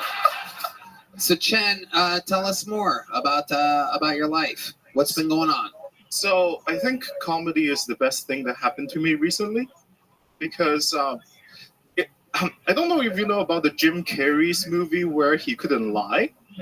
Ever since I started doing comedy, I couldn't say no. So I have been. It's a different Jim Carrey movie. Oh. Does he put a mask on at the end of that? No, I'm just kidding. Are you also a pet detective? All right. I do love pets. Yeah. You ever save a parrot from a tree? Okie dokie. What type of pet? Yeah. Huh? Well, Shane is the most obsessed with cats of anyone I've ever hung out with. Before the show, he was just looking at pictures of cats. And I also like dogs. I'm not. Yeah. Well, Chen, I do believe wishes he had a pussy, so this makes sense. Well, okie dokie. Somehow that was the world's saddest, best transgender joke ever. I can't believe you just. I got audible ahs from saying that a person that wishes they had a pussy wish they had a pussy. Not here, not on this show, dude. That's fucked up. That's wrong. Yeah, that's all dicks here. Yeah. All dicks. Yeah. You have a penis. Yeah, I still have one. Yes. Are you really a transgender Asian? Yeah, I just don't wear it. No, it's just because usually they'd be lady boys, but you're more of like a skank man.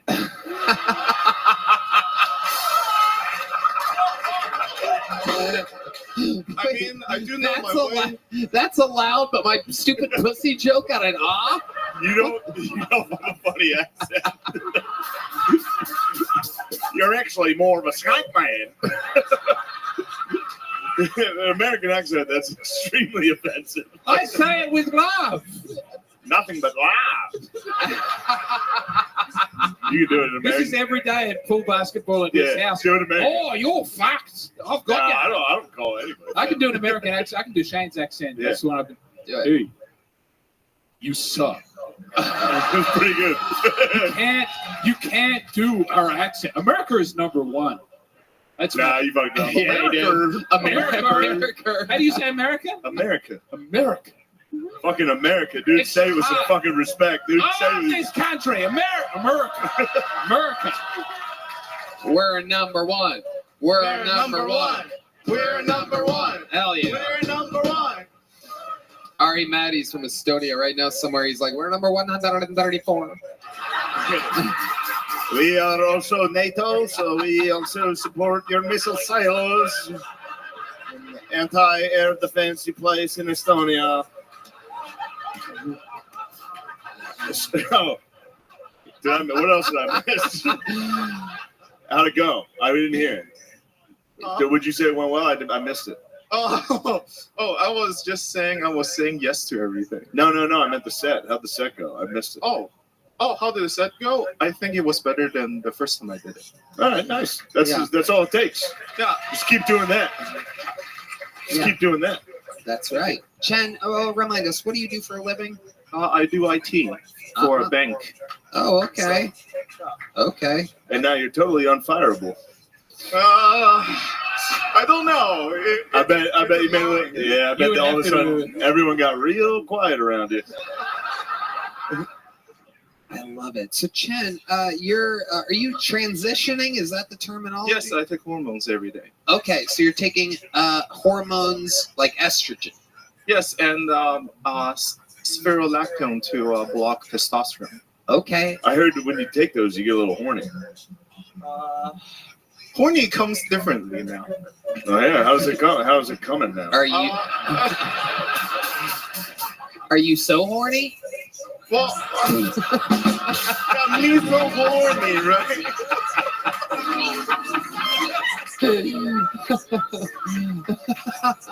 Yes, have you been taking these hormones for a long time or short time?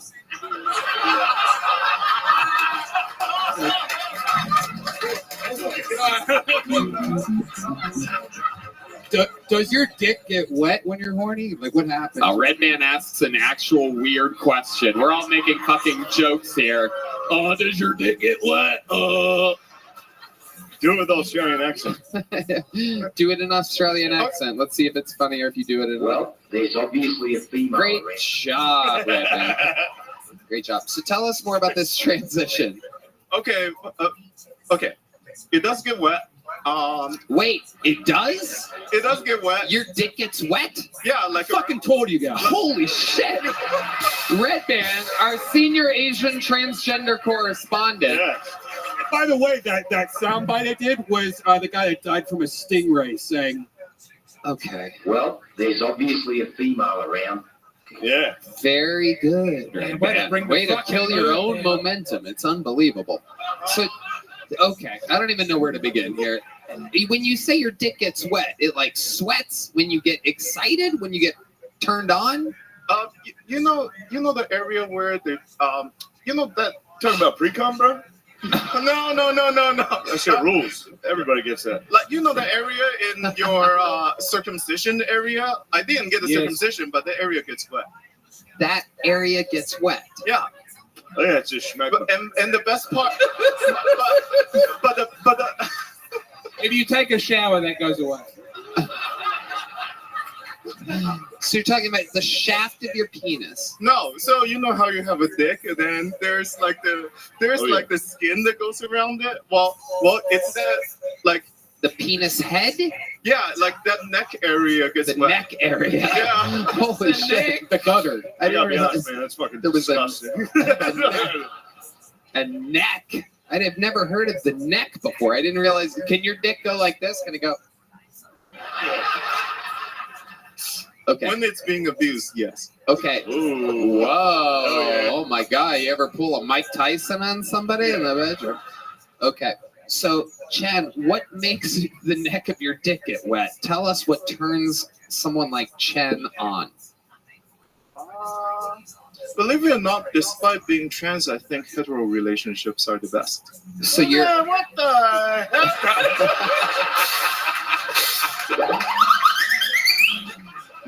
Wait, why are you going through all this trouble if you're, hold on.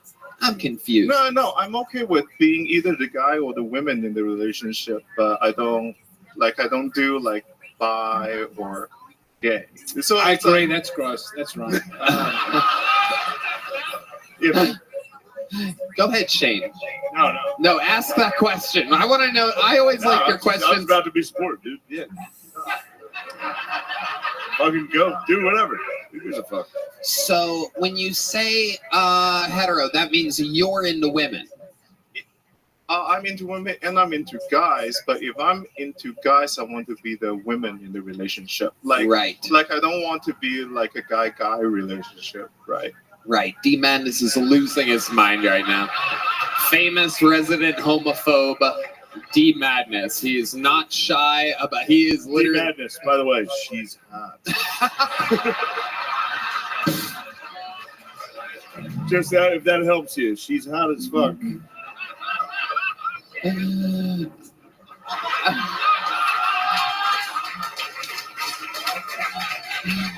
Absolutely incredible. So your most recent hookup, what can you just give us an example of like what that was like and who that was with? Do you do that? Do you do like one night stands?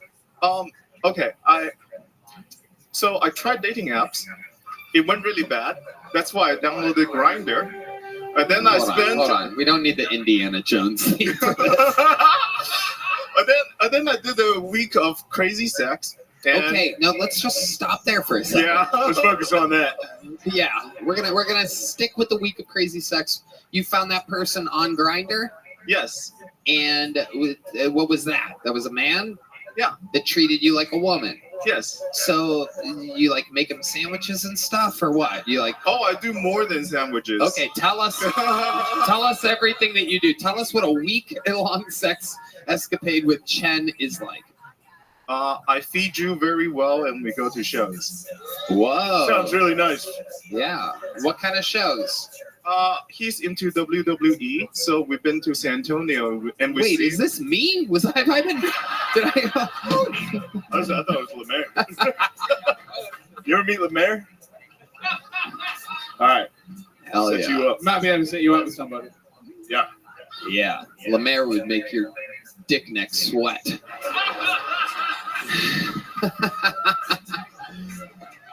So you met a guy on Grindr. How does it start? Do you go to his place? He goes to yours? I do go to his place, but he lives with his mom and siblings. Oh my god! So it's really secretive. So They that just- makes it way more fun, dude. Oh yeah, you two naughty fucks. That's way more fun. What Being like, grade is he in? secret. Oh, he's actually a special ed teacher. Oh, thank God. That teacher at the end was big.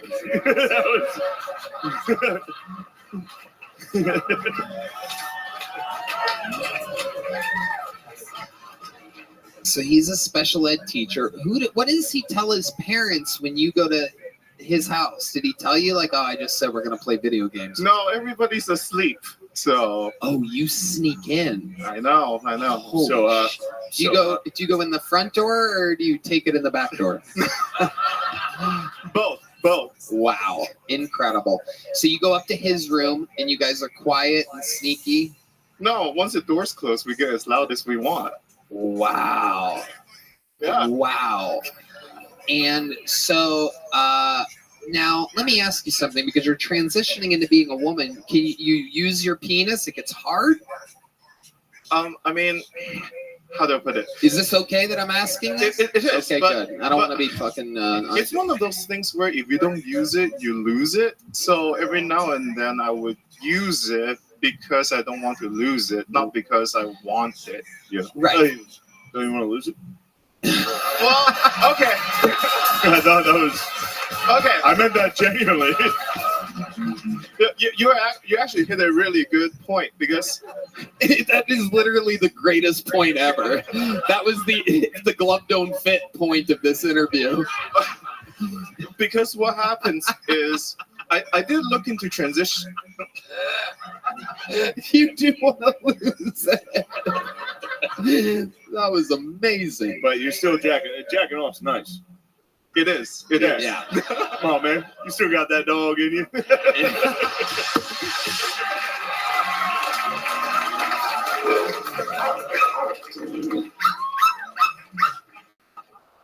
There is a little dog in you. But pretty much, if you look at the surgeries they have nowadays, it essentially creates a wound that's constantly closing. Right. So I can't imagine my life. I'm not well off. Just to keep everybody posted, I just made eye contact with the physician's assistant, and she went like this. She literally does not want me to bring her into this right now at all. Nice. And I just got the "you are correct" gun from her. It's okay, Chad. It's like risky. It's risky these days. Well, risky is one, like you can control your piss. That's like if you just randomly piss yourself, that always sucks. I almost did. I had to leave. Yeah. I love that you called it piss. But also, like, imagine having to sit on the dildo for hours a day to stop it from. Well, like, I've thought about it.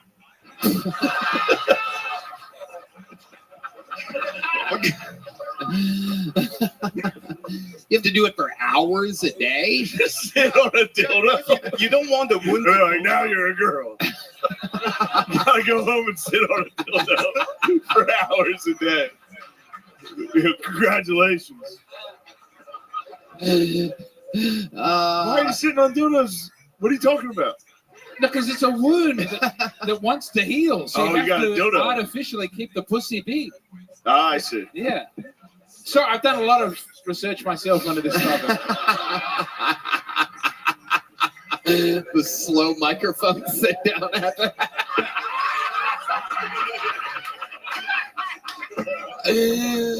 Oh shit. Chen, you are always one of the best interviews on the show. So where are we at with all this? What's the next move? You're on the blockers and you're on the estrogen. What are you looking forward to the most in your transition? Honestly, I'm kind of happy the way I am, because for me to become... There you go. Yeah. Must be nice, Chef. Must be nice. Well, because for me to actually move forward, my life has to change. So I'm sort of waiting on my life to change before I can move forward with any of this. I mean, what way are you waiting for your life to change? Like, for instance, like the person I'm seeing, after Deep Madness's angry scoffs are becoming more and more aggressive as this interview goes longer.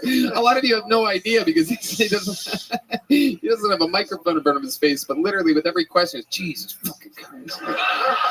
Fucking bitch. Fucking... It is like for real having my dad behind us. Yeah. Like, the fuck? Jesus Christ.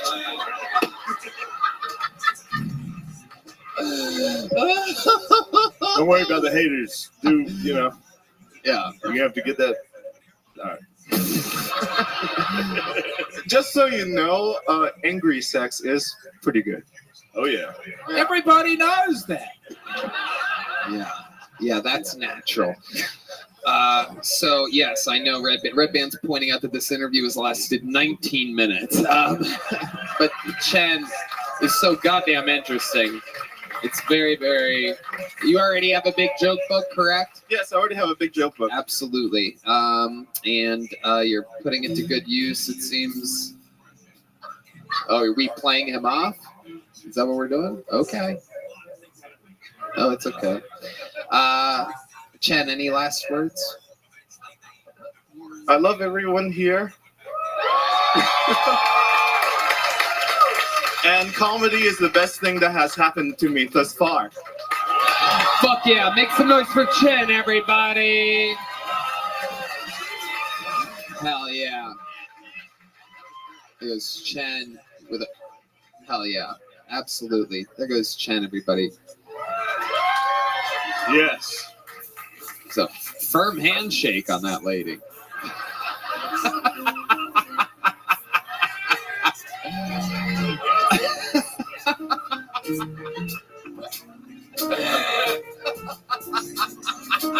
Ooh, wow, smoke. All right. Final bucket pull of the night, ladies and gentlemen, goes by the name of Quentin Jones. Make some noise for Quentin Jones, everyone.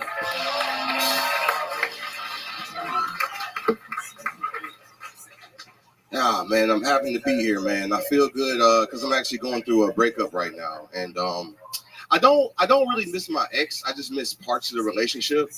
Like I miss how we didn't use condoms. That was a real fun part of the relationship. And now that I'm single, I'm dealing with like this whole condom economy where you gotta like have the condom at the right time and show it at the right time.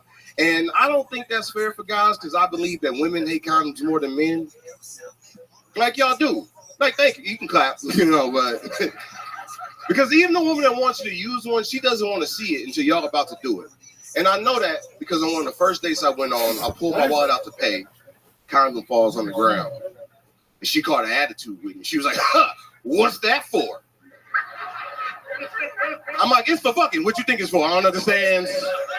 Why are you acting so weird? You think I carry around oily balloons to make you a dog? I don't understand. It's like women expect condoms to appear out of thin air. It's like you're about to have sex and they want to stop you and be like, hey, do you have a condom? We got, but hell yeah, girl. It's been behind your ear the entire time. Fuck yeah. Quentin Jones. What's up, Tone? Making his Kill Tony debut. Yes, sir. First day, like first week in Austin, man. Just got here. I love it. Hell yeah. Where'd you come from? So I'm from Detroit, but I've done comedy. What up, though? What's up, I'm from Detroit. Started comedy. Are you talking to the pizza lady out there?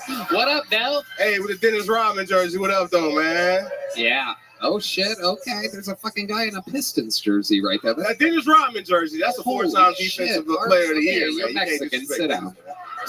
The old Detroit Mexican over there. A rare bird. A parrot in a tree, if you will. So, Quentin, you just got here this week. Here you are on the biggest comedy show in the world. How long have you been doing stand-up? Been doing this 6 years. Wow. Yep. All in Detroit. That's where you're born and raised.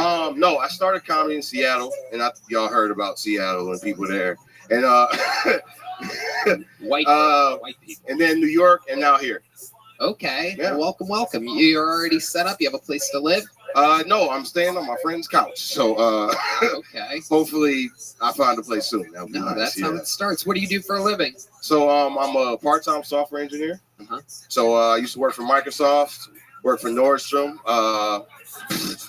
Yeah, everyone says that. Like, yeah, we coded Nordstrom kind of. We like my job was to like the emails when you buy something, we just keep harassing you. Yeah, that's my job. So software engineer. Yeah.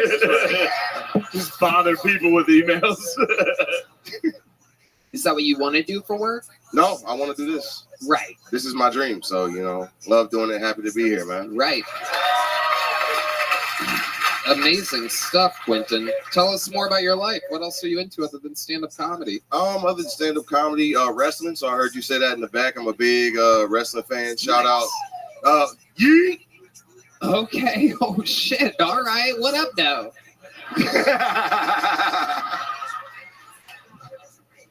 So I'm a big wrestling fan. From Detroit, went to University of Michigan. I was a cheerleader. Go Blue, we're gonna beat y'all ass if you're from here this year. You'll never win again. You'll never win again. Wait. You cheated this year, it's over. Yeah, that's true. Didn't we beat y'all by like 31 Notre Dame? When? Oh, 2019? Oh, okay. We beat the shit out of you. I was at the game. We beat you 31-0. It's not a big deal. That's how I was drunk on that one. I had amnesia. I was actually, not that anyone cares. I was on stage. I was doing a show that game, Notre Dame, Michigan. And I went, right before I went on stage, it was like a close game. I came off, it was like 31-0. Shit. I was devastated. Anyway, I knew that was a terrible thing to say. No one cares, but it happens. Yeah, that once happened to me with Ohio State, Illinois. Oh yeah, he's an Ohio State man. We lost. You're a star. Hey, 3 years in a row, man. Both Buckeyes, me and Red. That's unfortunate. So here's a fun thing. I was actually a cheerleader at Michigan.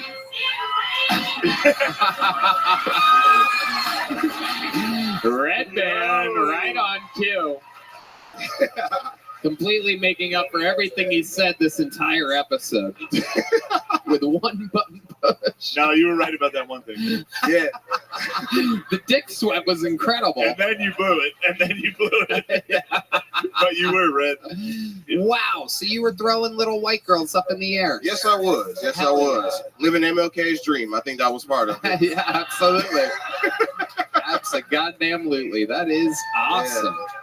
What years were you there? So I cheered from 2013 to 2015. Oh, nice. So I actually went to the shoot for Cardell when you guys won the Natty, Cardell Jones. That's us. Yeah, like so he literally ran a touchdown to my face and said, "Oh, Buckeyes, bitch!" And I was like, "Damn, bro, that's right." That's got to be the worst time to be a male cheerleader. When a quarterback from the other team's like, "What's up, bitch?" A 6'7" quarterback. You got a megaphone in your hand, like, I "Ah, dang, gummit." I never thought about that. Another opposing player run to the sideline, seeing you, be like, "What's up?" That's devastating. Shotgun Cardell Jones, massive man. Didn't want to play school. Huh? He said that was his thing. He didn't want to play school. He didn't want to play school. Never mind. Yeah, we said to play football, not school. Oh, right. He wasn't. He didn't hit the books. Yeah. Yeah, no doubt about it. What did you major in? Software engineering, computer science. Lovely. Yeah, so. Lovely. All right, you also did? I thought you were being pandering because he was black. I thought you were like, "Oh, this is very nice." Is that what you do? You're a software engineer? So you don't engineer anything, you just fix broken shit. Man, you send emails to people. We heard. Feels like Cardell scoring again, doesn't it?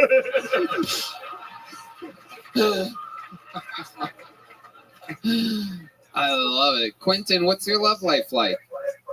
Single right now. Like I said, been single for about 3-4 months. Okay. I got off the apps because it was just like I paid for the apps. And then when I saw who liked me after paying for the apps, I was like, I got to do better. Right. Yeah, exactly. Yeah, they can't tell you're funny on an app. No, they can. They can. No, And, I tried myself and not great. But they always like, I Just want somebody photos to of make me? me laugh. And they're like, left. There's nothing worse than getting a DM on an app that says, I want to suck your dick, and you click on the profile and it's Chen. I gotta be honest with you. I bet Chen goes hard. Oh, yeah. Oh, no doubt about it. Chen. Can you imagine one of these nights that dad's gonna wake up to the sound that dad's gonna wake up to the sound of his son's headboard in the middle of the night? What the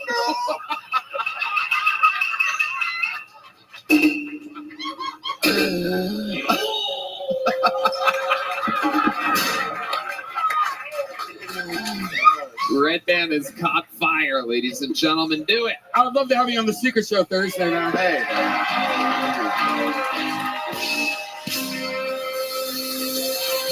Make some goddamn noise for Quentin Jones. His first week in Austin, Texas, and he's already working.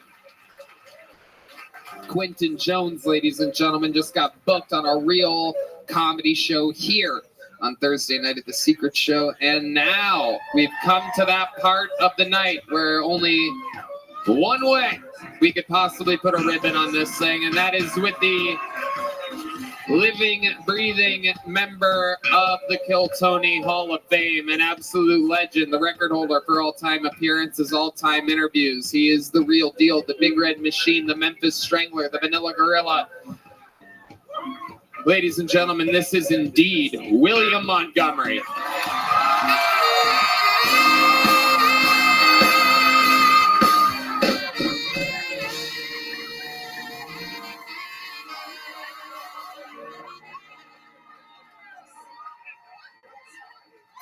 Did anybody else hear this? Aaliyah wasn't wearing a seatbelt. You know, with this whole Palestine-Israel debacle, I heard somebody say what we need now more than ever is Jesus. And I feel like if Jesus were to descend from heaven, he'd be a little torn. Because on one hand, you have the guys who think if you commit jihad, you get 99 virgins in heaven. And on the other side, you got the guys who sent you to heaven. Yeah, okay, computer. That is my impression of a sarcastic Radiohead fan. That's a pretty good one, I think. All right. I asked my cousin, didn't you start an OnlyFans for your dog? And he said, it's a coyote, you dumbass. Okay, that's my time ending on that one. Fuck yeah. William Montgomery coming in, guns a-blazing, looking better than ever, I must say. Do you have? Thanks so much. I feel pretty good. I feel like Phoenix changed me a little. I was in Phoenix this past weekend. Do you actually have pierced nipples? Yeah, I got my nipples pierced in Phoenix this past week, and they're really, they're super sore right now. But do you want to feel them, sir? I mean, they're totally real. No, feel them, dumbass. You look like me, kind of. Yeah, they feel real, right? They do look the same. I've been getting that a lot, and they did look the same. I don't get that a lot. Okay, I can't really do Australian. I've been seeing it on you. I'm gonna get a haircut. Now that I know. Now you look great. Go to get a haircut. Okay. I can do your fucking set. Do it. Let's hear it. I'm a big retard. Well, good morning. Okay, I'll see y'all later. No. Come on, William. Come on, It's like I get my fucking nipples pierced. I'm trying to fucking impress everybody tonight, and then we got the Australian fucking making fun of my fucking ass.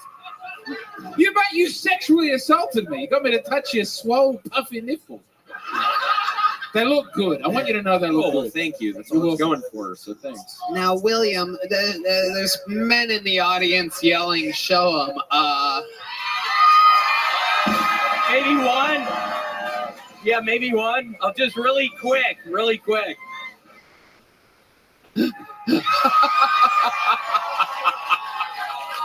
I was genuinely like, oh no, dude. That's crazy. Yes, that's good. All right, I'm glad we can still be friends. I shouldn't have showed him. You just messed that up, you dumbass. In the Pistons jersey. Thank you, sir. Shut up. Yeah. Thank you, sir. Okay. So, William, now the shirt. Now, what made you wear the shirt tonight? It's very interesting. Because I thought I would just accentuate my nipples. I didn't really necessarily have another shirt that really could accentuate them, and I've started doing a jazzercise thing, and I wear this jazzercise. But yeah, I wore it tonight. I thought it would. You're clapping for jazzercise, Red Band. Would you like to explain that? Yeah, I don't think you like jazz or exercise, so this is all. Yeah. I used to date a jazzercise girl. Yeah. Oh. I haven't heard that. Yeah, word I in a did while. too. I think your mom did jazzercise. Yeah, I think she used to do that in the fucking 90s. Holy shit. She was looking tight back then, Red Band. I don't know if you remember that, but. But yeah, Tony, I mean, Phoenix was a lot of fun and got this stuff done. And actually, it's a miracle. I went to the dermatologist today, and now I'm actually going to get skin cancer again. But the lady thought it wasn't skin cancer, so I didn't have to go under the knife today. I almost went under the knife today. So it's a miracle. We have a miracle on our hands, people. Luckily, we have a physician's assistant here who. Have you dealt with skin cancer before? Yeah, would you like to come up and give a close look to William Montgomery's face? Come on up. Come on. Here she comes, everybody. A real physician's assistant. You've been hearing her reference throughout the night. Here she comes. Everybody's standing up the wrong direction, holding her up. Just setting pics and blocking her. This is incredible. How many of you love physician's assistants? She coming? Let's see what she says, Tony. Again, I don't know. The woman could be wrong, but here she comes, everybody. No, don't kiss her, William. Normally people are kissing up here. Oh, yeah, right here. All right, so she's looking at it. Talking. Give her the microphone. Little liquid nitrogen might help. Ooh, little liquid Burn nitrogen. that with some liquid nitrogen. I can burn that with some liquid nitrogen. God. Yo. Thank God you Okay, didn't yeah, kiss, no, dude. thank you. Huh? You know, I said thank God you didn't kiss. I was trying to support you. You're so eager to turn on everyone with your fucking nasty ass nipples. Well, that's who I am. I feel saucy tonight. I feel. Why are you so saucy? How's life going, Jacob?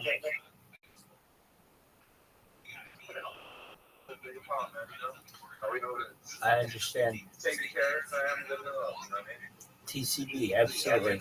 How's Oliver? So, Brad, why don't you see what passes, but he's nice. He wants to cuddle. That's always a good thing. Did you ever watch Kill Tony? I can't say that I have. Hey. I heard Kill Bill. Yeah. Hey, Jacob, you want to be on a podcast? What's it pertaining? This is a good question. I'm going to make this a really big podcast someday.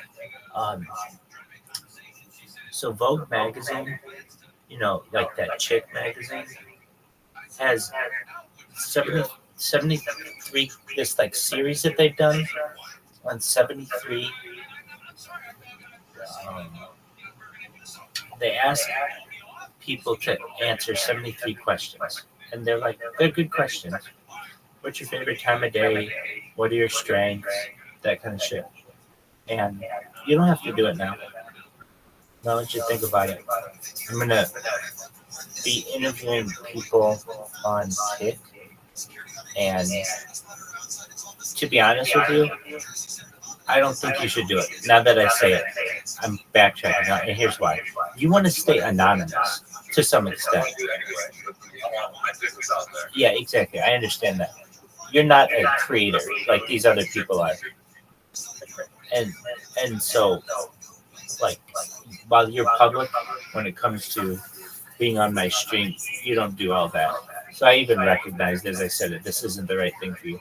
But it is something that I'm going to start doing. I just did one, actually, with the creator on Kik, where I asked him these questions, and they did really well. I mean, they asked it really, or they answered them really well.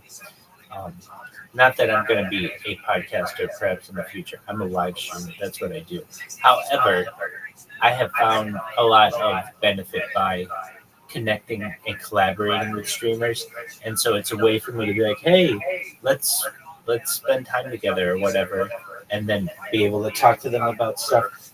I had a really good collaboration with a guy from India this morning who is a big streamer on Kik, and he has the ability to be on the front page of Kik 3 times a week, which means basically he's featured a lot, and he wants to do an interview with me during one of those. Pardon me? He wants to do an interview with me during one of those times when he's on the front page, and so he was like, his name is Shakti G, and I really like him. I was asked in an interview who my favorite streamer was, and it's actually, I said Shakti G.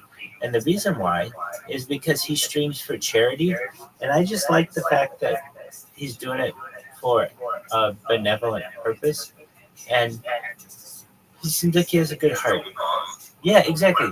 What he did, he said the word Kik, you know, the name of the platform, 1 million times, and raised money for like a charity that helps with global hunger. And so that's how I learned about him. And the way I really learned about him is that whenever my bots went into his into his stream, which is a big stream, he would dance. And so I got to watch this guy dance like a lot. And he would just go around and say, Kik, Kik, Kik, Kik, Kik, Kik, Kik, Kik, Kik, Kik, Kik. He says it 1 million times. So that's how I got to find out about him. And then we had a connection today. He was flying from India to Singapore. And so, but one thing, he did this thing where he was raising money for hungry kids by saying Kik. But I was able to change his views on world hunger. Well, I don't want to say change his views, just enlighten him. So I'm like, hey, we talk about a lot of futuristic things on the stream, and I know that you're trying to solve world hunger, and I think that's really great, as am I. And I was like, 4 things that I think that could be done. I'm actually 5. I thought of another one. It really gets us into 6 now that I think about it. Okay, so we've got hydroponics, we've got cloud seeding, we've got vertical farming, we've got agricultural drones. We've got seawater greenhouses, saltwater greenhouses, I should say. Saltwater greenhouses, and then floating greenhouses. So those are like 6 ideas that I knew he'd never heard before because they're pretty fucking futuristic and advanced. I'm not saying he hadn't heard of any of them. He probably had heard of them. What'd you say?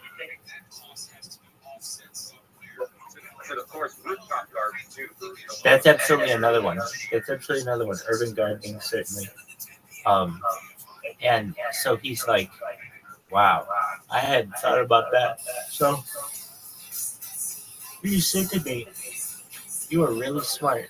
And I just was in the kind of mood where I was like, I absolutely am. So he's like, let's connect when I get to Singapore, and I want to do an interview with you on my stream when it's featured on the front page. And he's like, what I really want to do is do I want a treaty. I want to see if I can negotiate a treaty. Because I explained to him, like, dude, you don't want me on your stream. I'm persona non grata. I'm an unwelcome individual on the Kick platform. But he's like, no, I know the people who run Kick. It's like, I'm comfortable enough with my account that I'll interview you. I know I've seen you do other interviews. They don't ban those people. So I don't think they're going to ban me. And he said, what would it take for you to have a treaty with me on Kick? I'm like, well, what do you mean? He's like, to stop the bots, what would it take? And I had a really low number. I was like, man, Kick would have to pay me like $1 an hour, like $5 an hour. I don't know, something low. I don't care. And he's like, oh, all right. I'm like, but really what I want is I want to be able to multi-stream. So I want to be able to stream not just on Kick, but on YouTube and Twitch and all that other stuff. And that's what they don't want. They want exclusivity. So they want to be king of social media platforms. They don't like cross-pollinating. Exactly. And what they don't understand is I can give them all of that if they recognize, like, I'm all content all the time. And most of my content for the last 6 months has just been on their platform. They're going to be very famous because of that. And so he said to me, what would it take money-wise for you to just stop? And I was thinking about it, and it's like, well, I don't want it to be like, I'm not holding them ransom. It's not like, I don't know, it's not like that. I'm not doing it for money. That's the thing. It's like, if you want to get rid of me, I understand. I got a price. Everybody does on Earth. If anybody's out there who's like, oh, I don't have a price, you do. Eventually, if we start torturing you to a certain amount, you will give. Like, there's just, everybody has a limit. Everybody has a price. Even depends on what the means to an end is. Pretty much, it's like, if you want $1 million or kill your family, you know what I mean? It's like, I don't know. Just keep the $1 million. Oh, $2 million. Like, I'm not going to kill my family for any amount of money. I mean, yeah, no, there are some things where money wouldn't do it. But it would be like, if we are torturing you to a certain extent, like, people will make rash decisions, essentially. I don't know what every individual will do, but everyone basically has a price of something, like, where they can be bribed. And so what does that mean? That means that even I have, yeah, to get the message out, exactly. But I was like, hey, if you're going to throw around numbers, for $100,000, I'd go away. And then I would just take that $100,000 and put it into a couple billboards around LA, and I'd be the most fucking famous person around. So it would be. I think it's like $20,000 billboard. I don't know in LA though. No.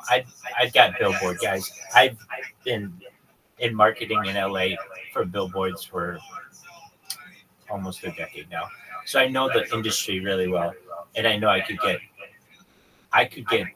I could paint LA with what are called remnant boards, which aren't necessarily like in the most prominent areas, but they're in still very, very prominent areas. And in LA, like these are amazing boards, and I could get them for very cheap. So approximately $300 a board at that price. Now, that was that I wouldn't need that many. I would need one, and then once somebody would be like, "Wait, somebody created a billboard for their social media," that would go viral.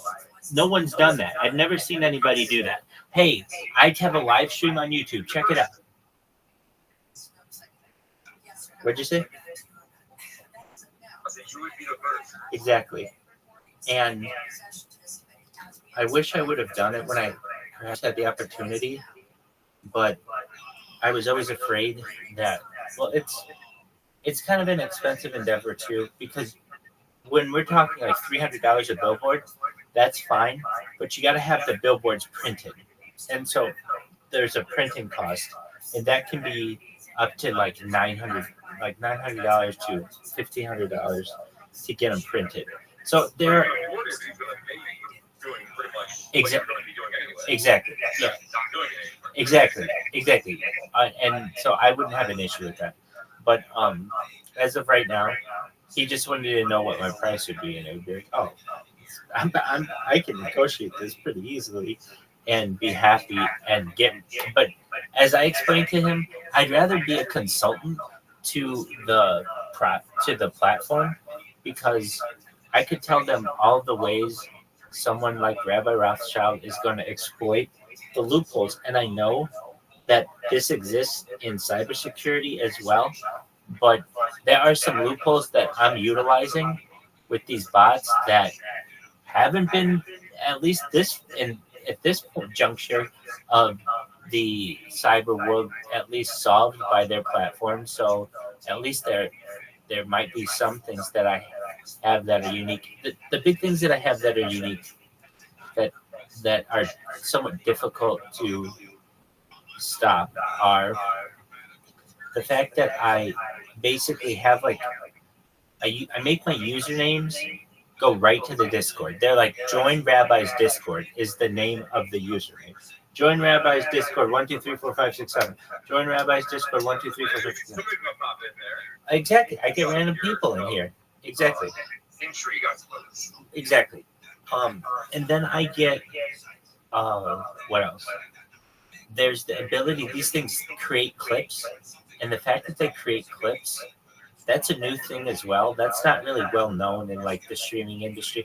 I mean, it has been a thing for like a year, but it's just not like nobody's thought to start spamming these clips. I would really say I'm like the first person who has really been spamming their information and clips. I still don't see anybody do it. So there's that. And then I also spam people's channels, which that certainly is not unique. That's a tried and true method. Yeah, exactly. You're 100% right on that. And you know, it's so funny, Jacob, that it took me like 3 years to build these bots and everything. But I used to get these random messages every single day, and they would say the same thing. It says, want free, or no, best viewers, and then it has like a bit.ly link. That's it. It just says best viewers. And it would spam me particularly a lot on YouTube and Twitch. Basically, somebody created a bot, perhaps in India or somewhere, Bangladesh or something, where they just have these bots spam people on Twitch. And I started to do it a little bit on Twitch, where I would spam people, but I didn't automate it. What really changed the game was I did a project for someone about like 3 months ago or something at this point, and I was able to make some money to buy 3 more laptops and really make like a bot farm. People are calling this thing on TikTok, or I mean on Kick, they're calling it a computer lab. They describe it as a computer lab. But I can see why they would say that, because if you watch, well, yeah, I've just got a lot of devices. If you watch like my stream, some of the streams, I'm live on like, it just looks like I have a lot of computers, because I do. I have a lot of computers going, and I love them all. It's all pretty much like free publicity for you doing that. That's the beautiful thing, yeah. When Free advertisement. it's free advertisement, it's about making impressions, and that's how marketers sell their trade, is essentially through impressions. And so I know how it works. Basically, I'm using what's called the mere exposure effect in sociology, where you basically, yeah, repeat. And eventually it goes from ignoring you to hating you to, for some reason, them liking you. Just because there's a familiarity with you. If, yeah, exactly. And as I say to people, I'm living rent-free in your head. Do you know that there's a song by the Cranberries known as Zombie? Do you know this song? Exactly, that one. Yeah. Okay, so it was, so I had these guys who came in, I don't know, like 2 weeks ago or something, and they were really, really mean. I get people who come in here and do all kinds of mean things. People wonder, why can't I like paste, like write in the general chat and stuff. I do have a free speech channel where you can put whatever you want. But basically, that somebody came through and just put a GIF of a guy circumcising himself, and it was very bloody and gruesome. And he put it throughout the whole. He just spammed it everywhere in this Discord. So I had to make it like really, really tight on who could say what. But then what would happen is I'd get a bunch of people in here who would come in and they want to debate the issues in the Middle East. Actually, I shouldn't say that. They don't want to debate. I would sit here and debate them with it. But they just want to be mean and just be like, you know, yeah, just totally mean. And then, or they'll just want to be mean because I spam them. So I came up with a song, and all I do is sing this song whenever I get any haters in here who are like, dude, quit spamming my chat, and they'll come in and they'll like play like horns and things like that. I sing this song to them, and it's to the tune of Zombie. It goes, in your head, rent free, free, in your head. And I just sing that, and that's what I'm really doing, is I'm living in their head rent free. So the more you complain about me, the more I'm in your head. The more you talk about me, the more you spread my name to all of your followers and all of the people who are in your chat. And you're making essentially my job easier because you are doing the publicity for me and I don't have to self-promote as much. It's brilliant. I just do that for you whenever someone kind of brings up the conspiracy theories about all the Rothschilds and they did this, they did that. I'm like, well, you can talk to him. Absolutely. He'll talk to you at length about it. He'll answer any question that you have. Just go in and talk to him. Yeah, no, you're absolutely right. And like, absolutely. Well, I appreciate that. The people who come in here and a lot more publicity and you're getting money for it. Yeah. Well, you're getting money for not doing more publicity, perhaps. I would say that the way that I think I'm gonna get big is I've done, you know about my AMA on Reddit? No. Okay. I was hearing about it though the other day. Yeah. Did I send you a link? To Reddit? No, you said you would. Yeah, I did. I apologize. I thought I would when I say I would do that. Just one moment. It's right now. Thank you. I've answered like 299 questions, And I'm gonna send it to you right now. This is so weird. I remember like almost doing this, but maybe obviously I didn't send it. Okay, hold on a second. Going to you. Here we are. Found you. Do you watch Kill Tony? Dude, I did send it to you. I did send it to you. That's it. That's your dropping the ball. I don't have to apologize for shit, dog.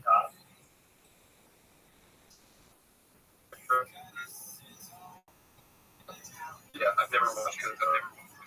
That's okay. Did you get my link?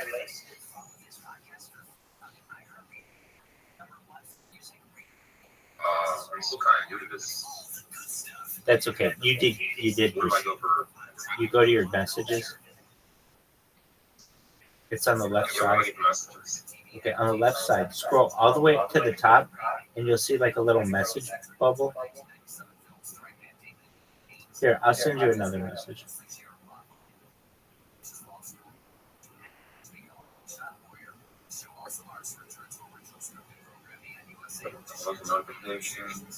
Okay, you should have just got another one.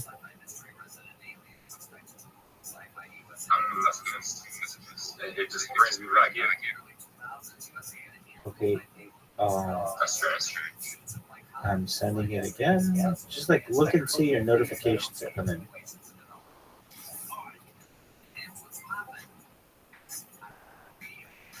I clicked on the messages and it says chat. Nothing's coming up. I have no idea how to navigate this. Are you on Android or iOS? Well, I agree with you. It's confusing. You're on Android, aren't you? Yes. Okay, do you see on the left side, you should see all the little circles for all the Discords you're in? Yeah.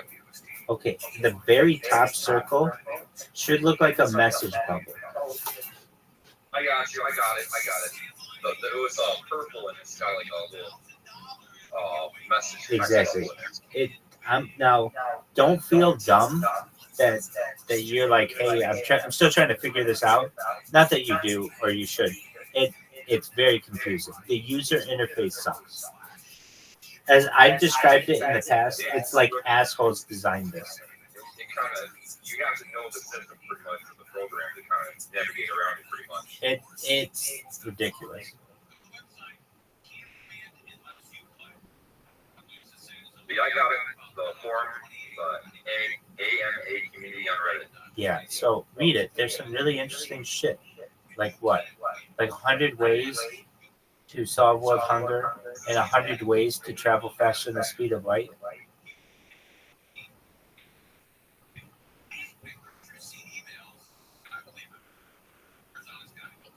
So you don't have to read them all, obviously, but just know that like there's some really good stuff in there. And what I also did was pretty smart, or people have told me is pretty smart, is if I'm a fan of yours on Kick, like I'm watching you on Kick, I will go to ChatGPT and have it write an essay about your Kick streams, and then that's like really specific to you. So like I know what some of these Kick streamers wear, I know what games they play, I know the collaborations they've done, I know if they do IRL. Sometimes I know what to eat and drink and all that other kind of shit, and so I can make ChatGPT write really fucking specific. Yeah, exactly. So then what I do, I publish it on that Reddit, and then I go to their Discord and tell their general chat, hey, if so and so could tell whatever the person is, Aiden Ross or Orlando Jet or any of the other creators for whom I've made these, then they'll get the message to them. And then I also at them and like try to send them a personal message if they're accepting personal messages from people. I think so as well. I think it's a very smart way to collaborate with people. It's free, and it's positive for them because when that stuff gets searched in Google, Reddit's a very powerful website, and a lot of times these people only have video content and very little written material on them. You know, before ChatGPT, it would be very difficult to get 4,000 characters on someone. It just people didn't have that kind of time to write that much generally. But now with ChatGPT, you can have that, just do it very quickly for you and do a bunch of shout outs to people, and then they get tagged on it. And a lot of people, at least I want to say a half dozen, maybe 6 or so by now, I've witnessed or at least heard about them reading my essay live on their stream, which is very helpful to me because it's like giving me free publicity. Hey, Rabbi just wrote this essay. He doesn't seem like such a bad guy. I get people who are saying he's got a bad reputation because of his bots, but if you actually talk to him, he's a really smart person and he's got a really nice heart, seemingly. So don't get so mad about his bots. Now, I get some other people who straight up hate me. They hate everything about my bots. They hate a lot about me. And, you're not going to win everybody, even though, it's nice to try. But I recognize that. So you can't win them all. I do my best, though, to give everybody an opportunity to say whatever they want. That's why I have a free speech channel in this stream or in this server where, so long as it's not illegal, meaning like I would delete and report someone who put something illegal into there, but no, you can put drugs. No, that's fine. Drugs is fine. No, it would just have to do with like inappropriate, like what would it be? Like here's what revenge porn. If somebody put revenge porn and I knew it was revenge porn, we would probably have to take that down because that's like an illegal thing.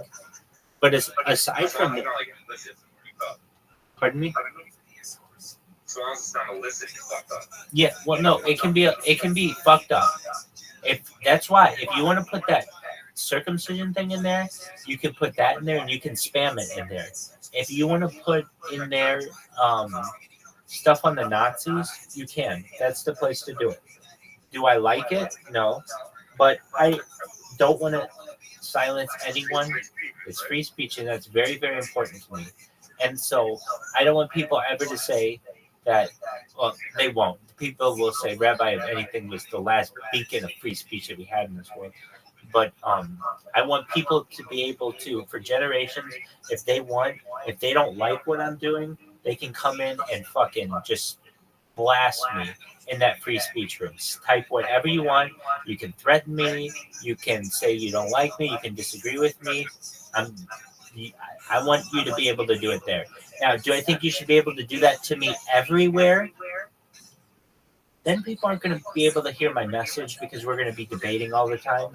So, look, if you want to shit on me, that's fine. You've got that area. You can do whatever you want in there. There are going to be other people who are going to be sharing other information in there too. So at a certain point, it'll just be like a chat, like very quickly. But for right now, if you want to say whatever you want about me, you absolutely can.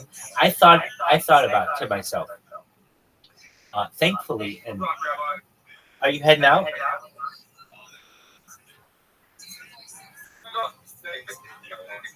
Oh, what'd you say? I'm not yet. Okay, good. I had thought. Oh, you said you rock. Oh, I thought you said good luck. No. Absolutely, you rock. Thank you. So I thought to myself, like, what's the worst thing, or what is a bad thing that somebody could say about me in there? Not that it's true, absolutely, but say somebody said Rabbi Rothschild is a rapist, which isn't true. You can ask any of the women with whom I've ever been, and I look forward to it in the future.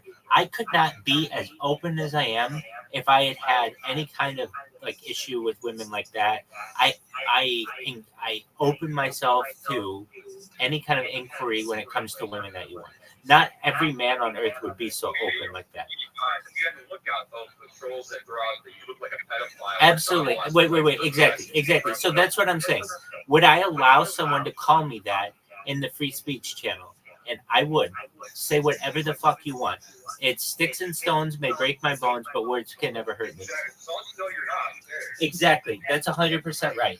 And it shows even that I am more like confident in my positioning that I'm saying, say whatever you want.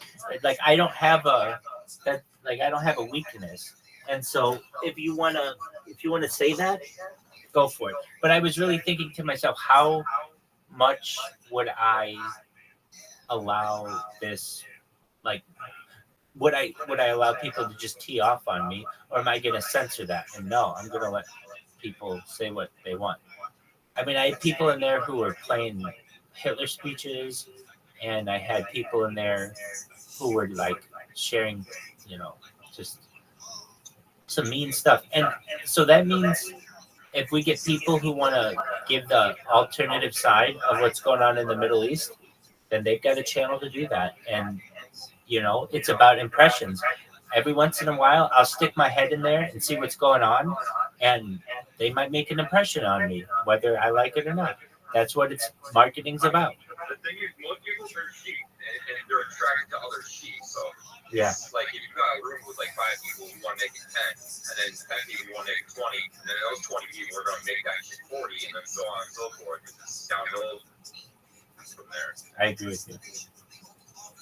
I definitely agree with you. There's people that they look at the chat rooms and all that. I've noticed it sociologically that they're just gravitating towards bigger numbers as it was just smaller ones. Because I actually did the opposite. I mean, I like smaller rooms. Yeah, but you get do. more personal and in-depth conversations as opposed to just like one comment, everyone laughs, and that's it. You're absolutely right when it comes to the sociological issues that occur with audience sizes. And I can tell, perhaps as well as anyone on earth, because I spam people, and I can tell by how quickly your chat is moving, whether you have real interaction. If you say you have 4,000 people, but I'm able to spam your chat and nobody else is there, well, I know you have 4,000 bots then. As opposed to someone who has 140 viewers, but they have a very fast chat. I'm more willing to believe maybe they have 40 or so real chatters in there, perhaps.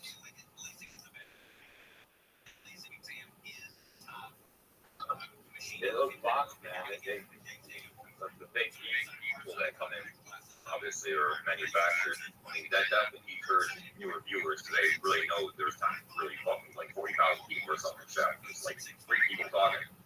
Yeah, but I personally think that there's no like police on these companies. So what's it hurt to say that your numbers are better than somebody else's numbers?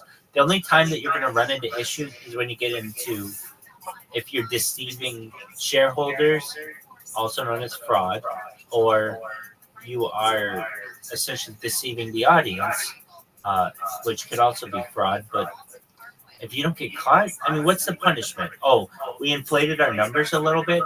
Every platform does, and it's almost like a well-known thing for people in society to know that this is pretty commonplace in social media. So are you really even going to hold us accountable for it?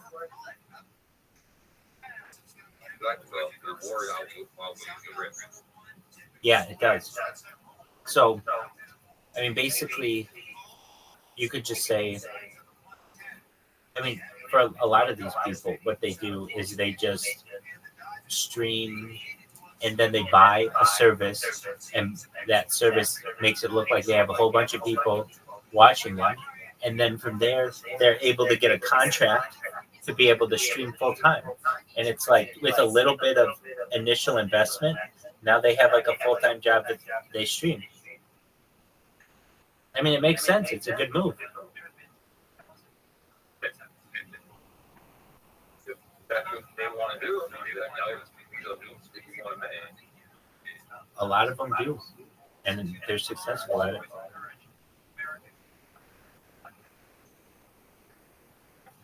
Well, shit, I'm gonna stop out for a little while. I'm gonna You, grab some smokes. you take care, Jacob. Enjoy yourself. Absolutely. Have a wonderful day. As always, it's a pleasure to speak with you. Take care. And I was like, I want to get pulled so bad. I'll tell the truth. Peace, my friend. That's Jacob, everybody. God bless. I got news. You just told him. It's jokes, babe. Yeah, can we call her now? Are you still with your baby mama? No, we got this like toxic back and forth thing that we doing. Okay.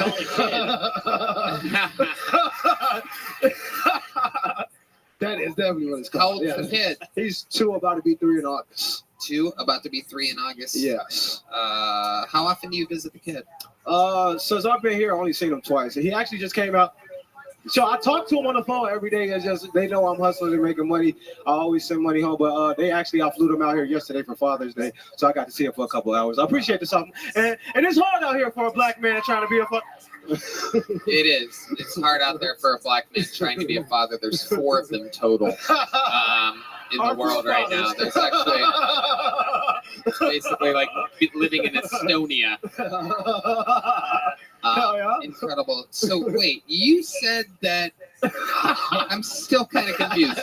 First, you said when you woke up today, which I'm guessing was 3 p.m. Yes. You said if you get pulled, you're gonna call your baby mama and say what?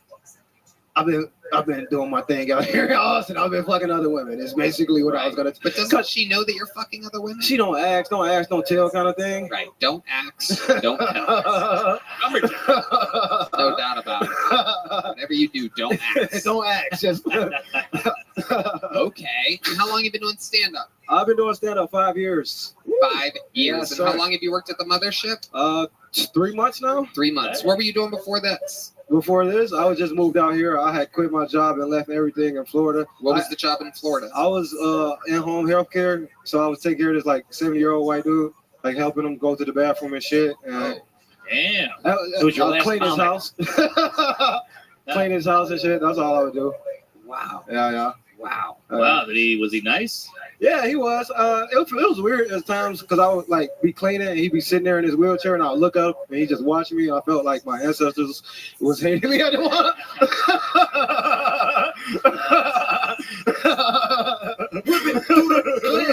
Wow. Yeah. Amazing. Like, look at your dumb ass. All this work we did. I got cotton shirts for him and shit. I don't know. Isn't it crazy that you've probably wiped his ass more than your own son's ass? Yeah, no, never.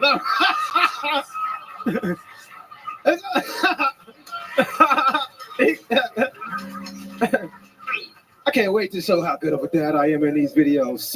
I'll take a picture every time I'm with him. I love it. Jay, what do you like? What else do you do other than stand-up comedy? What else are you into?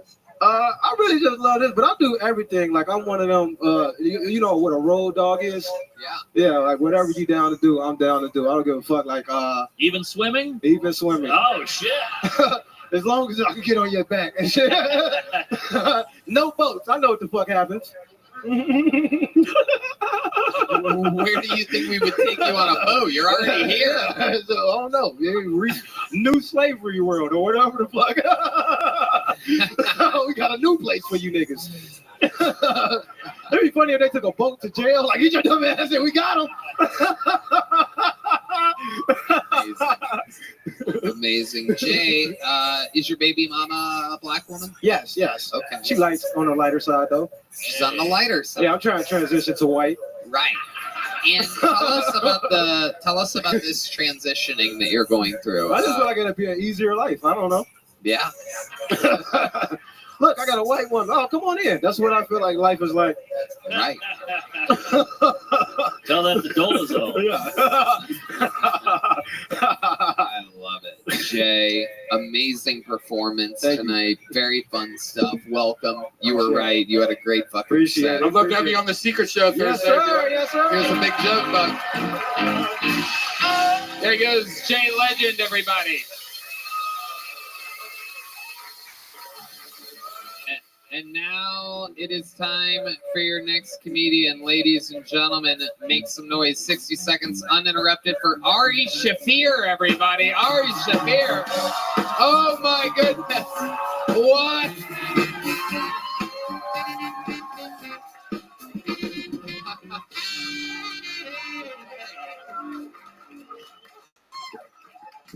Thank you very much, everybody. Thank you very much. Happy to be here.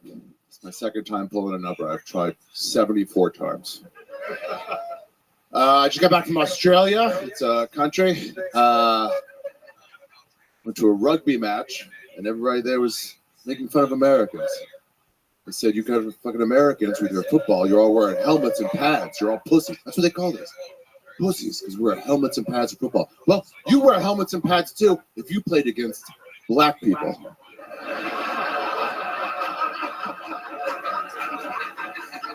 Yeah, you don't have that there. I'm sure I wouldn't wear helmets and pads too if I was softly being coddled to the ground by a soft white. Try being rushed by someone who's about to bring the property values down in your neighborhood.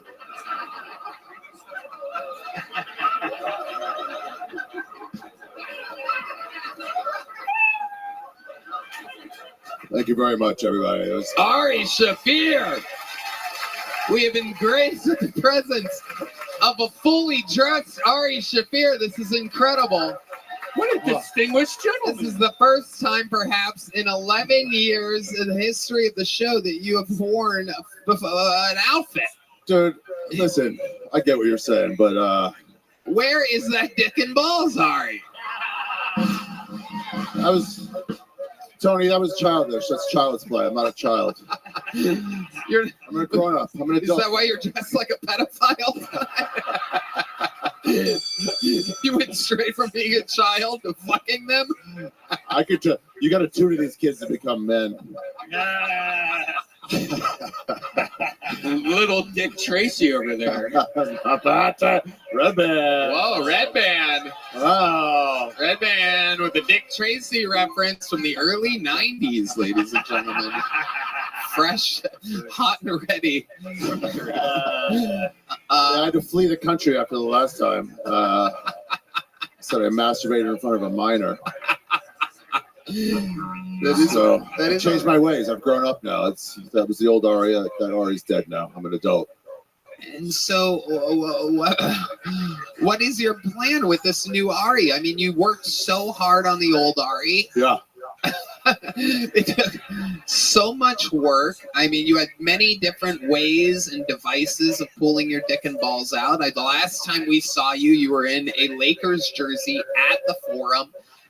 Number 24. I can't remember who that was. I can't remember his name. But I looked at the stats. There's no good stats for the last couple of years. I'm not sure. And there was a hole. There was a giant hole at the lower part of the jersey. There's a hole in the hearts of the Lakers because their fucking hero is dead. But there was a hole, yeah. And I saw, guys, look how gravity works. I can't control this stuff. My dick and balls fell through that hole and right into the longing gaze of a 13-year-old child. It's true. There was a young boy in the front row. There was actual audio of him crying. Sounds kind of young for a 13-year-old, but we saw a 46-year-old that looked 93 earlier, so anything can happen. So now you're dressed. He's got a walker outside. He got off, like, give it to me, and he had the fucking tennis balls. He was souped up. Souped up. Well, I'm pumped, Ari. I mean, I love that we have this new grown-up version of you. I would love for you to join us for the rest of the show, if that's cool with you. We got a big stool back here. You guys think the legendary Shaffir should join us? Well, I love that. So we got a big stool for you. Here, pull it a little bit closer to the drum set here. Now, of course, we have you and a blind man coming to your seats at the same time with my luck. That's perfect right there. Come on in, D. Thank you. D Madness. It smells like money. There's a reason. There's a Jew next to you, D Madness. Don't panic. It's a real life Jew. Yeah, you're good. Yeah. There you go. It's going to be a tight squeeze, but we got a fucking full setup here. How cool is this? Ari Shafir joining the fray. The lovely Heidi is here. Look at this. Bringing a little relief to this fucking kielbasa. Thank you. Kielbasi festival we have here. Kielbasa. I'm a married man, goddammit. And with that, let's keep the fun train moving along. We have a golden ticket winner here, ladies and gentlemen. One of the original golden ticket winners. This guy won it at 20 years old, a day before he turned 21. He cashed in his golden ticket the next day at the Comedy Store. Won it in Phoenix, Arizona at the age of 20. Cashed in the next day at 21 at the Comedy Store. Ladies and gentlemen, 5 or 6 year Kill Tony golden ticket veteran. This is the long-awaited return of Tristan Bowling, everybody.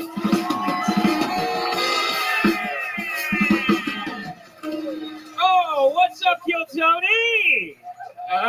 Man, I live in New York, which is awesome. I love seeing Broadway musicals. I recently saw the Michael Jackson musical. I did see Leaving Neverland first, so you know, this spooky prequel. So you know, I went in a little chuffed. I'm like, what has this Michael Jackson guy ever done? You know, and let me tell you, by the end of the musical, 180. I think I can safely say from the bottom of my heart, I don't think I care about the whole kid thing. He's the best, all right? He's the best who's ever done it. Turns out you can do both. We're going to limit that guy? Really? Honestly, between doing Thriller and doing that, like, take a Saturday, man. Like, where's your vacation days, brother? And there's a very funny part where in the musical where it's like, Michael, you know what they're saying about you? That you're bleaching your skin? That you're laundering money? That's it. And I'm in the back like this. Like, didn't even know about laundering money. I'm not going to lie to you. All right, my name's Tristan. Have a good night. Tristan Bowling with a brand new minute. Fun stuff. Welcome back. Hello. Hello, bud. Thanks for having me, man. Last time we saw you, you also looked like a child, and now you look like a pedophile as well. There's a running theme going on here that Ari started. You look like you're transitioning from scientist to mad scientist. Yeah. They're not understanding me. Yeah, no, but yeah, I got a haircut, and I'm glad I look like a pedophile. Nothing's changed. You do. How old are you now, Tristan? I just turned 26 in May. That's right, 26. I love it. And you started out in Phoenix. Yeah. And you did comedy in Phoenix for years. Yeah. And you recently moved to New York? Yeah, a year and a half ago.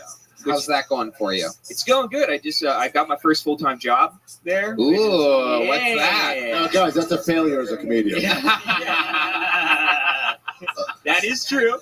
No, I'm a kindergarten lunch lady. Are you really? Yeah. Whoa, Ari, your dream job. Yeah.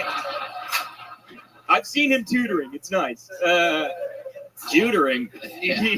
Sorry. So you exclusively only serve lunch to kindergartners? Yeah, very extremely rich kindergartnens. And it's demeaning, dude. Tell us more about it. They call me Mr. Lunch Lady. It's not so bad. Yeah, I mean, it sucks coming You've from... been called worse for sure. Yeah. Yeah, no, absolutely. Yeah, you look like you run the projector at a porno theater.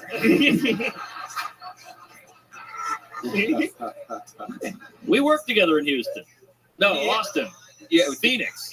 Yes, we did. Yes. Yeah. We got there. That was a fun weekend. Yeah, it was very fun, dude. No, but it's weird. One of the kids who I feed, like his dad's a Knicks player. Sounds like he's breastfeeding. Yeah. Such a wild way to say that. I mean, what else do I do? It sounds like he doesn't have a choice in the matter. Yeah.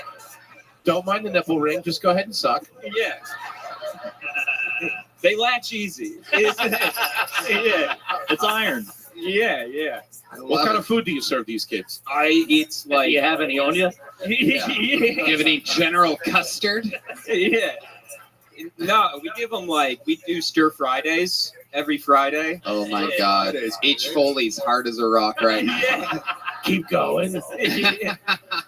What else do you got? Stir Fridays? We got stir Fridays. We make our own pizza. Everything's in house. So we got to do. It's fucking insane. Tuition for kindergarten is $70,000 a year. Whoa! Oh my God! Yeah, it's nuts. And you were saying one of the kids' fathers plays for the New York Knicks. Yeah, I won't say who. I want to keep my job.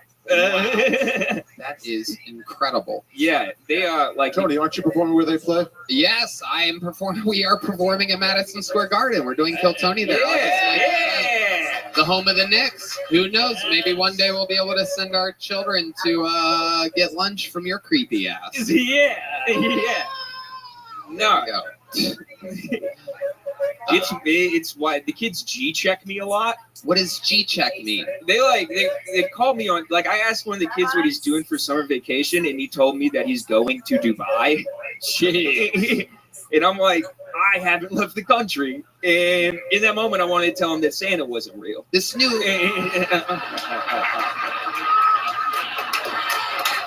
I don't know how to hurt him the way he hurt me. That's amazing. G-check. This new wobbly arm thing you're doing, did you pick that up in New York? This new fucking thing? It's a New York thing. We always talk about it. Yeah. That's how I got here flying. No, I don't know. I don't mean, now I'm very self-conscious about it, Tony. Yeah, well, you can't stop now. There's the double hand thing. I know, I tried two things. maybe left arm, but I know it's going to do the same thing. So, yeah. New York. How we going? I love it. No, it's fun. I love my job though. No, yeah. I'm sorry. How much are you making? Almost nothing. Almost nothing. What's your living situation like in New York? I live in 480 square feet with a girlfriend and 2 cats. Whoa. Oh my God. I smell everybody's shit. It's it's bad. It's bad. But art, Amazing. What does your girlfriend do? She has a real job. She lives with disappointment. Yeah. Yeah. She buys groceries for the homeless guy. No, she's a data analyst. She's got a master's degree and stuff. Wow. Nice. You got an Asian. No, I'm no red band. Whoa, red band's got an Asian. Yeah. Lead band. You don't live in 400 square feet, you loser? My bathroom, yes. Fuck. Yeah. All right. Yeah. That is fair. And still, she smells everybody's shit too. Yeah. For sure, because this guy takes on the ground. massive dumps. I'm sure. Yeah. Disgusting. Okay, Tristan. Anything else we should know about? Another great performance. It's a lot of fun. I was gonna tell you, I did see something weird in New York. I was outside smoking weed with my buddies, and some random dude came up and asked if we wanted to see his chest tattoos. And so he showed me, and it was Stewie Griffin and Brian Griffin fighting Lois and Marge, which they teamed up. And and I was just like, "Are you gonna get any more done?" He's like, "Yeah, I'm gonna get Peter Griffin fighting the chicken right here." And then he went and got in a car he owned, so that made me feel like shit. Yeah. Yep. The car is 200 square feet. I know. I'm like, can I sublet your trunk, brother? I need a podcast studio. Tristan, we watched you from your start. We've watched you grow. It's been 5 or 6 years we've known you. Tristan Bowling, everybody. Thank you. Golden ticket winner, cashing in. He's on The Secret Show on Thursday. I know that for a fact. I heard you invite him earlier. Good evening and good day. This podcast is sponsored by Squarespace, the all-in-one website platform for entrepreneurs to stand out and succeed online. Whether you're just starting out or managing a growing brand, Squarespace makes it easy to create a website, engage your audience, and sell anything from products to content to time, all in one place, all on your terms. Red Band. Squarespace is the best, Tony. It's the easiest way to create a professional-looking website. Start a completely personalized website with the new guided design system, Squarespace Blueprint. Choose from professionally curated layout and styling options to build a unique online presence from the ground up, tailored to your brand or business and optimized for every device. Easily launch your website and get discovered fast with integrated, optimized SEO tools, so you show up more often to more people and grow the way you want. You got it. You can make checkout seamless for your customers with simple but powerful payment tools. Accept credit cards, PayPal, and Apple Pay. And in eligible countries, offer customers the option to buy now and pay later with Afterpay and ClearPay. Sell exclusive content on your site by adding a paywall to sell memberships or courses, or sell files your customers can download, like PDFs, music, or ebooks. So head to squarespace.com for a free trial, and when you're ready to launch, go to squarespace.com/KillTony to save 10% off your first purchase of a website or domain. All right, your next bucket pull, ladies and gentlemen, is another inside bucket pull. It's another one of, this is a true audience member here. Jay Legend, of course, is working here. But this is one of you, ladies and gentlemen. Make some noise for JC Super Speed. JC Super Speed. Is that JC? That's JC? All right, here we go. JC Super Speed looked very nervous. Just a heads up. Here he comes, everybody. Austin, Texas. How y'all doing tonight? Well, it's only 1 minute, not a lot of time to get me fired, so let's go. Since COVID, I work from home now. That means I wear more clothes on PTO than anything, right? So speaking of COVID, I love watching people who are on their 5th booster, and I'm looking at them on their 5th fucking eyeball, just winking at me, right? It's like, bro, what the fuck? 6 feet, please. 6 feet. That's where that came from. Fauci was fucking rough. Anyways, so relax. Next one. Relax. Let's come back down. So I don't know why so many dudes are chopping their dicks off right now. Like, bro, what are you doing? You're gonna get paid so much less.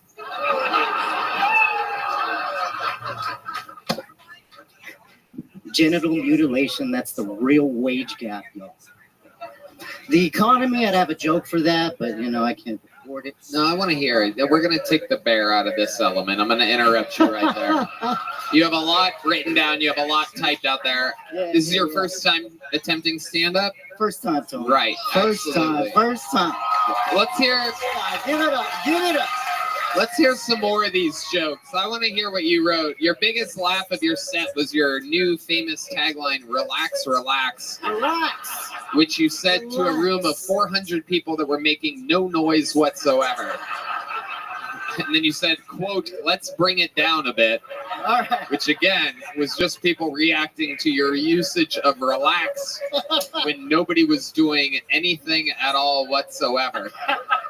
Could be the greatest branding tagline ever. Because you had nothing and you said relax and you got a big laugh. Whatever works. It wouldn't even have worked if they were laughing.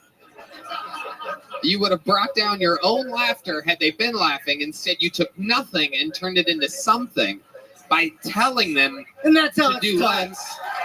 That's how it's done, Austin, Texas. Thank you very much. Welcome to another episode of Accidentally Hilarious with JC Super Speed, a blatant fake name, put on his sunglasses after he hit the stage. It's so bright. It's so bright right now. Holy shit. Hey, Lex, relax. Yeah. Easy does it. I'm working up here. Calm down. If we could only make them brighter, it's incredible. Okay, who wants to hear more JC Super Speed's jokes? He wrote them out, he typed them out, he printed them out. We so rarely see this anymore. Ladies and Buddy, can I tell you a little tip? Come you on, can write with like a bigger font. Yeah, I know. You don't have to accept the font that was given. As an adult, this is the kind of thing I know. size 13 was a bad choice. Maybe Sorry. He started bigger and then he said, let's bring it down a bit. Let's bring it down. Let's hear some more JC Super Speed's written out jokes. Y'all want to hear a couple more? Let's go. All right. You know what? I have a better idea. Is it okay if I read a couple of your jokes? Yeah. Pass them down here. Let me see that. Yeah, I'll pick them. I'll pick the ones, JC. I'll pick the ones. Let me see that. Hold on. No. Pass it down. No, don't you fucking take my fucking meat and potatoes here. Like 20 jokes on there. Only 1 minute. Not a lot of time for me to get fired. Here we go. Yep. Since COVID, Fauci, you dumb motherfucker. Okay, we got to that. The real pay gap, genital mutilation, the economy. I'd have a joke for that one, but I can't afford it right now. Absolutely. It's not that I hate gay people. That's all I have so far.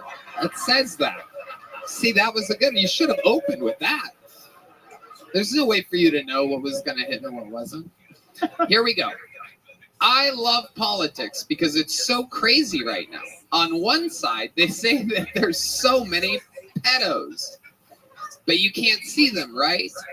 And on the other side, they want to take our guns away. What? I think you got to put the sunglasses on. Okay. Now this says action with Mike. So you do the action. I'll read the joke. You ready? Jesus Christ. I saw Drake's dick. It's big. Whoa. That's pretty good. Wow. Wow. Pretty good. In fact, I watch it every night to help me go to sleep. It's not gay. It says action. Just look at the crowd bewildered.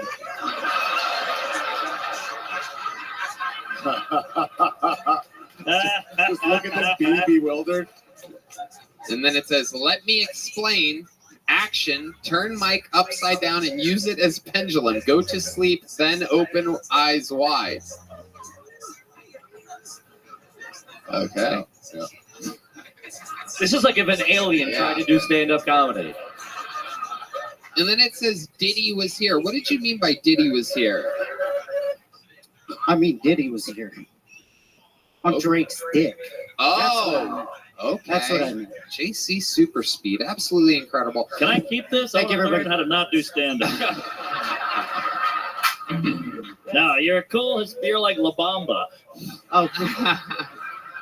JC Super Speed, let's talk about it. How old are you?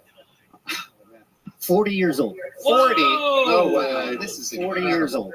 Okay. Good. Ari, what do you think about this? If those are Mexican years, no. I don't know what it is. Yeah. You 40 years old. I'm sorry? You ever landscaped? Never in my life. That's why. I got married. Oh. You got married to a white woman? I sure did. Wow. What does she do for work? Landscaping. JC Super Speed, very good. That's the super speed we're talking about. There it is. The mic's out of the mic stand, and here we go. He's cooking. He's living the dream, folks. He got a big laugh, and now, he's telling the crowd he wants some more. Oh my God, JC feeling the momentum, wrapping the cord around his hand one time. Oh, shit. JC feeling the momentum, riding the wave. Okay, JC, here's the next question. Yeah. What else do you do other than this, other than work? What else are you into? Just a whole bunch of shit. I mean, watching, since COVID, I'll bring it up again, started working from home, right? So that means I don't work anymore. What does that mean, mowing your own lawn? I've seen my wife mow it like 3 times during the day. You know, it just got to put her Just to work. Keep going though. What else are you into? Other than working from home, other than this? Ever since working from home, became a homebody. To be honest, I mean, just watching podcasts. Where do you live? San Antonio, Texas. Okay. San Antonio. And that's where you're born and raised? I was born and raised in Bronzeville, Texas for a couple years. And, I moved to San Antonio and just never left it until you guys showed up. you know? Right. And then you still haven't left it. Yeah, pretty much. Right. Pretty much. Okay. You got any kids, buddy? I have 2 kids. Ooh. I have 2 kids. That's 16. less than should be. How long have you been with your wife? I've been with my wife for almost 20 years. Whoa. 20 years in January. Yeah. Wow. 20 years in January, next January. How old are your kids? Wow. I got a 16-year-old and a 13-year-old. So your wife's 28. Don't do the math on that one. All right. JC, what else about your entire life would we find interesting about you? You have a crazy family or anything? Or ever do anything crazy? No, not so crazy or anything like that. Let's see. I'm a my job, my day-to-day. I'm a government contracts consultant, so I do that. It's just as crazy as you would think with the news going on every day. Jesus Christ. What the hell was that? And then I get fully a heart attack here. Jesus. Somebody get me no septic. And then before that, I spent 12 years in the Army. Okay, well, there you go. That would be a big deal. 12 years in the Army would be something about your life. So what did you do in the Army? Anything and everything that they told me to do. Okay, you ever kill any sand rabbits? No, but I saw a lot of them. How's that? You saw a lot of them. Saw a lot of them. You know, I did the deployment to Iraq, convoy security. You know, just driving commodities. You wrapped another loop around your hand with a mic cord. It's a double loop, buddy. There's the triple. Whoa, the quad. The quintuple loop, ladies and gentlemen. We've never even seen this before. Whoa! Oh my God! He's created his first time ever doing stand-up, and he's created his own way of holding the mic. Oh, whoa! The old twisty. Anything? Whoa! Oh, there you go. I knew it. Wow. Phone, relax. Oh, he has no idea how to put that. Oh, wow! Very good. Just like that. They're very good. He's done cheap electrical work before. Yeah. Is it in there, JC? Talk. Test, Mike. Wow, Mike, check, there you 1, go. 2, You 1, even 2. know what to say. Yeah. How did you know to say test, 1, 2? You seen that on movies or television? Well, I gotta tell you, whoa, everybody, whoa. Thank you, Tony. I appreciate the question. Whoa, relax. Bring it down, everybody. Whoa, let me tell you, I've been watching a lot of television, and check 1, 2. I've been working inside. Don't know if I mentioned that. I'm a real homebody. Whoa, looks like I slipped and fell. Uh-oh. Whoa. Colon is crazy, am I right? I love it. JC, you've been with your woman for 20 years. Do you have any special moves in the bedroom? How do you keep her satisfied? Wraps her up on a microphone cable. He has his sex moves written down step by step.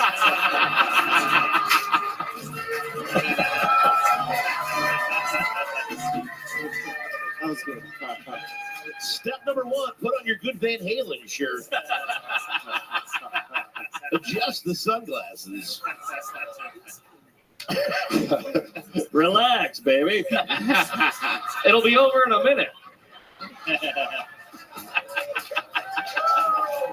JC, congratulations. You got pulled out of the bucket. You popped your cherry. There's a little joke, but make some noise for him. JC, super speed.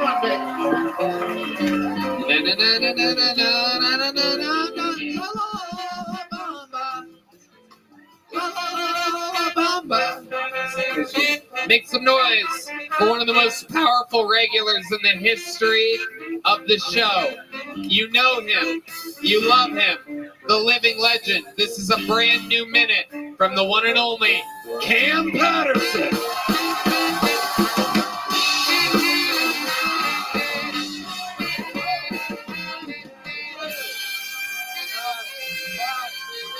Okay, I gotta be quick. This is a long one. Oh, my first kiss was to my sister cousin. I'm not gonna give you time to think about that. Understand this.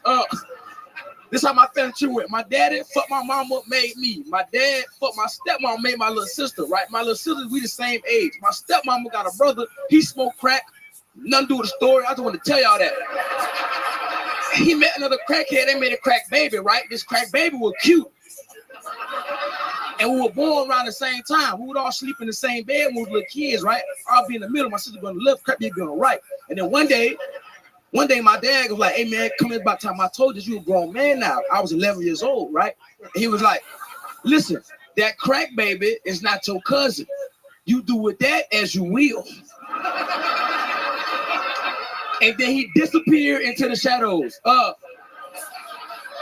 So I left, my dick just started getting hard. I went back and I was ready to fuck some, right? So I get back in the room, I'm in the middle, my sister on the left, and she like, I can tell y'all yet, but she a big ass fat bitch, right? So she got a CPAP machine on the whole time, and she just dying in her sleep, right? And I go, shh, shh, hey, crack baby, can I get a kiss? And she was like, yeah. And then we kissed, and I loved it. I hate that kiss now. Because in 2018, she decided she didn't want to be a girl no more. I'm an ally of the gays, but I didn't choose to, nigga. I was drafted.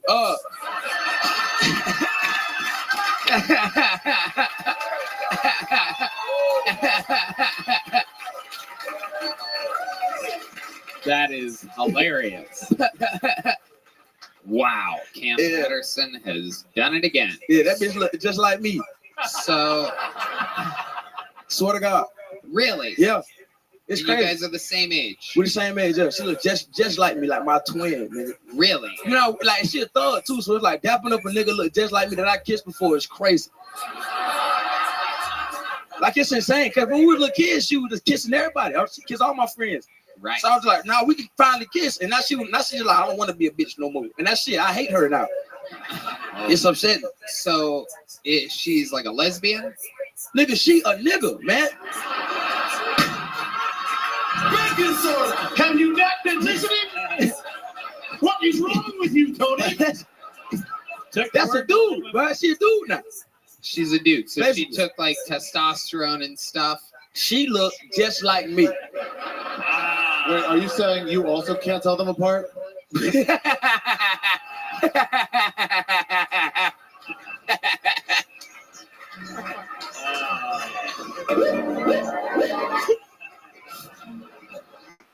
you ever hang out with her? Nah, when I go back home, I try to just, it made me feel weird, bro. Yeah. Copy dapping up and shit. I should be like, use my first introduction to women. Like, you feel me? Right. It's just, it's Do you crazy. guys laugh about it? Do you ever bring I don't it up? talk about it with her. I don't talk about it. Why wouldn't you bring it up to her? You're a comedian. You can just bust balls. I should bring it up more. I should talk about it more. We do hang out. When I go back home and shit, we say what's up and shit. You know what I'm saying? What do you guys do? Like drive-bys or something like that? What do you... She picks you up in that Trans Am. Hey, that was hard. I love it. That was hard as fuck. So, I mean, wow. So she started as a she, became a he, like a reverse Medea movie or something like that. Yes. Incredible. Does she go by she, or is she identified as a he now? I just call her my dog, my cousin. You know what I'm saying? Right. I call she my cousin again now. You know what I'm saying? Right. That's my cousin now. Like, what's up, cuz? Good to see you again. What the fuck was that? That's Redman understood that she's one of your dogs. That was the whitest thing ever. Yeah. I feel you, bro. That was a fucking Yorkie, nigga. What the fuck was that? Woof woof. So, what does she do for work? I don't know, man. I don't talk to her like that. I just know we kissed, nigga, and that was the end of the whole thing. And then one day she was like, "What's up, nigga? I'm a nigga." I like, God damn. Wow. Yeah. So we're finding out that you are a gay man. No. Yeah. Oh yeah, Cam's gay. Don't do that, nigga. What a twist! No. We find out everyone jokes about how I'm gay, but I'm actually straight. Everyone thought you were straight. Turns out you're gay as fuck. Absolutely incredible. Happy. He's coming out on Pride Month. How exciting, everybody. Hey, did I tell you what my dad said? What? My sister asked my dad, she was like, Dad, if I was gay, would you, you know what I'm saying? Would you support me? And then my dad was like, yeah, I support your ass going to hell. And then my little sister just went, well, I'll see you in hell then. And then my dad went, I'm not gonna be on the gay side of hell. like there was two hells. That's crazy. I'm gonna be up here with the real niggas. You're gonna be on the gay side of hell, nigga. That's on you, man. You know what I'm saying? Oh my goodness. Little Cam X. Oh fuck. Oh fuck, man. Wow. I'm not dumb, but I like cocks. That don't even sound good. Yeah, man. dude, it's all starting today, dude. There's a whole new branding for everything with you, bro.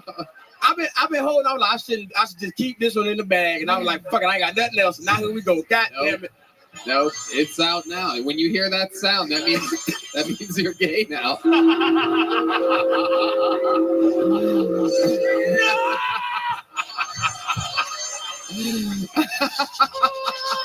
Why is there a baby here again?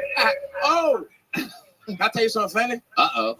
Okay, so you know the budget said people was mad or whatever, right? But my dog, my homeboy that I be with all the time, you want to read this? Yeah, sure. Okay, bet. Now they got, okay, look. Now there's pictures of dudes on here, but yeah. No. Bad. Well, so Cam can't read. I'm looking for something back. So yesterday was Father's Day, right? Yesterday was Father's Day. Read it over real quick before you you know what I'm saying? Okay. But it's this one right here. My dog sent me that because I had the abortion. So read that right. If you want to read it. Which one? No, right here, right there. You had an abortion? Yeah, I mean, yeah, but yeah, it's a long story. Happy 17th, everybody. Do you want to read it? You don't got to read it if you don't want to read it. I don't mind it. I didn't. Wait, you had an. You had. When was the abort? I didn't know you could get dudes pregnant. I did this nigga here. Oh yeah, we got a new gay guy on the show, everybody. So that's you, nigga. You can't just add me in, nigga. You can't recruit me to be gay, nigga. Ari Shafir reading the text from one of your dogs. Yeah, my dog, my home, my best friend. That's your dog. You sent me out on Father's Day. One could say that's your N-word. Happy Father's Day. Even though you pushed that hoe down the stairs, and that baby playing ball with Kobe now.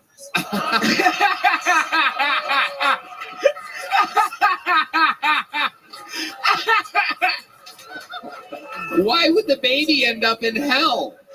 Damn. Whoa! Too far.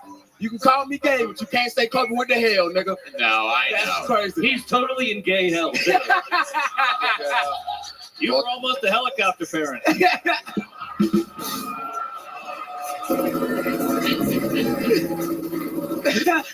All right, Red Band, relax. Red Band's getting a blister on his finger from all these fucking sound effects. Unbelievable. My goodness, Cam.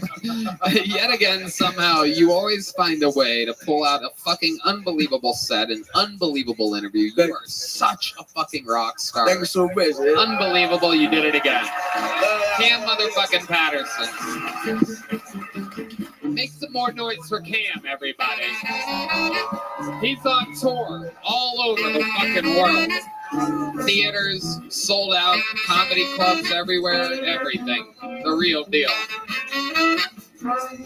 Okay. I pulled another name out of the bucket. The stage is tight tonight. We are moving along. Make some noise. 60 seconds uninterrupted for Arpit Jane. Or Diane. Arpit Diane.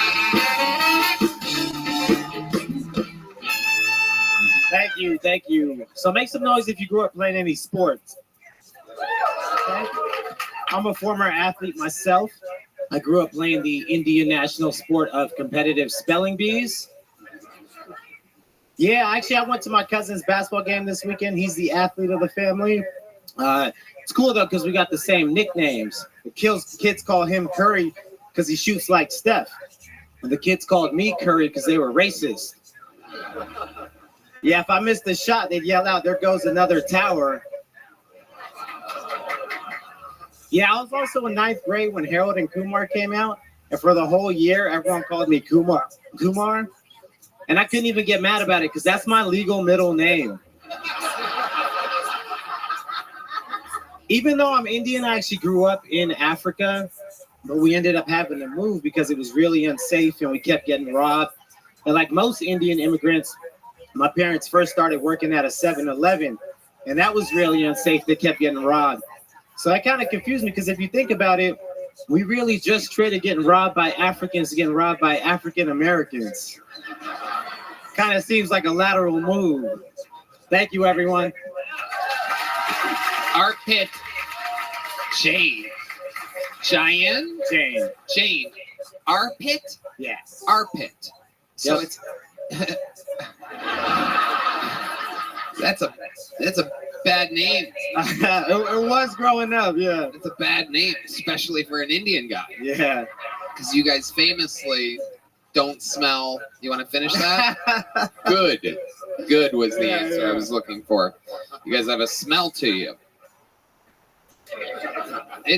Actually, I have a little bit of BO tonight, so I really actually do. I played drums before we opened the doors tonight for an extra half hour, and I stink. So I can relate to you. I slightly smell tonight. For some reason, my great deodorant isn't working, and I can relate to you because I am also a great speller. Okay. What words did you go out on in your spelling bees? So this was in 6th grade. Damn, you know what? I honestly don't remember. I know that I cheated on it though. So went out of to go into the for the all the middle schools in our area, but I can't remember the word I lost on. You can't remember the word you lost on? So when we were practicing when we were taking the actual test to qualify, I had the word bank underneath my shoe in my backpack, and I was kind of just looking at it. Jesus. My goodness. Yeah. You're the guy that people are supposed to cheat off of. I know. Not on spelling, though. Not on spelling. Everything else, I feel confident. Wow. Spell cinnamon. CINAMMON. No, that's wrong. Is it double M? Yeah, double M. I said double M. I said MM.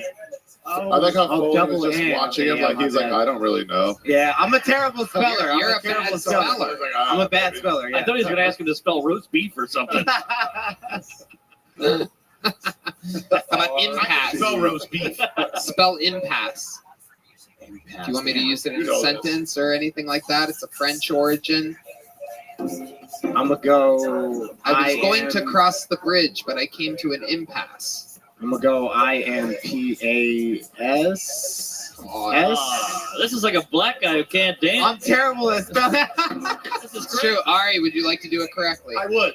IMPASSE. That is correct. That's the word. That's the word that got me. I went to the whole fucking city one because I won my school one, and I was in 4th grade, and these assholes gave me impasse, a very hard word when you're in 4th grade. Oh my God, you have a pipe too? I'm an adult now, Tony. Did that come with the rest of the outfit? All that shit stuff's in the past.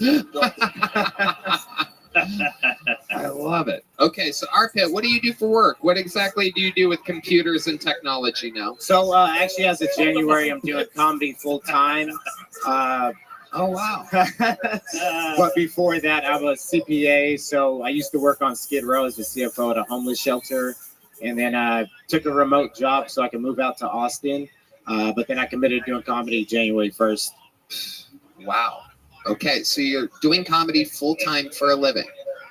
Not a living yet. I haven't made much, but digging into my savings. Oh, you have savings. Yeah. Right, because you were a CPA. Ari?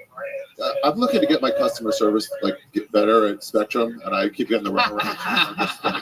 If you could just get someone to tell me why I don't get 35 megabytes. That's not even in India anymore. It's all AI now. Oh. Yeah, pussy. Take that, you pedophile looking motherfucker. Arpit, what do you do for fun? Tell us more about your life. I love to be active. Every day I'm doing a sport, whether golf or MMA or What kind of MMA do you do? jiu-jitsu and just MMA sparring classes. Really? Yeah. Would you shadow box for us a little bit? Put the mic in I the mean, mic I could stand. try. Let's get some shadow boxing music. Whoa! Oh shit! Oh my god! Hey, Nothing that's crazy. Macarena. What are you talking about? I know the electric slide when I see it. Just look like you were at an Indian wedding. Loved it. Arpit, do you have a girlfriend? I don't. I'm single right now. Okay. What type of girl are you into? I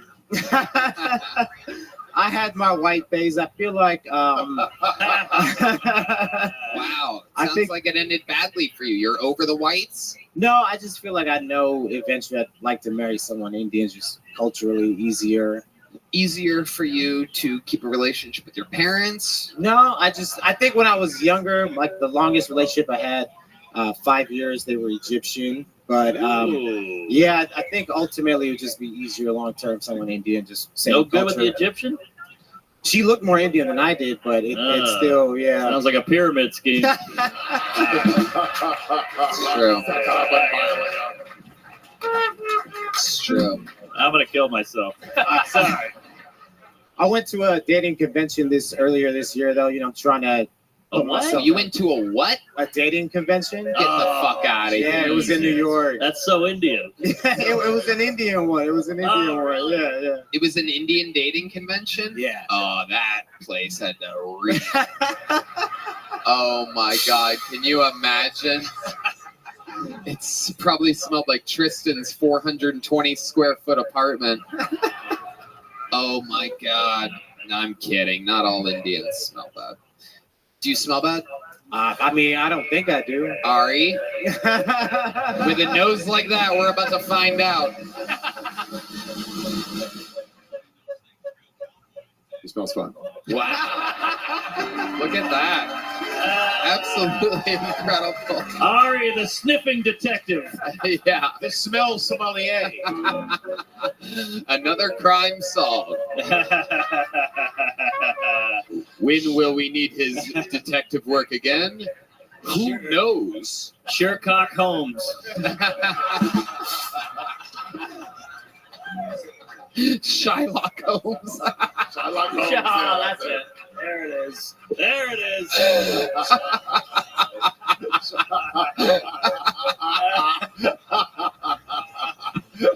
Shylock's such a good old one. It is a good one. Oh my god, that's a whole fucking sketch series. He couldn't have stole the money because the money's gone. I don't know what you're talking about. I'm gonna have to dig an underground tunnel to solve this one. Let me go back to my Iron Dome. How do you feel about the Jews? Ooh. Fucking waiting a while before you answer that one. I don't feel, yeah. He had less trouble with the word impasse. You just got real Zionists, I would, but like, I think nothing wrong with anyone, but. How do you feel about the Zionists? Anything extreme, I think, is How do you feel about them? Go ahead, say it. What would you do to one if there was one tied up? I wouldn't, me personally, I wouldn't do anything. You wouldn't do a thing? You wouldn't untie them? That's terrible. That's absolutely incredible. I mean, it was a very simple question. If there was one tied up, would you? Well, I mean, looking at my senior Jew correspondent, Peter Shore, you wouldn't even untie them. He's Indian, though. It's a different kind of Hamas. Yeah, it's true. What do you think is the most Indian thing about you, Arpit, other than your name and your middle name and everything else about you? I'm vegetarian. Oh, did you say vegetarian? Vegetarian. You like black music? Yeah. That's Indian. You said black music, right? Yeah. Yeah. It has Indian origins, right? No, I just think you guys all listen to black music. You think hip hop has Indian origins? No, the bass what they is sell a lot of Punjabi influence. Ah, really? Yeah, that explains the lift drive. My music teacher told me that growing up. I mean, I never fact checked it, but wow. The musicians are disagreeing with him. Oh, really? Yeah. Yeah, I never fact checked it, to be fair. Right. Okay. Arpit, Congratulations. John Dees just said his music teacher sucked. Arpit, I don't remember. Was it a little joke book? What do you guys think? Little or big? Big? Little. Here you go, Arpit. There you go. Yeah. Better luck next time. Arpit. Arpit. Jane, everybody. Okay. All right, we're going to keep this fun train moving along. You guys still having fun out there? Make some noise for your next comedian, Nick Farrell, everybody. Nick Farrell is next. 60 seconds uninterrupted. Here he comes, his Kill Tony debut, Nick Farrell. Yeah. Make some noise for Nick, everybody. Yeah, cool. Oh yeah, we got a sexy crowd here tonight. You guys give yourselves a hand for coming out, being sexy. Yeah. Cool. A couple of the wrong people clap. That's okay. I didn't clap either. I don't think I'm sexy. I don't know why she laughed. I'm just not very smooth with women, I think, is my issue. Like, I kind of just tank my whole thing any chance I get. I was out at a bar talking to a girl the other night, and it was surprisingly going kind of well. And then, like, out of nowhere, she leaned in, and she asked if I liked rough sex. I don't know what to say to that, guys. So I just try to, play it cool, be honest. And so I told her I have eczema. So I might be like the roughest sex you ever fucking have, baby. Yeah, thank you. Yeah, they didn't call me old 60 grit in high school for no reason, Yeah. You guys like that way more than she liked it.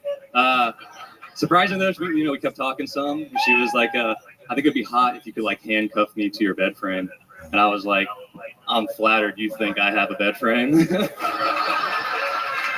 Hey, thank you, guys. Appreciate you. Nick Farrell. Solid set. Nick, this is your first time on the show, correct? Yes, first time. Welcome. How long have you been doing stand-up? Like 3 years. Where do you live? Fayetteville, Arkansas. Whoa. Whoa, okay. Sin City. It's okay. I'll hold this. So you made a trip here just for this? I grew up and born and raised in Austin, Texas. Yeah. I work for the school district in Fayetteville, so, like, I'm on summer right now, just staying with my folks. And what do you do for the school district? I'm the district photographer.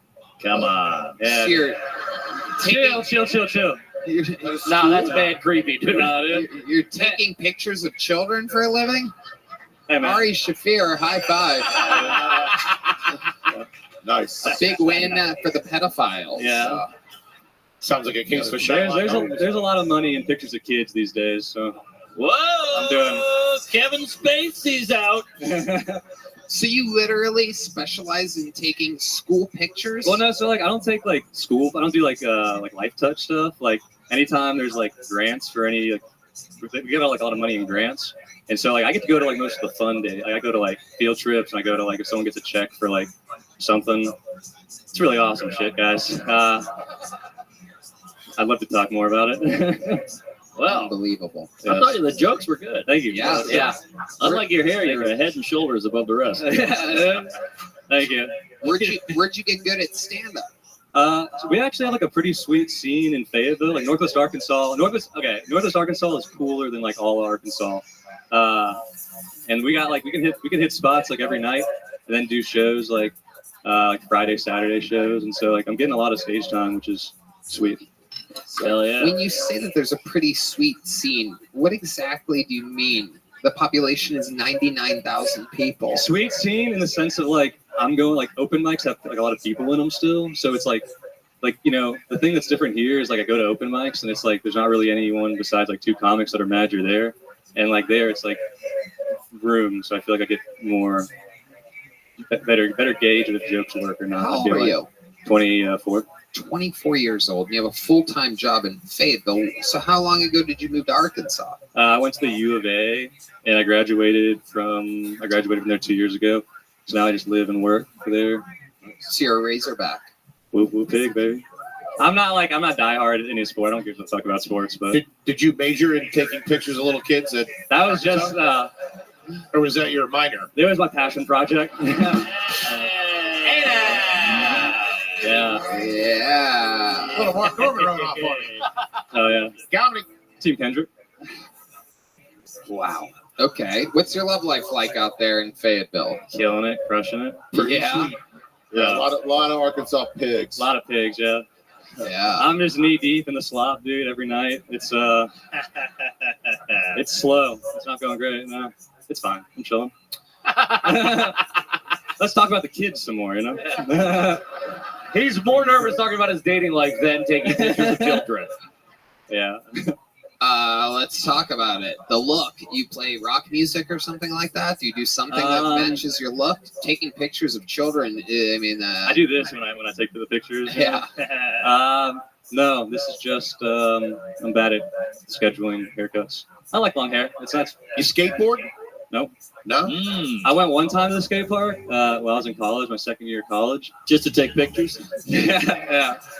Exactly. No talent out there. You got out of there. Well, no, I thought that maybe that could be an art, but I got called a poser by some kids because I wouldn't drop in the pool. He was on roller skates. Yeah. Watch out now, coming through. You guys got a pretty sweet scene here. It's a sweet scene. Tell us something about your life, Nick, that would surprise us. What makes you different than all the other humans in the world? You got a crazy story or something? I really fuck heavy with Bluebell ice cream. Whoa! When you say you do My that. man. This kid's all right. Yeah. Yeah. I was riding with them through the Holy Coal ice scare. I did not give a fuck. I was eating gallons.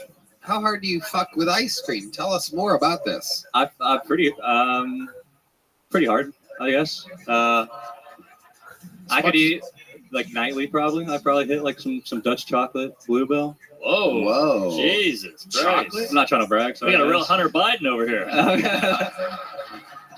Yeah, dude. Wow. So you're just Really nice cream. eating ice cream and not getting pussy. No, that's literally my whole brand, I feel like. Bluebell and blue balls. Yeah. I'm nutting for the record. So when, but- when you're done taking pictures of these kids, you're like, I got a freezer full of ice cream. Yeah. They told me I had to stop pulling up to the schools playing the music, and so they were like, "Never mind, blonde." You don't put on the weight for eating ice cream. You're thin as a rail. Yeah. I mean, you look good. Thanks, dude. Hell yeah. You look like Ari's Holocaust dad. Sorry. Yes. Incredible stuff, Nick. Is there anything else we should know about you before moving along? No, this was good. There's a lot of people. You can get me out of here. That's Wow. good. Yeah. Look at you giving up his time for the thousands of other Y'all have seen plenty of me. Yeah. I'll be back. Yeah. I'll be back. All right. Nick, what's the longest set you've ever done? Like 25 minutes, 20 minutes. Looked at me on the Sneaker Show Thursday. Yeah. Wow. Yeah. Nick, here's a big joke book. There you go. Nick Farrell, ladies and gentlemen. All right. Keeping it moving along. So we're flying through them tonight. Ladies and gentlemen, your next bucket pull is Sean Stewart, everybody. Sean Stewart. Here we go. Sean Stewart.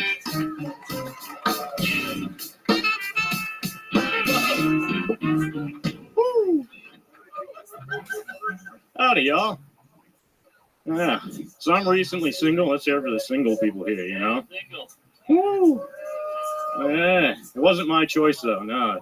It was very abrupt. My ex ended things. I walked in the house and she had the shotgun in her mouth and her brains were all back to the fucking wall.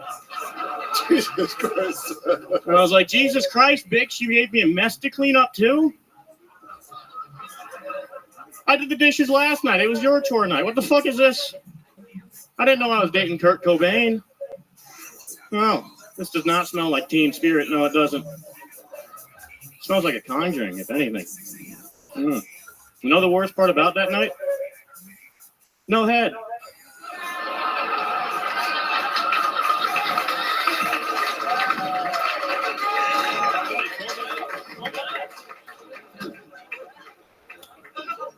Pissed me off, man. Yeah. I bought that couch too, the audacity. Perfect timing. Sean Stewart. So let's talk about it. Sean, welcome. First time on the show, correct? Second. Second. Yeah. Okay. Did your girlfriend really kill herself? No, I was actually talking to another comic. I was like, yeah, my ex ended things. He was like, she killed herself? I was like, no, but that'd be a good joke. Right. Oh. Absolutely. Ari? Yeah, I gotta talk to you about your outfit. Why? What could possibly be wrong with his outfit? Yeah, who stole your clothes, dude? I went to the gym before this. I like signed up for the open mic, and then I ran to Gold's real quick. And What, then... to sell steroids? What are you doing there? I'm not that big. I wish I was, but I Hey, you look good. work out. You Thank look like you. I appreciate Justin. I drowned my wife in a Timberlake. I used to look like a 40-year-old lesbian back in the day. So Really? yeah. Oh, you should fuck Cam Patterson. So welcome, Sean. What do you do for work? I work at like a back office for a call center, a big old telephone company. Are you trying to move to the front office at some point? Not really. I'm trying to move away from customers. I hate talking to these people. But you're in the back office. Yeah, and so if they ever get to me, it's just because somebody really escalated up the ladder, and like. So if they escalate really up the ladder, they get you? Yeah. Sexy back. Well, you And dressed I the just- job you want. Huh? Sorry. No, I just don't want to talk to them once they get to me. I spend more time trying to avoid work than I do working. I feel like, and it's like I'm surprised that you do that for a living. Like you don't even. it pays the bills, you know. What do you have to wear to work? This sometimes I have to put this on because I'm joining a meeting and I'm shirtless and I'm like, Oh, I'm gonna get dressed real quick. gotta throw on my wife beater. Yeah, it's better than nothing. I'm mad. I actually got a stain on this one. I went to go put on the Carmex lip gloss, not the lip gloss. Lip gloss? No. I had a couple of boys I was getting ready to smooch. The chapstick. Right, Went to go put on the chapstick. I took the cap off in my car and it squirted all over my shirt. I was like, shit. And I didn't bring an extra shirt, so I just had to wear this. Thank God you got the nice necklace. Really evens it out. That's incredible. Is that real gold? Is that real gold? Yeah, well, Gold. yeah, you're white. Yeah, it is. Whoa. Where'd you get the necklace from? It passed down. My dad gave it to me. Wow. Yeah. Smuggled that out of Vietnam in his ass. Yeah. No, he was from Florida. So. Oh, okay. So I was wrong about that. Right. Okay, So cool. That's a family heirloom right there. Yeah.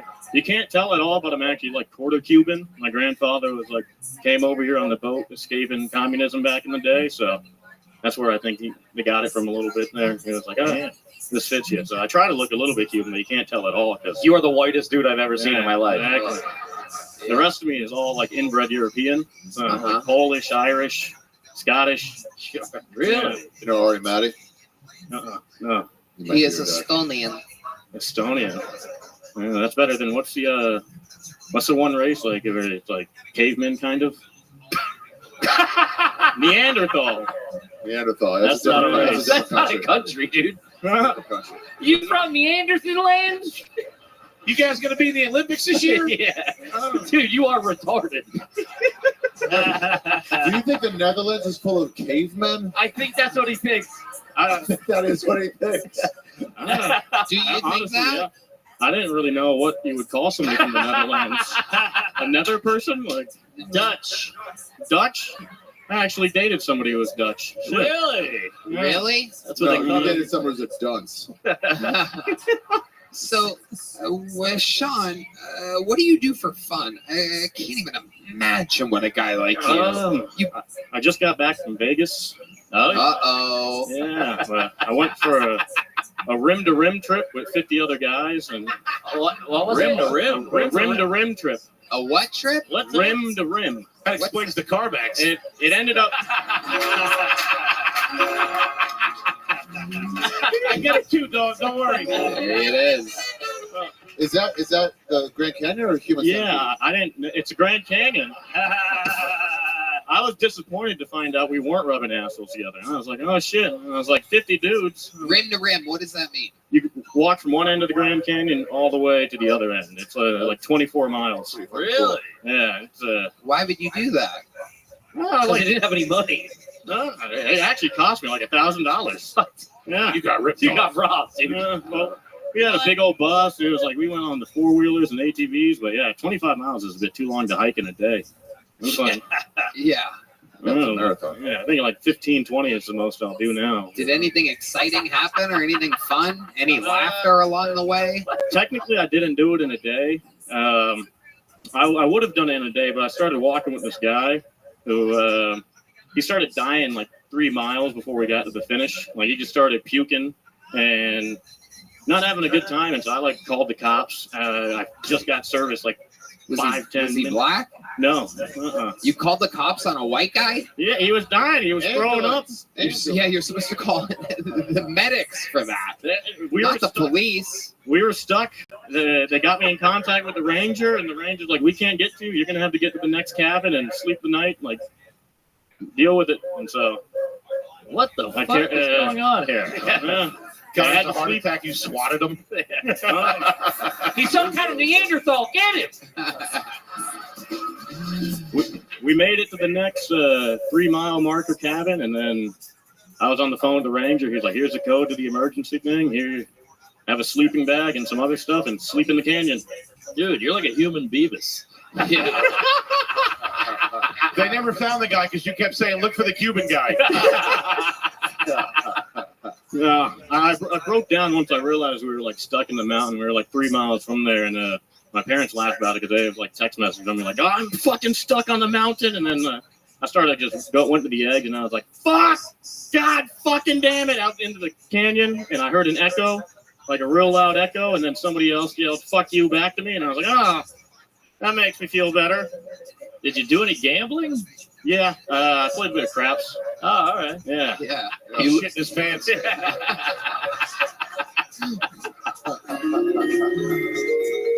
I love it. Yeah. Interesting guy. Yeah, interesting guy. He really opened up after he stopped doing stand-up. Is stand-up something you're passionate about? Yeah. I mean, I hate my day job. This is the only thing like I have fun doing it, other than the gym, work, and stand-up. What do you do at the gym exactly? You look like shit. Oh, he's all right. Damn, brother. He's all right. It's huge. I went through the whole transformation phase, I thought. I was like, Really? Yeah, you know. Lady first? No, just the testosterone. I still don't have that. Oh. Yeah. I'm like, that's too expensive. But, You don't move your mouth much when you talk. Do you know that? no, I used to have a lisp. That might be why. Can you go comedy? Can you just do that? Comedy? Oh, you could do that. Last time you were on, did you get a little joke book or a big joke book? A tiny joke A book. tiny one? Well, guess what, buddy? You've moved up to a big one. There you go. Take it to the Grand Canyon with you. Sean Stewart, everybody. Like a young Bill Burr. Like a Bill Durr. Bill Durr. Bill Durr. All right, I pulled another name out of the bucket. This guy has been on this show before.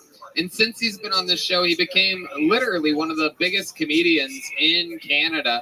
He's here. Ladies and gentlemen, this is actually a great comic. This is a brand new minute, uninterrupted from Ben Bankus, everybody. Ben Bankus. Hilarious man. It's been a while. Make some noise for Ben, everybody. Woo. Hi. You know how black people are afraid of police cars? Yeah, that's how white people feel when we see a Nissan Altima with the bumper falling off. Right? Black people see the police car, they're like, "Oh my God, I'm going to get shot." White people see the Nissan, we're like, "Somebody's going to get shot." Probably not me, though. White people only get shot at like splash pads. Speaking of black people, Baltimore, the bridge falling down, that was fucking crazy, dude. You know the crew of that ship, they were all Indian? Like from India. They were just driving it like, "This is too big for Uber." And just fucking took it out. And then once it was all demolished, they're like, "Oh, now it looked like home."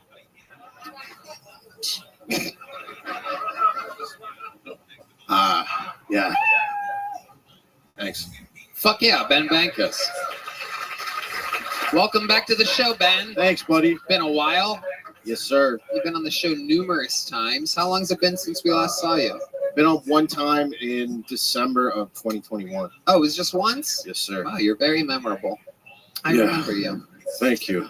What was it? November 2021? It was this. It was. I was on the first Jared Nathan episode. Oh, that's why I remember. Yeah, that was a very impactful episode. Yeah, we're both Canadian, but yeah, only he's retarded. That is true.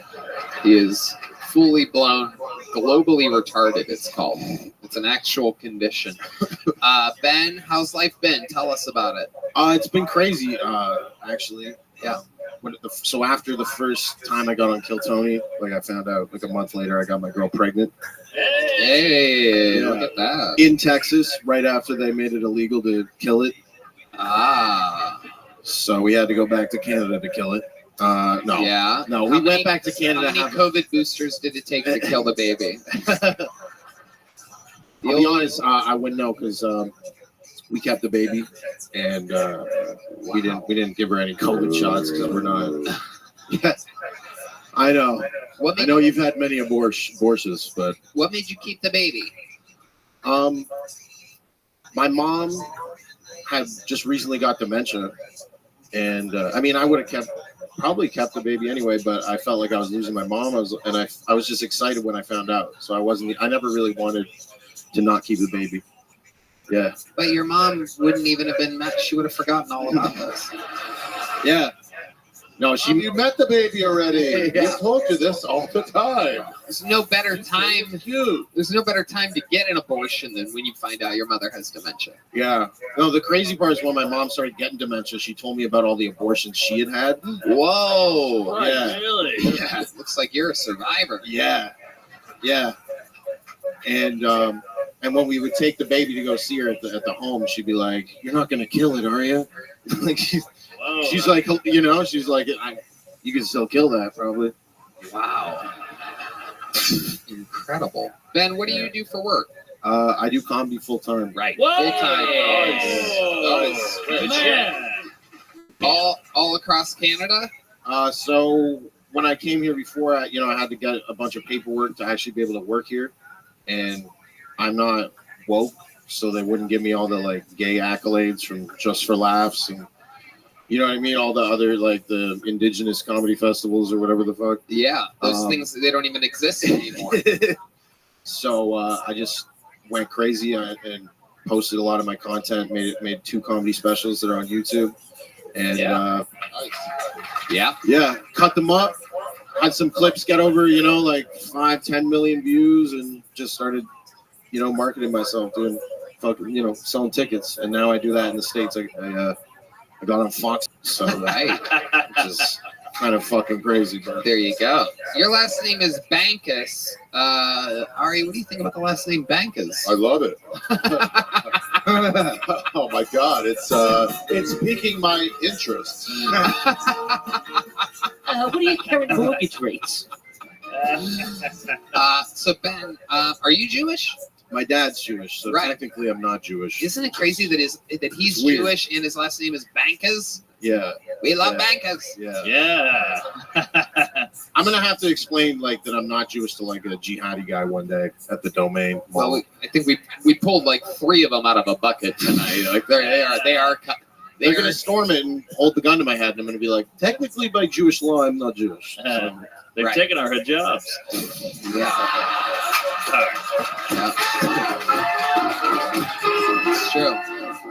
It's true. They are cumin across the border every day. So Ben, what else are you into? Tell us more about your life. What else is going on? So I moved my family here to Austin, Texas. Oh, nice. That's huge for a Canadian to be able to do that. Yeah, I escaped communism, and we also have it's diverse there. We don't have black people. Like, I mean, we have Drake, but right, God's plan. He's also Jewish, but we don't really we have as many Indian people in Canada as America has black people. So it's like safer, but it smells worse. Right. Yeah. Boy, the Indians are getting it tonight, huh? Yeah, they are. This is a rough episode for the Indians. I do believe we call them the Guardians now.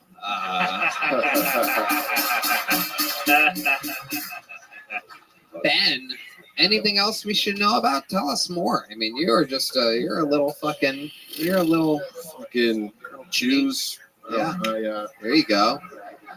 Are you worried about? You want to know something really crazy? Yeah. So today I saw a fucking UFO. Okay. That's pretty crazy. I mean, I'll show you later, but tell us it's more. legit. That's what he calls Puerto Rican people. No, I wouldn't call the police. A lot of UFOs around here. Yeah. No, it was in the fucking sky. I was walking my dogs, and my daughter, she's almost 2. We're in the baby carriage walking in the neighborhood, and I just looked up, and I saw one UFO. I tried to film it, but I have like my girl's dog's a piece of shit, so it's like fucking pulling me down. And then it like disappeared. So I was like, fuck. And then we just kept walking, and then I saw 2 more. And they were in a line going the same direction, correct? They were like, there was 2, and then the third one. Can I and tell you filmed something? It was fucking great. Can I tell you something? I was on mushrooms last Sunday. A vast amount of mushrooms, literally twice as much mushrooms that I wanted to be on, thanks to peer pressure from local Austinite Shane Gillis, who literally, I mean, this guy would not fucking take no for an answer. I've never been peer pressured like I was for double the mushrooms. He's so good at it. He literally stopped everything. He went for 10 minutes. I just said no. I'm like, no, I'm not going to. You don't understand. This is enough for me. He goes, dude, you have to do it.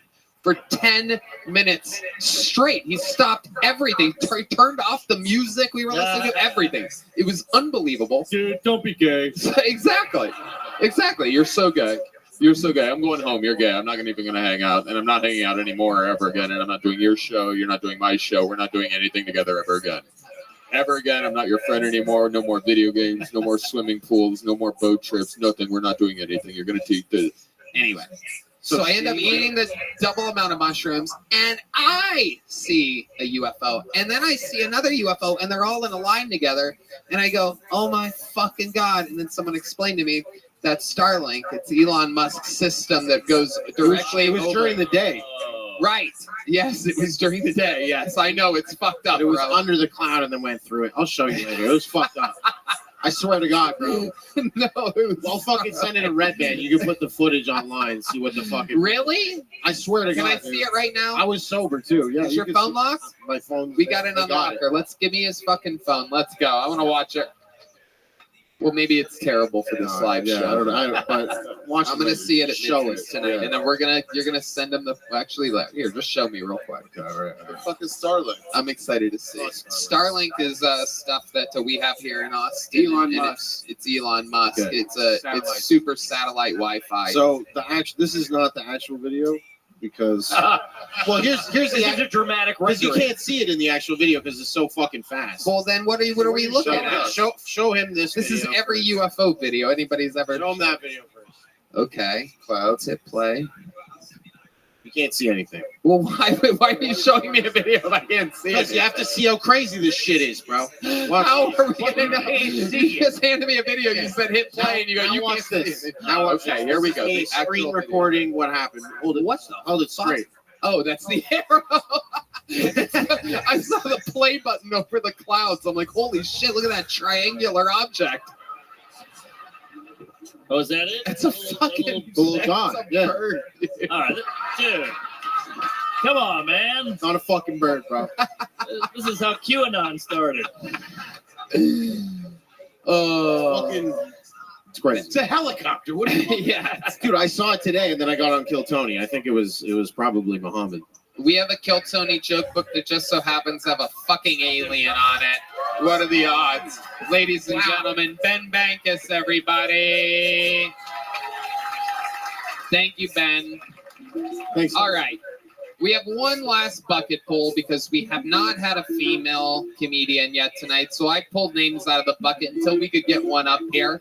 Equal opportunity, right, ladies?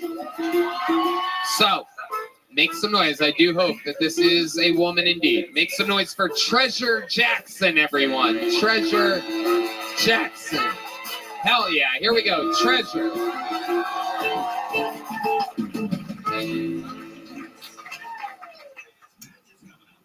I don't believe in necrophilia. who do you know that dies with their holes accessible? You know, the rigor mortis sets in. Somebody told me it makes it tighter, but I don't know anybody who's just died busted wide open. It's ridiculous. I actually came here to tell you guys something really important. If anyone has children here, it is very important that you protect your children. There are rappers running up to your kids, not to molest them. They're trying to sample them for their songs. There's the kid who says Maybach music. His mother drives a Honda. That child will receive no reparations, and his mom will keep driving that Honda until it breaks down. It's just like one of those lemon lime scooters that you guys got. Last note, very important.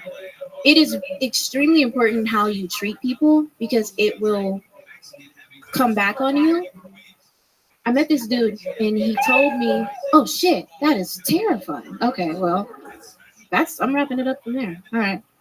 The dude said, all right. I met the dude and he told me that he may or may not have gotten someone pregnant when he was out of the country. And I chose to look at him as a person instead of the man who made that mistake. And then later on in the evening, I farted. And he looked at me so disgusted. It was almost as if I had told him that I abandoned a child in a foreign country. Treasure Jackson. Hi, Treasure. Hello. This is your first time on the show, correct? Yes. How long have you been on stand-up? Year and a half. Okay, where at? All in Austin? All in Houston. Okay, that's where you live? Absolutely. How long have you been signing up for the show? This is the first time. What made you pick today? I finally could carpool with like one other chick and some dudes that I trust. Absolutely. I fall asleep driving a lot. Did they make you ride in the back of the car? Of course they did. Look at me. Exactly. Absolutely. Did you get a good Rosa parking job? No, I did not. I didn't. Treasure, welcome to the show. What do you do for a living, Treasure? I'm an event coordinator at a comic book shop. Okay. Yeah. Okay. What kind of events are going on at the comic book shop? So we're gonna have a manga workshop in August. A what workshop? Manga. Manga? It's like hentai, but it's not for perverts. Oh, you know about this. I'm out. Rabbi just got hard. Yeah. Oh my God, it's haunted. What's that? Is your cigarette haunted? What? The sound sounded like it came from. It was Darth Vader. Okay. You know that's a woman that says Maybach music, not a kid. It's a woman talking to another woman. She goes, "What is this music? It's Maybach. I like this Maybach music." Well, clearly, I'm uninformed. Right. Were you adopted by white people? Might as well have been. What? Might as well have been. Right. Yeah. Yeah. You kind of sound white. Yeah, I get that a lot. Yeah. You work at a comic book store that's white. It's actually the only black-owned comic book store in Texas. It's a black comic book store? The only. Whoa, here's a premise for us to work with. Hell yeah. Yeah. The ex-dads. He's gone in a flash. Aquaman can't swim. My dad is the Invisible Man, actually. Oh, there you go. Half black. No, he's fully black wherever he is. What? He's fully black wherever he is. Jail. Yeah. Nah, he's a snitch. Amazing. So what is it like at an all-black comic book store? Is there someone there to read for the people? It's not a literacy program.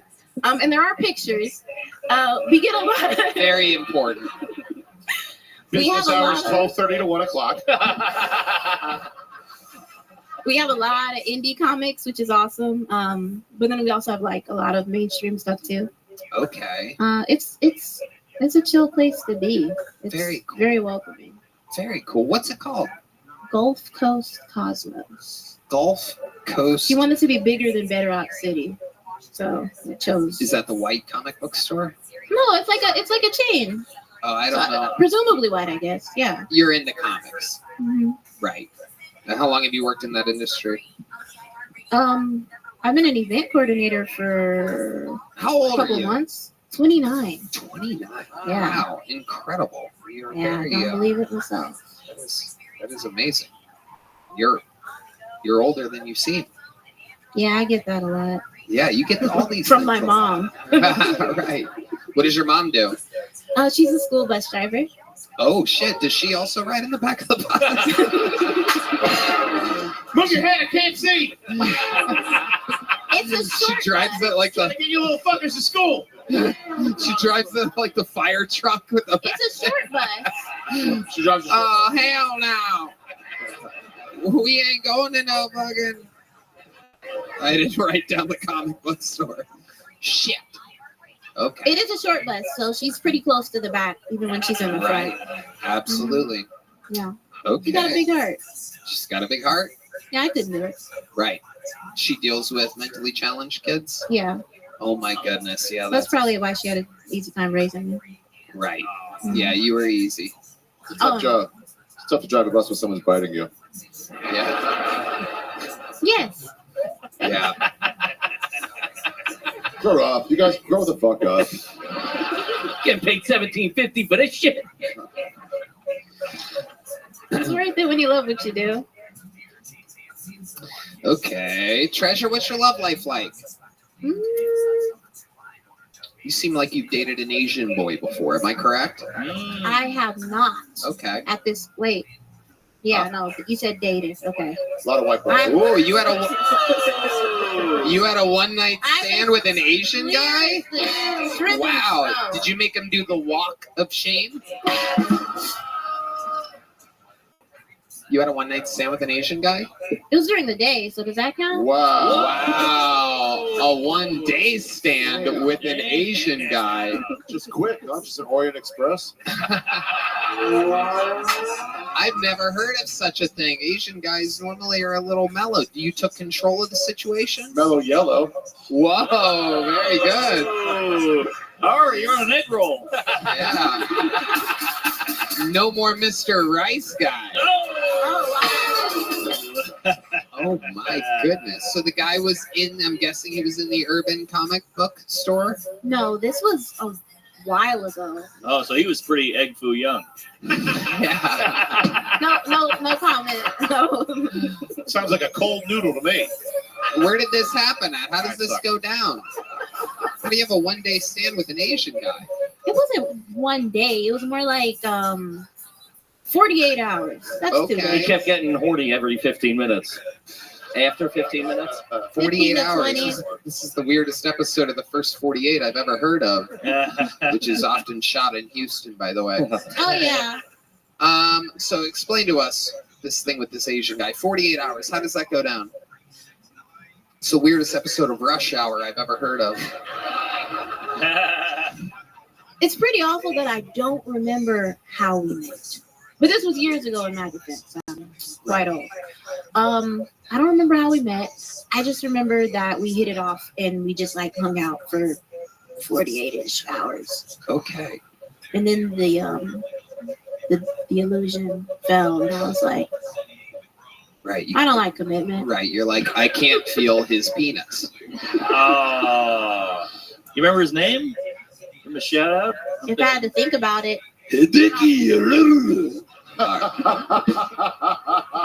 Maybe Rick Shaw? nah. All right. General Sell. He was ex-military. Oh, but he was just General So-So. Okay. Treasure, craziest thing about your entire life. A fun fact about you that we would find interesting. You into anything other than stand-up comedy and comic books? Eating. I'm from Houston, so we eat. Right. Like right now, I have an enchilada that I'm really proud of. Oh my goodness. Mhm. Congratulations. Yeah. No, I just mostly write. I do surf when I can. Okay. What I- type of surfing do you do? Basic ass surfing. Gulf of Mexico? Oh no, in South Padre and in Florida.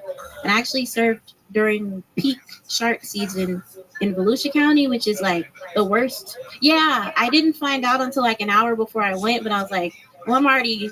Jesus, all right. I'm Wait, emotionally don't let her invested mom now. take you to school. God. I grew up there. Shut the fuck up. You should too. Did you say Fallujah County, by the way? No. That was I think you like reverse gentrified it with your ears. No. Cracker ass cracker. That's me. That's me. Volusia. So like her cousin, Volusia. Right. Is it Volusia? You grew up there. There you go. Volusia. All right, this fucking guy. That's where all the sharks are. Glad we had to check in with him over here. He's my fact checker. I love it. Okay. Mhm. Treasure. Fun stuff, Treasure. Thank you for coming on the show. You've been doing this for a year and a half. Yes. Fun times. Congratulations. Here's a little joke book. You got it. There she goes. Treasure Jackson, everybody. Her Kill Tony debut. Adorable. Maybach Music is a woman. It's okay that she thought it was a kid. I thought the lead singer of Rush was a woman my whole life up until I was like 19. Really? Thank you. You must be from Volusia. Shut the fuck up. All right. Did we have fun with our regulars and our bucket pulls tonight? Am I right? Well, what can I say other than there's only one way to end an episode like this? Oh boy. It is with the man who has done it more than anybody else, the record holder all time for appearances, interviews, and absolutely everything in between. He is the reckoning. He is the great, great destroyer of worlds, the leader of leaders, the Big Red Machine, the Vanilla Gorilla, the Memphis Strangler, the Tijuana Tarantula. This is indeed Lights Out, William Montgomery.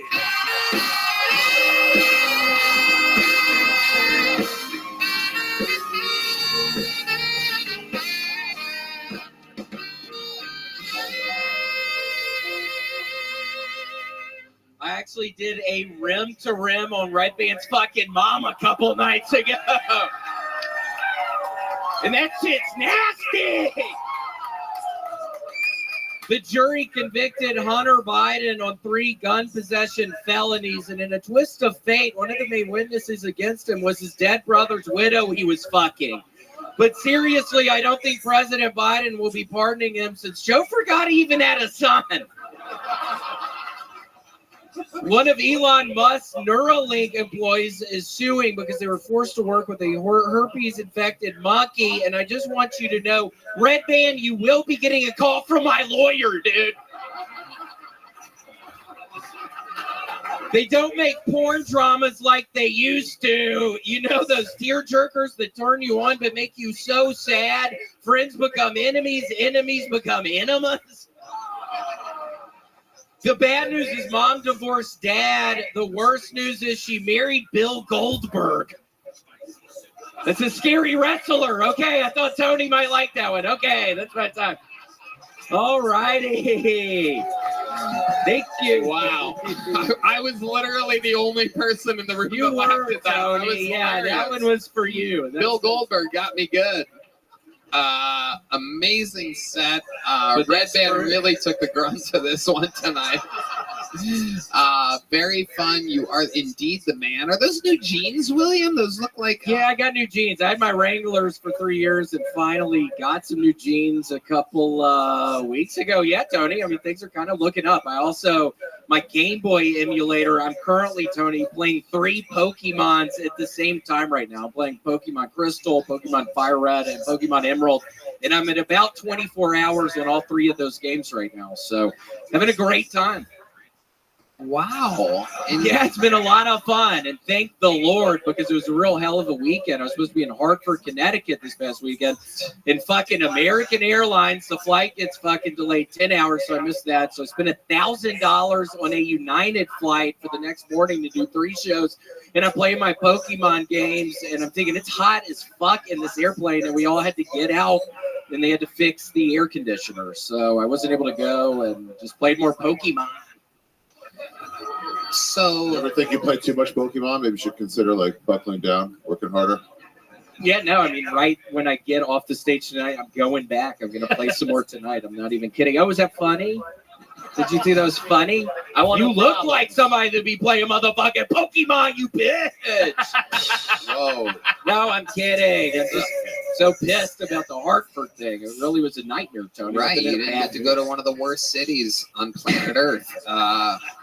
So explain to us, William, is there a reason why you didn't just take a flight to New York City and then drive an hour and 15 minutes to Hartford, Connecticut? I could. I was looking for flights into Hartford, Tony. I wasn't going to make it too difficult on myself. I mean, it was already difficult doing that. So what? And then in the future, I should look for a flight to New York City and then rent a car? Yes. Okay. Yeah, you should just fly. learn something. Okay, yeah, I did not do that. Yeah, this past time at all. You definitely didn't. It almost seems like you didn't really want to go to Hartford. No, Tony. No, I really did. Stop. I was really excited. What were you looking forward to I doing? actually have a baby mama in Hartford. Oh, wait, so it's what? literally, yeah, it's weird. I'm finally, after 5.5 years, I'm finally spilling the beans on this one. Yeah, I have this other family. I have this other life, Tony, in Hartford, Connecticut. Tell us more. Where did you meet this young lady? Oh my gosh, where did I not meet her, Tony? It was everywhere. It was love at first sight. It was Kroger's. It was Cecil's. That's another grocery store. I was seeing her at all the grocery stores. We ended up falling in love. You were just at Kroger buying some all-brand buds and... Well, I haven't been eating them recently, Tony. I had a horrible blowout today. What was the blowout? What do you mean? I sit on the toilet. Neil don't even want to be hearing about this, but I swear to I'm sitting on the toilet. I do some, and then I put my Pokemon up, and then I end up sitting back down, and it was a diarrhea explosion. And so I've been eating a bunch of Papa John's recently, so it's probably that. How much Papa John's have you been eating? Ate a whole pizza on Saturday with the garlic sauce. Nice. So yeah, I don't know. I was feeling delirious, Tony. I slept 4 hours, no, like 8 hours, I think. Wow, you only got 8 hours of sleep? This is terrible. In 2 days, Tony. Oh. I was delirious. It was just all bad. I'm having a real hard go of it right now. So, wow. You were so delirious, you barely got home and ordered and ate an entire pizza. I was starving. I was really hungry. No, I was really starving. So that's it. That's what I've been doing recently. It's kind of a nightmare. Yeah, Mark thinks that's funny. Yeah, it's kind of a. It's funny. Yeah. Yes, your life is funny. Yeah, it's just so do you get anything for the Pokemon? Does that pay? Like if you find them? No, it's it not doesn't OnlyFans. at all. I've never done Pokemon. Me neither. What do you? What just upgrade them? I have 3 really powerful fire Pokemon right now, and I am going through Bulbasaurs. I'm going through fucking. Plus all the pussy that comes with that, I would assume. Yeah.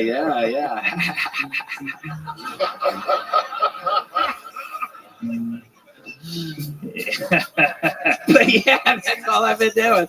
But Tennessee is actually in the College World Series. So are the Gators, my 2 teams. So I've been watching a bunch of baseball.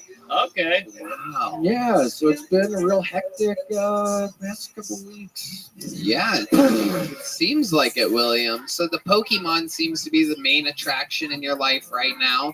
Are you slowing down playing at all? Or are you? Does the baby mama, does she like the Pokemon? She loves the Pokemon. Really? Dude. Yeah, I mean, sometimes I'm thinking maybe I'm going to stop playing the Pokemon or something. And she's like, oh my gosh, you could never stop playing the Pokemon.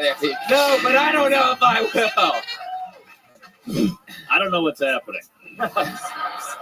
It's one of his catchphrases. Yeah, it's one of my catchphrases. Got it. Sometimes I have to lead him into it a little bit. I have to coax him. Yeah, he's gonna coax me sometimes. I see. Sometimes I'm not at the back. Sometimes I'm not feeling it. He doesn't really do it himself. He makes me kind of tee him up a little bit. You think you're ever going to? I don't think I'm probably ever gonna. No, Tony. I know I ain't ever gonna stop. All right, there he is, William Montgomery, ladies and gentlemen. We love him. Make some noise for William, everybody. The drawing from Ryan J. emailed is in. It's amazing. Chris Rogers, what do you got over there? Oh, David Lucas, look at that. Fuck yeah, life, and that's an actual size photo. Wow. Make sure you check out the Route 66 tour at rugarbage.com. Mark, where are you plugging? Hey, road dates, marknormancomedy.com. We might be drunk Tuesdays with stories. Praise Allah. marknormancomedy.com. Ari Shafir was here, everybody. I just came to announce my retirement from my dick on Kill Tony. It's all the clothes on from now on. I'm sorry, you guys are better. Only jokes from now on. Oh no! The dick is done. Nudity's done. That's in the past. I'm an adult now. That is sad to hear that we will not see Ari's dick and balls ever again. It's done. It's done forever. God damn it! That is a real shame. Damn. And here I was, hoping and praying that it would go on forever, and we had a good run, Tony, but it was childish and it's time to grow up. These guys deserve better. They deserve well-written jokes from fucking open micers. There's people doing well-written jokes out there. It was a time and place, everybody. It's over. The dick is done from now on. I honestly got a cease and desist from a child. They threatened to sue me. They said I exposed myself in front of a child. I had to plead to a fucking judge to never do it again. So it's done. Well, he's not allowed to do it anymore.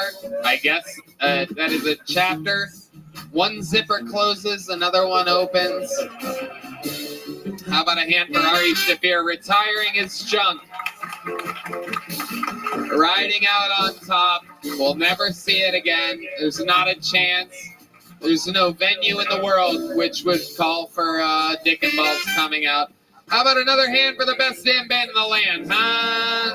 This episode was brought to you by Game Time, Liquid IV, and Talkspace. Red Band? Check out the Sunset Strip, sunsetstripatx.com. Love you guys. That is indeed his comedy club right down the street, no doubt about it. Still a couple tickets available for the first night of Madison Square Garden. I don't see why you wouldn't go. We're going to be there. And that's that. We did it again. Thank you, everybody. H. Foley, Kevin Ryan, Mark Norman, Ari Shafir.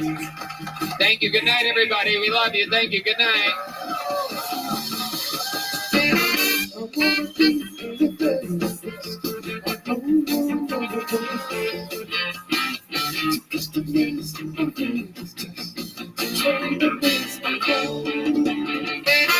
I will travel across searching for your teaching everyone to understand the power that's inside.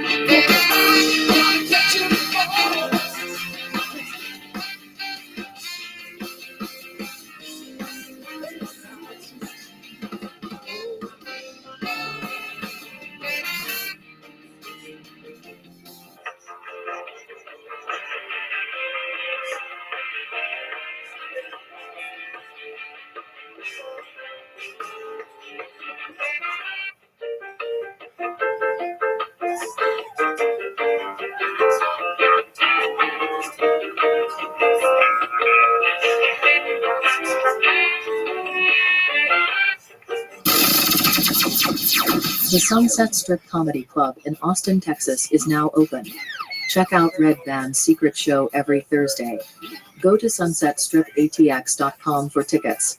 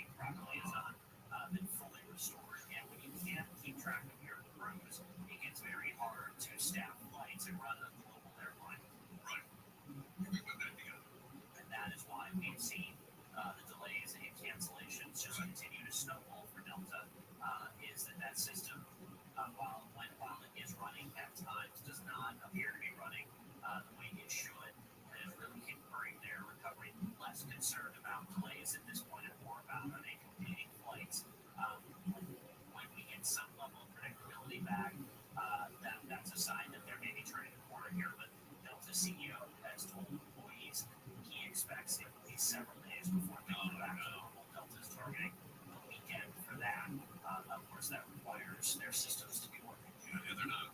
But I bet you anything. There are dozens, if not hundreds, of pilots and flight attendants who are taking a little vacation.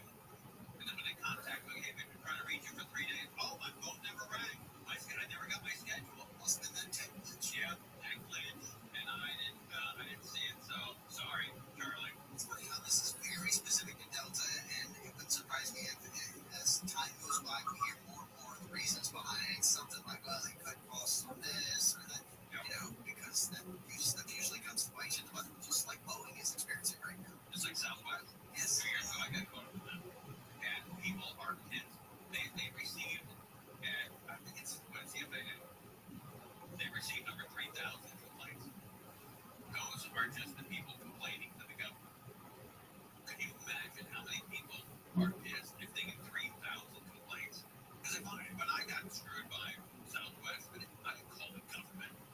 I complained to the government. I complained to the guy with the wings on his shirt that said Southwest. I got to lose a job over it. And yet they got 3,000 complaints. That's a lot. Delta got $5.5 billion in help. Gotta get that money back. And claw that crap back. Wasn't Delta the airline that kept you on the tarmac? Mastercard electric. I never knew that. Very much so. For how long? 2 3 hours. After you landed? Yeah. On the tarmac. Already landed. At LAX. For 2 to 3 hours. That's the worst. And the end was a trip like that. And that's where you got married. Yes. That's we got married. And so your new wife is looking for you to knock on that cockpit door and do something about this. Do something about this. Yeah, but you're gonna do something about this bro. I understand. So I'm about to take this gross gal shirt off. You know, do something about this, bub. Alright, we're live on KFI. More now, Chris. We're talking to Sonoma County State prosecutors ignored evidence that previously thought during a murder case. The defense attorney is asked to dismiss charges for retrial against Paul Smith, convicted of murder in 2010 because of misconduct. The judge in Iowa says the state's abortion law will take effect next week, preventing most abortions after 6 weeks of pregnancy. The judge had blocked it last year, but the state Supreme Court said there's no constitutional right to an abortion in that state. And the Robert A. Heinlein blood drive was resumed at San Diego Comic-Con for its 48th year. Comic-Con says a total of 77,573 pints of blood were donated by Comic-Con heroes, which have helped more than 232,000 people over 37 years. From the Southern California Toyota Dealers Traffic Center, let's go places right now, Mid-City. This is on the 10 eastbound, just past National. They just cleared this stall out of lanes, but delays are loading up out of Santa Monica, leaving Centinela beyond the scene of the stall. The drive remains heavy and slow all the way to the 5. It's also going to be a tough drive on the 5. This is southbound heading out of Burbank, delays from Alameda, heavy and slow all the way to the 605 freeway. And it's still crawling along in the Cajon Pass, 15 northbound. They just removed the stall out of lanes near Floodcorn. The traffic remains pretty heavy all the way to the 138. The Southern California's only airborne traffic reports. I'm Angel Martinez. The final countdown begins. Team USA is headed to Paris. iHeartRadio is the exclusive audio home of NBC's coverage of the 2024 Paris Olympics. It's the only way to listen to exclusive NBC play-by-play action of the games, plus NBC's top Olympic moments and live hourly updates from Paris. Bring the summer games with you everywhere you go. Download the free iHeart app now and enable push notifications for live updates from Paris. Only on iHeartRadio, the exclusive audio home of NBC's coverage of the 2024 Paris Olympics. The free iHeartRadio app is #1 for music, radio, and podcasts, all in one. Discover a new podcast from our library of over 350,000 titles. Here's an iHeartRadio podcast preview. I want to ask you if Fred Rogers were here today, and you could sit down with him and sit across from you and say, "Hi, Ashley, it's nice to meet you. I'm Fred. I want to know what you would ask him." It would be one question.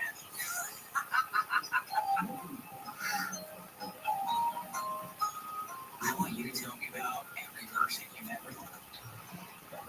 I think there's so much to learn from listening to people talk about the people, make them feel a certain way. So there I am on the couch with Mr. Rogers. Wow. face, the way that he looked at me, I felt like he's funny. When we people can understand our feelings and talk about them, we're free to be who we like being. For 30 years, Mr. Rogers looked through our television screens and said to millions of kids, I see you. I like you just the way you are. But what did we miss about Fred's message when you only focus on the sweater and the sneakers? I mean, does Fred Rogers matter today? I think a lot of people just thought that he was very simplistic, but there was an incredible depth and call to action on the show. I'm Carlo Wallace, and this is Finding Fred. Listen and follow this podcast for free on the iHeartRadio app. #1 for music, radio, and podcasts all in one. Google has decided not to cancel third-party advertiser cookies in the Chrome browser. The search giant announced in 2020 that it planned to do away with them. Advertisers use cookies to track online engagement and better target messages and offers for potential customers. Meantime, Alphabet's attempt to acquire Wiz is failing. The cloud security company walked away from the Google parent's $23 billion offer that would have doubled its valuation. The CEO of Wiz said that instead, the company will pursue an initial public offering. The top national defense security organization has chosen Ava's 4D LiDAR technology to help protect critical energy infrastructure sites across the United States. Ava designs next-generation sensing and perception systems that will be used to protect sensitive locations from intrusion and perimeter fences. And Delta Airlines says it'll take another couple of days to recover from a global computer outage Friday. The airline has canceled more than 4,000 flights since then. Tech report, Matt Patton said NBC News Radio. Here's some info from you guys. Fingers off at me. And someone spin towards my direction. All the stereotypes that we work so hard to break are just going to be reversed. And I won't let that happen. We all have to play our part. And Tony, my plasma, I heard we can ask. we deserve respect as much as everything else. I'm a nurse. I'm a delivery woman, chef, a neighbor artist. Bus driver, I'm a doctor. Fucking artist. Stop the spread of anti-Asian racism by visiting iHeartRadio.com/fighttheviolence. Brought to you by Love Has No Labels, the Ad Council, and iHeartRadio. Fire up your DVR. It's time for your TV to live. Monday the 29th, the 30 for 30 documentary series examines U.S. Tennis Hall of Famer Michael Chang in his latest entry, American Son, at 7/6 Central on ESPN. Tuesday night the 30th, the dark side of the 90s flashes back to the controversial ball-fighting pop drama NYPD Blue at 10/9 Central on Vice Channel. On Thursday the 1st, the Houston Texans take on the Chicago Bears in the annual NFL Hall of Fame game at 8/7 Central on ABC and simulcast on ESPN. Saturday the 3rd, discover the complicated off-screen life of an iconic figure through newly discovered gadget interviews in Elizabeth Taylor, The Lost Tapes at 8/7 Central on HBO. I'm Mike Helen, and that's your TV tip-off on iHeartRadio.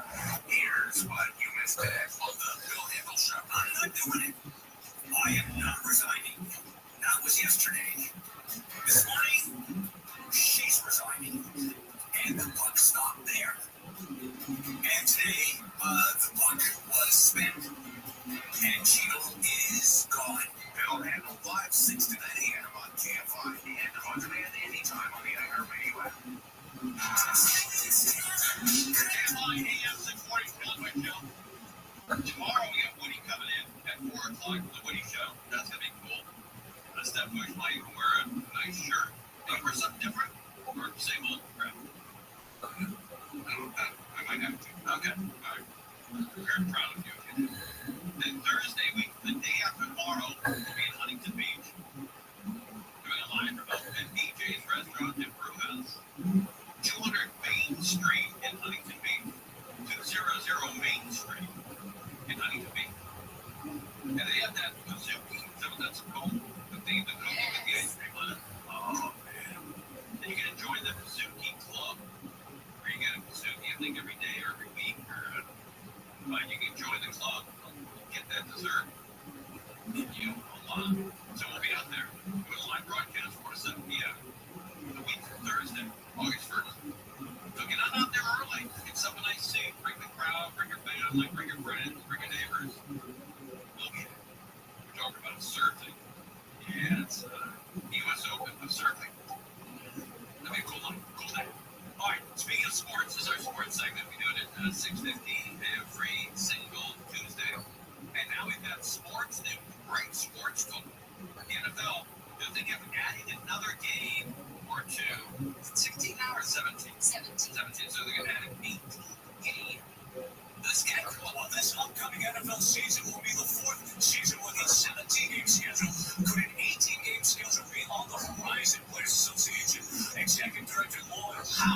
the Washington Post high-level talks of an 18th game have begun with the NFL. The current CBA runs to 2030, but nothing prevents both sides from negotiating an 18th game. 18 games.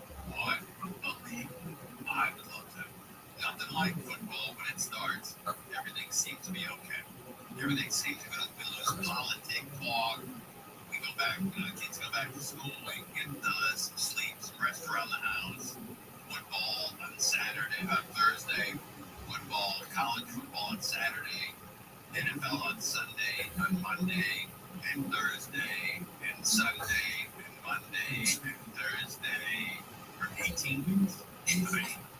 That is great. Isn't it? Now, I know, Belneo, your husband, John is his name? Yeah.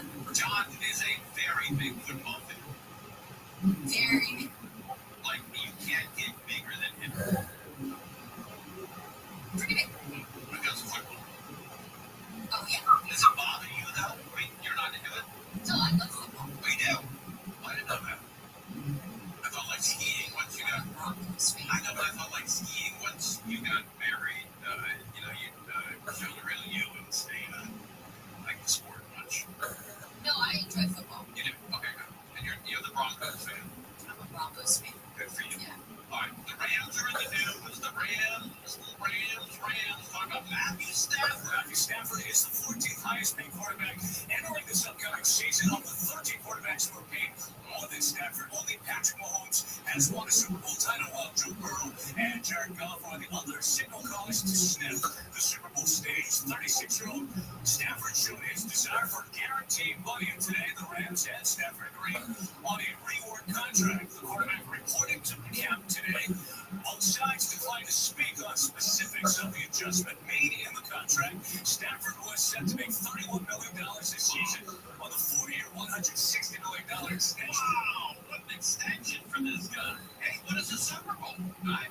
On the 4-year, $160 million extension he signed in 2022, but only $50 million of his $27 million salary in 2025 was guaranteed, and none of the $26 million he was set to make in 2026 was guaranteed for the final year of the deal. It ultimately was all geared towards finding a solution that really suits our team, but also accommodates some of the things that represent Matthew's worth for us, and we feel like we were able to do that. And so Matthew and I have a relationship that I really value, where we can have honest feedback, and there were some real conversations that existed that I think are really healthy for us to be able to move forward in the right direction. And yes, exactly right. All right, Mo Kelly's with us. You're a big Rams fan. Oh, yes. I'd be happy about that. You think he should be looking elsewhere? They're paying for what he once was, not who he is now, what he will be. Yeah, and the Kings did that, and look what happened to them. And the Lakers have done that with Kobe, and they're doing it with LeBron, and it's not new. It usually ends the same way. They reward people for championships. They sign up for a long contract, and they get, and it hamstrings the franchise. I got it. It absolutely does. Yeah. The only team that doesn't do that are the Dodgers.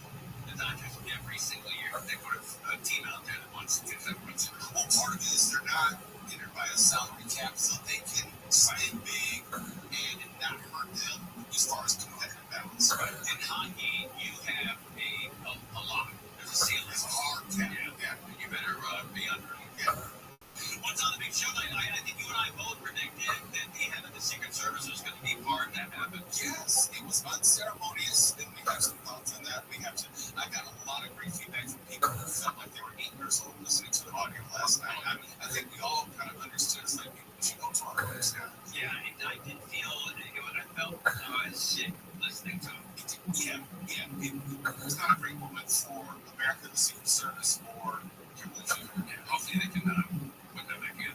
Well, the problem is the person they put in her place is just her deputy. So if there's an institutional problem, it's not going to change just because you put the deputy in place. It might stick around.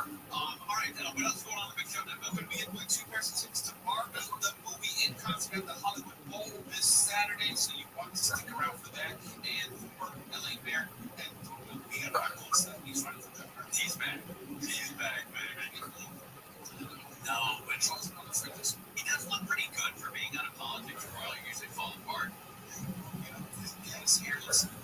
Jackson Club's team. That's right. He is back. All right, nice to see you, buddy. Well, Kelly is over up next right here on Game on Games. Every day, independent voice in a world full of great tweets. KOST HD2. Los Angeles. Live everywhere on the Anchor Radio app. Whack-a-mole. If the moles were driving, then Mark Miller live from the KFI 24-hour newsroom. LAPD Chief Dominic Joyce's street takeovers have become more common and more dangerous. A teenager was killed recently in a store looting. Joyce says despite 4 task forces, they still don't have all the resources to stop the takeovers before they happen. So we're out there responding to radio calls, monitoring various sites to see if we can anticipate where they're going to be. Joyce says they can't really impound or dismantle the vehicles because most of them are stolen. He says they physically can't be everywhere at once. The offenders know that. The LA County Board of Supervisors has approved a ballot measure expanding its membership.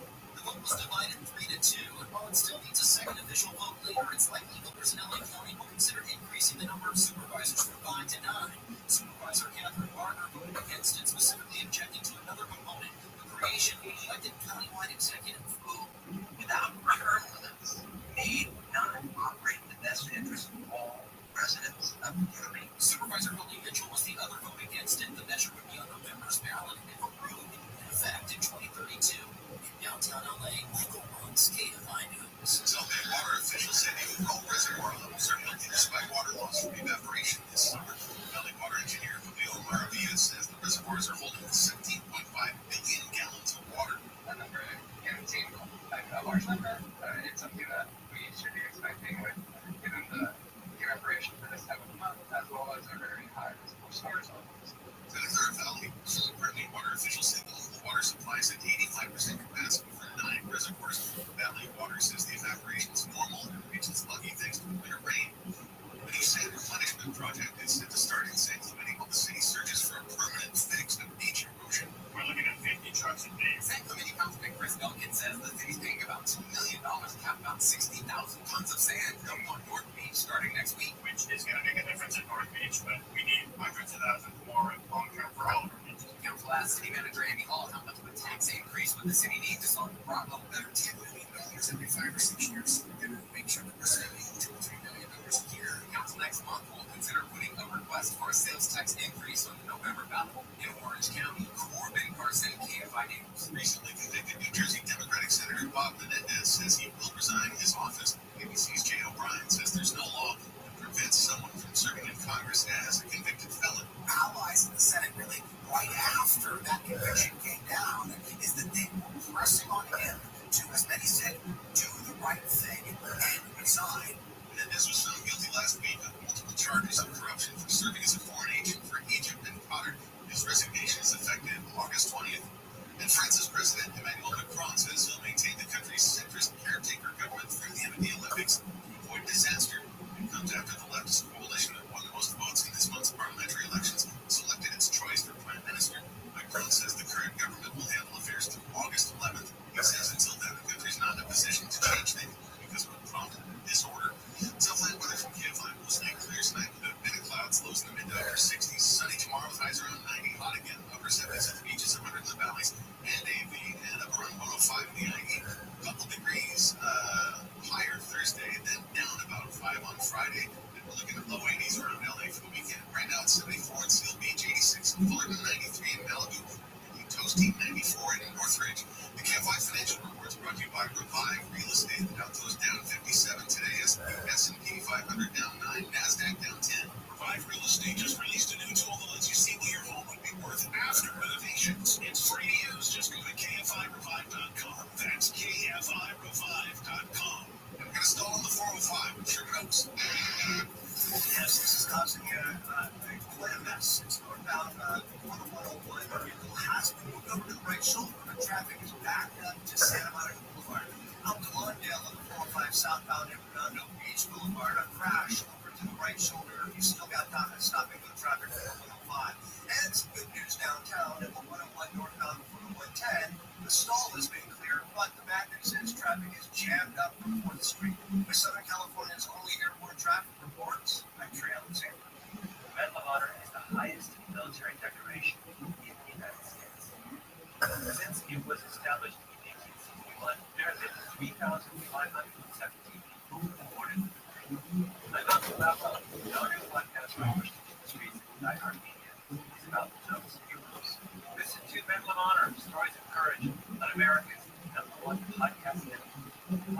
Open your free iHeart app and search Medal of Honor Stories of Courage. All the good stuff, yeah. Camps keeps you on top of pop culture. Inside Out 2 breaking box office records, it's no surprise that a spin-off series is happening. Pixar made the announcement sharing that the series is set to further explore the wild nature of dreams and their relationship to our conscious lives by revisiting the pre-production area in Riley's brain. Inside Out 2 has been a huge hit since its June 14th debut, scoring the second best domestic opening weekend ever for an animated or Pixar film. It's also the new record holder for worldwide animated starts with a haul of $295 million, and it's the best North American opening weekend of 2024. The Inside Out spin-off series is set to drop next year at Disney+. No word on if its spiritual predecessor, the 90s sitcom Herman's Head, will itself be available to stream. Hi, and that's what's popping on Amps on iHeartRadio. The free iHeartRadio app is #1 for music, radio, and podcasts, all in one. Discover a new podcast from our library of over 350,000 titles. Here's an iHeartRadio podcast preview. Imagine you're in a tent in the desert with dozens of other people. It's dark, it's pitch black, like there's no light coming through. You're all pressed up close together beneath the layers of tarps. And there's these weird branches, very creepy, kind of holding the top up. You've been warned. What's about to happen will be intense. He was touting that he was awesome. You're here to push yourself to your limits. And you're here for James. You must have a passion for growth, because in a longer universe of stakes, if you're not growing, you are dying. Please remember that. James Arthur Ray was an over-endorsed good. Okay, James, I just love what you just said in the commercial break. I hadn't heard that before. Turn self-help superstar. James Ray has been the most amazing coach. With hundreds of thousands of followers. I'm not using lost words, but it's life-changing message. Unless until you change your beliefs, you will never even scratch the surface. From Wondery comes a story about the dark side of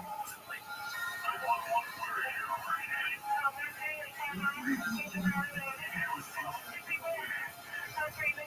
How far is too far to go to change your life? I can help you, but you have to be willing. You have to be willing to do what most people won't do. I'm Matt Stroud. Listen to Guru now. Listen and follow this podcast for free on the iHeartRadio app. #1 for music, radio, and podcasts, all in one. AFR AM 640 and iHeartRadio station, the exclusive audio home of NBC's coverage of the 2024 Paris Olympics.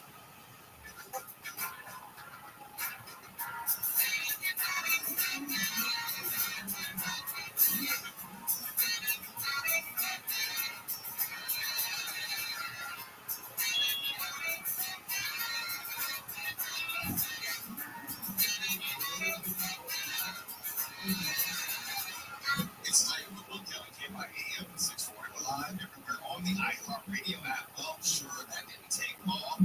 The Secret Service director resigned. Should have done that yesterday. Saved everyone all the trouble. No. You had to make me have bad memories of my own childhood and have everyone go to their respective rooms. Because of you, Kimberly G. Well, she has now resigned. And also, speaking of resignation, Senator Bob Menendez has promised to resign next month. We'll have that in just a moment. Also, we'll be giving away not one but 2 pairs of tickets to Barbie the movie in concert at the Hollywood Bowl, which is this Saturday.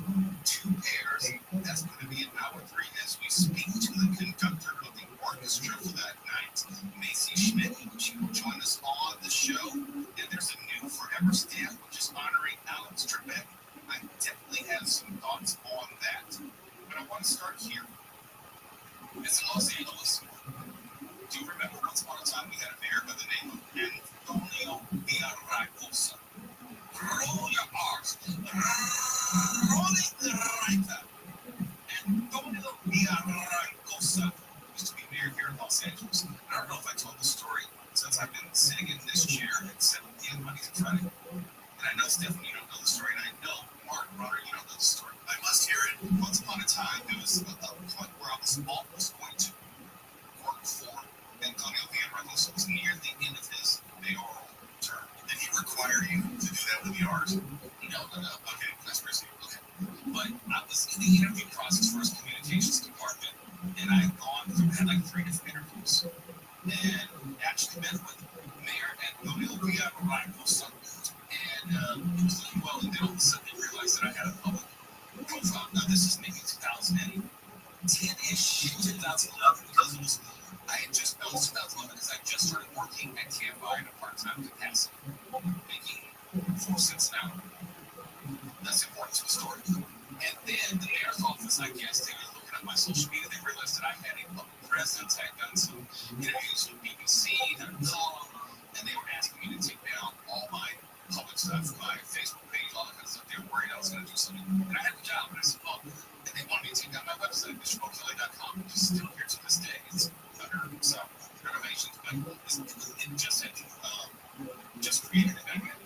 And I said to the person who was interviewing me, who's the senior director of communications, I said, like, this is the 3rd interview in, and you didn't know that I had a public presence. I think, yeah, you want me to take down all my stuff, like, you here in the office, there were like 3 different employees in the communications department that had, social media and Facebook pages. Long story short, they rescinded any type of job offer they were going to give me. They said thanks, but no thanks. No hard feelings, because I was also working at KFI, and I still wanted to work and possibly get on the radio one day. So, because that opportunity went away, this opportunity here began to flourish. And so, for all the people who gave me blame, Antonio Villarreal, just want to tell this story. I think you forgot to roll your R when you said rescinded. Perfect. That's exactly right. Okay, anyhow. But when I was interviewing with Antonio Villarreal, so that was at the peak of his popularity. Lovely Raheem. But at that time, if you're the part of the story, he was outwardly talking about, because near the end of his 2nd term, going on to the governor's office, it was explicit that he was going to run for governor at some point. And he's been chasing after that since then. That's the point of the story. So when I read today that he has officially thrown his hat into the ring for, 2026 or whatever, it makes sense, because he's always talking about it is a state where anything is possible with hard work and determination. But our future depends on our willingness to face our biggest challenges. I'm Antonio Villarreal, and I believe we need a problem solver to lead our state. That's why I'm running for governor. 71-year-old ran for governor in 2018, but finished 3rd in the primary. He joins a pretty crowded field that includes Lieutenant Governor Eleni Kounalakis and Tony Thurmond. I gotta tell you, that's going to be the name primary. Can you pronounce everybody's name running for governor? Eleni Kounalakis. Antonio Villarreal. He didn't even roll his own name. I looked at him. For all that practicing I did, he did not roll his R's. Here's what he had to say in an interview with NBC4. I'm sorry, that's the wrong file. Here we go. I'm announcing our candidacy for governor of the state of California. This mayor of Los Angeles, as some of you know, when I became mayor, LA was one of the most violent big cities in America. And by the time I left, nearly 50% dropped in violent crime. Is he saying because he left, the crime went down? There was a reduction. Well played. Go ahead, give it to him. Go ahead, give it to him.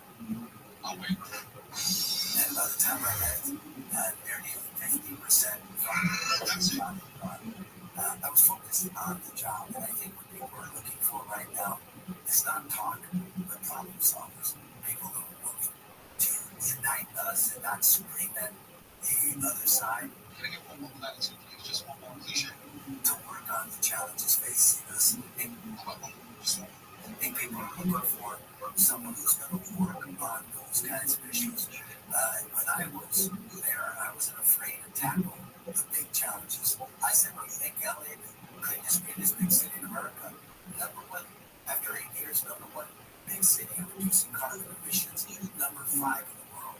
Okay, he said he was. was not afraid to tackle the big issues. I think he said. I said, I think LA, the greatest big city in America. I think that. About this. There, I wasn't afraid to tackle the big challenges. I distinctly remember one of the big challenges was he said he was going to fill every pothole in Los Angeles. I remember that. I was here. I was living in LA when he said that. And not a damn pothole ever got filled because I rolled through them every single day. How can you become governor and say that you're going to tackle the big challenges and you can't even tackle the potholes in my own community? Antonio Villaraigosa, I think he's trying to on his term. As if there isn't YouTube in basic memory. It's later with Mokelly. TFIU 40. Well, I'm everywhere in the iHeartRadio app. Let's talk about resignations when we come back now. Mark McKenna. Do it. Runner has the news. A woman's been sentenced to 2 years in prison for illegally exporting high-tech weapons to Russia. Prosecutors say a lot of shivering inspired Russian operatives in Illinois and California to procure more than 60 military-grade items from online sellers in the U.S. and illegally export them to Russia. European Climate Service Copernicus reports Sunday was the hottest day ever measured by humans, obliterating the previous record from 2016. They say without human-caused climate change, records would be broken nowhere near as frequently, and new cold records would be set as often as hot ones. And the first full trailer for the Joker sequel is out. Joker Folie à Deux. First, Joaquin Phoenix again as Gotham's clown, Prince of Crime, and Lady Gaga as Harley Quinn. It opens October 4th. SoCal weather mostly clear tonight, lows in the mid to upper 60s, sunny and hot tomorrow with highs around 90 and up to 105 in the IE. This report brought to you by personal injury firm One Patterson and Mullen. And let's check freeways. We got ourselves a little bit of an accident out there in Ontario. This is on the 10 eastbound at Archibald Avenue, crash blocking the right lane. We've got a ride that's stop and go from Vineyard Avenue. In Riverside of the 91 eastbound before Magnolia, fender bender over to the right shoulder, traffic is bunching up for the 15. And in Garden Grove on the 22 westbound at Valley View Street, an accident moved over to the right shoulder, some rubbernecking going on, keeping that drive slow. With Southern California's only airport traffic reports, I'm Trey Alexander. Medal of Honor is the highest military decoration in the United States. Since it was established in 1861, there have been 3,517 people awarded with the medal. I'm Malcolm Gladwell, no new podcast from pushed into the streets of the iHeartMedia is about the films of heroes. Listen to Medal of Honor, Stories of Courage on America's #1 podcast network. Open your free iHeart app and search Medal of Honor, Stories of Courage. iHeartRadio Earth is here with little tips for a healthier planet. Globally, about 1,000 plants we depend on for food and products need to be pollinated by animals, including coffee, melons, chocolate, almonds, and even tequila. Help stabilize the declining honeybee population by planting native plants that they rely on for food, habitat, and nesting. Brought to you by iHeartRadio Earth and the National Environmental Education Foundation. To find more tips for smarter, sustainable living, or to take action in your own community, go to iHeartRadio.com/earth. Find your iHeartRadio everywhere. There are hundreds of ways to experience iHeartRadio at home and on the go, beyond the iPhone and Android app at iHeartRadio.com. Here's another way to connect to iHeartRadio. If you've got a Roku TV, then you've got iHeartRadio right there in your living room or bedroom. iHeartRadio is available on every Roku TV, Roku Smart Soundbar speaker, or Roku players. And with Roku's voice search, you can easily access your favorite artists or radio stations with simple voice requests. Your iHeartRadio music, radio stations, and podcasts now on your big screen TV with Roku. Check it out for free now. iHeartRadio. Anywhere you want to listen, iHeartRadio is there.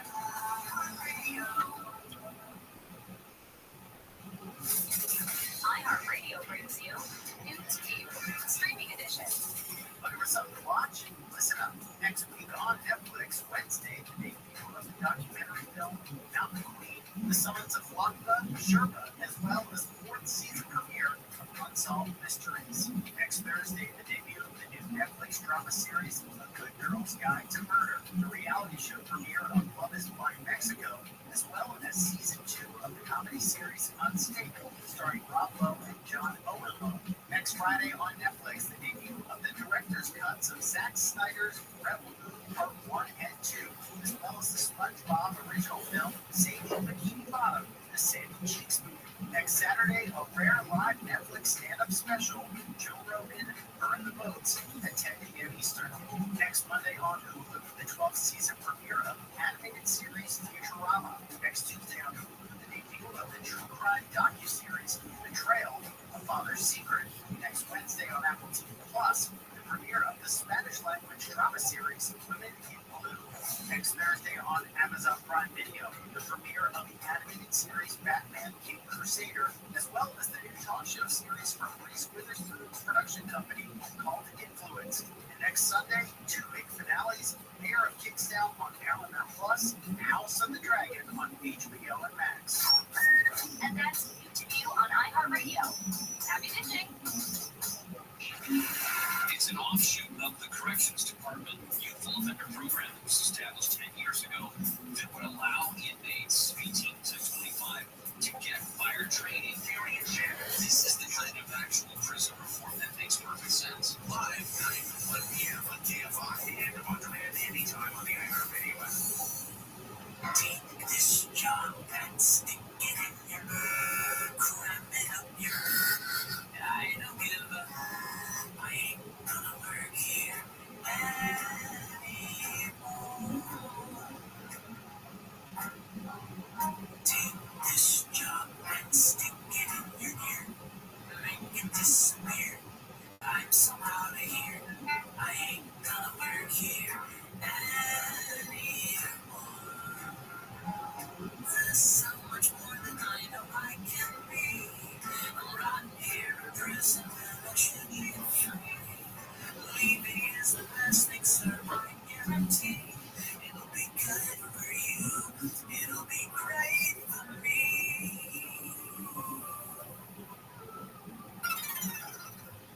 Take this job and bring it out your snout. It's like the maggot in my mouth. Makes me want to spit it out. I ain't gonna work here anymore. KFI 640 is leaving together live everywhere on the iHeartRadio app. Some people go to be losing their jobs, resignations, they're leaving on their own accord. Wait, they're resigning. And remember yesterday we were playing some of the audio, which was very embarrassing to me as a second-hand experiencer of this congressional hearing. And I thought it could have ended after like the first, 15 minutes when Congresswoman Nancy Mace just asked a simple question. I thought the hearing should have been over. Both sides of the aisle today have asked for your resignation. Would you like to use my 5 minutes to draft your resignation letter? Yes or no? No, thank you. That's not right there. She could have been over right there.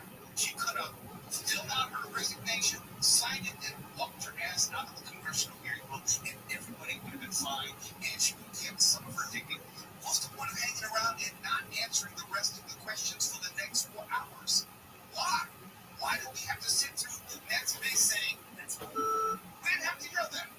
We heard Nancy Mace saying, we could have avoided all that. We could have just started at the beginning and just had her fill out her resignation in those first 5 minutes. Both sides of the aisle today have asked for your resignation. Would you like to use my 5 minutes to draft your resignation letter? Yes or no? No, thank you. Oh, she was saying, dear Congress, my name is Kimberly.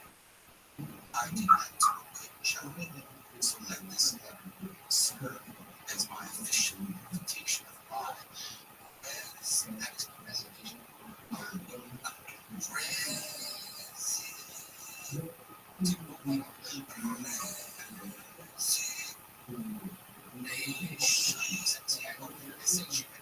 I'm quitting. We could have done that, but no. We had to hear Nancy Mace cussing up a storm in the chambers. No, that's inappropriate. That's what it was. Hey, don't take it out on me. This doesn't have jack to do with me. Keep me out of town. All she had to do was resign anyhow. 24 hours later, Kimberly Shue is now the former Secret Service director. But that's not the only person who decided to end her professional career. Well, actually, Kimberly Shue probably goes to the private sector and make far more money, far more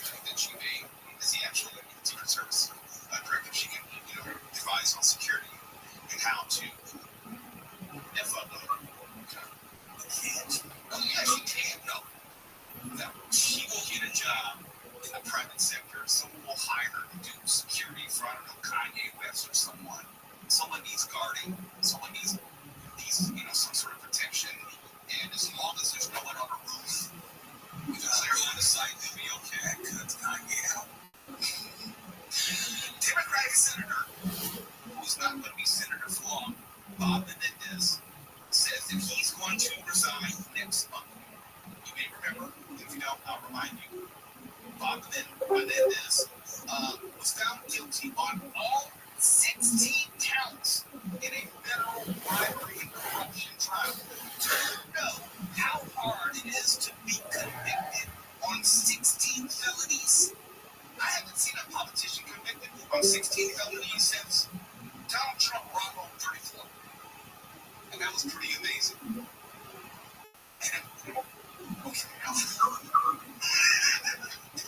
If Bob Menendez is going to resign after 16 felonies, and Mark Runner, this is something we talked about. Remember, I was saying that Republicans don't resign. This is a perfect example. This is a perfect example. Republicans don't resign. Democrats follow their sword. You're exactly right. Bob Menendez, 16 felonies, found guilty. He's resigned. You might also want to put that in the context of Biden on Sunday. What is he doing? Well, let's not get ahead of ourselves. No. Your point is taken out of the house being so, yes, Biden bowed to pressure, and he stepped aside, not for criminal reasons, but for political reasons. And if you look at, if you want to compare apples to apples, speaking Biden, Hunter Biden, same Justice Department, not a politician, but same Justice Department, found Bob Menendez and Hunter Biden guilty. You know, that Justice Department were just corrupted by the Democrats and all about the Democrats. This is significant. Bob Menendez stepping down means that the Democrats do not have a senatorial majority for the last quarter of this year going into the election. It was a statistical tie with Vice President Kamala Harris being the tiebreaker. You lose Bob Menendez, but you lose control of the Senate. That's huge. Bob Menendez could have said, FDR, I am staying through the election.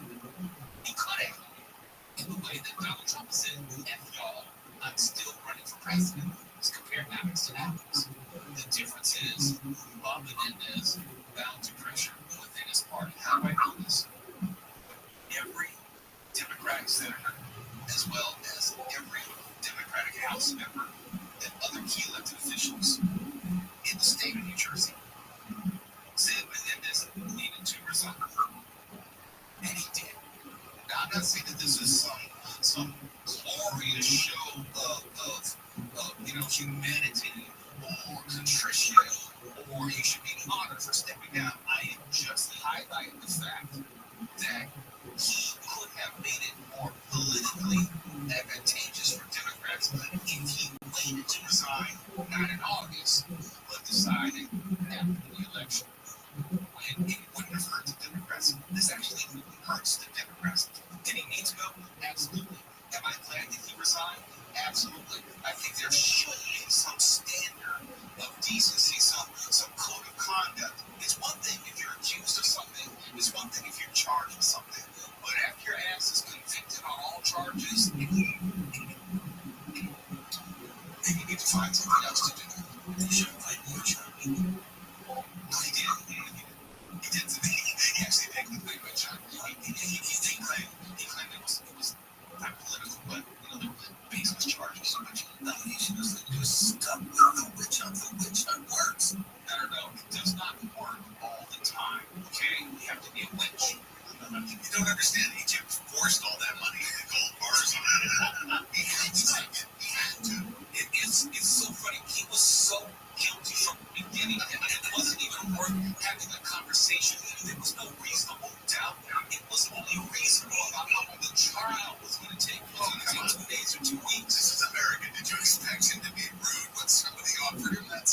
all. We believe in politeness in this country. Look, I just needed Nancy Mace to ask Bob and then ask the question. Both sides of the aisle today have asked for your resignation. Would you like to use my 5 minutes to draft your resignation letter, yes or no? That's all we needed. That's all we needed. We could have gotten to the heart of the matter. The difference is Bob said, I need another Bob. And that'll be yes. Just 30 days. Now, Donald Trump, on the other hand, it's later. Hotel and KFI AM 640. We're live everywhere on the iHeartRadio app, and we have some strikes to tell you about. An Amazon strike, the Disneyland worker strike. Everybody's going on strike. Everybody's unhappy. Except for Mark Runner, who now has the news. Blissfully happy. LA County Sheriff's officials say a body found near a bear in the Angeles National Forest was that of a hiker who disappeared last week. The body was found Friday afternoon near the Bear Creek Trail. Authorities say they don't know if the bear had anything to do with the man's death or if it came upon the body later. They're waiting for the medical examiner to determine the cause of death. A public defender says the amount of evidence illegally hidden by prosecutors in Orange County during a murder case continues to grow. A court's hearing allegations of outrageous government misconduct tied to a rape trial. Paul Smith was convicted in 2010 of a cold case murder and torture from 1988. The defense now claims a new analysis of case files reveals a total of 18 reports, recordings, and transcripts that were never disclosed. A couple of OC sheriff's deputies and a former OC senior DA, who is now a sitting judge, have testified. The defense wants the murder case dismissed entirely, claiming neither error nor incompetence can explain this much prosecutorial misconduct. The hearings continue this week in Orange County. Corbin Carson, KFI News. Reps from large U.S. banks controlled by lawmakers on Capitol Hill over the rise of scammers on Zelle. Head of Commerce at J.P. Morgan Chase, Melissa Belcher, says many of the scams originate on social media or dating apps. We must acknowledge that banks alone cannot stop financial crimes that are conceived of and largely executed beyond the boundaries of Zelle. These issues are complex and they are global. Belcher says it's a societal problem deserving of a national, aggressive, and coordinated response. Chase, Bank of America, and Wells Fargo saw nearly $400 million in disputed transactions last year alone. South Latin weather from KFI, mostly clear, big clouds tonight, lows in the mid to upper 60s. Sunny tomorrow and hot again, highs around 90, upper 70s in the beaches, 100 in the valleys and AP, up to 105 in the IE. A couple degrees hotter on Thursday and then down about 5 on Friday. And looking at low 80s around LA for this weekend. Right now it's 78, La Palma 77 in Tustin, and there is an accident on the 91 in Corona. Eastbound Ringer Road and Fender Bender over to right shoulder traffic is stacked up from Gypsy Canyon in Anaheim on the 91 eastbound connector to the northbound 57. An accident blocking the carpool lane connector. Traffic is not too bad with some minor slowing. And in Redondo Beach on the 405 southbound at Inglewood, a crash also blocking the carpool lane. Traffic is jammed up on Manchester Boulevard. With Southern California's only airport traffic reports, I'm Trey Alexander. Our iHeartRadio Music Festival presented by Capital One. Coming back to Las Vegas, September 20th and 21st, streaming live only on Hulu. Tickets are on sale now at AXS.com. That's AXS.com. Capital One is the proud presenting partner of the 2024 iHeartRadio Music Festival, bringing great products, rewards, and services to its customers. What's in your wallet? The free iHeartRadio app is number one for music, radio, and podcasts, all in one. Discover a new podcast from our library of over 350,000 titles. Here's an iHeartRadio podcast preview. Police to categorize on May Day after an eyewitness report of a mid-air explosion. This is one local resident responding to the British Columbian air disaster, which yesterday claimed 52 lives. I really want to know what happened, and it makes me extraordinarily angry. It's always been a big secret. The 4 leading suspects. Yeah, we're on plane insured for $125,000 injury tolls. He had 1 or 2 murder charges against him and was acquitted. Maybe 1 murder, but they don't know why. He appeared to be a fairly normal boy, single, who didn't have many friends. We were told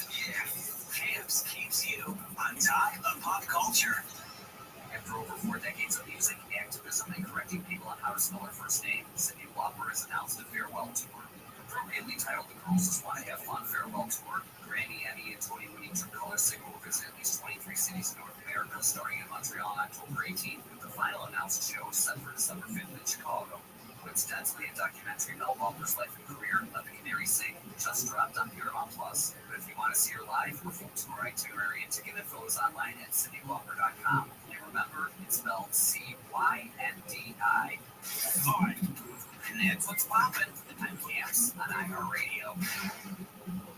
Wall Street opening lower following yesterday's rally as teen stocks rebounded from last week's sell-off. The S&P 500 rising more than 1% for its best day in more than a month. The Nasdaq leading the gains up more than 1.5%. The moves coming as investors gear up for earnings from some heavy hitters, including two tech giants today in Alphabet and Tesla. Also in focus today, results from Coca-Cola, Comcast, and General Motors, along with UPS, Visa, plus data on existing home sales. The House Homeland Security Committee is calling on CrowdStrike CEO to testify at a hearing on last week's global tech outage. Silvana Anao has the story. More than 8 million devices were affected, although CrowdStrike says it's quite a significant number of those back online. Delta Airlines said it will still be several warning systems are fully operational. CrowdStrike is warning hackers are trying to exploit the event, identifying malicious files being sent around as a quick fix problem. Kamala Harris's campaign raked in $81 million in the first 24 hours of her announcing she's seeking the Democratic nomination for president. Brian Shook reports. That amount includes money raised across the campaign, the Democratic National Committee, and joint fundraising committees. The Harris campaign noted that more than 888,000 grassroots donors donated over that period, with 60% making the first contribution of the 2024 campaign cycle by Brian Shook. Lawmakers on Capitol Hill are looking into peer-to-peer payment system seal and the growing number of scams on the platform. The Senate Permanent Subcommittee on Investigation will hear testimony today from the CEO of Early Warning Services, the company that runs the SEAL network. There will also be testimony from executives with Bank of America, JP Morgan Chase, and Wells Fargo, the three biggest SEAL owner banks. Consumer and business news, Aaron Rael, NBC News Radio. KFI AM 640. The news, what it means, why it matters. All that rise and invitations, even though it's best free.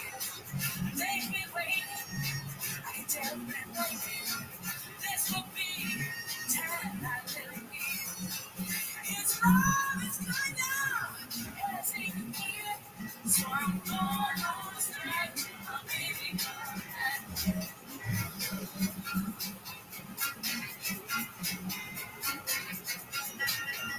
AM 640 is lit.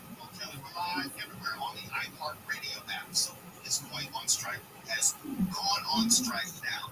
Let's go to the Inland Empire. If you didn't already know, Amazon workers at a very important warehouse in Inland Empire. If you ever watched your Amazon packages make their way to you, there's a good chance they started or one of the stops along the way was this warehouse in Inland Empire. It's a real important hub for Amazon, and Amazon workers walked off the job Sunday.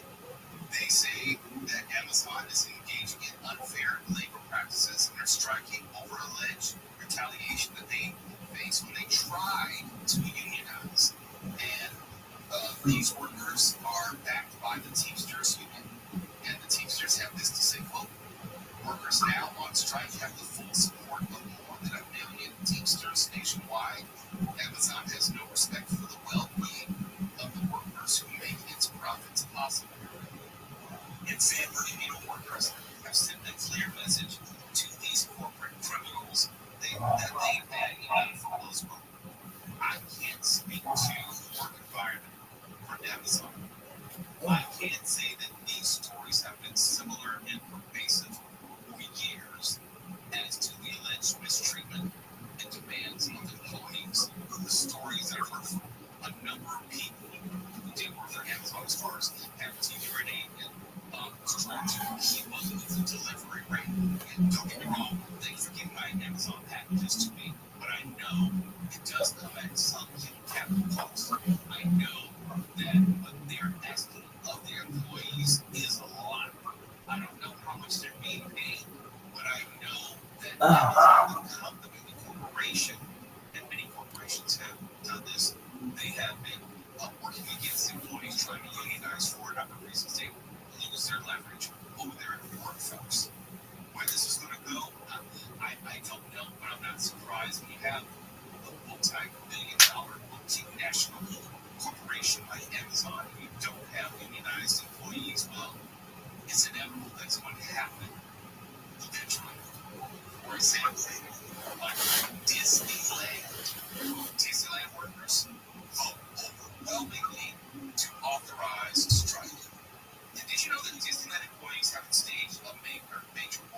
since 1984, not in 40 years. And you would think, how is that possible?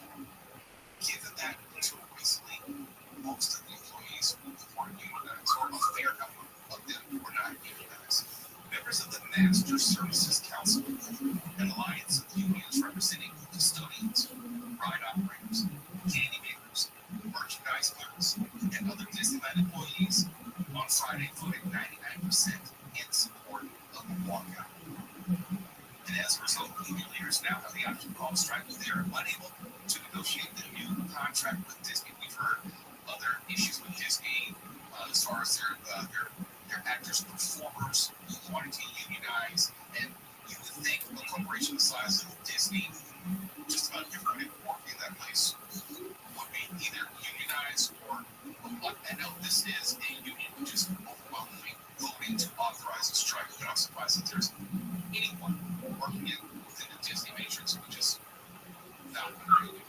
See, it's interesting because this appears to be just by California because in Florida, yes, it's just Disneyland. It's just Disneyland. I think this is a California thing because last time we discussed this, I believe Florida is unionized. That's why the strike is not impacting Disney World or any of the other Disney properties around the world. We talked about this, how Disney World, as far as their performers, characters, artists, dancers, they were already unionized in Disney World decades ago.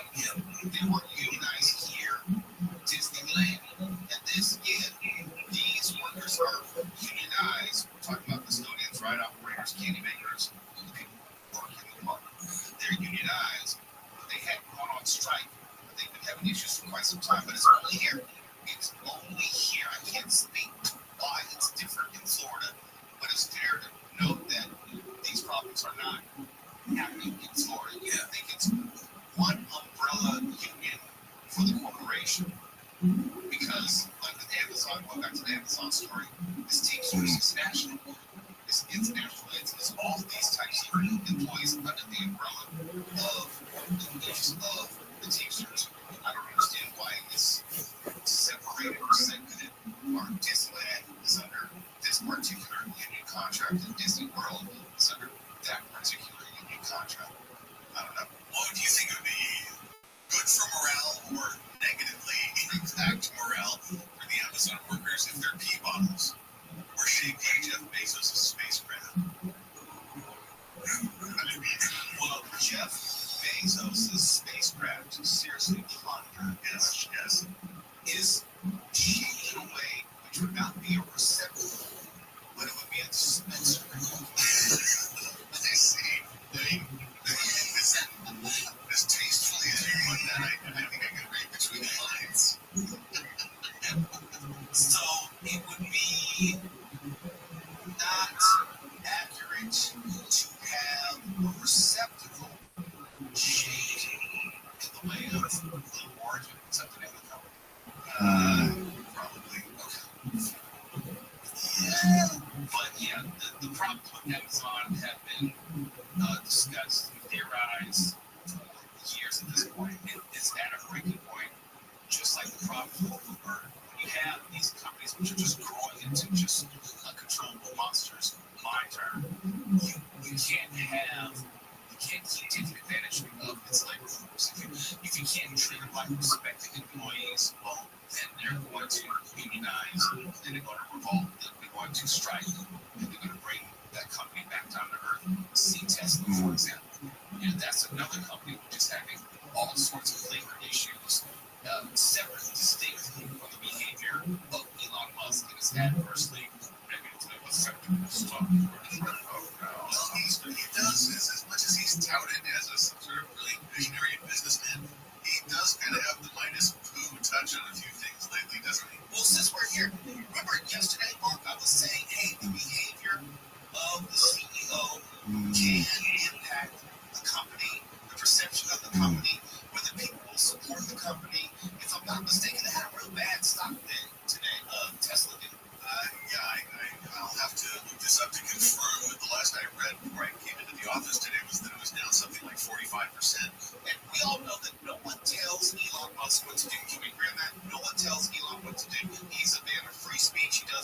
wants, to be damned anyone who's going to tell him otherwise. He also announced today that he was not actually going to donate $45 million per month to the Trump campaign. No, he said that he released a statement, and I don't believe he would have said it originally unless he meant it. Because, that's something, of course, we picked up on the news. And then you have to double back a few days later. The only thing that I could attribute it to is how Tesla's taking a bath right now. The stock sells. Well, surely a man of that intellectual heft and magnitude must have important reasons for doing what he's doing. But I was just wondering if people are making the connection, and eventually Mr. Musk made the connection that he's going to support a person who really isn't into electric cars at all. No. And Musk happens to be running